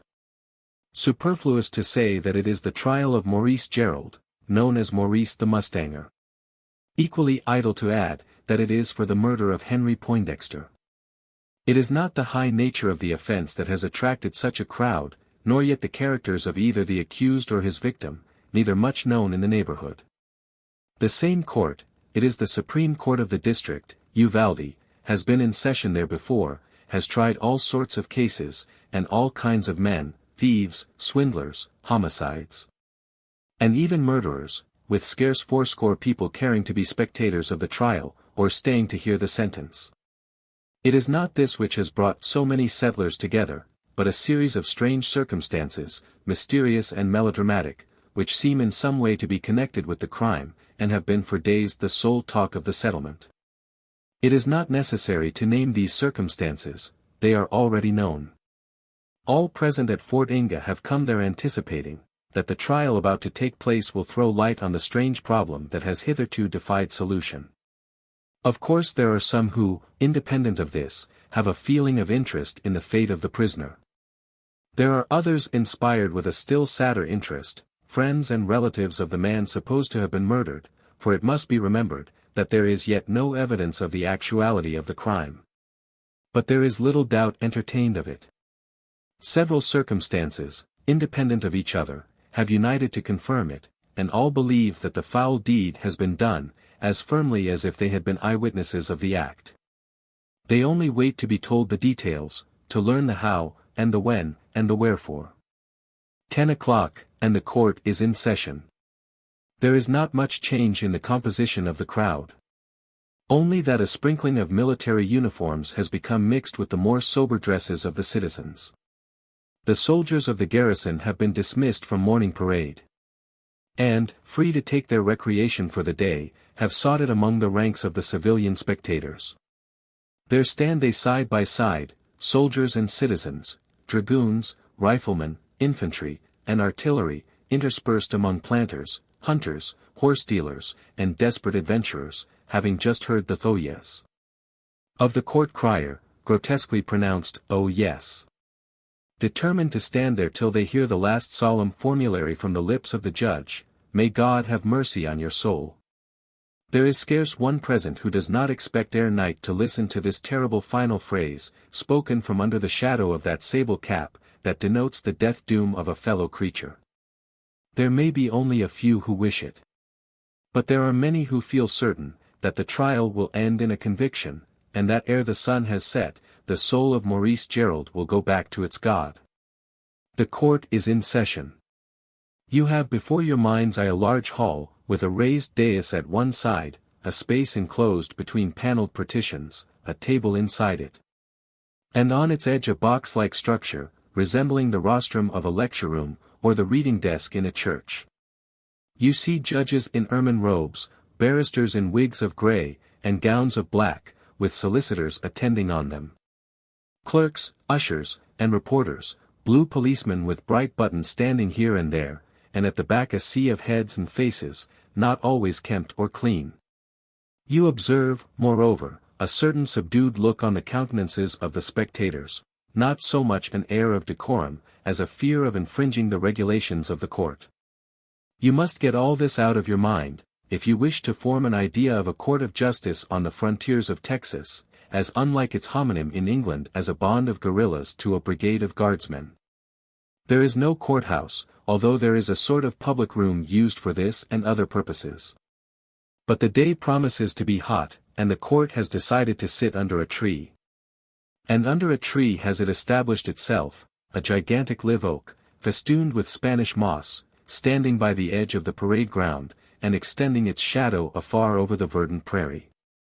A large deal table is placed underneath, with half a score of skin-bottom chairs set around it, and on its top a few scattered sheets of foolscap paper, an inkstand with goosequill pens, a well-thumbed law book or two, A blown glass decanter containing peach brandy, a couple of common tumblers, a box of Havana cigars, and another of lucifer matches. Behind these paraphernalia sits the judge, not only unrobed in ermine, but actually uncoated, the temperature of the day having decided him to try the case in his shirt sleeves. Instead of a wig, he wears his Panama hat, set slouchingly over one cheek, to balance the half-smoked, half-chewed Havana projecting from the other. The remaining chairs are occupied by men whose costume gives no indication of their calling. There are lawyers among them, attorneys, and counselors, they're called, with no difference either in social or legal status, the sheriff and his deputy, the military commandant of the fort, the chaplain, the doctor, several officers. With one or two men of undeclared occupations. A little apart are 12 individuals grouped together, about half of them seated on a rough slab bench, the other half squatted or reclining along the grass.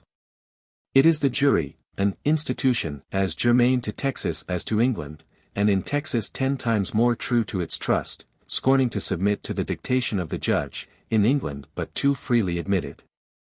Around the Texan judge and jury, close pressing upon the precincts of the court, is a crowd that may well be called nondescript. Buckskin hunting shirts, blanket coats, even under the oppressive heat, frocks of copperas stripe and Kentucky jeans.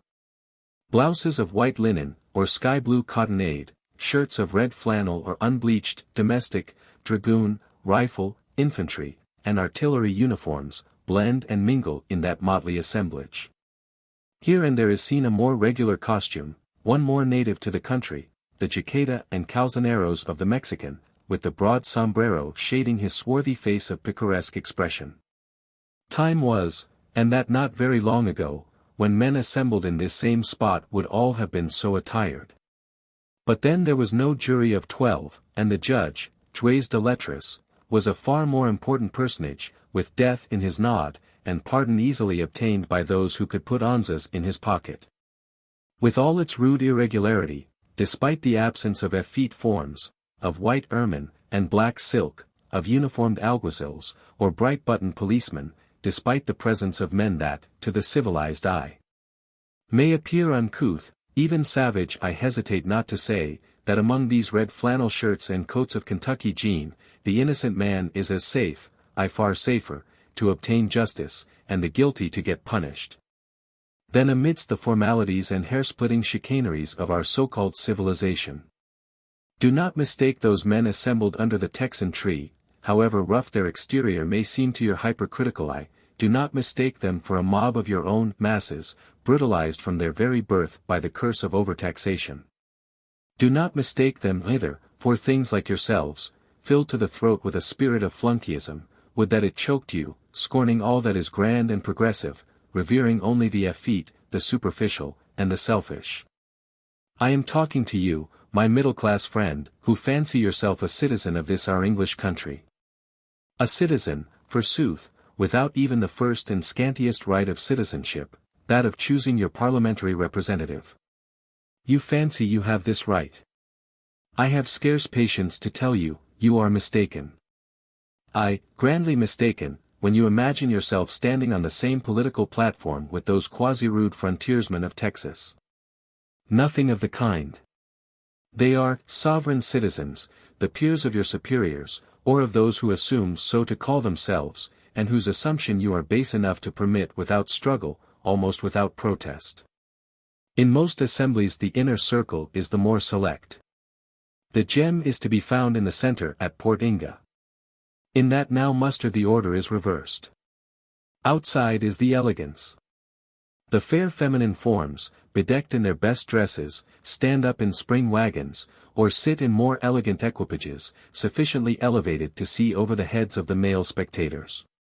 It is not upon the judge that their eyes are bent, or only at intervals. The glances are given to a group of 3 men, placed near the jury, and not very far from the stem of the tree. 1 is seated, and 2 standing. The former is the prisoner at the bar, the latter the sheriff's officers in charge of him. It was originally intended to try several other men for the murder, Miguel Diaz and his associates, as also Philem O'Neill. But in the course of a preliminary investigation the Mexican mustanger succeeded in proving an alibi, as did also his trio of companions. All four have been consequently discharged. They acknowledged having disguised themselves as Indians, for the fact being proved home to them, they could not do less. But they pretended it to have been a joke, a travesty. And as there was proof of the others being at home, and Diaz dead drunk, on the night of Henry Poindexter's disappearance, their statement satisfied those who had been entrusted with the inquiry. As to the Connemara man, it was not thought necessary to put him upon trial. If an accomplice, he could only have acted at the instigation of his master, and he might prove more serviceable in the witness box than in the dock. Before the bar, then, if we may be permitted the figure of speech, there stands but one prisoner, Maurice Gerald, known to those gazing upon him as Maurice the Mustanger. Chapter 87. A False Witness. There are but few present who have any personal acquaintance with the accused, though there are also but a few who have never before heard his name. Perhaps not any.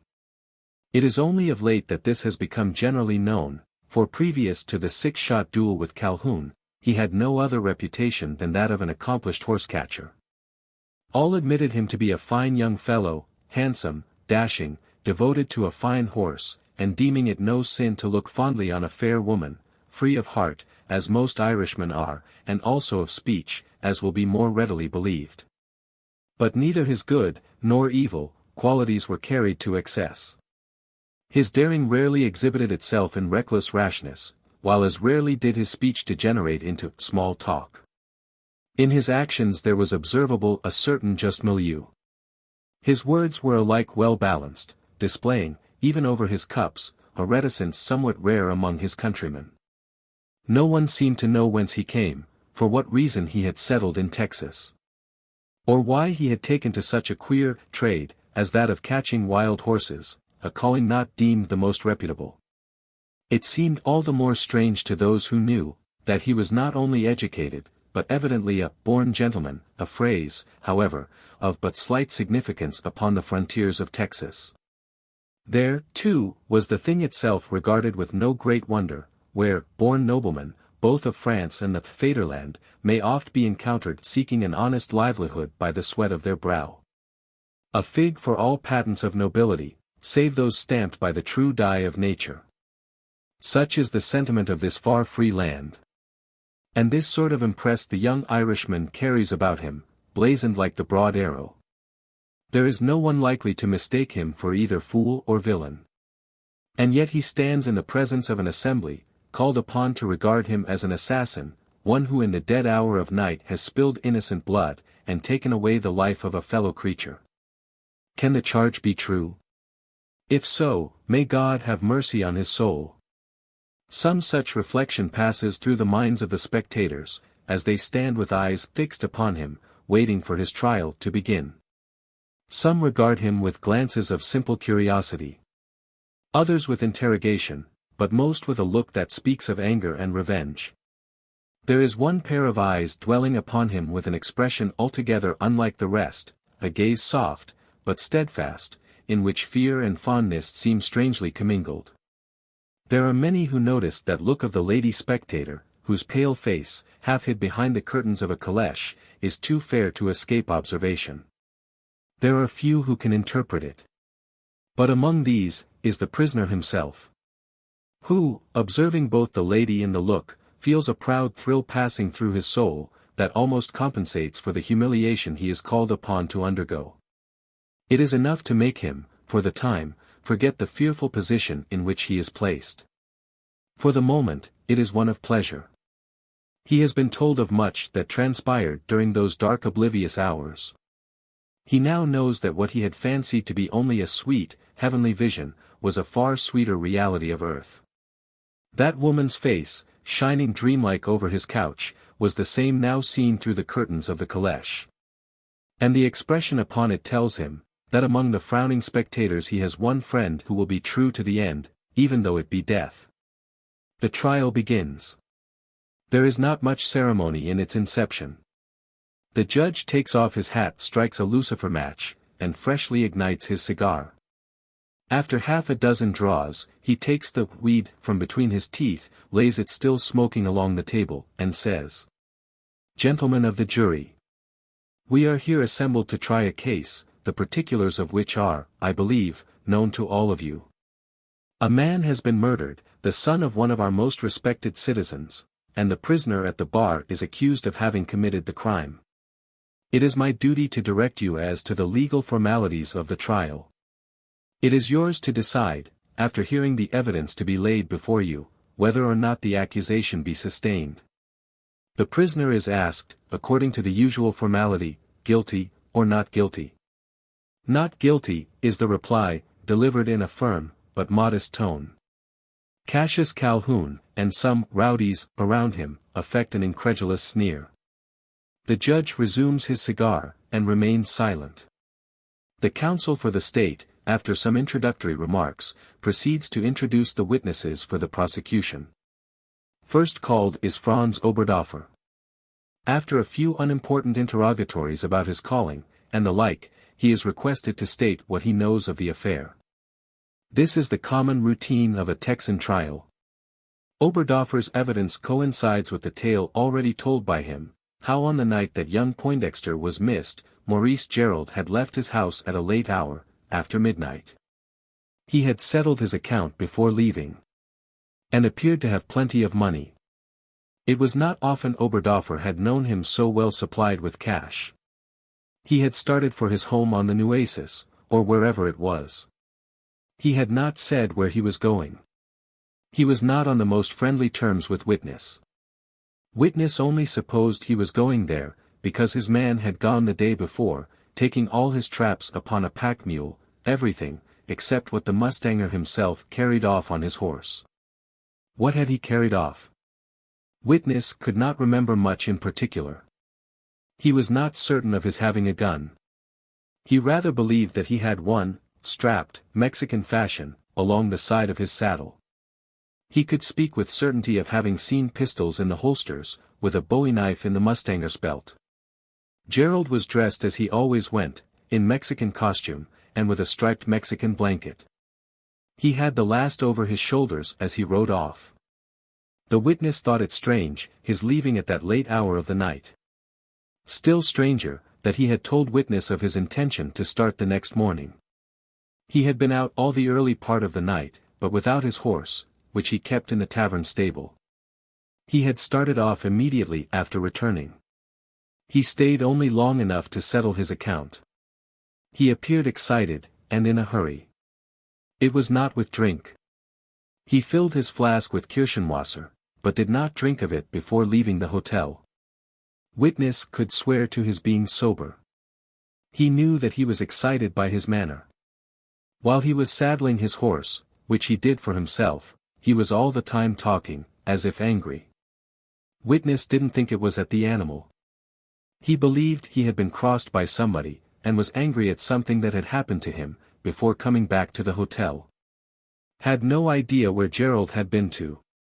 But heard afterwards that he had been seen going out of the village, and down the river, in the direction of Mr. Poindexter's plantation. He had been seen going that way often for the last 3 or 4 days of his sojourn at the hotel, both by day and night, on foot as well as horseback, several times both ways. Such are the main points of Oberdoffer's evidence relating to the movements of the prisoner. He is questioned about Henry Poindexter. Knew the young gentleman but slightly, as he came very seldom to the hotel. He was there on the night when last seen. Witness was surprised to see him there, partly because he was not in the habit of coming, and partly on account of the lateness of the hour. Young Poindexter did not enter the house. Only looked inside the saloon, and called Witness to the door. He asked after Mr. Gerald. He too appeared sober, but excited, and, upon being told that the mustanger was gone away, became very much more excited. Said he wished very much to see Gerald that very night, and asked which way he had gone. Witness directed him along the Rio Grande trace, thinking the mustanger had taken it. Said he knew the road, and went off, as if intending to overtake the mustanger. A few desultory questions, and Oberdoffer's evidence is exhausted. On the whole it is unfavorable to the accused. Especially the circumstance of Gerald's having changed his intention as to his time of starting. His manner, described as excited and angry, perhaps somewhat exaggerated by the man who naively confesses to a grudge against him. That is especially unfavorable. A murmur through the court tells that it has made this impression. But why should Henry Poindexter have been excited too? Why should he have been following after Gerald in such hot haste, and at such an unusual hour, unusual for the young planter, both as regarded his haunts and habits? Had the order been reversed, and Gerald inquiring about and going after him, the case would have been clearer. But even then there would have been an absence of motive. Who can show this, to satisfy the jury? Several witnesses are called. But their testimony rather favors the reverse view. Some of them testify to the friendly feeling that existed between the prisoner and the man he stands charged with having murdered. One is at length called up who gives evidence of the opposite. It is Captain Cassius Calhoun. His story produces a complete change in the character of the trial. It not only discloses a motive for the murder, but darkens the deed tenfold. After a craftily worded preface, in which he declares his reluctance to make the exposure, he ends by telling all, the scene in the garden, the quarrel, the departure of Gerald, which he describes as having been accompanied by a threat. His being followed by Henry, everything but the true motive for this following, and his own course of action throughout. These two facts he keeps carefully to himself. The scandalous revelation causes a universal surprise, alike shared by judge, jury, and spectators. It exhibits itself in an unmistakable manner, here in ominous whisperings, there in ejaculations of anger. These are not directed towards the man who has testified, but against him who stands before them, now presumptively charged with a double crime, the assassination of a son, the defilement of a daughter. A groan had been heard as the terrible testimony proceeded. It came from a man of more than middle age, of sad subdued aspect, whom all knew to be the father of both these unfortunates. But the eyes of the spectators dwell not on him. They look beyond, to a curtained caleche, in which is seen seated a lady, so fair, as long before to have fixed their attention. Strange are the glances turned upon her. Strange, though not inexplicable, for it is Louise Poindexter who occupies the carriage. Is she there of her own accord, by her own free will? So runs the inquiry around, and the whispered reflections that follow it. There is not much time allowed them for speculation. They have their answer in the crier's voice, heard pronouncing the name. Louise Poindexter. Calhoun has kept his word.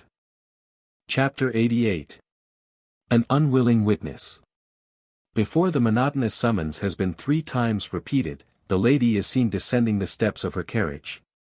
Conducted by an officer of the court, she takes her stand on the spot set apart for the witnesses. Without flinching, apparently without fear, she faces towards the court. All eyes are upon her, some interrogatively. A few, perhaps, in scorn, but many in admiration, that secret approval which female loveliness exacts, even when allied with guilt. One regards her with an expression different from the rest, a look of tenderest passion, dashed with an almost imperceptible distrust. It is the prisoner himself. From him her eyes are averted as from everybody else. Only one man she appears to think worthy of her attention, he who has just forsaken the stand she occupies. She looks at Calhoun, her own cousin, as though with her eyes she would kill him. Cowering under the glance, he slinks back, until the crowd conceals him from her sight. Where were you, Miss Poindexter, on the night when your brother was last seen? The question is put by the state councillor. At home, in my father's house. May I ask, if on that night you went into the garden? I did. Perhaps you will be good enough to inform the court at what hour? At the hour of midnight, if I rightly remember. Were you alone? Not all the time. Part of it there was someone with you. There was. Judging by your frankness, Miss Poindexter, you will not refuse to inform the court who that person was? Certainly not. May I ask the name of the individual? There was more than one. My brother was there. But before your brother came upon the ground, was there not someone else in your company? There was. It is his name we wish you to give. I hope you will not withhold it. Why should I? You are welcome to know that the gentleman, who was with me, was Mr. Maurice Gerald. The answer causes surprise, and something more. There is a show of scorn, not unmixed with indignation.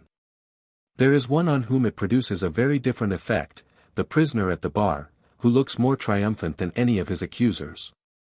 May I ask if this meeting was accidental, or by appointment? By appointment. It is a delicate question, Miss Poindexter, you will pardon me for putting it, in the execution of my duty, what was the nature, the object I should rather term it, of this appointment? The witness hesitates to make answer.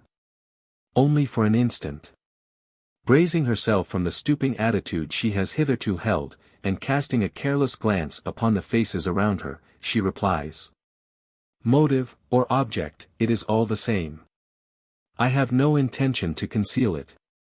I went into the garden to meet the man I loved, whom I still love, though he stands before you an accused criminal. Now, sir, I hope you are satisfied. Not quite, continues the prosecuting counsel, unmoved by the murmurs heard around him. I must ask you another question, Miss Poindexter. The course I am about to take, though a little irregular, will save the time of the court, and I think no one will object to it. You have heard what has been said by the witness who preceded you. Is it true that your brother parted in anger with the prisoner at the bar? Quite true. The answer sends a thrill through the crowd, a thrill of indignation. It confirms the story of Calhoun. It establishes the motive of the murder. The bystanders do not wait for the explanation the witness designs to give. There is a cry of, hang him, and, along with it, a demonstration for this to be done without staying for the verdict of the jury, order in the court. Cries the judge, taking the cigar from between his teeth, and looking authoritatively around him. My brother did not follow him in anger, pursues the witness, without being further questioned. He had forgiven Mr. Gerald. And went after to apologize. I have something to say about that, interposes Calhoun, disregarding the irregularity of the act. They quarreled afterwards. I heard them, from where I was standing on the top of the house. Mr. Calhoun. Cries the judge rebukingly, if the counsel for the prosecution desire it, you can be put in the box again. Meanwhile, sir, you will please not interrupt the proceedings.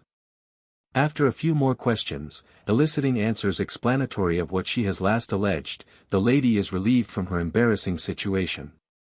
She goes back to her carriage with a cold heaviness at her heart, for she has become conscious that, by telling the truth, she has damaged the cause of him she intended to serve. Her own too, for in passing through the crowd she does not fail to perceive eyes turned upon her, that regard her with an expression too closely resembling contempt. The chivalry is offended by her condescension.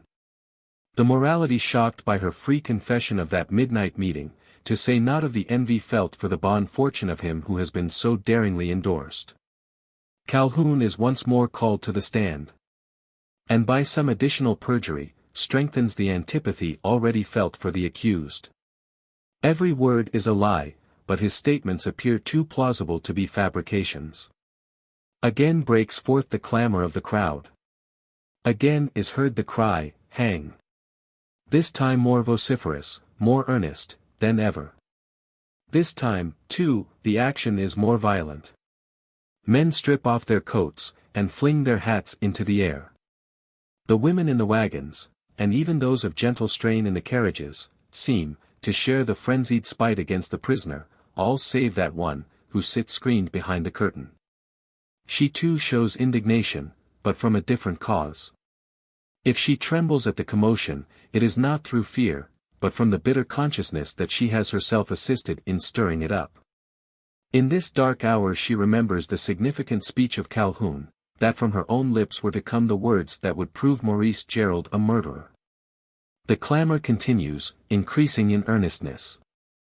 There are things said aloud, insinuations against the accused, designed to inflame the passions of the assembly, and each moment the outcry grows fiercer and more virulent. Judge Roberts, the name of him who presides, is in peril of being deposed. To be succeeded by the lawless Lynch. And then what must follow?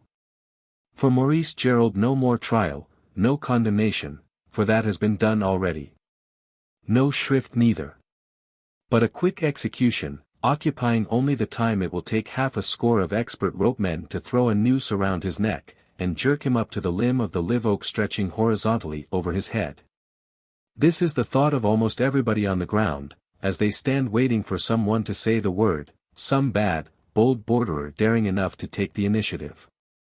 Thanks be to God, the spectators are not all of this mind. A few have determined on bringing the affair to a different finale. There is a group of men in uniform, seen in excited consultation.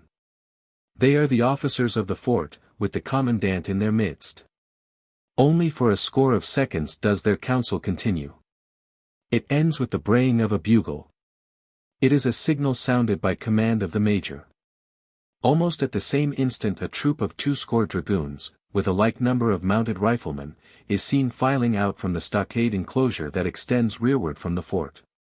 Having cleared the gateway, they advance over the open ground in the direction of the live oak. Silently, and as though acting under an instinct, they deploy into an alignment, forming three sides of a square, that partially encloses the court. The crowd has ceased its clamoring, and stands gazing at a spectacle, which might be taken for a coup de theatre. It produces not only silence, but submission, for plainly do they perceive its design, and that the movement is a precautionary measure due to the skill of the commanding officer of the post. Equally plain is it, that the presidency of Justice Lynch is no longer possible, and that the law of the land is once more in the ascendant. Without further opposition Judge Roberts is permitted to resume his functions, so rudely interrupted. Fellow citizens, he cries, with a glance towards his auditory, now more reproachful than appealing, the law is bound to take its course, just the same in Texas as in the States. I need not tell you that, since most of you, I reckon, have seen corn growing on the other side of the Mississippi. Well, taking this for granted, you wouldn't hang a man without first hearing what he's got to say for himself. That would neither be law, nor justice, but downright murder. And hasn't he done murder? Asks one of the rowdies standing near Calhoun. It's only sarve him, as he sarved young Poindexter. There is no certainty about that. You've not yet heard all the testimony. Wait till we've examined the witnesses on the other side. Crier, continues he, turning to the official, call the witnesses for the defense. The crier obeys, and Philem O'Neill is conducted to the stand. The story of the ci devant stable boy, confusedly told, full of incongruities, and in many parts altogether improbable, rather injures the chances of his master being thought innocent. The San Antonio Council is but too anxious for his testimony to be cut short, having a firmer reliance on the tale to be told by another. That other is next announced. Zebulon Stump. Before the voice of the summoning officer has ceased to reverberate among the branches of the live oak, a tall stalwart specimen of humanity is seen making his way through the throng, whom all recognize as Zeb Stump, the most noted hunter of the settlement. Taking 3 or 4 strides forward, the backwoodsman comes to a stand upon the spot set apart for the witnesses. The sacred volume is presented to him in due form, which, after repeating the well-known words of the affidavit, Zeb is directed to kiss. He performs this operation with a smack sufficiently sonorous to be heard to the extreme outside circle of the assemblage. Despite the solemnity of the scene, there is an audible tittering, instantly checked by the judge, a little, perhaps, by Zeb himself, whose glance, cast inquiringly around, seems to search for someone, that may be seen with a sneer upon his face. The character of the man is too well known, for anyone to suppose he might make merry at his expense, and before his searching glance the crowd resumes, or affects to resume, its composure. After a few preliminary questions, Zeb is invited to give his version of the strange circumstances, which, have been keeping the settlement in a state of unwonted agitation. The spectators prick up their ears, and stand in expectant silence. There is a general impression that Zeb holds the key to the whole mystery. "Well, Mr. Judge," says he, looking straight in the face of that cigar-smoking functionary, "I've no objection to tell what I know, be out the business. But if it be all the same to yourself, and the jury higher, I'd prefer that the young feller shed his varsion fust. I could then faller with mine, the which mout certify and confirm him." "Of what young fellow do you speak?" inquires the judge. "The mostanger Thursday, in course. Him as stands, cussed killin' young Poindexter." "It would be somewhat irregular," rejoins the judge, "after all, our object is to get at the truth. For my part, I haven't much faith in old-fashioned forms. And if the jury don't object, let it be as you say." The 12, speaking through their foreman, professed themselves of the same way of thinking. Frontiersmen are not noted for strict adherence to ceremonious forms. And Zeb's request is conceded nemini dissentient. Chapter 89. The Confession of the Accused. Acting under the advice of his counsel, the accused prepares to avail himself of the advantage thus conceded. Directed by the judge, he stands forward. The sheriff's officers in charge falling a step or two into the rear. It is superfluous to say that there is universal silence. Even the tree crickets, hitherto chirping among the leaves of the live oak, desist from their shrill stridulation, as if awed by the stillness underneath. Every eye is fixed upon the prisoner. Every ear bent to catch the first words of, what may be termed, his confession. "Judge, and gentlemen of the jury," says he, commencing his speech in true Texan style, "you are good enough to let me speak for myself. And in availing myself of the privilege, I shall not long detain you. First, have I to say, that, notwithstanding the many circumstances mentioned during the course of this trial, which to you appear not only odd, but inexplicable, my story is simple enough, and will explain some of them. Not all of the statements you have heard are true. Some of them are false as the lips from which they have fallen." The speaker's glance, directed upon Cassius Calhoun, causes the latter to quail, as if standing before the muzzle of a six-shooter. "It is true that I met Miss Poindexter, as stated.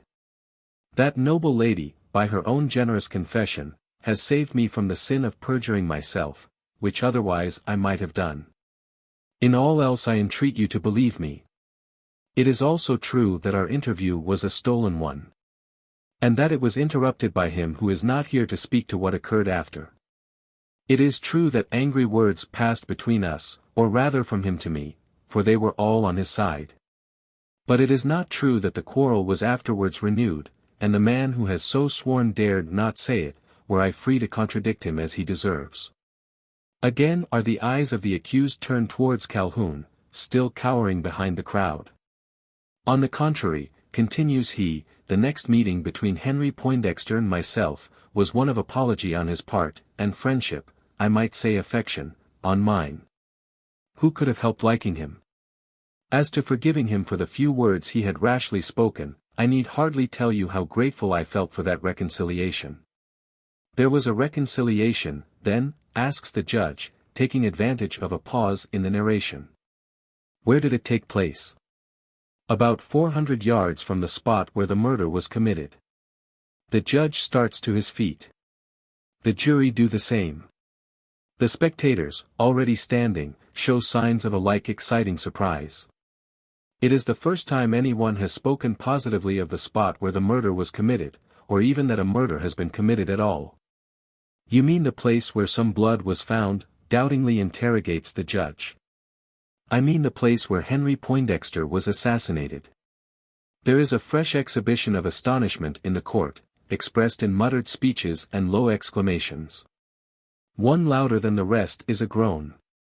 It is given by Woodley Poindexter. Now for the first time made certain he has no longer a son. In the heart of the father has still lingered a hope that his son may be alive, that he might be only missing, kept out of the way by accident, illness, Indians, or some other circumstance. As yet there has been no positive proof of his death, only a thread of circumstantial evidence, and it of the slightest. This hope, by the testimony of the accused himself, is no longer tenable. You are sure he is dead, then? Is the question put to the prisoner by the prosecuting counsel. Quite sure, responds the accused. Had you seen him as I did, you would think the interrogatory a very idle one. You saw the body? I must take exception to this course of examination, interposes the counsel for the accused. It is quite irregular. Faith. In an old country court it wouldn't be allowed, adds the cisatlantic attorney. The counsel for the prosecution wouldn't be permitted to spake, till it came to the cross-examination. That's the law here, too, says the judge, with a severe gesture towards him who has erred. Prisoner at the bar. You can continue your story. Your own counsel may ask you what question he pleases, but nobody else, till you have done. Go on. Let us hear all you have to say. I have spoken of a reconciliation, resumes the accused, and have told you where it took place. I must explain how it came to be there. It has been made known to you how we parted, Miss Poindexter, her brother, and myself. On leaving them I swam across the river. Partly because I was too excited to care how I went off, and partly that I did not wish him to know how I had got into the garden. I had my reasons for that. I walked on upstream, towards the village. It was a very warm night, as may be remembered by many of you, and my clothes had got nearly dry by the time I reached the hotel. The house was still open, and the landlord behind his bar. But as up to that day I had no reason to thank him for any extra hospitality, and as there was nothing to detain me any longer under his roof, I took it into my head to set out at once for the Alamo. And make the journey during the cool hours of the night. I had sent my servant before, and intended to follow in the morning, but what happened at Casa del Corvo made me desirous of getting away as soon as possible, and I started off, after settling my account with Mr. Oberdoffer. And the money with which you paid him, asks the state prosecutor, where did you get? I protest against this, interrupts the counsel for the accused. Bidara! Exclaims the Milesian lawyer, looking daggers, or rather dueling pistols, at the state counsellor. If yez were to go on at that rate in a Galway assize, ye'd stand a nate chance of gettin' contradicted in a different style altogether. Silence, gentlemen, commands the judge, in an authoritative tone. Let the accused continue his statement. I travelled slowly. There was no reason for being in a hurry. I was in no mood for going to sleep that night. And it mattered little to me where I should spend it, on the prairie, or under the roof of my jacal. I knew I could reach the Alamo before daybreak, and that would be as soon as I desired. I never thought of looking behind me. I had no suspicion that anyone was coming after, until I had got about half a mile into the chaparral, where the Rio Grande trace runs through it. Then I heard the stroke of a horse's hoof, that appeared hurrying up behind. I had got round the corner, where the trace makes a sharp turn, and was hindered from seeing the horseman. But I could tell that he was coming on at a trot. It might be somebody I wouldn't care to encounter. That was the reflection I made. Though I wasn't much caring who. It was more from habit, by living in the neighborhood of the Indians, that I drew in among the trees, and waited until the stranger should show himself. He did so shortly after. You may judge of my surprise when, instead of a stranger, I saw the man from whom I had so lately parted in anger. When I say anger, I don't speak of myself, only him. Was he still in the same temper? Had he been only restrained by the presence of his sister from attacking me? Relieved of this, had he come after me to demand satisfaction for the injury he supposed her to have sustained? Gentlemen of the jury, I shall not deny that this was the impression on my mind when I saw who it was. I was determined there should be no concealment, no cowardly shrinking on my part. I was not conscious of having committed crime. True, I had met his sister clandestinely, but that was the fault of others, not mine, not hers. I loved her with a pure honest passion, and with my whole heart. I am not afraid to confess it. In the same way I love her still. Louise Poindexter, seated in her carriage behind the outer circle of spectators, is not so distant from the speaker, nor are the curtains so closely drawn, but that she can hear every word passing from his lips. Despite the sadness of her heart, a gleam of joy irradiates her countenance, as she listens to the daring declaration. It is but the echo of her own. And the glow that comes quickly to her cheeks is not shame, but the expression of a proud triumph. She makes no attempt to conceal it. Rather does she appear ready to spring up from her seat, rush towards the man who is being tried for the murder of her brother, and with the abandon that love alone can impart, bid defiance to the boldest of his accusers. If the signs of sorrow soon reappear, they are no longer to be traced to jealousy. Those sweet ravings are well remembered, and can now be trusted as truth. They are confirmed by the confession of restored reason, by the avowal of a man who may be standing on the stoop of death, and can have no earthly motive for a deception such as that. Chapter 90. A court quickly cleared. If the last speech has given satisfaction to Louise Poindexter, there are few who share it with her. Upon most of the spectators it has produced an impression of a totally different character.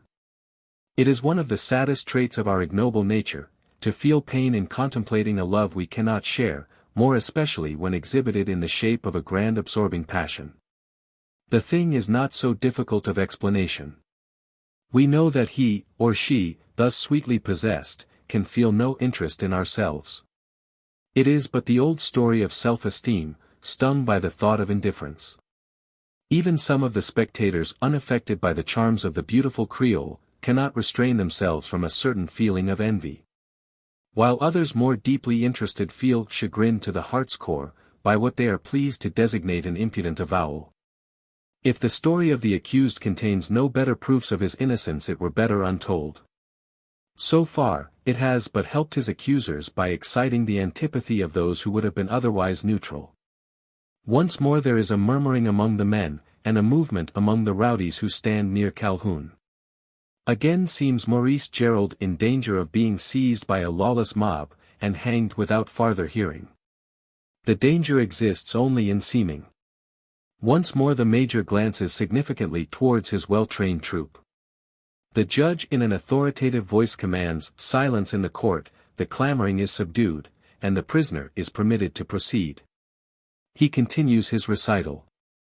On seeing who it was, I rode out from among the trees, and reined up before him. There was light enough for him to see who I was, and he at once recognized me. Instead of the angry scene I expected, perhaps had reason to expect, I was joyfully surprised by his reception of me. His first words were to ask if I would forgive him for what he had said to me, at the same time holding out his hand in the most frank and friendly manner. Need I tell you that I took that hand? Or how heartily I pressed it? I knew it to be a true one, more than that, I had a hope it might one day be the hand of a brother. It was the last time, but one, I ever grasped it alive. The last was shortly after, when we bade each other good night, and parted upon the path. I had no thought it was to be forever. Gentlemen of the jury, you do not wish me to take up your time with the conversation that occurred between us? It was upon matters that have nothing to do with this trial. We rode together for a short distance, and then drew up under the shadow of a tree. Cigars were exchanged, and smoked, and there was another exchange, the more closely to cement the good understanding established between us. It consisted of our hats and cloaks. It was a whim of the moment suggested by myself, from a fashion I had been accustomed to among the Comanches. I gave Henry Poindexter my Mexican sombrero and striped blanket, taking his cloth cloak and Panama hat. We then parted, he riding away, myself remaining. I can give no reason why I stayed upon the spot. Unless that I liked it, from being the scene of our reconciliation, by me so little looked for and so much desired. I no longer cared for going on to the Alamo that night. I was happy enough to stay under the tree. And, dismounting, I staked out my horse, wrapped myself up in the cloak, and with the hat upon my head, lay down upon the grass. In 3 seconds I was asleep. It was rare for sleep to come on me so readily. Half an hour before, and the thing would have been impossible. I can only account for the change by the feeling of contentment that was upon me, after the unpleasant excitement through which I had passed. My slumbers could not have been very sound. Nor were they long undisturbed. I could not have been unconscious for more than 2 minutes, when a sound awoke me. It was the report of a gun. I was not quite sure of its being this. I only fancied that it was. My horse seemed to know better than I. As I looked up, he was standing with ears erect, snorting, as if he had been fired at. I sprang to my feet, and stood listening. But as I could hear nothing more, and the mustang soon quieted down, I came to the conclusion that we had both been mistaken. The horse had heard the footsteps of some straying animal. And that which struck upon my ear might have been the snapping of a branch broken by its passage through the thicket, or perhaps one of the many mysterious sounds, mysterious, because unexplained, often heard in the recesses of the chaparral. Dismissing the thing from my mind, I again lay down along the grass, and once more fell asleep. This time I was not awakened until the raw air of the morning began to chill me through the cloak. It was not pleasant to stay longer under the tree, and, recovering my horse, I was about to continue my journey. But the shot seemed still ringing in my ears, even louder than I had heard it while half asleep. It appeared, too, to be in the direction in which Henry Poindexter had gone. Fancy or no fancy, I could not help connecting it with him, nor yet resist the temptation to go back that way and seek for an explanation of it. I did not go far till I found it. Oh, heavens! What a sight! I saw. "The Headless Horseman," exclaims a voice from the outer circle of the spectators, causing one and all to turn suddenly in that direction. "The Headless Horseman!" respond 50 others, in a simultaneous shout. Is it mockery, this seeming contempt of court? There is no one who takes it in this sense, for by this time every individual in the assemblage has become acquainted with the cause of the interruption. It is the Headless Horseman himself seen out upon the open plain, in all his fearful shape. Yonder he goes, yonder. Yonder. No, he's coming this way. See. He's making straight for the fort. The latest assertion seems the truer. But only for an instant. As if to contradict it, the strange equestrian makes a sudden pause upon the prairie, and stands eyeing the crowd gathered around the tree. Then, apparently not liking the looks of what is before him, the horse gives utterance to his dislike with a loud snort, followed by a still louder neighing. The intense interest excited by the confession of the accused is for the time eclipsed. There is a universal impression that, in the spectral form thus opportunely presenting itself, will be found the explanation of all that has occurred. 3/4 of the spectators forsake the spot, and rush towards their horses. Even the jurymen are not exempt from taking part in the general debandade, and at least 6 out of the 12 go scattering off to join in the chase of the Headless Horseman. The latter has paused only for an instant, just long enough to scan the crowd of men and horses now moving towards him. Then repeating his wild wire, he wheels round, and goes off at full speed, followed by a thick clump of shouting pursuers. Chapter 91. A chase through a thicket. The chase leads straight across the prairie, towards the tract of chaparral, 10 miles distant. Before reaching it, the ruck of riders becomes thin to a straggling line, one after another falling off, as their horses become blown by the long sweltering gallop. But few get within sight of the thicket. And only 2 enter it, in anything like close proximity to the escaping horseman, who, without making halt, plunges into the timber. The pursuer nearest him is mounted upon a gray mustang, which is being urged to its utmost speed by whip, spur, and voice. The one coming after, but with a long interval between, is a tall man in a slouched hat and blanket coat, bestriding a raw-boned roadster, that no one would suspect to be capable of such speed. It is procured not by whip, spur, and voice, but by the more cruel prompting of a knife blade held in the rider's hand, and at intervals silently applied to the animal's spine, just behind the croup. The 2 men, thus leading the chase, are Cassius Calhoun and Zeb Stump. The swiftness of the gray mustang has given Calhoun the advantage, aided by a determination to be in at the death, as if some desperate necessity required it. The old hunter appears equally determined.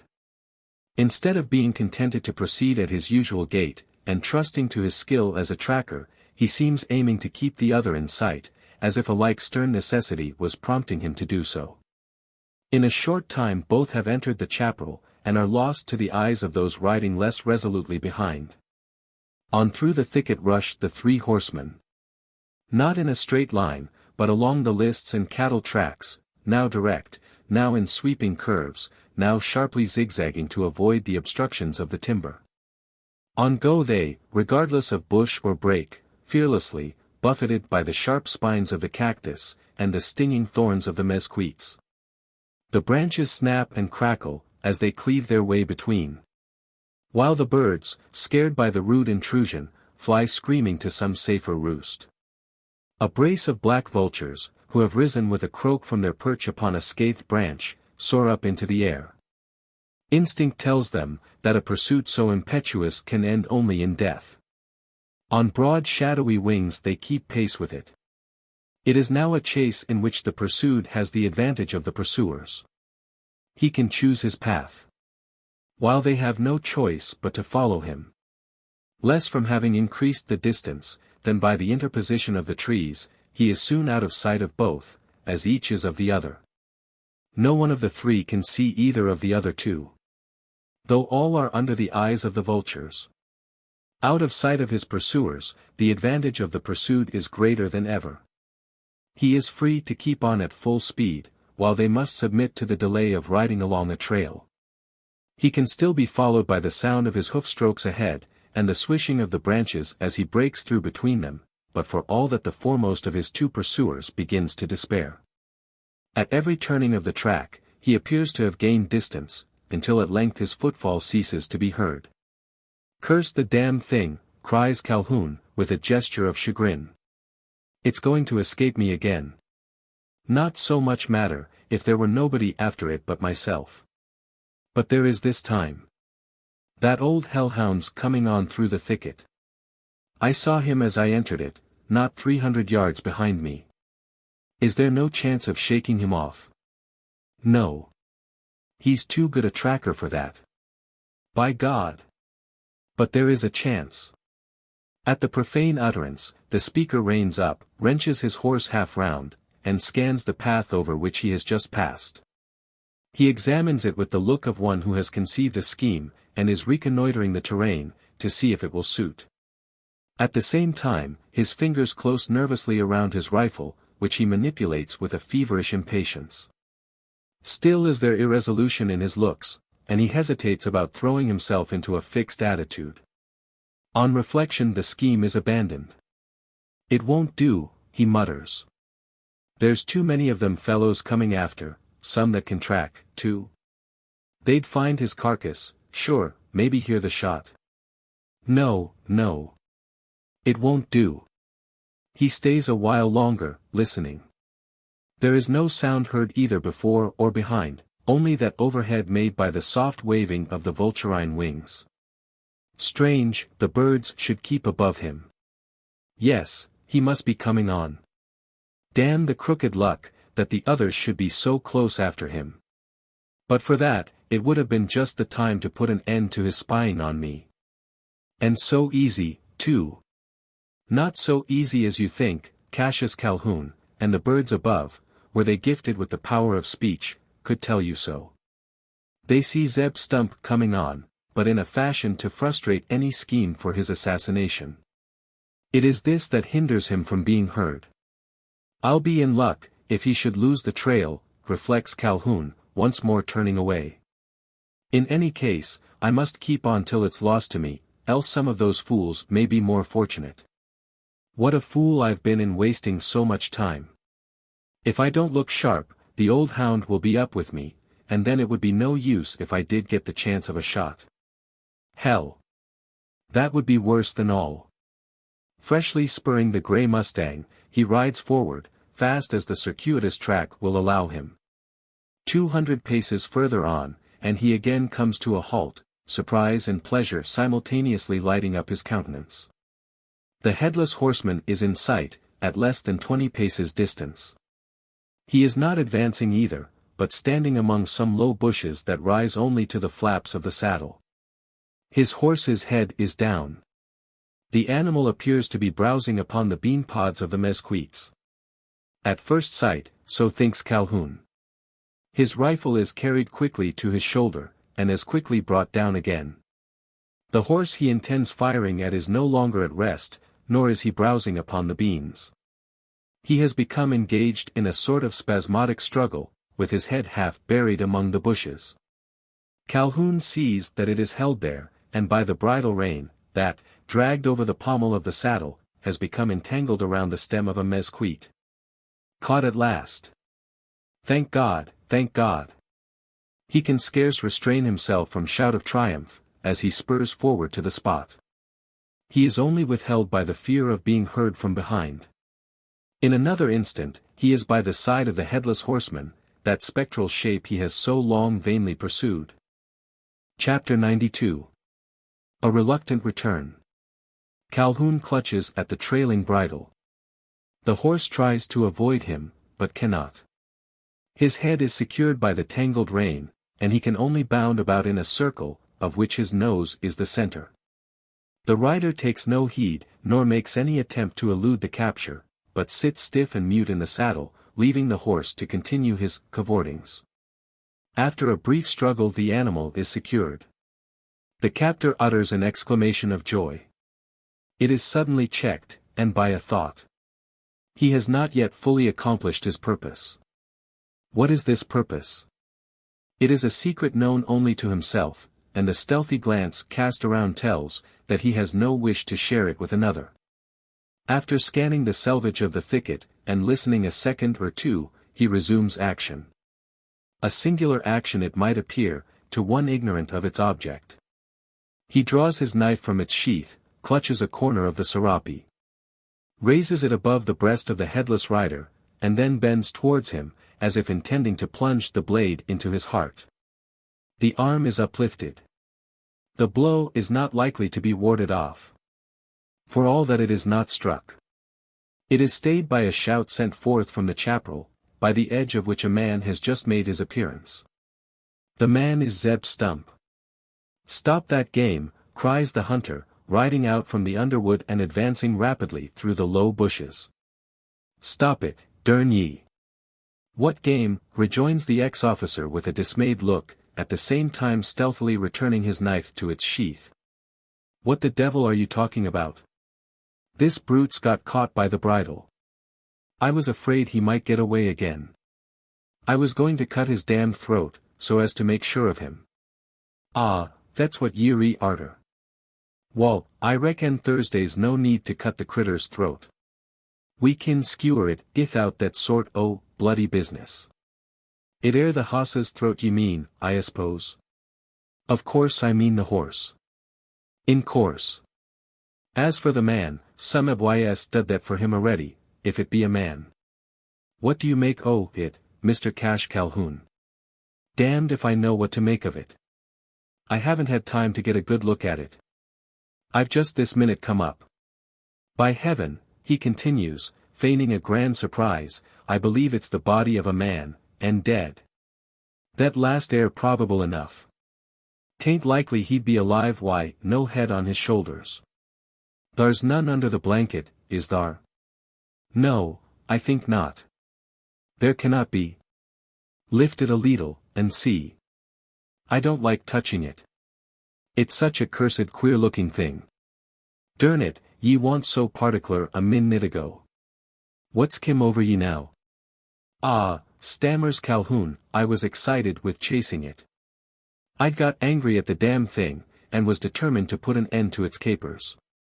"Never mind then," interposes Zeb, "I'll make an inspection o' it. Yes," he continues, riding nearer, and keeping his eyes fixed upon the strange shape. "Yes, it's the body o' a man, and no mistake. Dead as a buck, and stiff as a hunch o' venison in a hard frost. Hullo," he exclaims, on raising the skirt of the serape, "it's the body o' the man whose murders bein' tried, your own cousin, young Paintdexter." "It is, by the eternal God. I believe you are right. By heaven it is he. Jehoshaphat, proceeds Zeb, after counterfeiting surprise at the discovery, this air the mysteriousest thing all. Wall, I reckon Thursday's no use in our stayin' higher to speculate upon it. Bestest thing we kin do is to take the body back, just as it sot in the settle, which it appears putty firm. I know the hoss too, and I reckon, when he smell my ol' mar a bit, he'll come along, ithout much coaxin'. Gee up, ol' girl. And make yourself knowed to him. Thursday now. Don't ye see it's a previous acquaintance yourn, though sarting the poor critter appears to hev had rough usage late, and ye mout well be excused for not reconnaissing him. 'Tere some time since he's had a curry to his skin. While the hunter is speaking, the horse bestridden by the dead body, and the old mare, place their snouts in contact, then withdraw them with a sniff of recognition. I thought so, exclaims Zeb, taking hold of the strayed bridle, and detaching it from the mezquite. The stellion's bound to lead quietly enough, so long as he's in company with the mar. All events, 'twouldn't be necessary to cut his throat to keep him from runnin' away. Now, Mr. Calhoun, he continues, glancing stealthily at the other, to witness the effect produced by his speeches. Don't ye think we'd better start right away? The trial may still be goin' on, and if so, we may be wanted to take a part in it. I reckon that we've got a witness higher, as LL do somethin' torst illoocidatin, the case, either to the hangin' the most anger, or, what air more likely, clurin' him althogither the church. Wall, air ye ready to take the back track? Oh, certainly. As you say, there's no reason for our remaining here. Zeb moves off first, leading the captive alongside of him. The latter makes no resistance, but rather seems satisfied at being conducted in company. Calhoun rides slowly, a close observer might say reluctantly in the rear. At a point where the path angles abruptly round a clump of trees, he reins up, and appears to consider whether he should go on, or gallop back. His countenance betrays terrible agitation.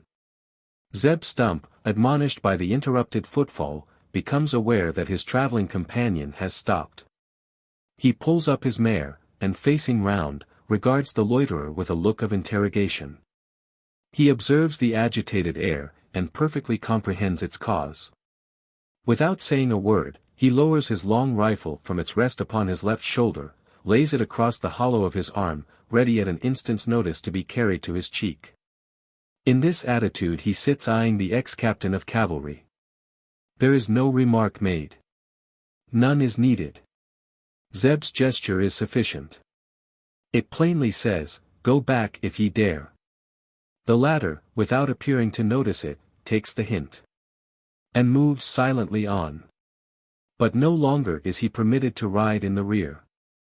Without saying it, the old hunter has grown suspicious, and makes an excuse for keeping behind, with which his companion du voyage is compelled to put up. The cavalcade advances slowly through the chaparral. It approaches the open prairie. At length the sky line comes in sight. Something seen upon the distant horizon appears to impress Calhoun with a fresh feeling of fear.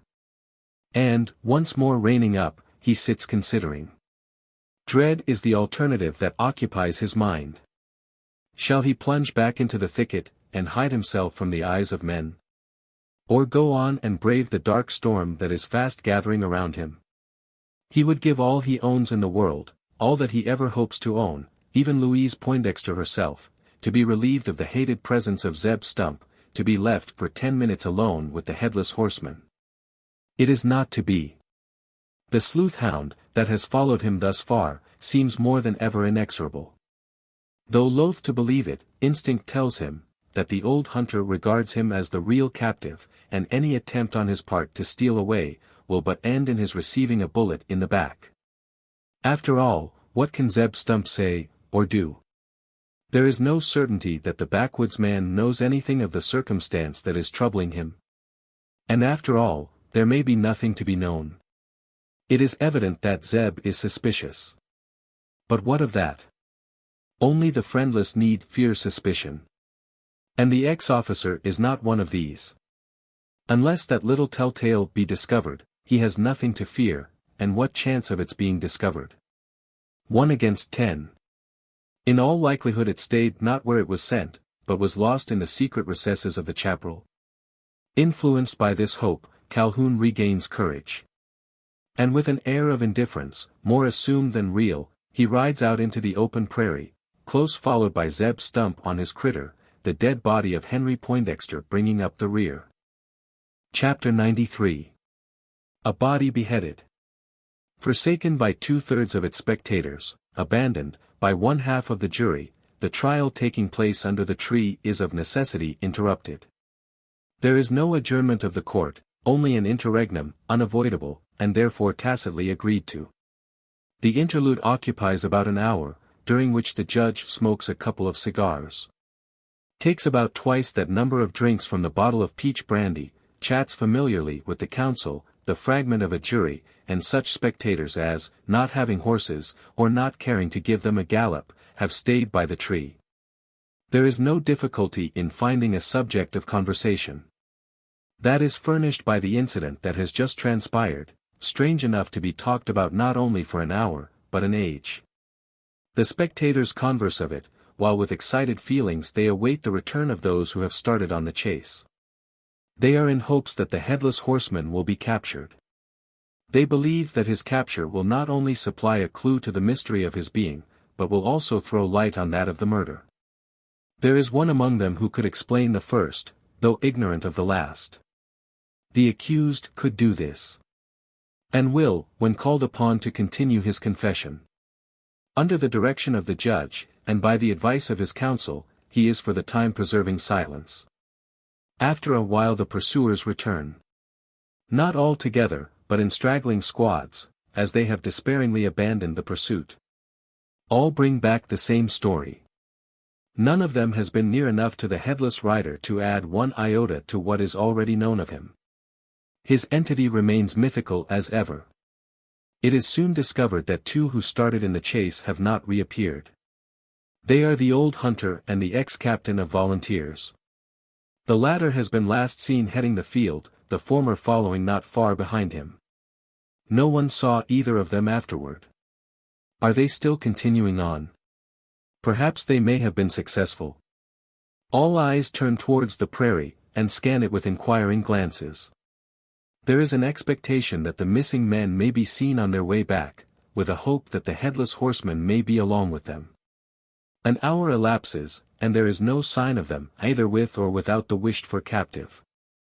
Is the trial to be further postponed? The counsel for the prosecution urges its continuance, while he for the accused is equally desirous of its being delayed. The latter moves an adjournment till tomorrow, his plea the absence of an important witness in the person of Zeb Stump, who has not yet been examined. There are voices that clamor for the case to be completed. There are paid clackers in the crowd composing a Texan court, as in the pit of a Parisian theater. The real tragedy has its supporters, as well as the sham. The clamorers succeed in carrying their point. It is decided to go on with the trial, as much of it as can be got through without the witness who is absent. He may be back before the time comes for calling him. If not, the court can then talk about adjournment. So rules the judge, and the jury signify their assent. The spectators do the same. The prisoner is once more directed to stand up, and continue the confession so unexpectedly interrupted. You were about to tell us what you saw, proceeds the counsel for the accused, addressing himself to his client. Go on, and complete your statement. What was it you saw? A man lying at full length upon the grass. Asleep? Yes. In the sleep of death. Dead? More than dead, if that were possible. On bending over him, I saw that he had been beheaded. What? His head cut off. Just so. I did not know it, till I knelt down beside him. He was upon his face, with the head in its natural position. Even the hat was still on it. I was in hopes he might be asleep, though I had a presentiment there was something amiss. The arms were extended too stiffly for a sleeping man. So were the legs. Besides, there was something red upon the grass, that in the dim light I had not at first seen. As I stooped low to look at it, I perceived a strange odor, the salt smell that proceeds from human blood. I no longer doubted that it was a dead body I was bending over, and I set about examining it. I saw there was a gash at the back of the neck, filled with red, half-coagulated blood.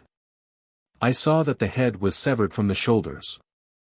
A sensation of horror runs through the auditory, accompanied by the exclamatory cries heard on such occasions. Did you know the man? Alas! Yes. Without seeing his face. It did not need that.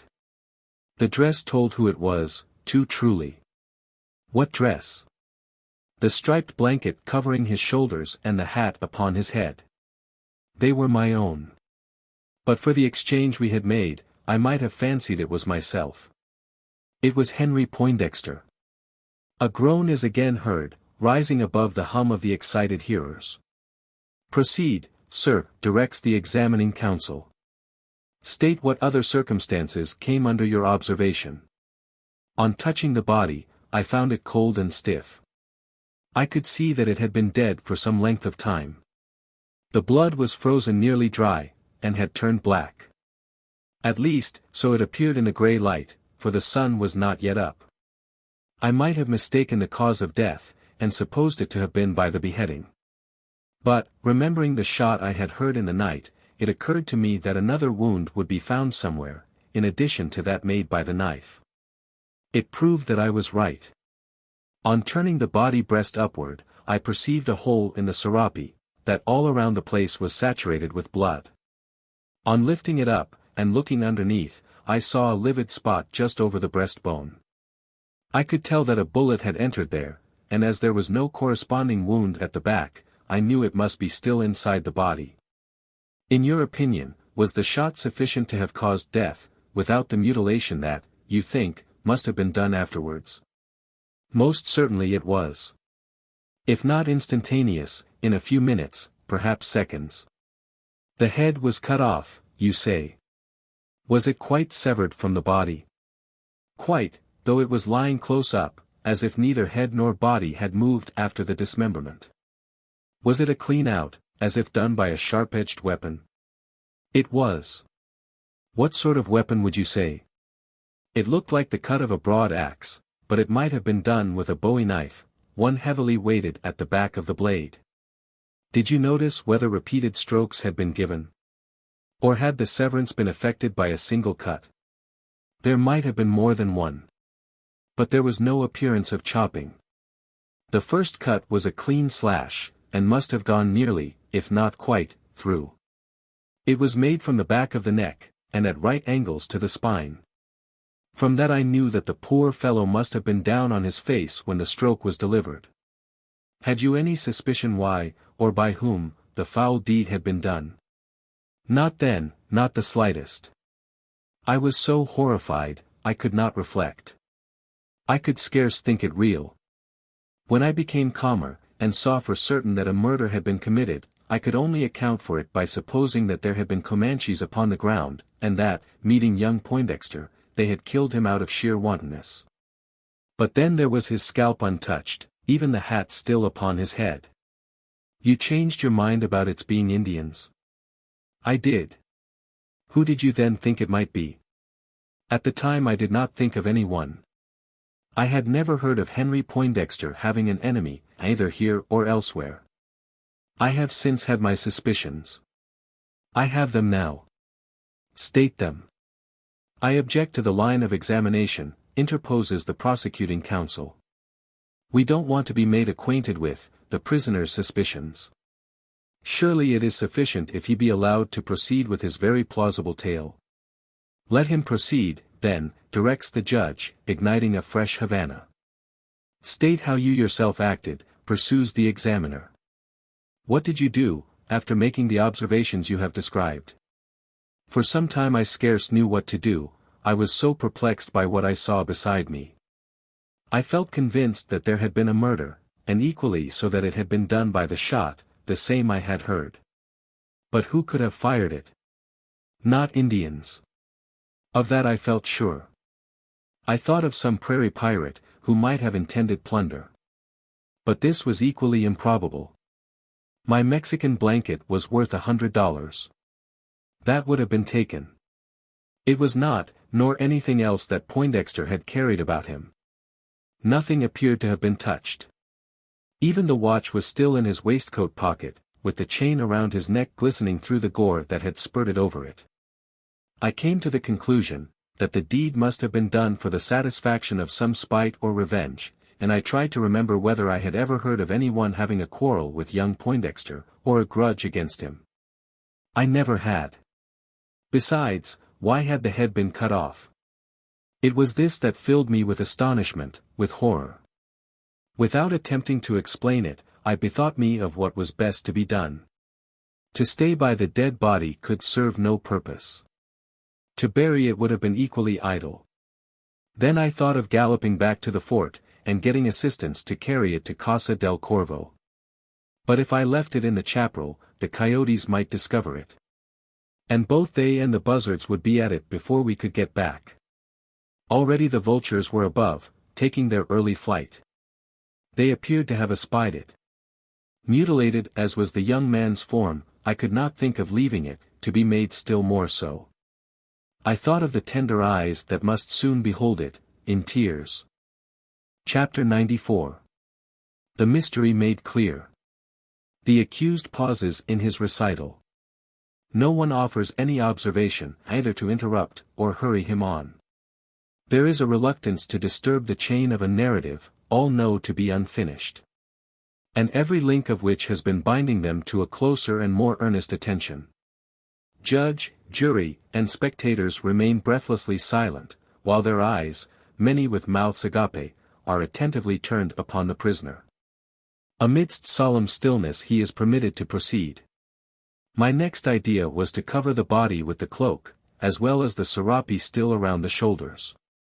By so doing it would be protected from both wolves and buzzards, at least till we could get back to fetch it away. I had taken off the cloak for this purpose, when a different plan suggested itself, one that appeared in every way better. Instead of returning to the port alone, should take the body along with me. I fancied I could do this, by laying it across the croup, and lashing it to the saddle with my lazo. I led my horse up to the spot, and was preparing to put the body upon him, when I perceived that there was another horse upon the ground. It was that lately ridden by him who was now no more. The animal was nearby, browsing upon the grass, as tranquilly as if nothing had happened to disturb it. As the bridle trailed upon the ground, I had no difficulty in catching hold of it. There was more in getting the horse to stand still, especially when brought alongside what lay upon the ground. Holding the reins between my teeth, I lifted the body up, and endeavored to place it crosswise in the saddle. I succeeded in getting it there, but it would not remain. It was too stiff to bend over, and there was no way to steady it. Besides, the horse became greatly excited, at sight of the strange load he was being called upon to carry. After several attempts, I saw I could not succeed. I was about to give up the idea, when another occurred to me, one that promised better. It was suggested by a remembrance of something I had read, relating to the gauchos of South America. When one dies, or is killed by accident, in some remote station of the Pampas, his comrades carry his corpse to their distant home, strapped in the saddle, and seated in the same attitude, as though he were still alive. Why should I not do the same with the body of Henry Poindexter? I made the attempt, first trying to set him on his own horse. But the saddle being a flat one, and the animal still remaining restive, I did not succeed. There was but one other chance of our making the home journey together, by exchanging horses. I knew that my own would not object. Besides, my Mexican saddle, with its deep tree, would answer admirably for the purpose. In a short while I had the body in it, seated erect, in the natural position. Its stiffness, that had obstructed me before, now served to keep it in its place. The rigid limbs were easily drawn into the proper stride. And with the feet inserted into the stirrups, and the water guards buckled tightly over the thighs, there was little chance of the body slipping off. To make it thoroughly secure, I cut a length from my lazo. And, warping it round the waist, fastened one end to the pommel in front, the other to the cantle behind. A separate piece tied to the stirrups, and passing under the belly of the horse, kept the feet from swinging about. The head still remained to be dealt with. It too must be taken along. On lifting it from the ground, and endeavoring to detach it from the hat, I found that this could not be done. It was swollen to enormous dimensions. And the sombrero adhered to it, close as the skin itself. Having no fear that they would fall apart, I tied a piece of string to the buckle of the band, and hung both hat and head over the horn of the saddle. This completed my preparations for the journey. I mounted the horse of the murdered man, and, calling upon my own to follow me, he was accustomed to do so without leading, I started to ride back to the settlement. In less than 5 minutes after, I was knocked out of my saddle, and my senses at the same time. But for that circumstance I should not be standing here, at all events, not in the unpleasant position I now hold. "Knocked out of your saddle?" exclaims the judge. "How was that?" "A simple accident, or rather was it due to my own carelessness. On mounting the strange horse I neglected to take hold of the bridle. Accustomed to guide my own, often with only my voice and knees, I had grown regardless of the reins. I did not anticipate an occurrence of the kind that followed. The horse I was on, had only stopped 3 lengths of itself, from the place where I had best ridden him, when something caused him to shy to one side, and break into a gallop. I need not say something, for I knew what it was. He had looked round, and seen the other coming on behind, with that strange shape upon his back, that now in the broad light of day was enough to frighten horse or man. I clutched at the bridle. But, before I could lay my hand upon it, the horse was at his full speed. At first I was but little alarmed, indeed not at all. I supposed I should soon recover the reins, and bring the runaway to a stand. But I soon found this could not be so easily done. They had strayed forward, almost to the animal's ears, and I could not reach them, without laying myself flat along the neck. While endeavoring to secure the bridle, I took no heed of the direction in which the horse was taking me. It was only when I felt a sharp twitching against my cheeks, that I discovered he had forsaken the open tract, and was carrying me through the chaparral. After that I had no time to make observations, no chance even to look after the lost reins. I was enough occupied in dodging the branches of the mesquites, that stretched out their spinous arms as if desiring to drag me from the saddle. I managed to steer clear of them, though not without getting scratches. But there was one I could not avoid, the limb of a large tree that projected across the path. It was low down, on a level with my breast, and the brute, shying from something that had given him a fresh start, shot right under it. Where he went afterwards I do not attempt to say. You all know that, I believe, better than I. I can only tell you, that, after unhorsing, he left me under the limb, with a lump upon my forehead and a painful swelling in the knee. Neither of which I knew anything about till 2 hours afterwards. When my senses came back to me, I saw the sun high up in the heavens, and some scores of turkey buzzards wheeling in circles above me. I could tell by the craning of their necks what was the prey they were expecting. The sight of them, as well as my thirst, that was beginning to grow painful, prompted me to move away from the place. On rising to my feet, I discovered that I could not walk. Worse still, I was scarce able to stand. To stay on that spot was to perish, at least I so thought at the time. Urged by the thought, I exerted all the strength left me, in an effort to reach water.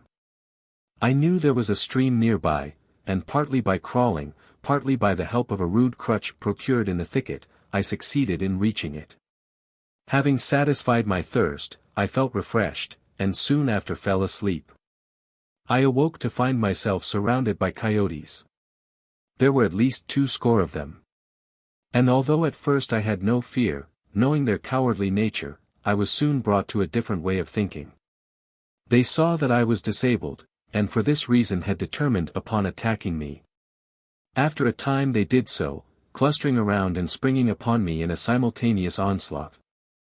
I had no weapon but my knife, and it was fortunate I had that. Altogether unarmed, I must have been torn to pieces, and devoured. With the knife I was able to keep them off, stabbing as many as I could get a fair stroke at. Half a dozen, I should think, were killed in this way. For all that it would have ended ill for me.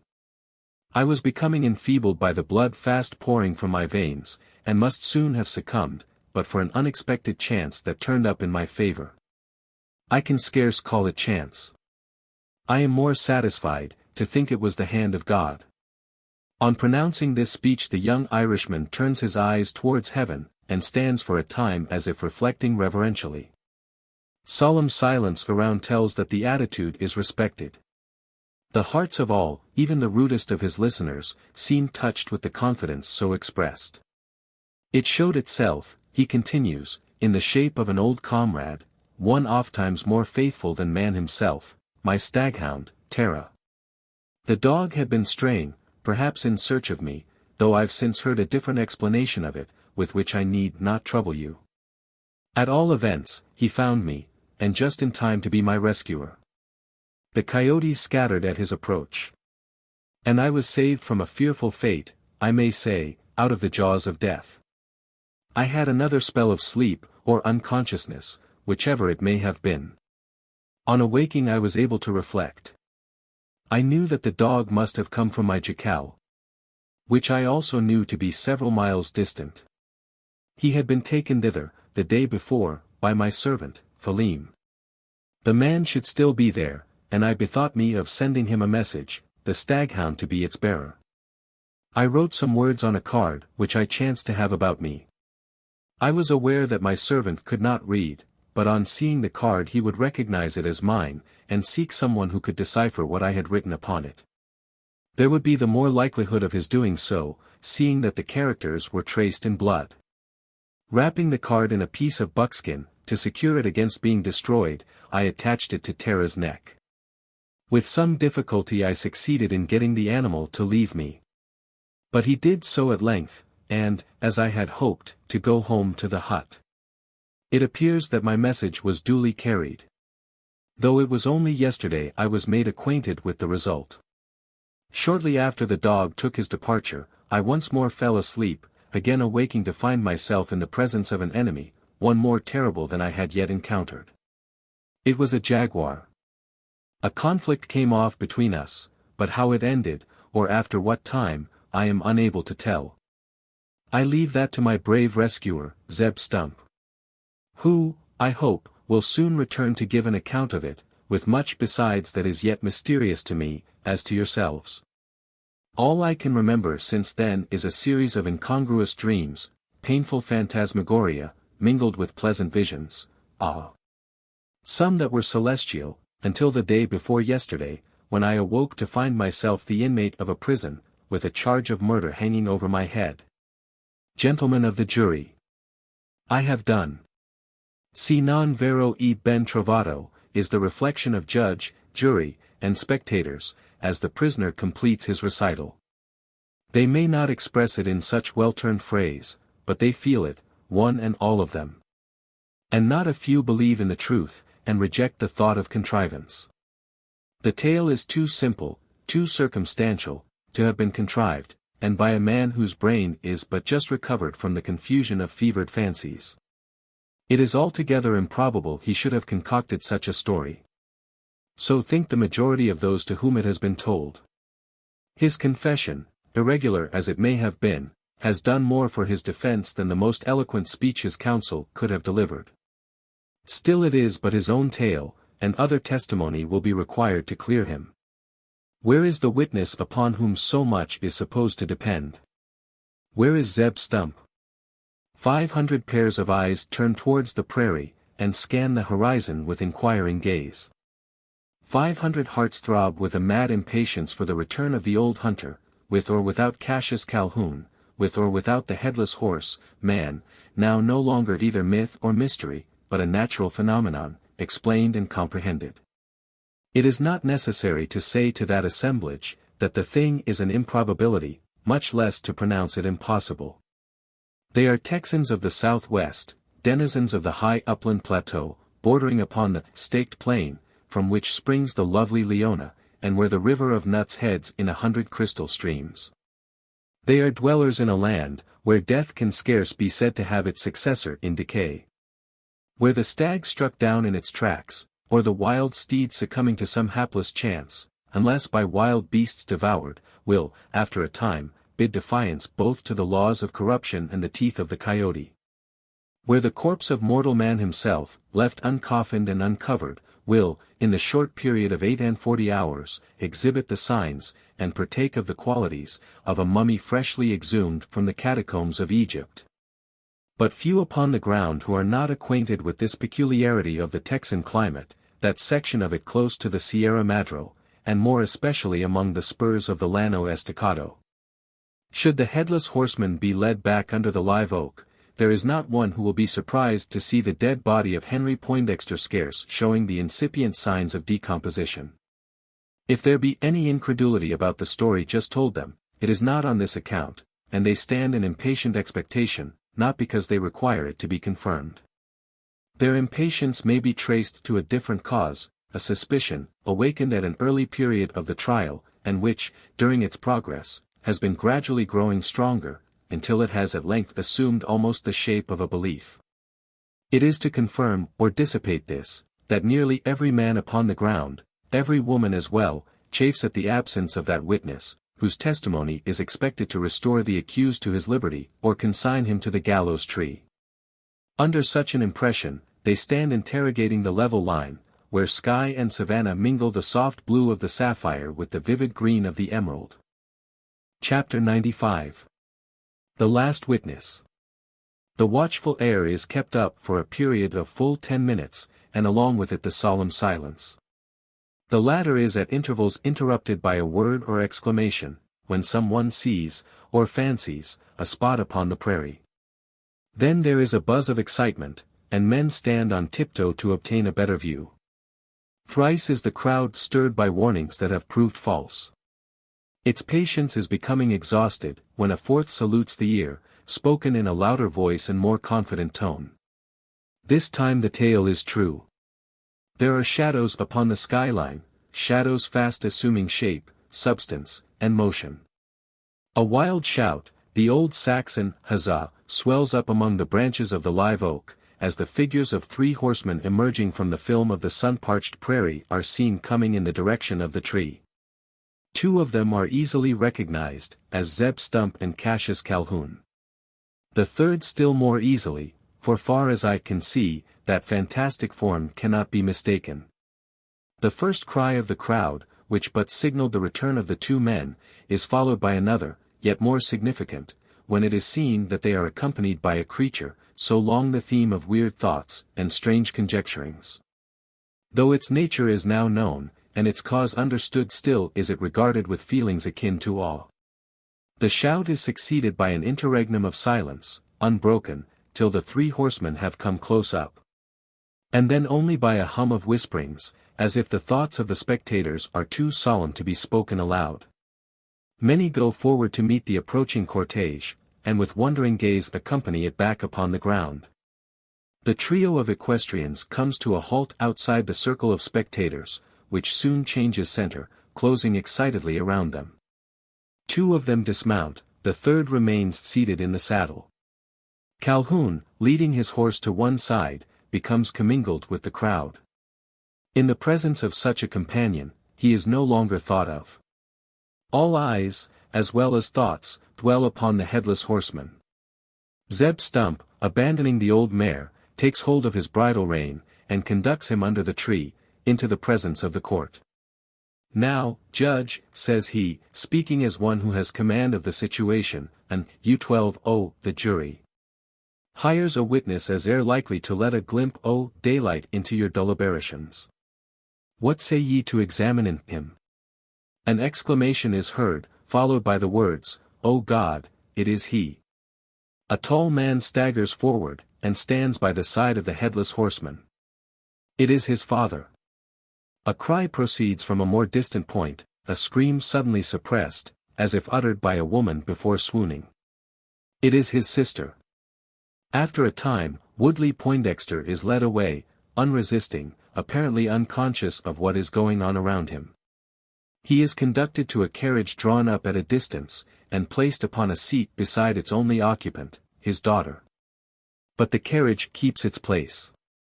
She who commands the check string intends to stay there, till the court has declared its sentence, till the hour of execution, if that is to be the end.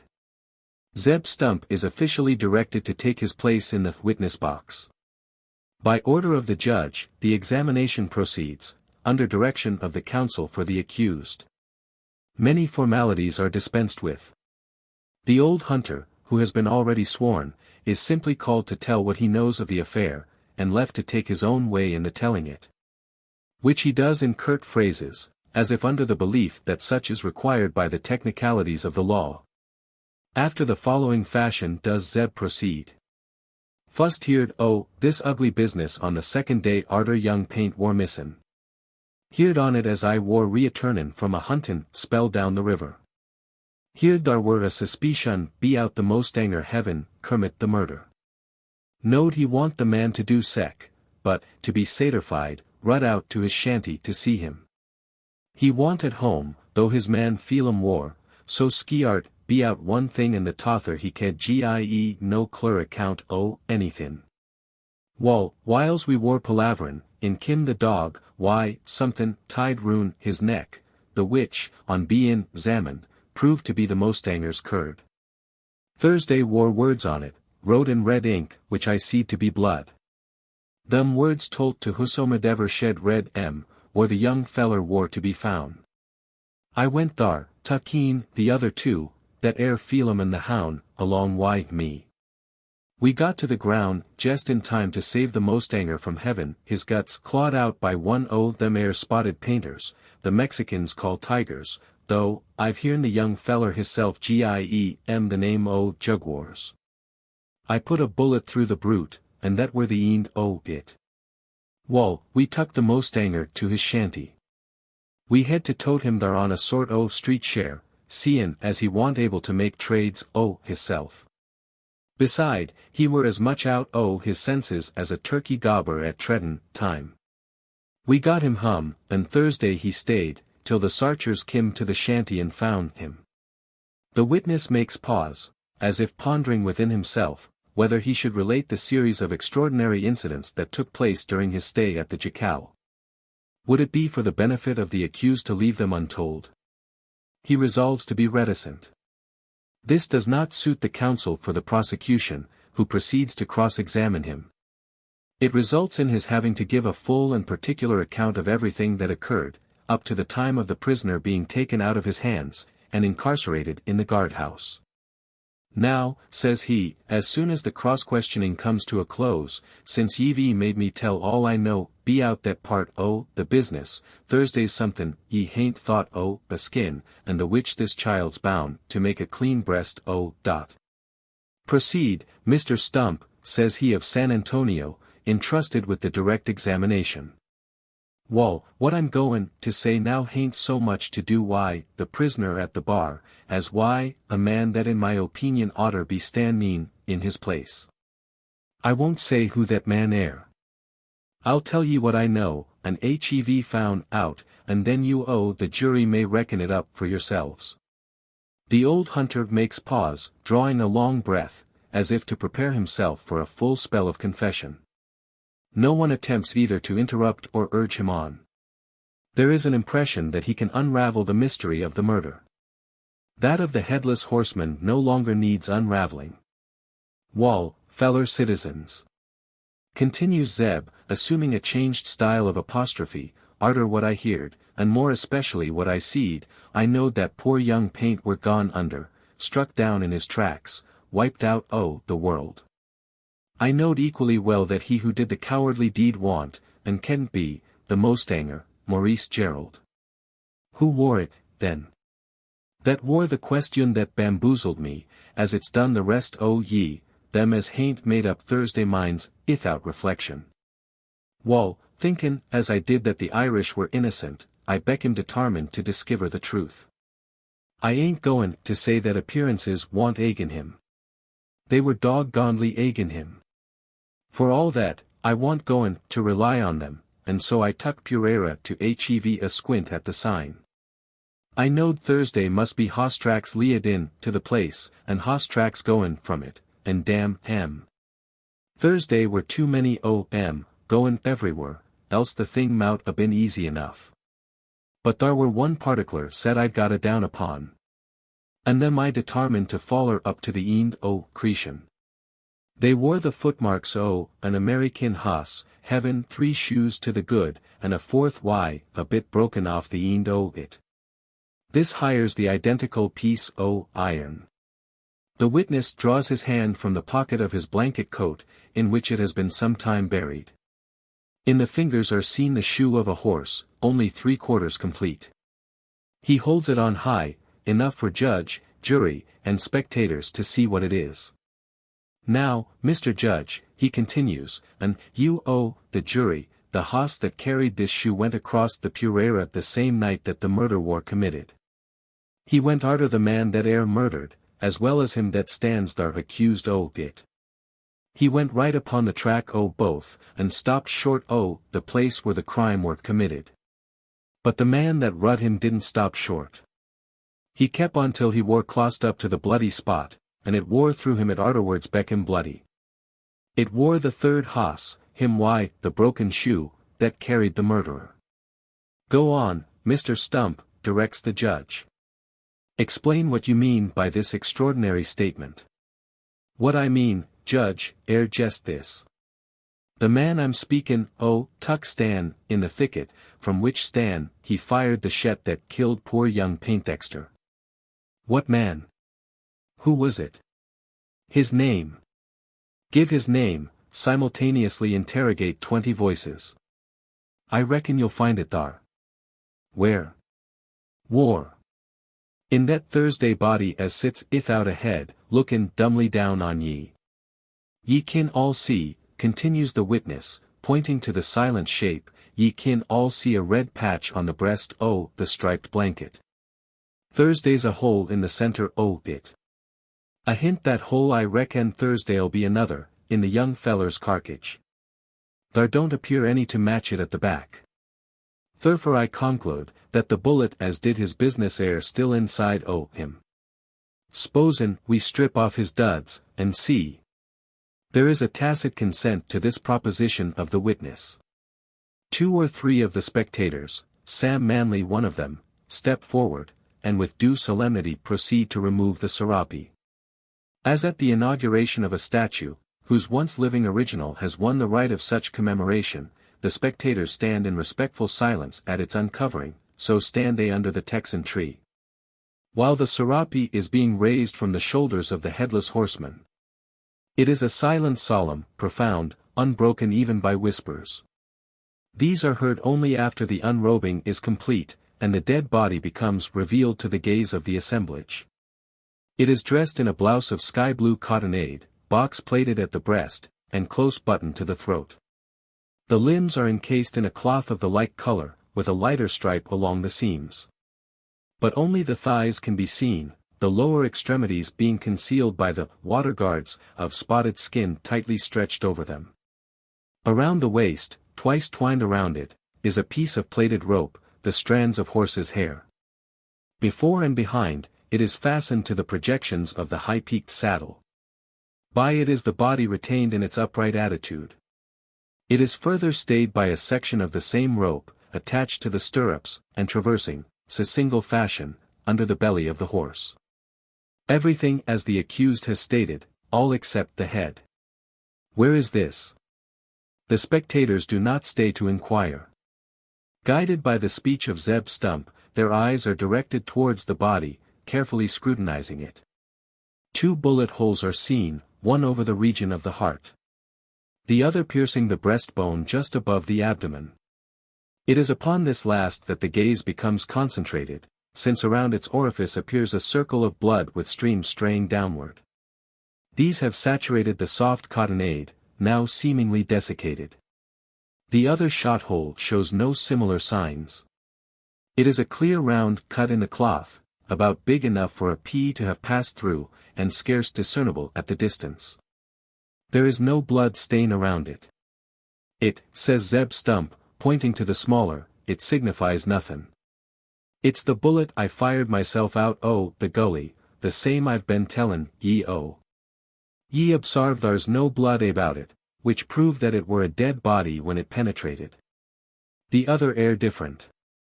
It were the shot as settled him, and if I ain't doggonedly mistaken, ye'll find the bit o' lead still inside o' the corp. Suppose ye make a incision, and see. The proposal meets with no opposition. On the contrary, the judge directs it to be done as Zeb has suggested. The stays, both fore and back, are unloosed, the water guards unbuckled. And the body is lifted out of the saddle. It feels stark and stiff to those who take part in the unpacking, the arms and limbs as rigid as if they had become fossilized. The lightness tells of desiccation, for its specific gravity scarce exceeds that of a mummy. With respectful carefulness it is laid at full length along the grass. The operators stoop silently over it, Sam Manley acting as the chief. Directed by the judge, he makes an incision around the wound, that with the circle of extravasated blood. The dissection is carried through the ribs, to the lungs underneath. In the left lobe is discovered the thing searched for. Something firmer than flesh is touched by the probe, the point of a bowie knife. It has the feel of a leaden bullet. It is one. It is extracted, rubbed clean of its crimson coating, and submitted to the examination of the jury. Despite the abrasion caused by the spirally grooved bore of the barrel, despite an indentation where it came in contact with a creased rib, there is still discernible the outlines of a stamped crescent, and the letter CC. Oh! Those telltale initials. There are some looking on who remember to have heard of them before. Some who can testify to that boast about a marked bullet, when the killing of the jaguar was contested. He who made that boast has now reason to regret it. But where is he? The question is beginning to be asked. What's your explanation, Mr. Stump, is another question put by the counsel for the accused. Don't need much, I reckon, is the reply. He'd be a darnation greenhorn as can't see, clear as the light o' day, that young paint wore plugged by that air bullet. By whom fired, do you think? Wall, that appear to be equally clear. When a man signs his name to a message, thar's no chance o' mistakin' who it comes from. Thar's only the initials Thursday, but they're plain enough, I reckon, and speak for theirselves. I see nothing in all this, interposes the prosecuting counsel. There's a marked bullet, it is true, with a symbol and certain letters, which may, or may not, belong to a gentleman well known in the settlement. For the sake of argument, let us suppose them to be his, as also the ball before us. What of that? It wouldn't be the first time that a murder has been committed, by one who has first stolen his weapon, and then used it to accomplish the deed. It is but a piece of ordinary cunning, a common trick. Who can say that this is not something of the same sort?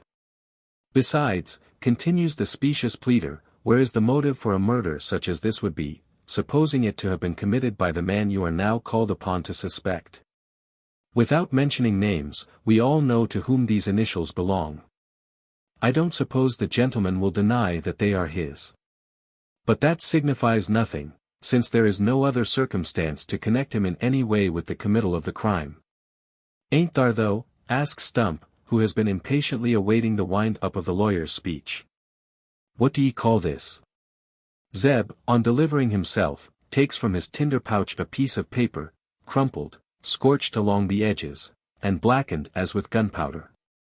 This I found, says he, surrendering it to the jury, stuck fast on the thorn o' a musky tree, or it had been blowed out o' the barrel o' a gun. It came out o' the same gun as discharged that bullet, to which it had served for wad din.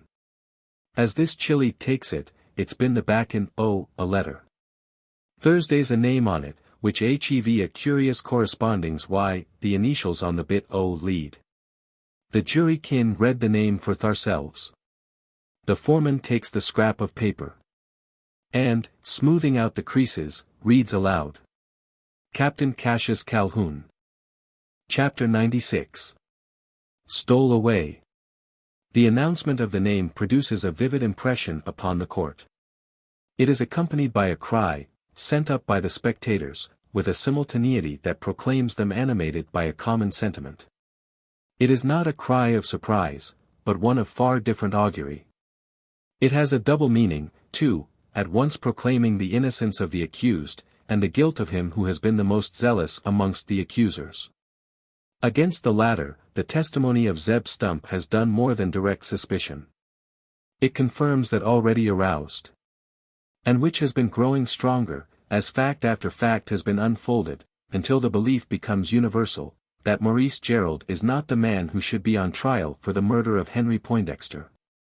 Equally is it believed that Calhoun is the man. The scrap of smeared paper has furnished the last link in the chain of evidence. And, though this is but circumstantial, and the motive an inconceivable mystery, there is now scarce any one who has a doubt about the doer of the deed. After a short time spent in examining the envelope, passed from hand to hand among the jurymen, the witness who has hinted at having something more to tell, is directed to continue his narration. He proceeds to give an account of his suspicions, those that originally prompted him to seek for sign upon the prairie. He tells of the shot fired by Calhoun from the copse, of the chase that succeeded, and the horse trade that came after. Last of all, he describes the scene in the chapel, where the Headless Horseman has been caught, giving this latest episode in all its details, with his own interpretation of it. This done, he makes a pause, and stands silent, as if awaiting the court to question him. But the eyes of the auditory are no longer fixed upon him. They know that his tale is completed. Or, if not so, they need no further testimony to guide their conclusions. They do not even stay for the deliberations of the court, now proceeding to sift the evidence. Its action is too slow for men who have seen justice so near being duped, themselves along with it, and, swayed by a bitter reactionary spirit, revenge, proceeding from self-reproach, they call loudly for a change in the program. The court is assailed with the cries, "Let the Irishman go, he is innocent. We don't want any farther evidence.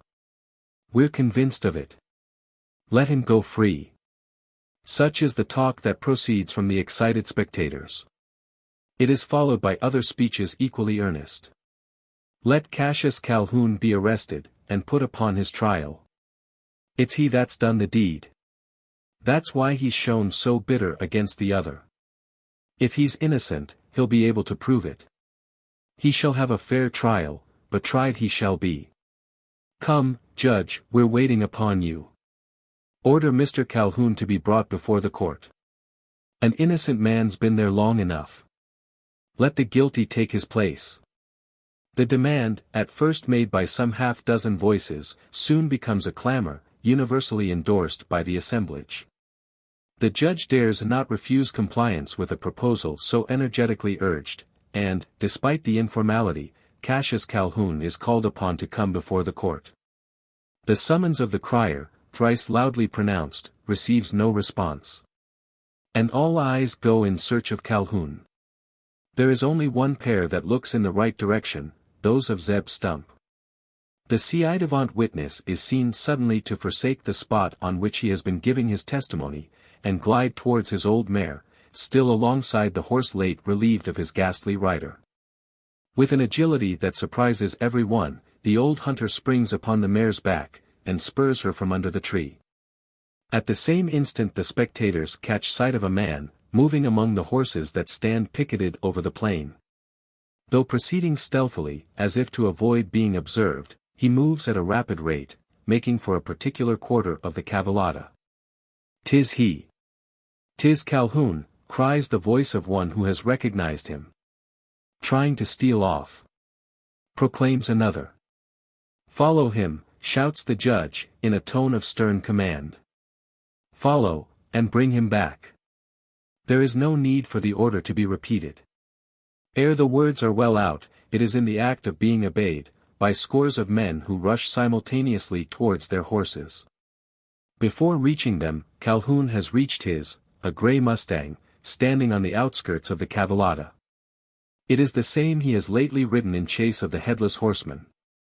The saddle is still upon its back, and the bit between its teeth. From the commotion observable under the tree, and the shouting that accompanies it, he has become cognizant of that terrible signal, that hue and cry. Concealment is no longer possible. And, changing from the stealthy pace to a quick earnest run, he bounds upon the animal's back. Giving a wild glance backward, he heads it towards the prairie, going off at a gallop. 50 horses are soon laid along his track, their riders roused to the wildest excitement by some words pronounced at their parting. "Bring him back, dead or alive," was the solemn phrase, supposed to have been spoken by the major. No matter by whom. It needs not the stamp of official warrant to stimulate the pursuers. Their horror of the foul deed is sufficient for this, coupled with the high respect in which the victim of it had been held. Each man spurs onward, as if riding to avenge the death of a relative, a brother, as if each was himself eager to become an instrument in the execution of justice. Never before has the ex-captain of cavalry been in such danger of his life. Not while charging over the red battlefield of Buena Vista, not while stretched upon the sanded floor of Oberdoffer's barroom, with the muzzle of the mustanger's pistol pointed at his head. He knows as much. And, knowing it, spurs on at a fearful pace, at intervals casting behind a glance, quick, furtive, and fierce. It is not a look of despair. It has not yet come to this.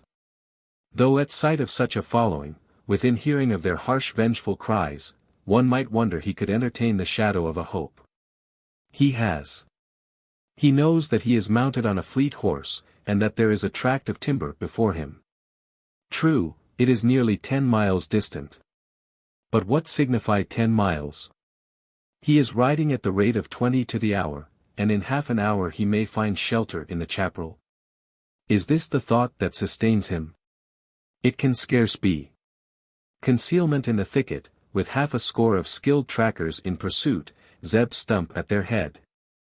No, it cannot be this. There is no hiding place for him, and he knows it. What, then, hinders him from sinking under despair, and at once resigning himself to what must be his ultimate destiny? Is it the mere instinct of the animal, giving way to a blind unreasoning effort at impossible escape? Nothing of the kind. The murderer of Henry Poindexter is not mad. In his attempt to elude the justice he now dreads, he is not trusting to such slender chances as either a quick gallop across the prairie, or a possible concealment in the timber beyond. There is a still farther beyond, a border. Upon this his thoughts are dwelling, and his hopes have become fixed. There are, indeed, 2 borders. One that separates 2 nations termed civilized. There is a law of extradition between them. For all this the red-handed assassin may cheat justice, often does, by an adroit migration from one to the other, a mere change of residence and nationality. But it is not this course Calhoun intends to take. However ill-observed the statute between Texas and Mexico, he has no intention to take advantage of its loose observance. He dreads to risk such a danger. With the consciousness of his great crime, he has reason. Though riding toward the Rio Grande, it is not with the design of crossing it. He has bethought him of the other border, that beyond which roams the savage Comanche, the Ishmaelite of the prairies, whose hand is against every man with a white skin.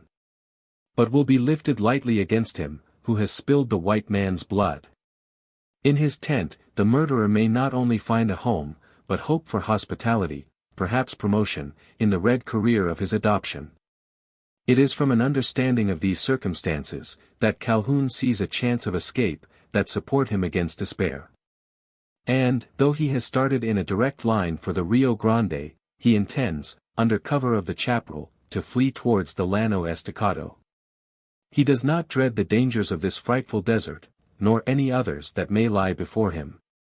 They can be but light compared with those threatening behind. He might feel regret at the terrible expatriation forced upon him, the loss of wealth, friends, social status, and civilization, more than all, the severance from one too wildly, wickedly loved, perhaps never to be seen again. But he has no time to think even of her. To his ignoble nature life is dearer than love. He fancies that life is still before him, but it is no fancy that tells him, death is behind, fast traveling upon his tracks. The murderer makes haste, all the haste that can be taken out of a Mexican mustang, swift as the steeds of Arabia, from which it can claim descent. Ere this the creature should be tired. Since the morning it has made more than a score miles, most of them going at a gallop. But it shows no signs of fatigue. Like all its race, tough as terriers, it will go 50, if need be 100, without staggering in its tracks. What a stroke of good fortune, that exchange of horses with the Mexican maiden. So reflects its rider. But for it he might now be standing under the somber shadow of the live oak, in the stern presence of a judge and jury, abetted and urged on to convict him, by the less scrupulous Lynch and his cohort of regulators. He is no longer in dread of such a destiny. He begins to fancy himself clear of all danger. He glances back over the plain, and sees his pursuers still far behind him.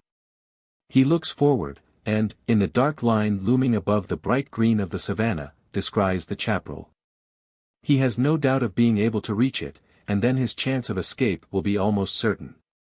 Even if he should not succeed in concealing himself within the thicket, who is there to overtake him? He believes himself to be mounted on the fastest horse that is making the passage of the prairie. Who, then, can come up with him?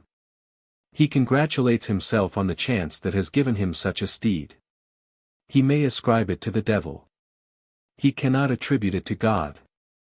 And will God permit this red-handed ruffian to escape? Will he not stretch forth his almighty arm, and stay the assassin in his flight? Chapter 97. The Chase of the Assassin. Will God permit the red-handed ruffian to escape? Will he not stretch forth his almighty arm, and stay the assassin in his flight? These interrogatories are put by those who have remained under the tree. They are answered by an instinct of justice, the first negatively, the second in the affirmative. He will not, and he will. The answers are but conjectural, doubtfully so, as Calhoun goes galloping off. A little less doubtful as Zeb Stump is descried starting after him, and still less, when 100 horsemen, soldiers and civilians, spring forward in the pursuit. The doubt diminishes as the last of the pursuers is seen leaving the ground. All seem to believe that the last at starting will be first in the chase, for they perceive that it is Maurice the mustanger mounted on a horse whose fleetness is now far famed. The exclamations late ringing through the court have proclaimed not only a fresh postponement of his trial, but its indefinite adjournment. By the consent of the assemblage, vociferously expressed, or tacitly admitted, he feels that he is free. The first use he makes of his liberty is to rush towards the horse late ridden by the headless rider, as all know, his own. At his approach the animal recognizes its master. Proclaims it by trotting towards him, and giving utterance to a glad wire. Despite the long severance, there is scarce time to exchange congratulations. A single word passes the lips of the mustanger, in response to the neigh of recognition. And in the next instant he is on the back of the blood bay, with the bridle in his grasp. He looks round for a lazo, asks for it appealingly, in speech directed to the bystanders. After a little delay one is thrown to him, and he is off. The spectators stand gazing after. There is no longer a doubt as to the result. The wish, almost universal, has become a universal belief. God has decreed that the assassin shall not escape. But that he will be overtaken, captured, and brought back before that same tribunal, where he so late stood a too willing witness. And the man, so near suffering death through his perjured testimony, is the instrument chosen to carry out the divine decree. Even the rude regulators, with their practical habitudes of life, but little regarding the idea of divine interference, cannot help having the impression of this poetical justice. One and all give way to it, as the red stallion springs off over the prairie, carrying Maurice Gerald upon his back. After his departure, an episode occurs under the shadow of the live oak. It is not this that hinders it from being observed. But because everyone has turned face towards the plain, and watches the chase, fast receding from view. There is one scanning it with a look unlike the others. A lady strains her eyes through the curtains of a caleche, her glance telling of a thought within dissimilar to that felt by the common spectators. It is no mere curiosity that causes her twin breasts to sink and swell in quick spasmodic breathing. In her eye, still showing sadness, there is a gleam of triumph as it follows the pursuer, tempered with mercy, as it falls upon the pursued, while from her lips, slightly parted, escapes the prayer, God have mercy on the guilty man. Delayed a little at mounting, and more in procuring the lazo, Maurice Gerald is the very latest to leave the ground. On clearing the skirt of the crowd, now dispersed over the parade, he sees the others far ahead, a distance of several hundred yards separating him from the rearmost. He thinks nothing of this. Confident in the qualities of his steed, he knows he will not long ride in the rear. And the blood bay answers his expectations. As if joyed at being relieved from his inert load, to him an incubus inexplicable, and inspired by the pressure of his master's knees, the noble horse springs off over the prairie turf, in long sinewy strides. Showing that his body still retains its strength, and his limbs their elasticity. He soon closes upon the hindmost, overtakes one, then another, and another, till he has surged far ahead of the field. Still on, over the rolling ridges, across the stream beds between, on, over soft turf, and sharp shingle, till at length his competitors lose sight of him, as they have already done of the grey mustang and its rider. There is but one of the pursuing party who continues to keep him in view, a tall man, mounted upon what might be taken for the sorriest of steeds, an old mustang mare. Her speed tells a different tale. Produced though it be by the strangest of spurs, the keen blade of a bowie knife. It is Zeb Stump who makes use of this quaint, but cruel, means of persuasion. Still the old mare cannot keep pace with the magnificent stallion of the mustanger. Nor does Zeb expect it. He but aims at holding the latter in sight, and in this he is so far successful. There is yet another who beholds the blood bay making his vigorous bounds. He beholds him with beard upon the shoulder. It is he who is pursued. Just as he has begun to feel hopeful of escape, Calhoun, looking back, catches sight of the red stallion, no longer with that strange shape upon his back, but one as well recognized, and to him even more terrible. He perceives it to be Maurice, the mustanger, the man he would have devoted, was so near devoting, to the most disgraceful of deaths.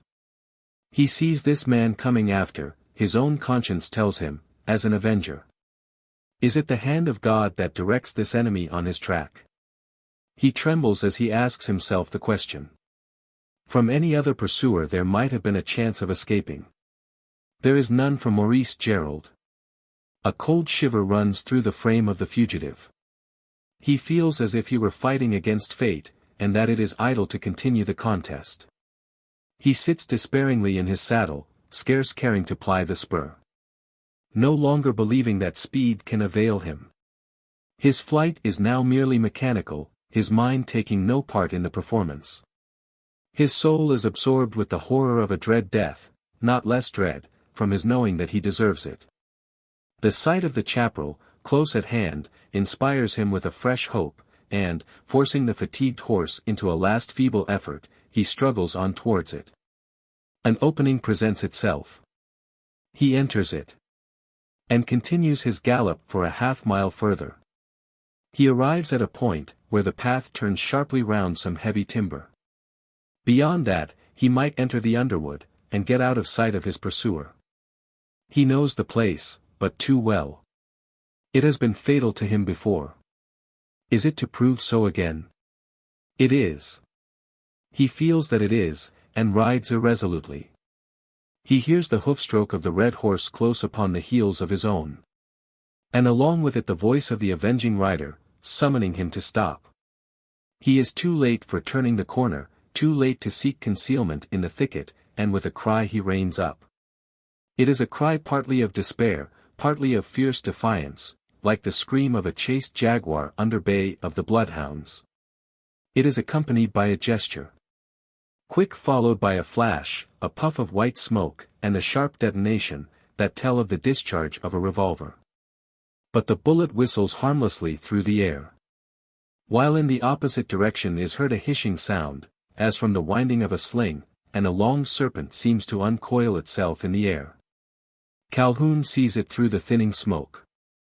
It is darting straight towards him. He has no time to draw trigger for a second shot, no time even to avoid the lazo's loop.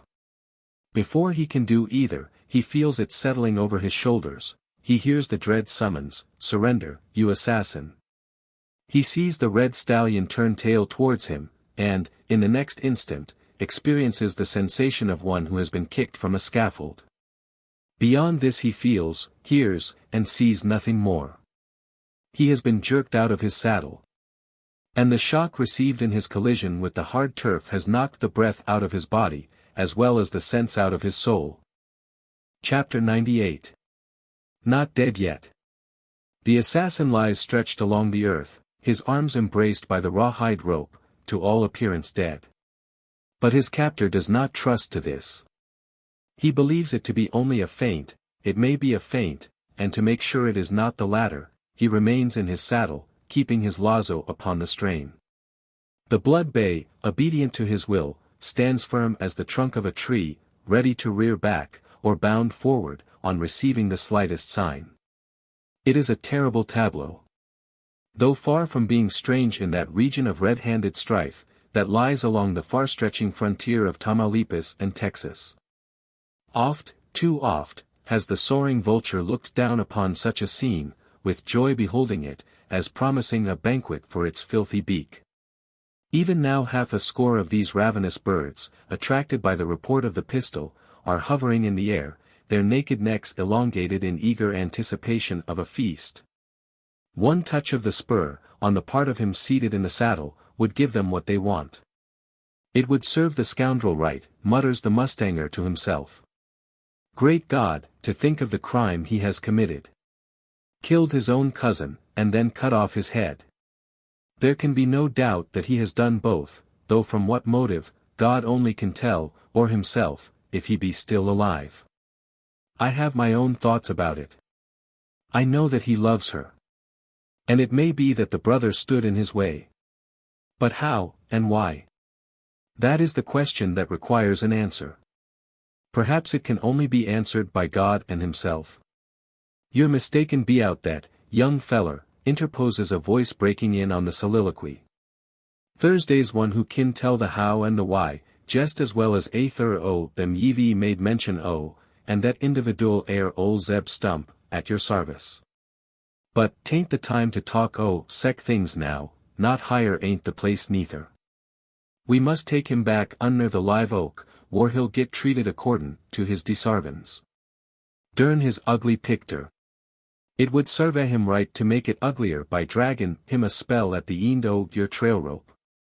Never mind be out that. We needn't volunteer to be Henry Paintdexter's vengers.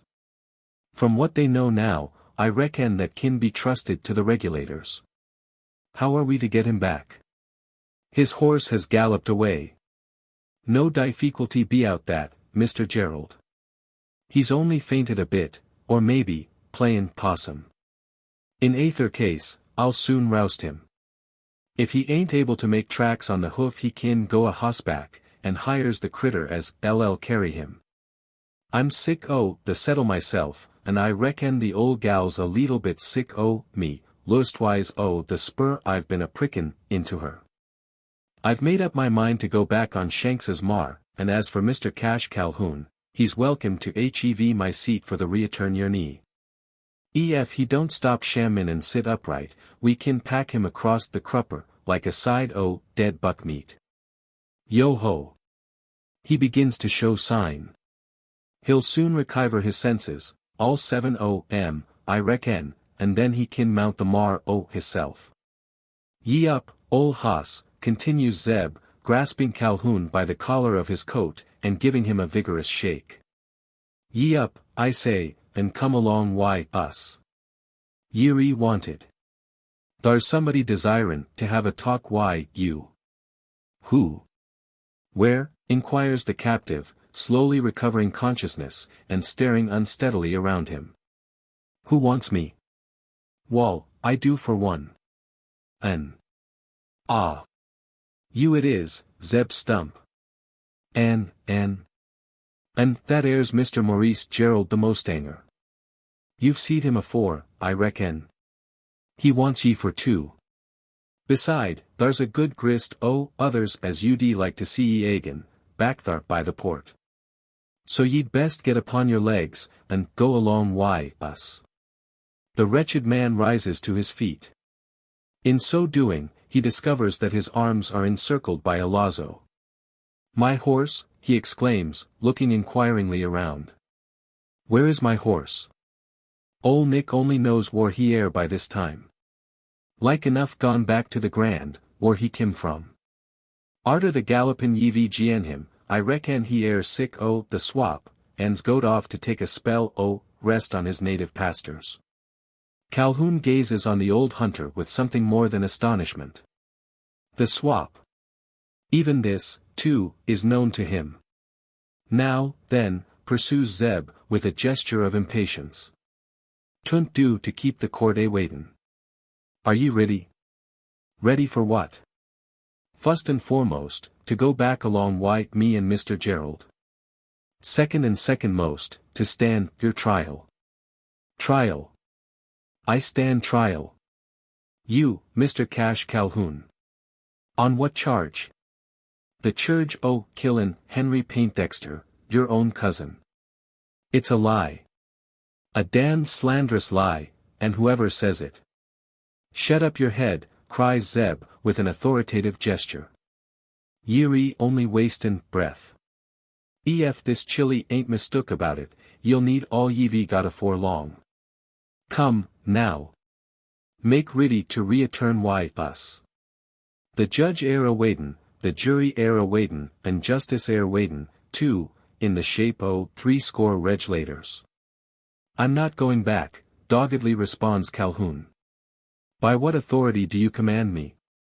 "You have no warrant." "Hain't I, though," interrupts Zeb.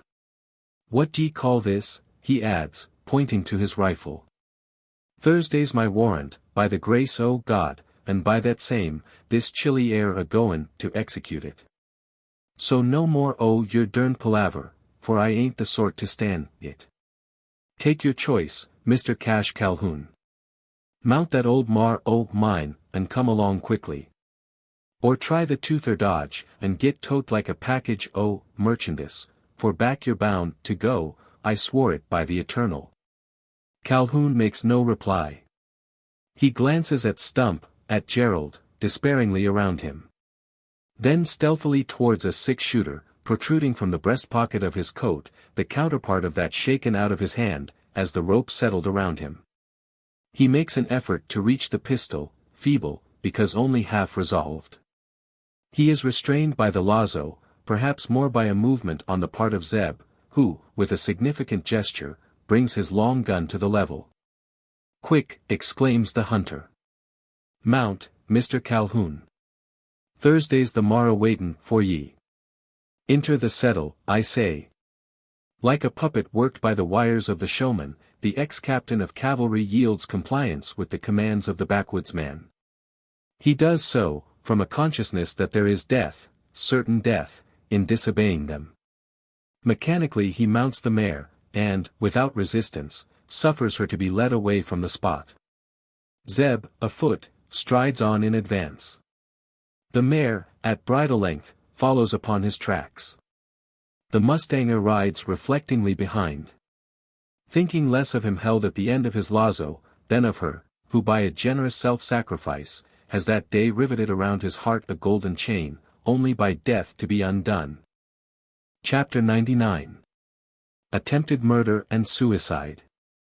After its second involuntary recess, less prolonged than the first, the court has once more resumed its functions under the great evergreen oak. It is now evening. And the sunbeams, falling aslant, intrude upon the space canopied by the tree. From the golden brightness, displayed by them at noon, they have changed to a lurid red, as if there was anger in the sky. It is but an accident of the atmosphere, the portent of an approaching storm. For all this, it is remarked as singular, that a storm should be coming at the time, since it symbolizes the sentiment of the spectators, who look on with sullenness in their hearts, and gloom in their glances. It would seem as if heaven's wrath was acting in concert with the passions of earth. Maurice Gerald is no longer the cynosure of those scowling eyes.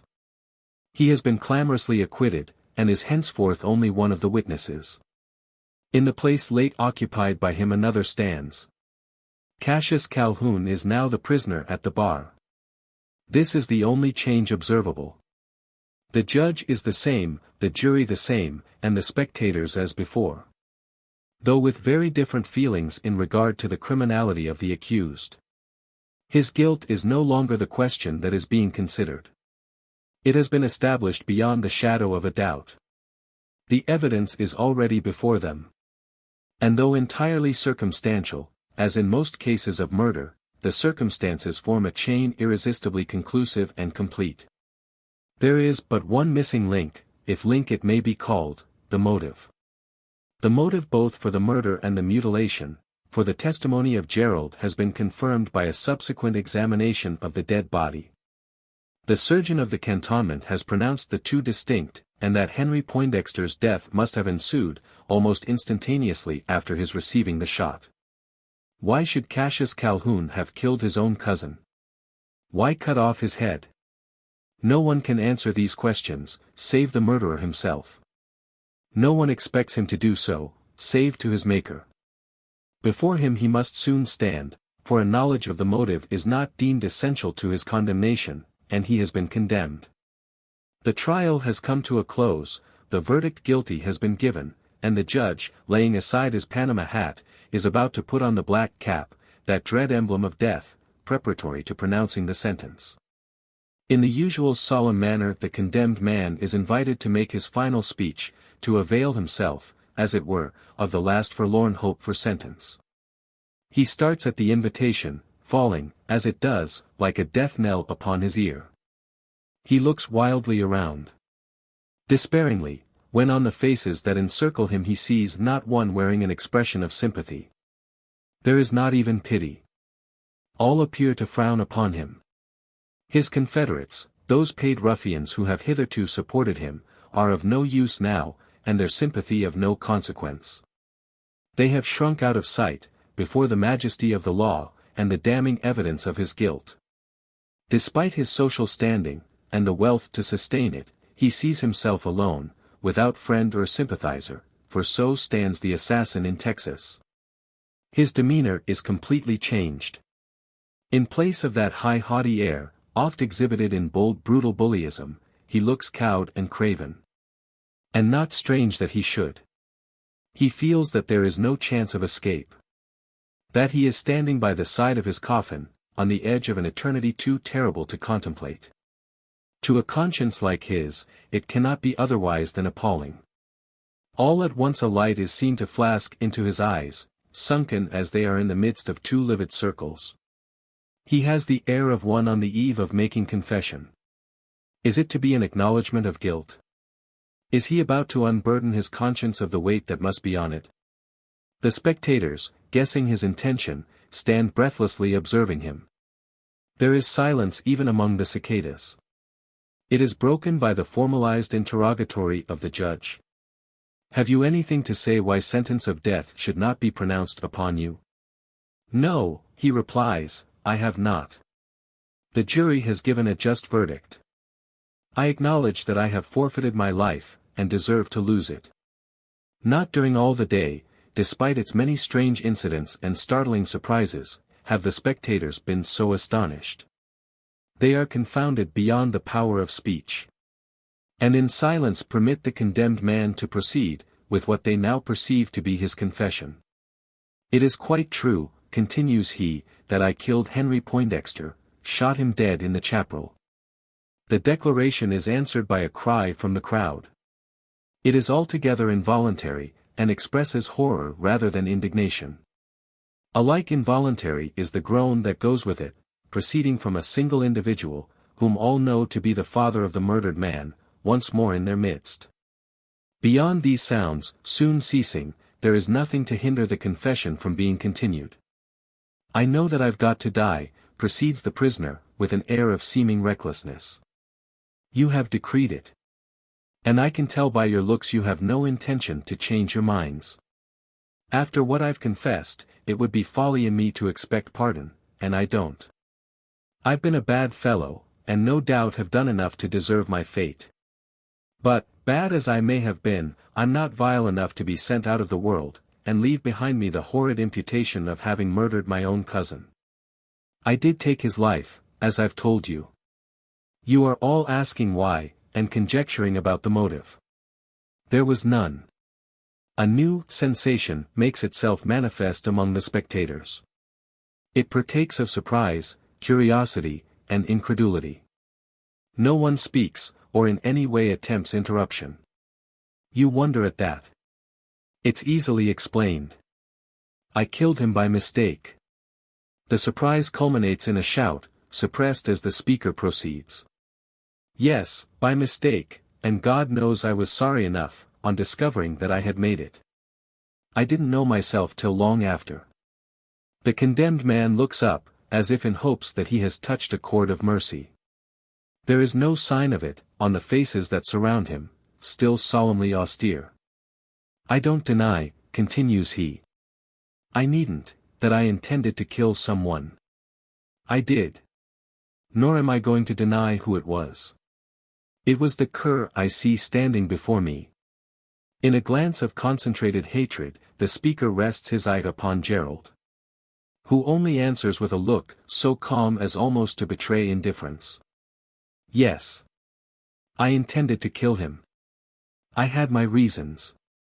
I'm not going to say what they were. It's no use now. I thought I had killed him. But, as hell's luck would have it, the Irish hound had changed cloaks with my cousin. You know the rest. By mistake I fired the shot, meant for an enemy, and fatal to a friend. It was sure enough, and poor Henry dropped from his horse. But to make more sure, I drew out my knife, and the cursed serape still deceiving me, I hacked off his head. The sensation again expresses itself in shuddering and shouts, the latter prolonged into cries of retribution, mingled with that murmuring which proclaims a story told. There is no more mystery either about the murder or its motive. And the prisoner is spared further description of that fiendish deed, that left the dead body of Henry Poindexter without a head. Now, cries he, as the shouting subsides, and the spectators stand glaring upon him, you know all that's past. But not what's to come. There's another scene yet. You see me standing on my grave, but I don't go into it, till I've sent him to his. I don't, by God. There is no need to guess at the meaning of this profane speech, the last of Calhoun's life. Its meaning is made clear by the act that accompanies it. While speaking he has kept his right hand under the left breast of his coat. Along with the oath it comes forth, holding a revolver. The spectators have just time to see the pistol, as it glints under the slanting sunbeams, when two shots are heard in quick succession. With a like interval between, two men fall forward upon their faces. And lie with their heads closely contiguous. One is Maurice Gerald, the mustanger, the other Cassius Calhoun, ex-captain of volunteer cavalry. The crowd closes around, believing both to be dead.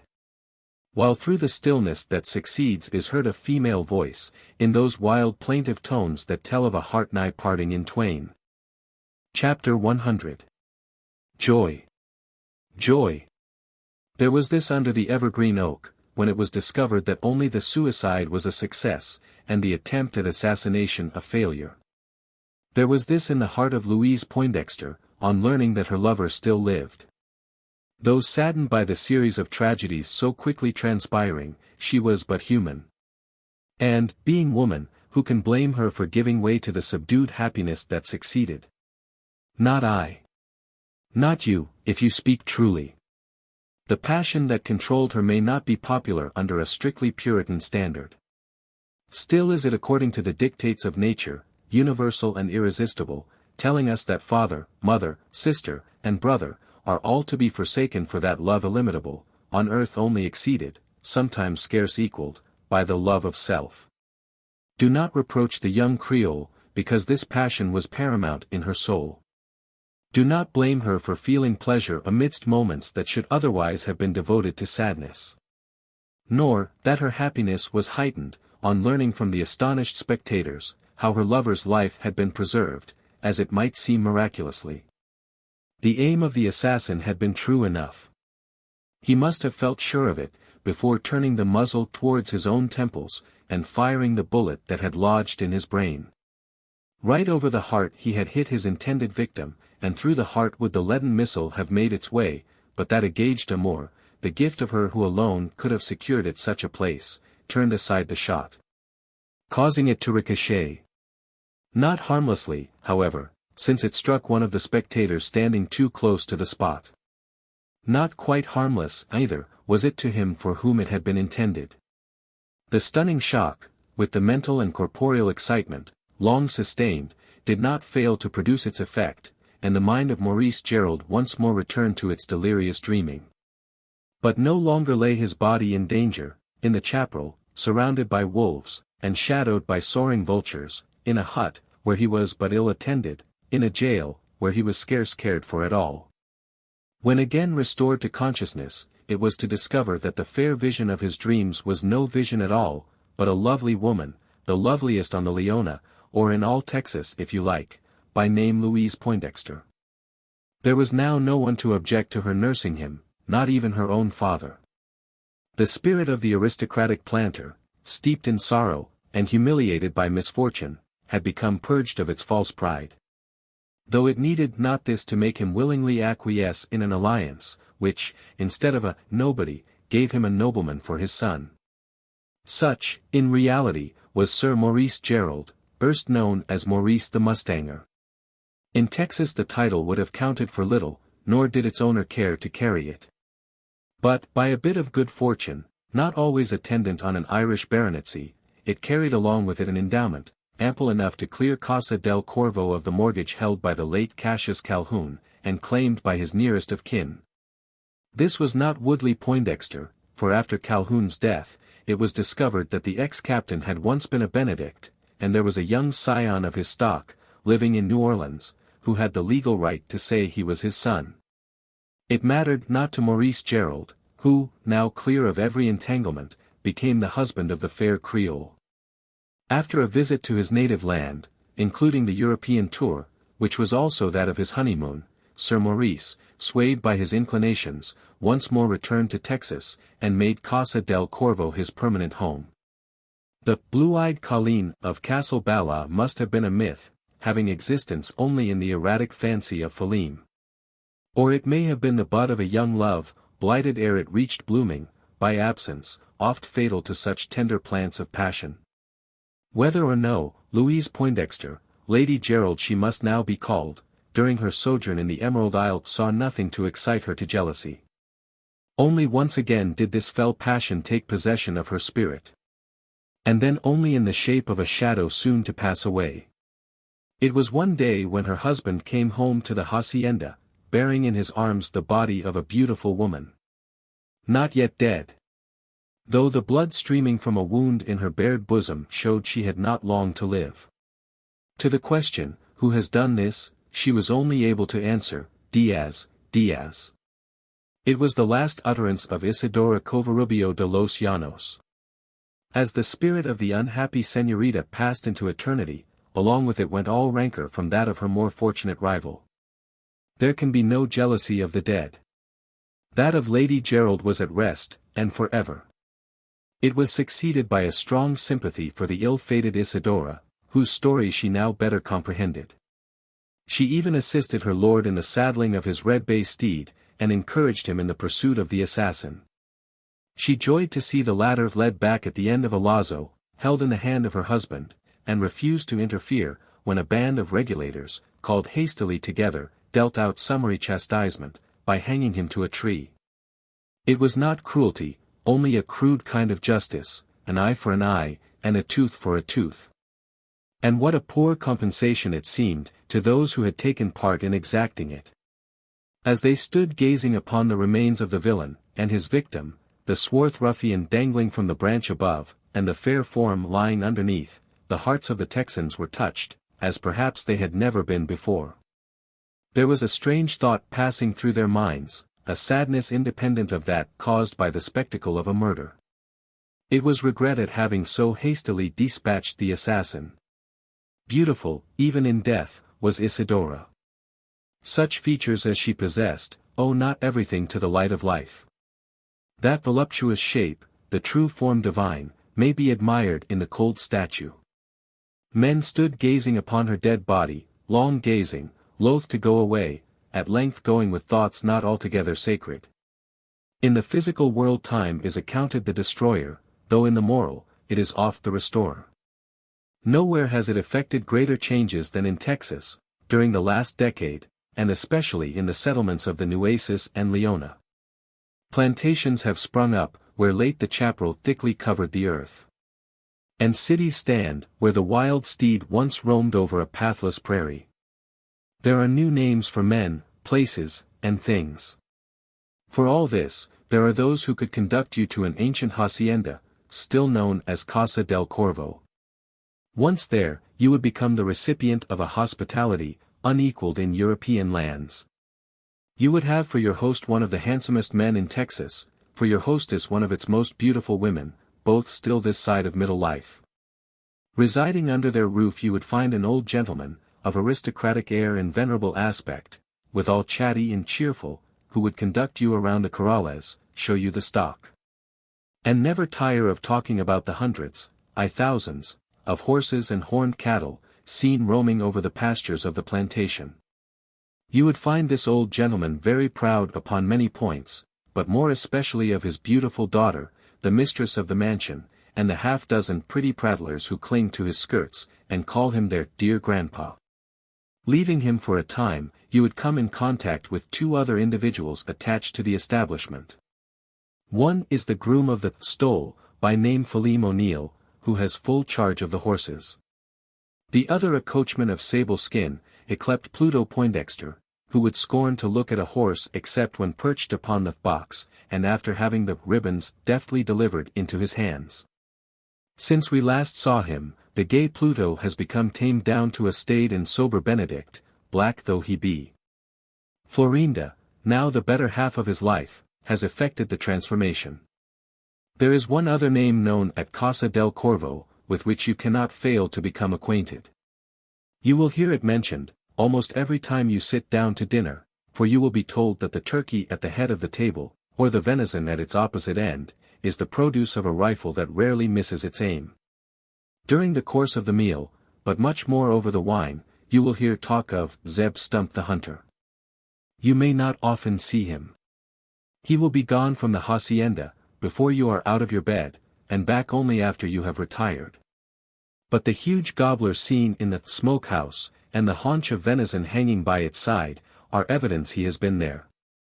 While sojourning at Casa del Corvo, you may get hints of a strange story connected with the place, now almost reduced to a legend. The domestics will tell it you, but only in whispers, since they know that it is a theme tabooed by the master and mistress of the mansion, in whom it excites sad souvenirs. It is the story of the Headless Horseman.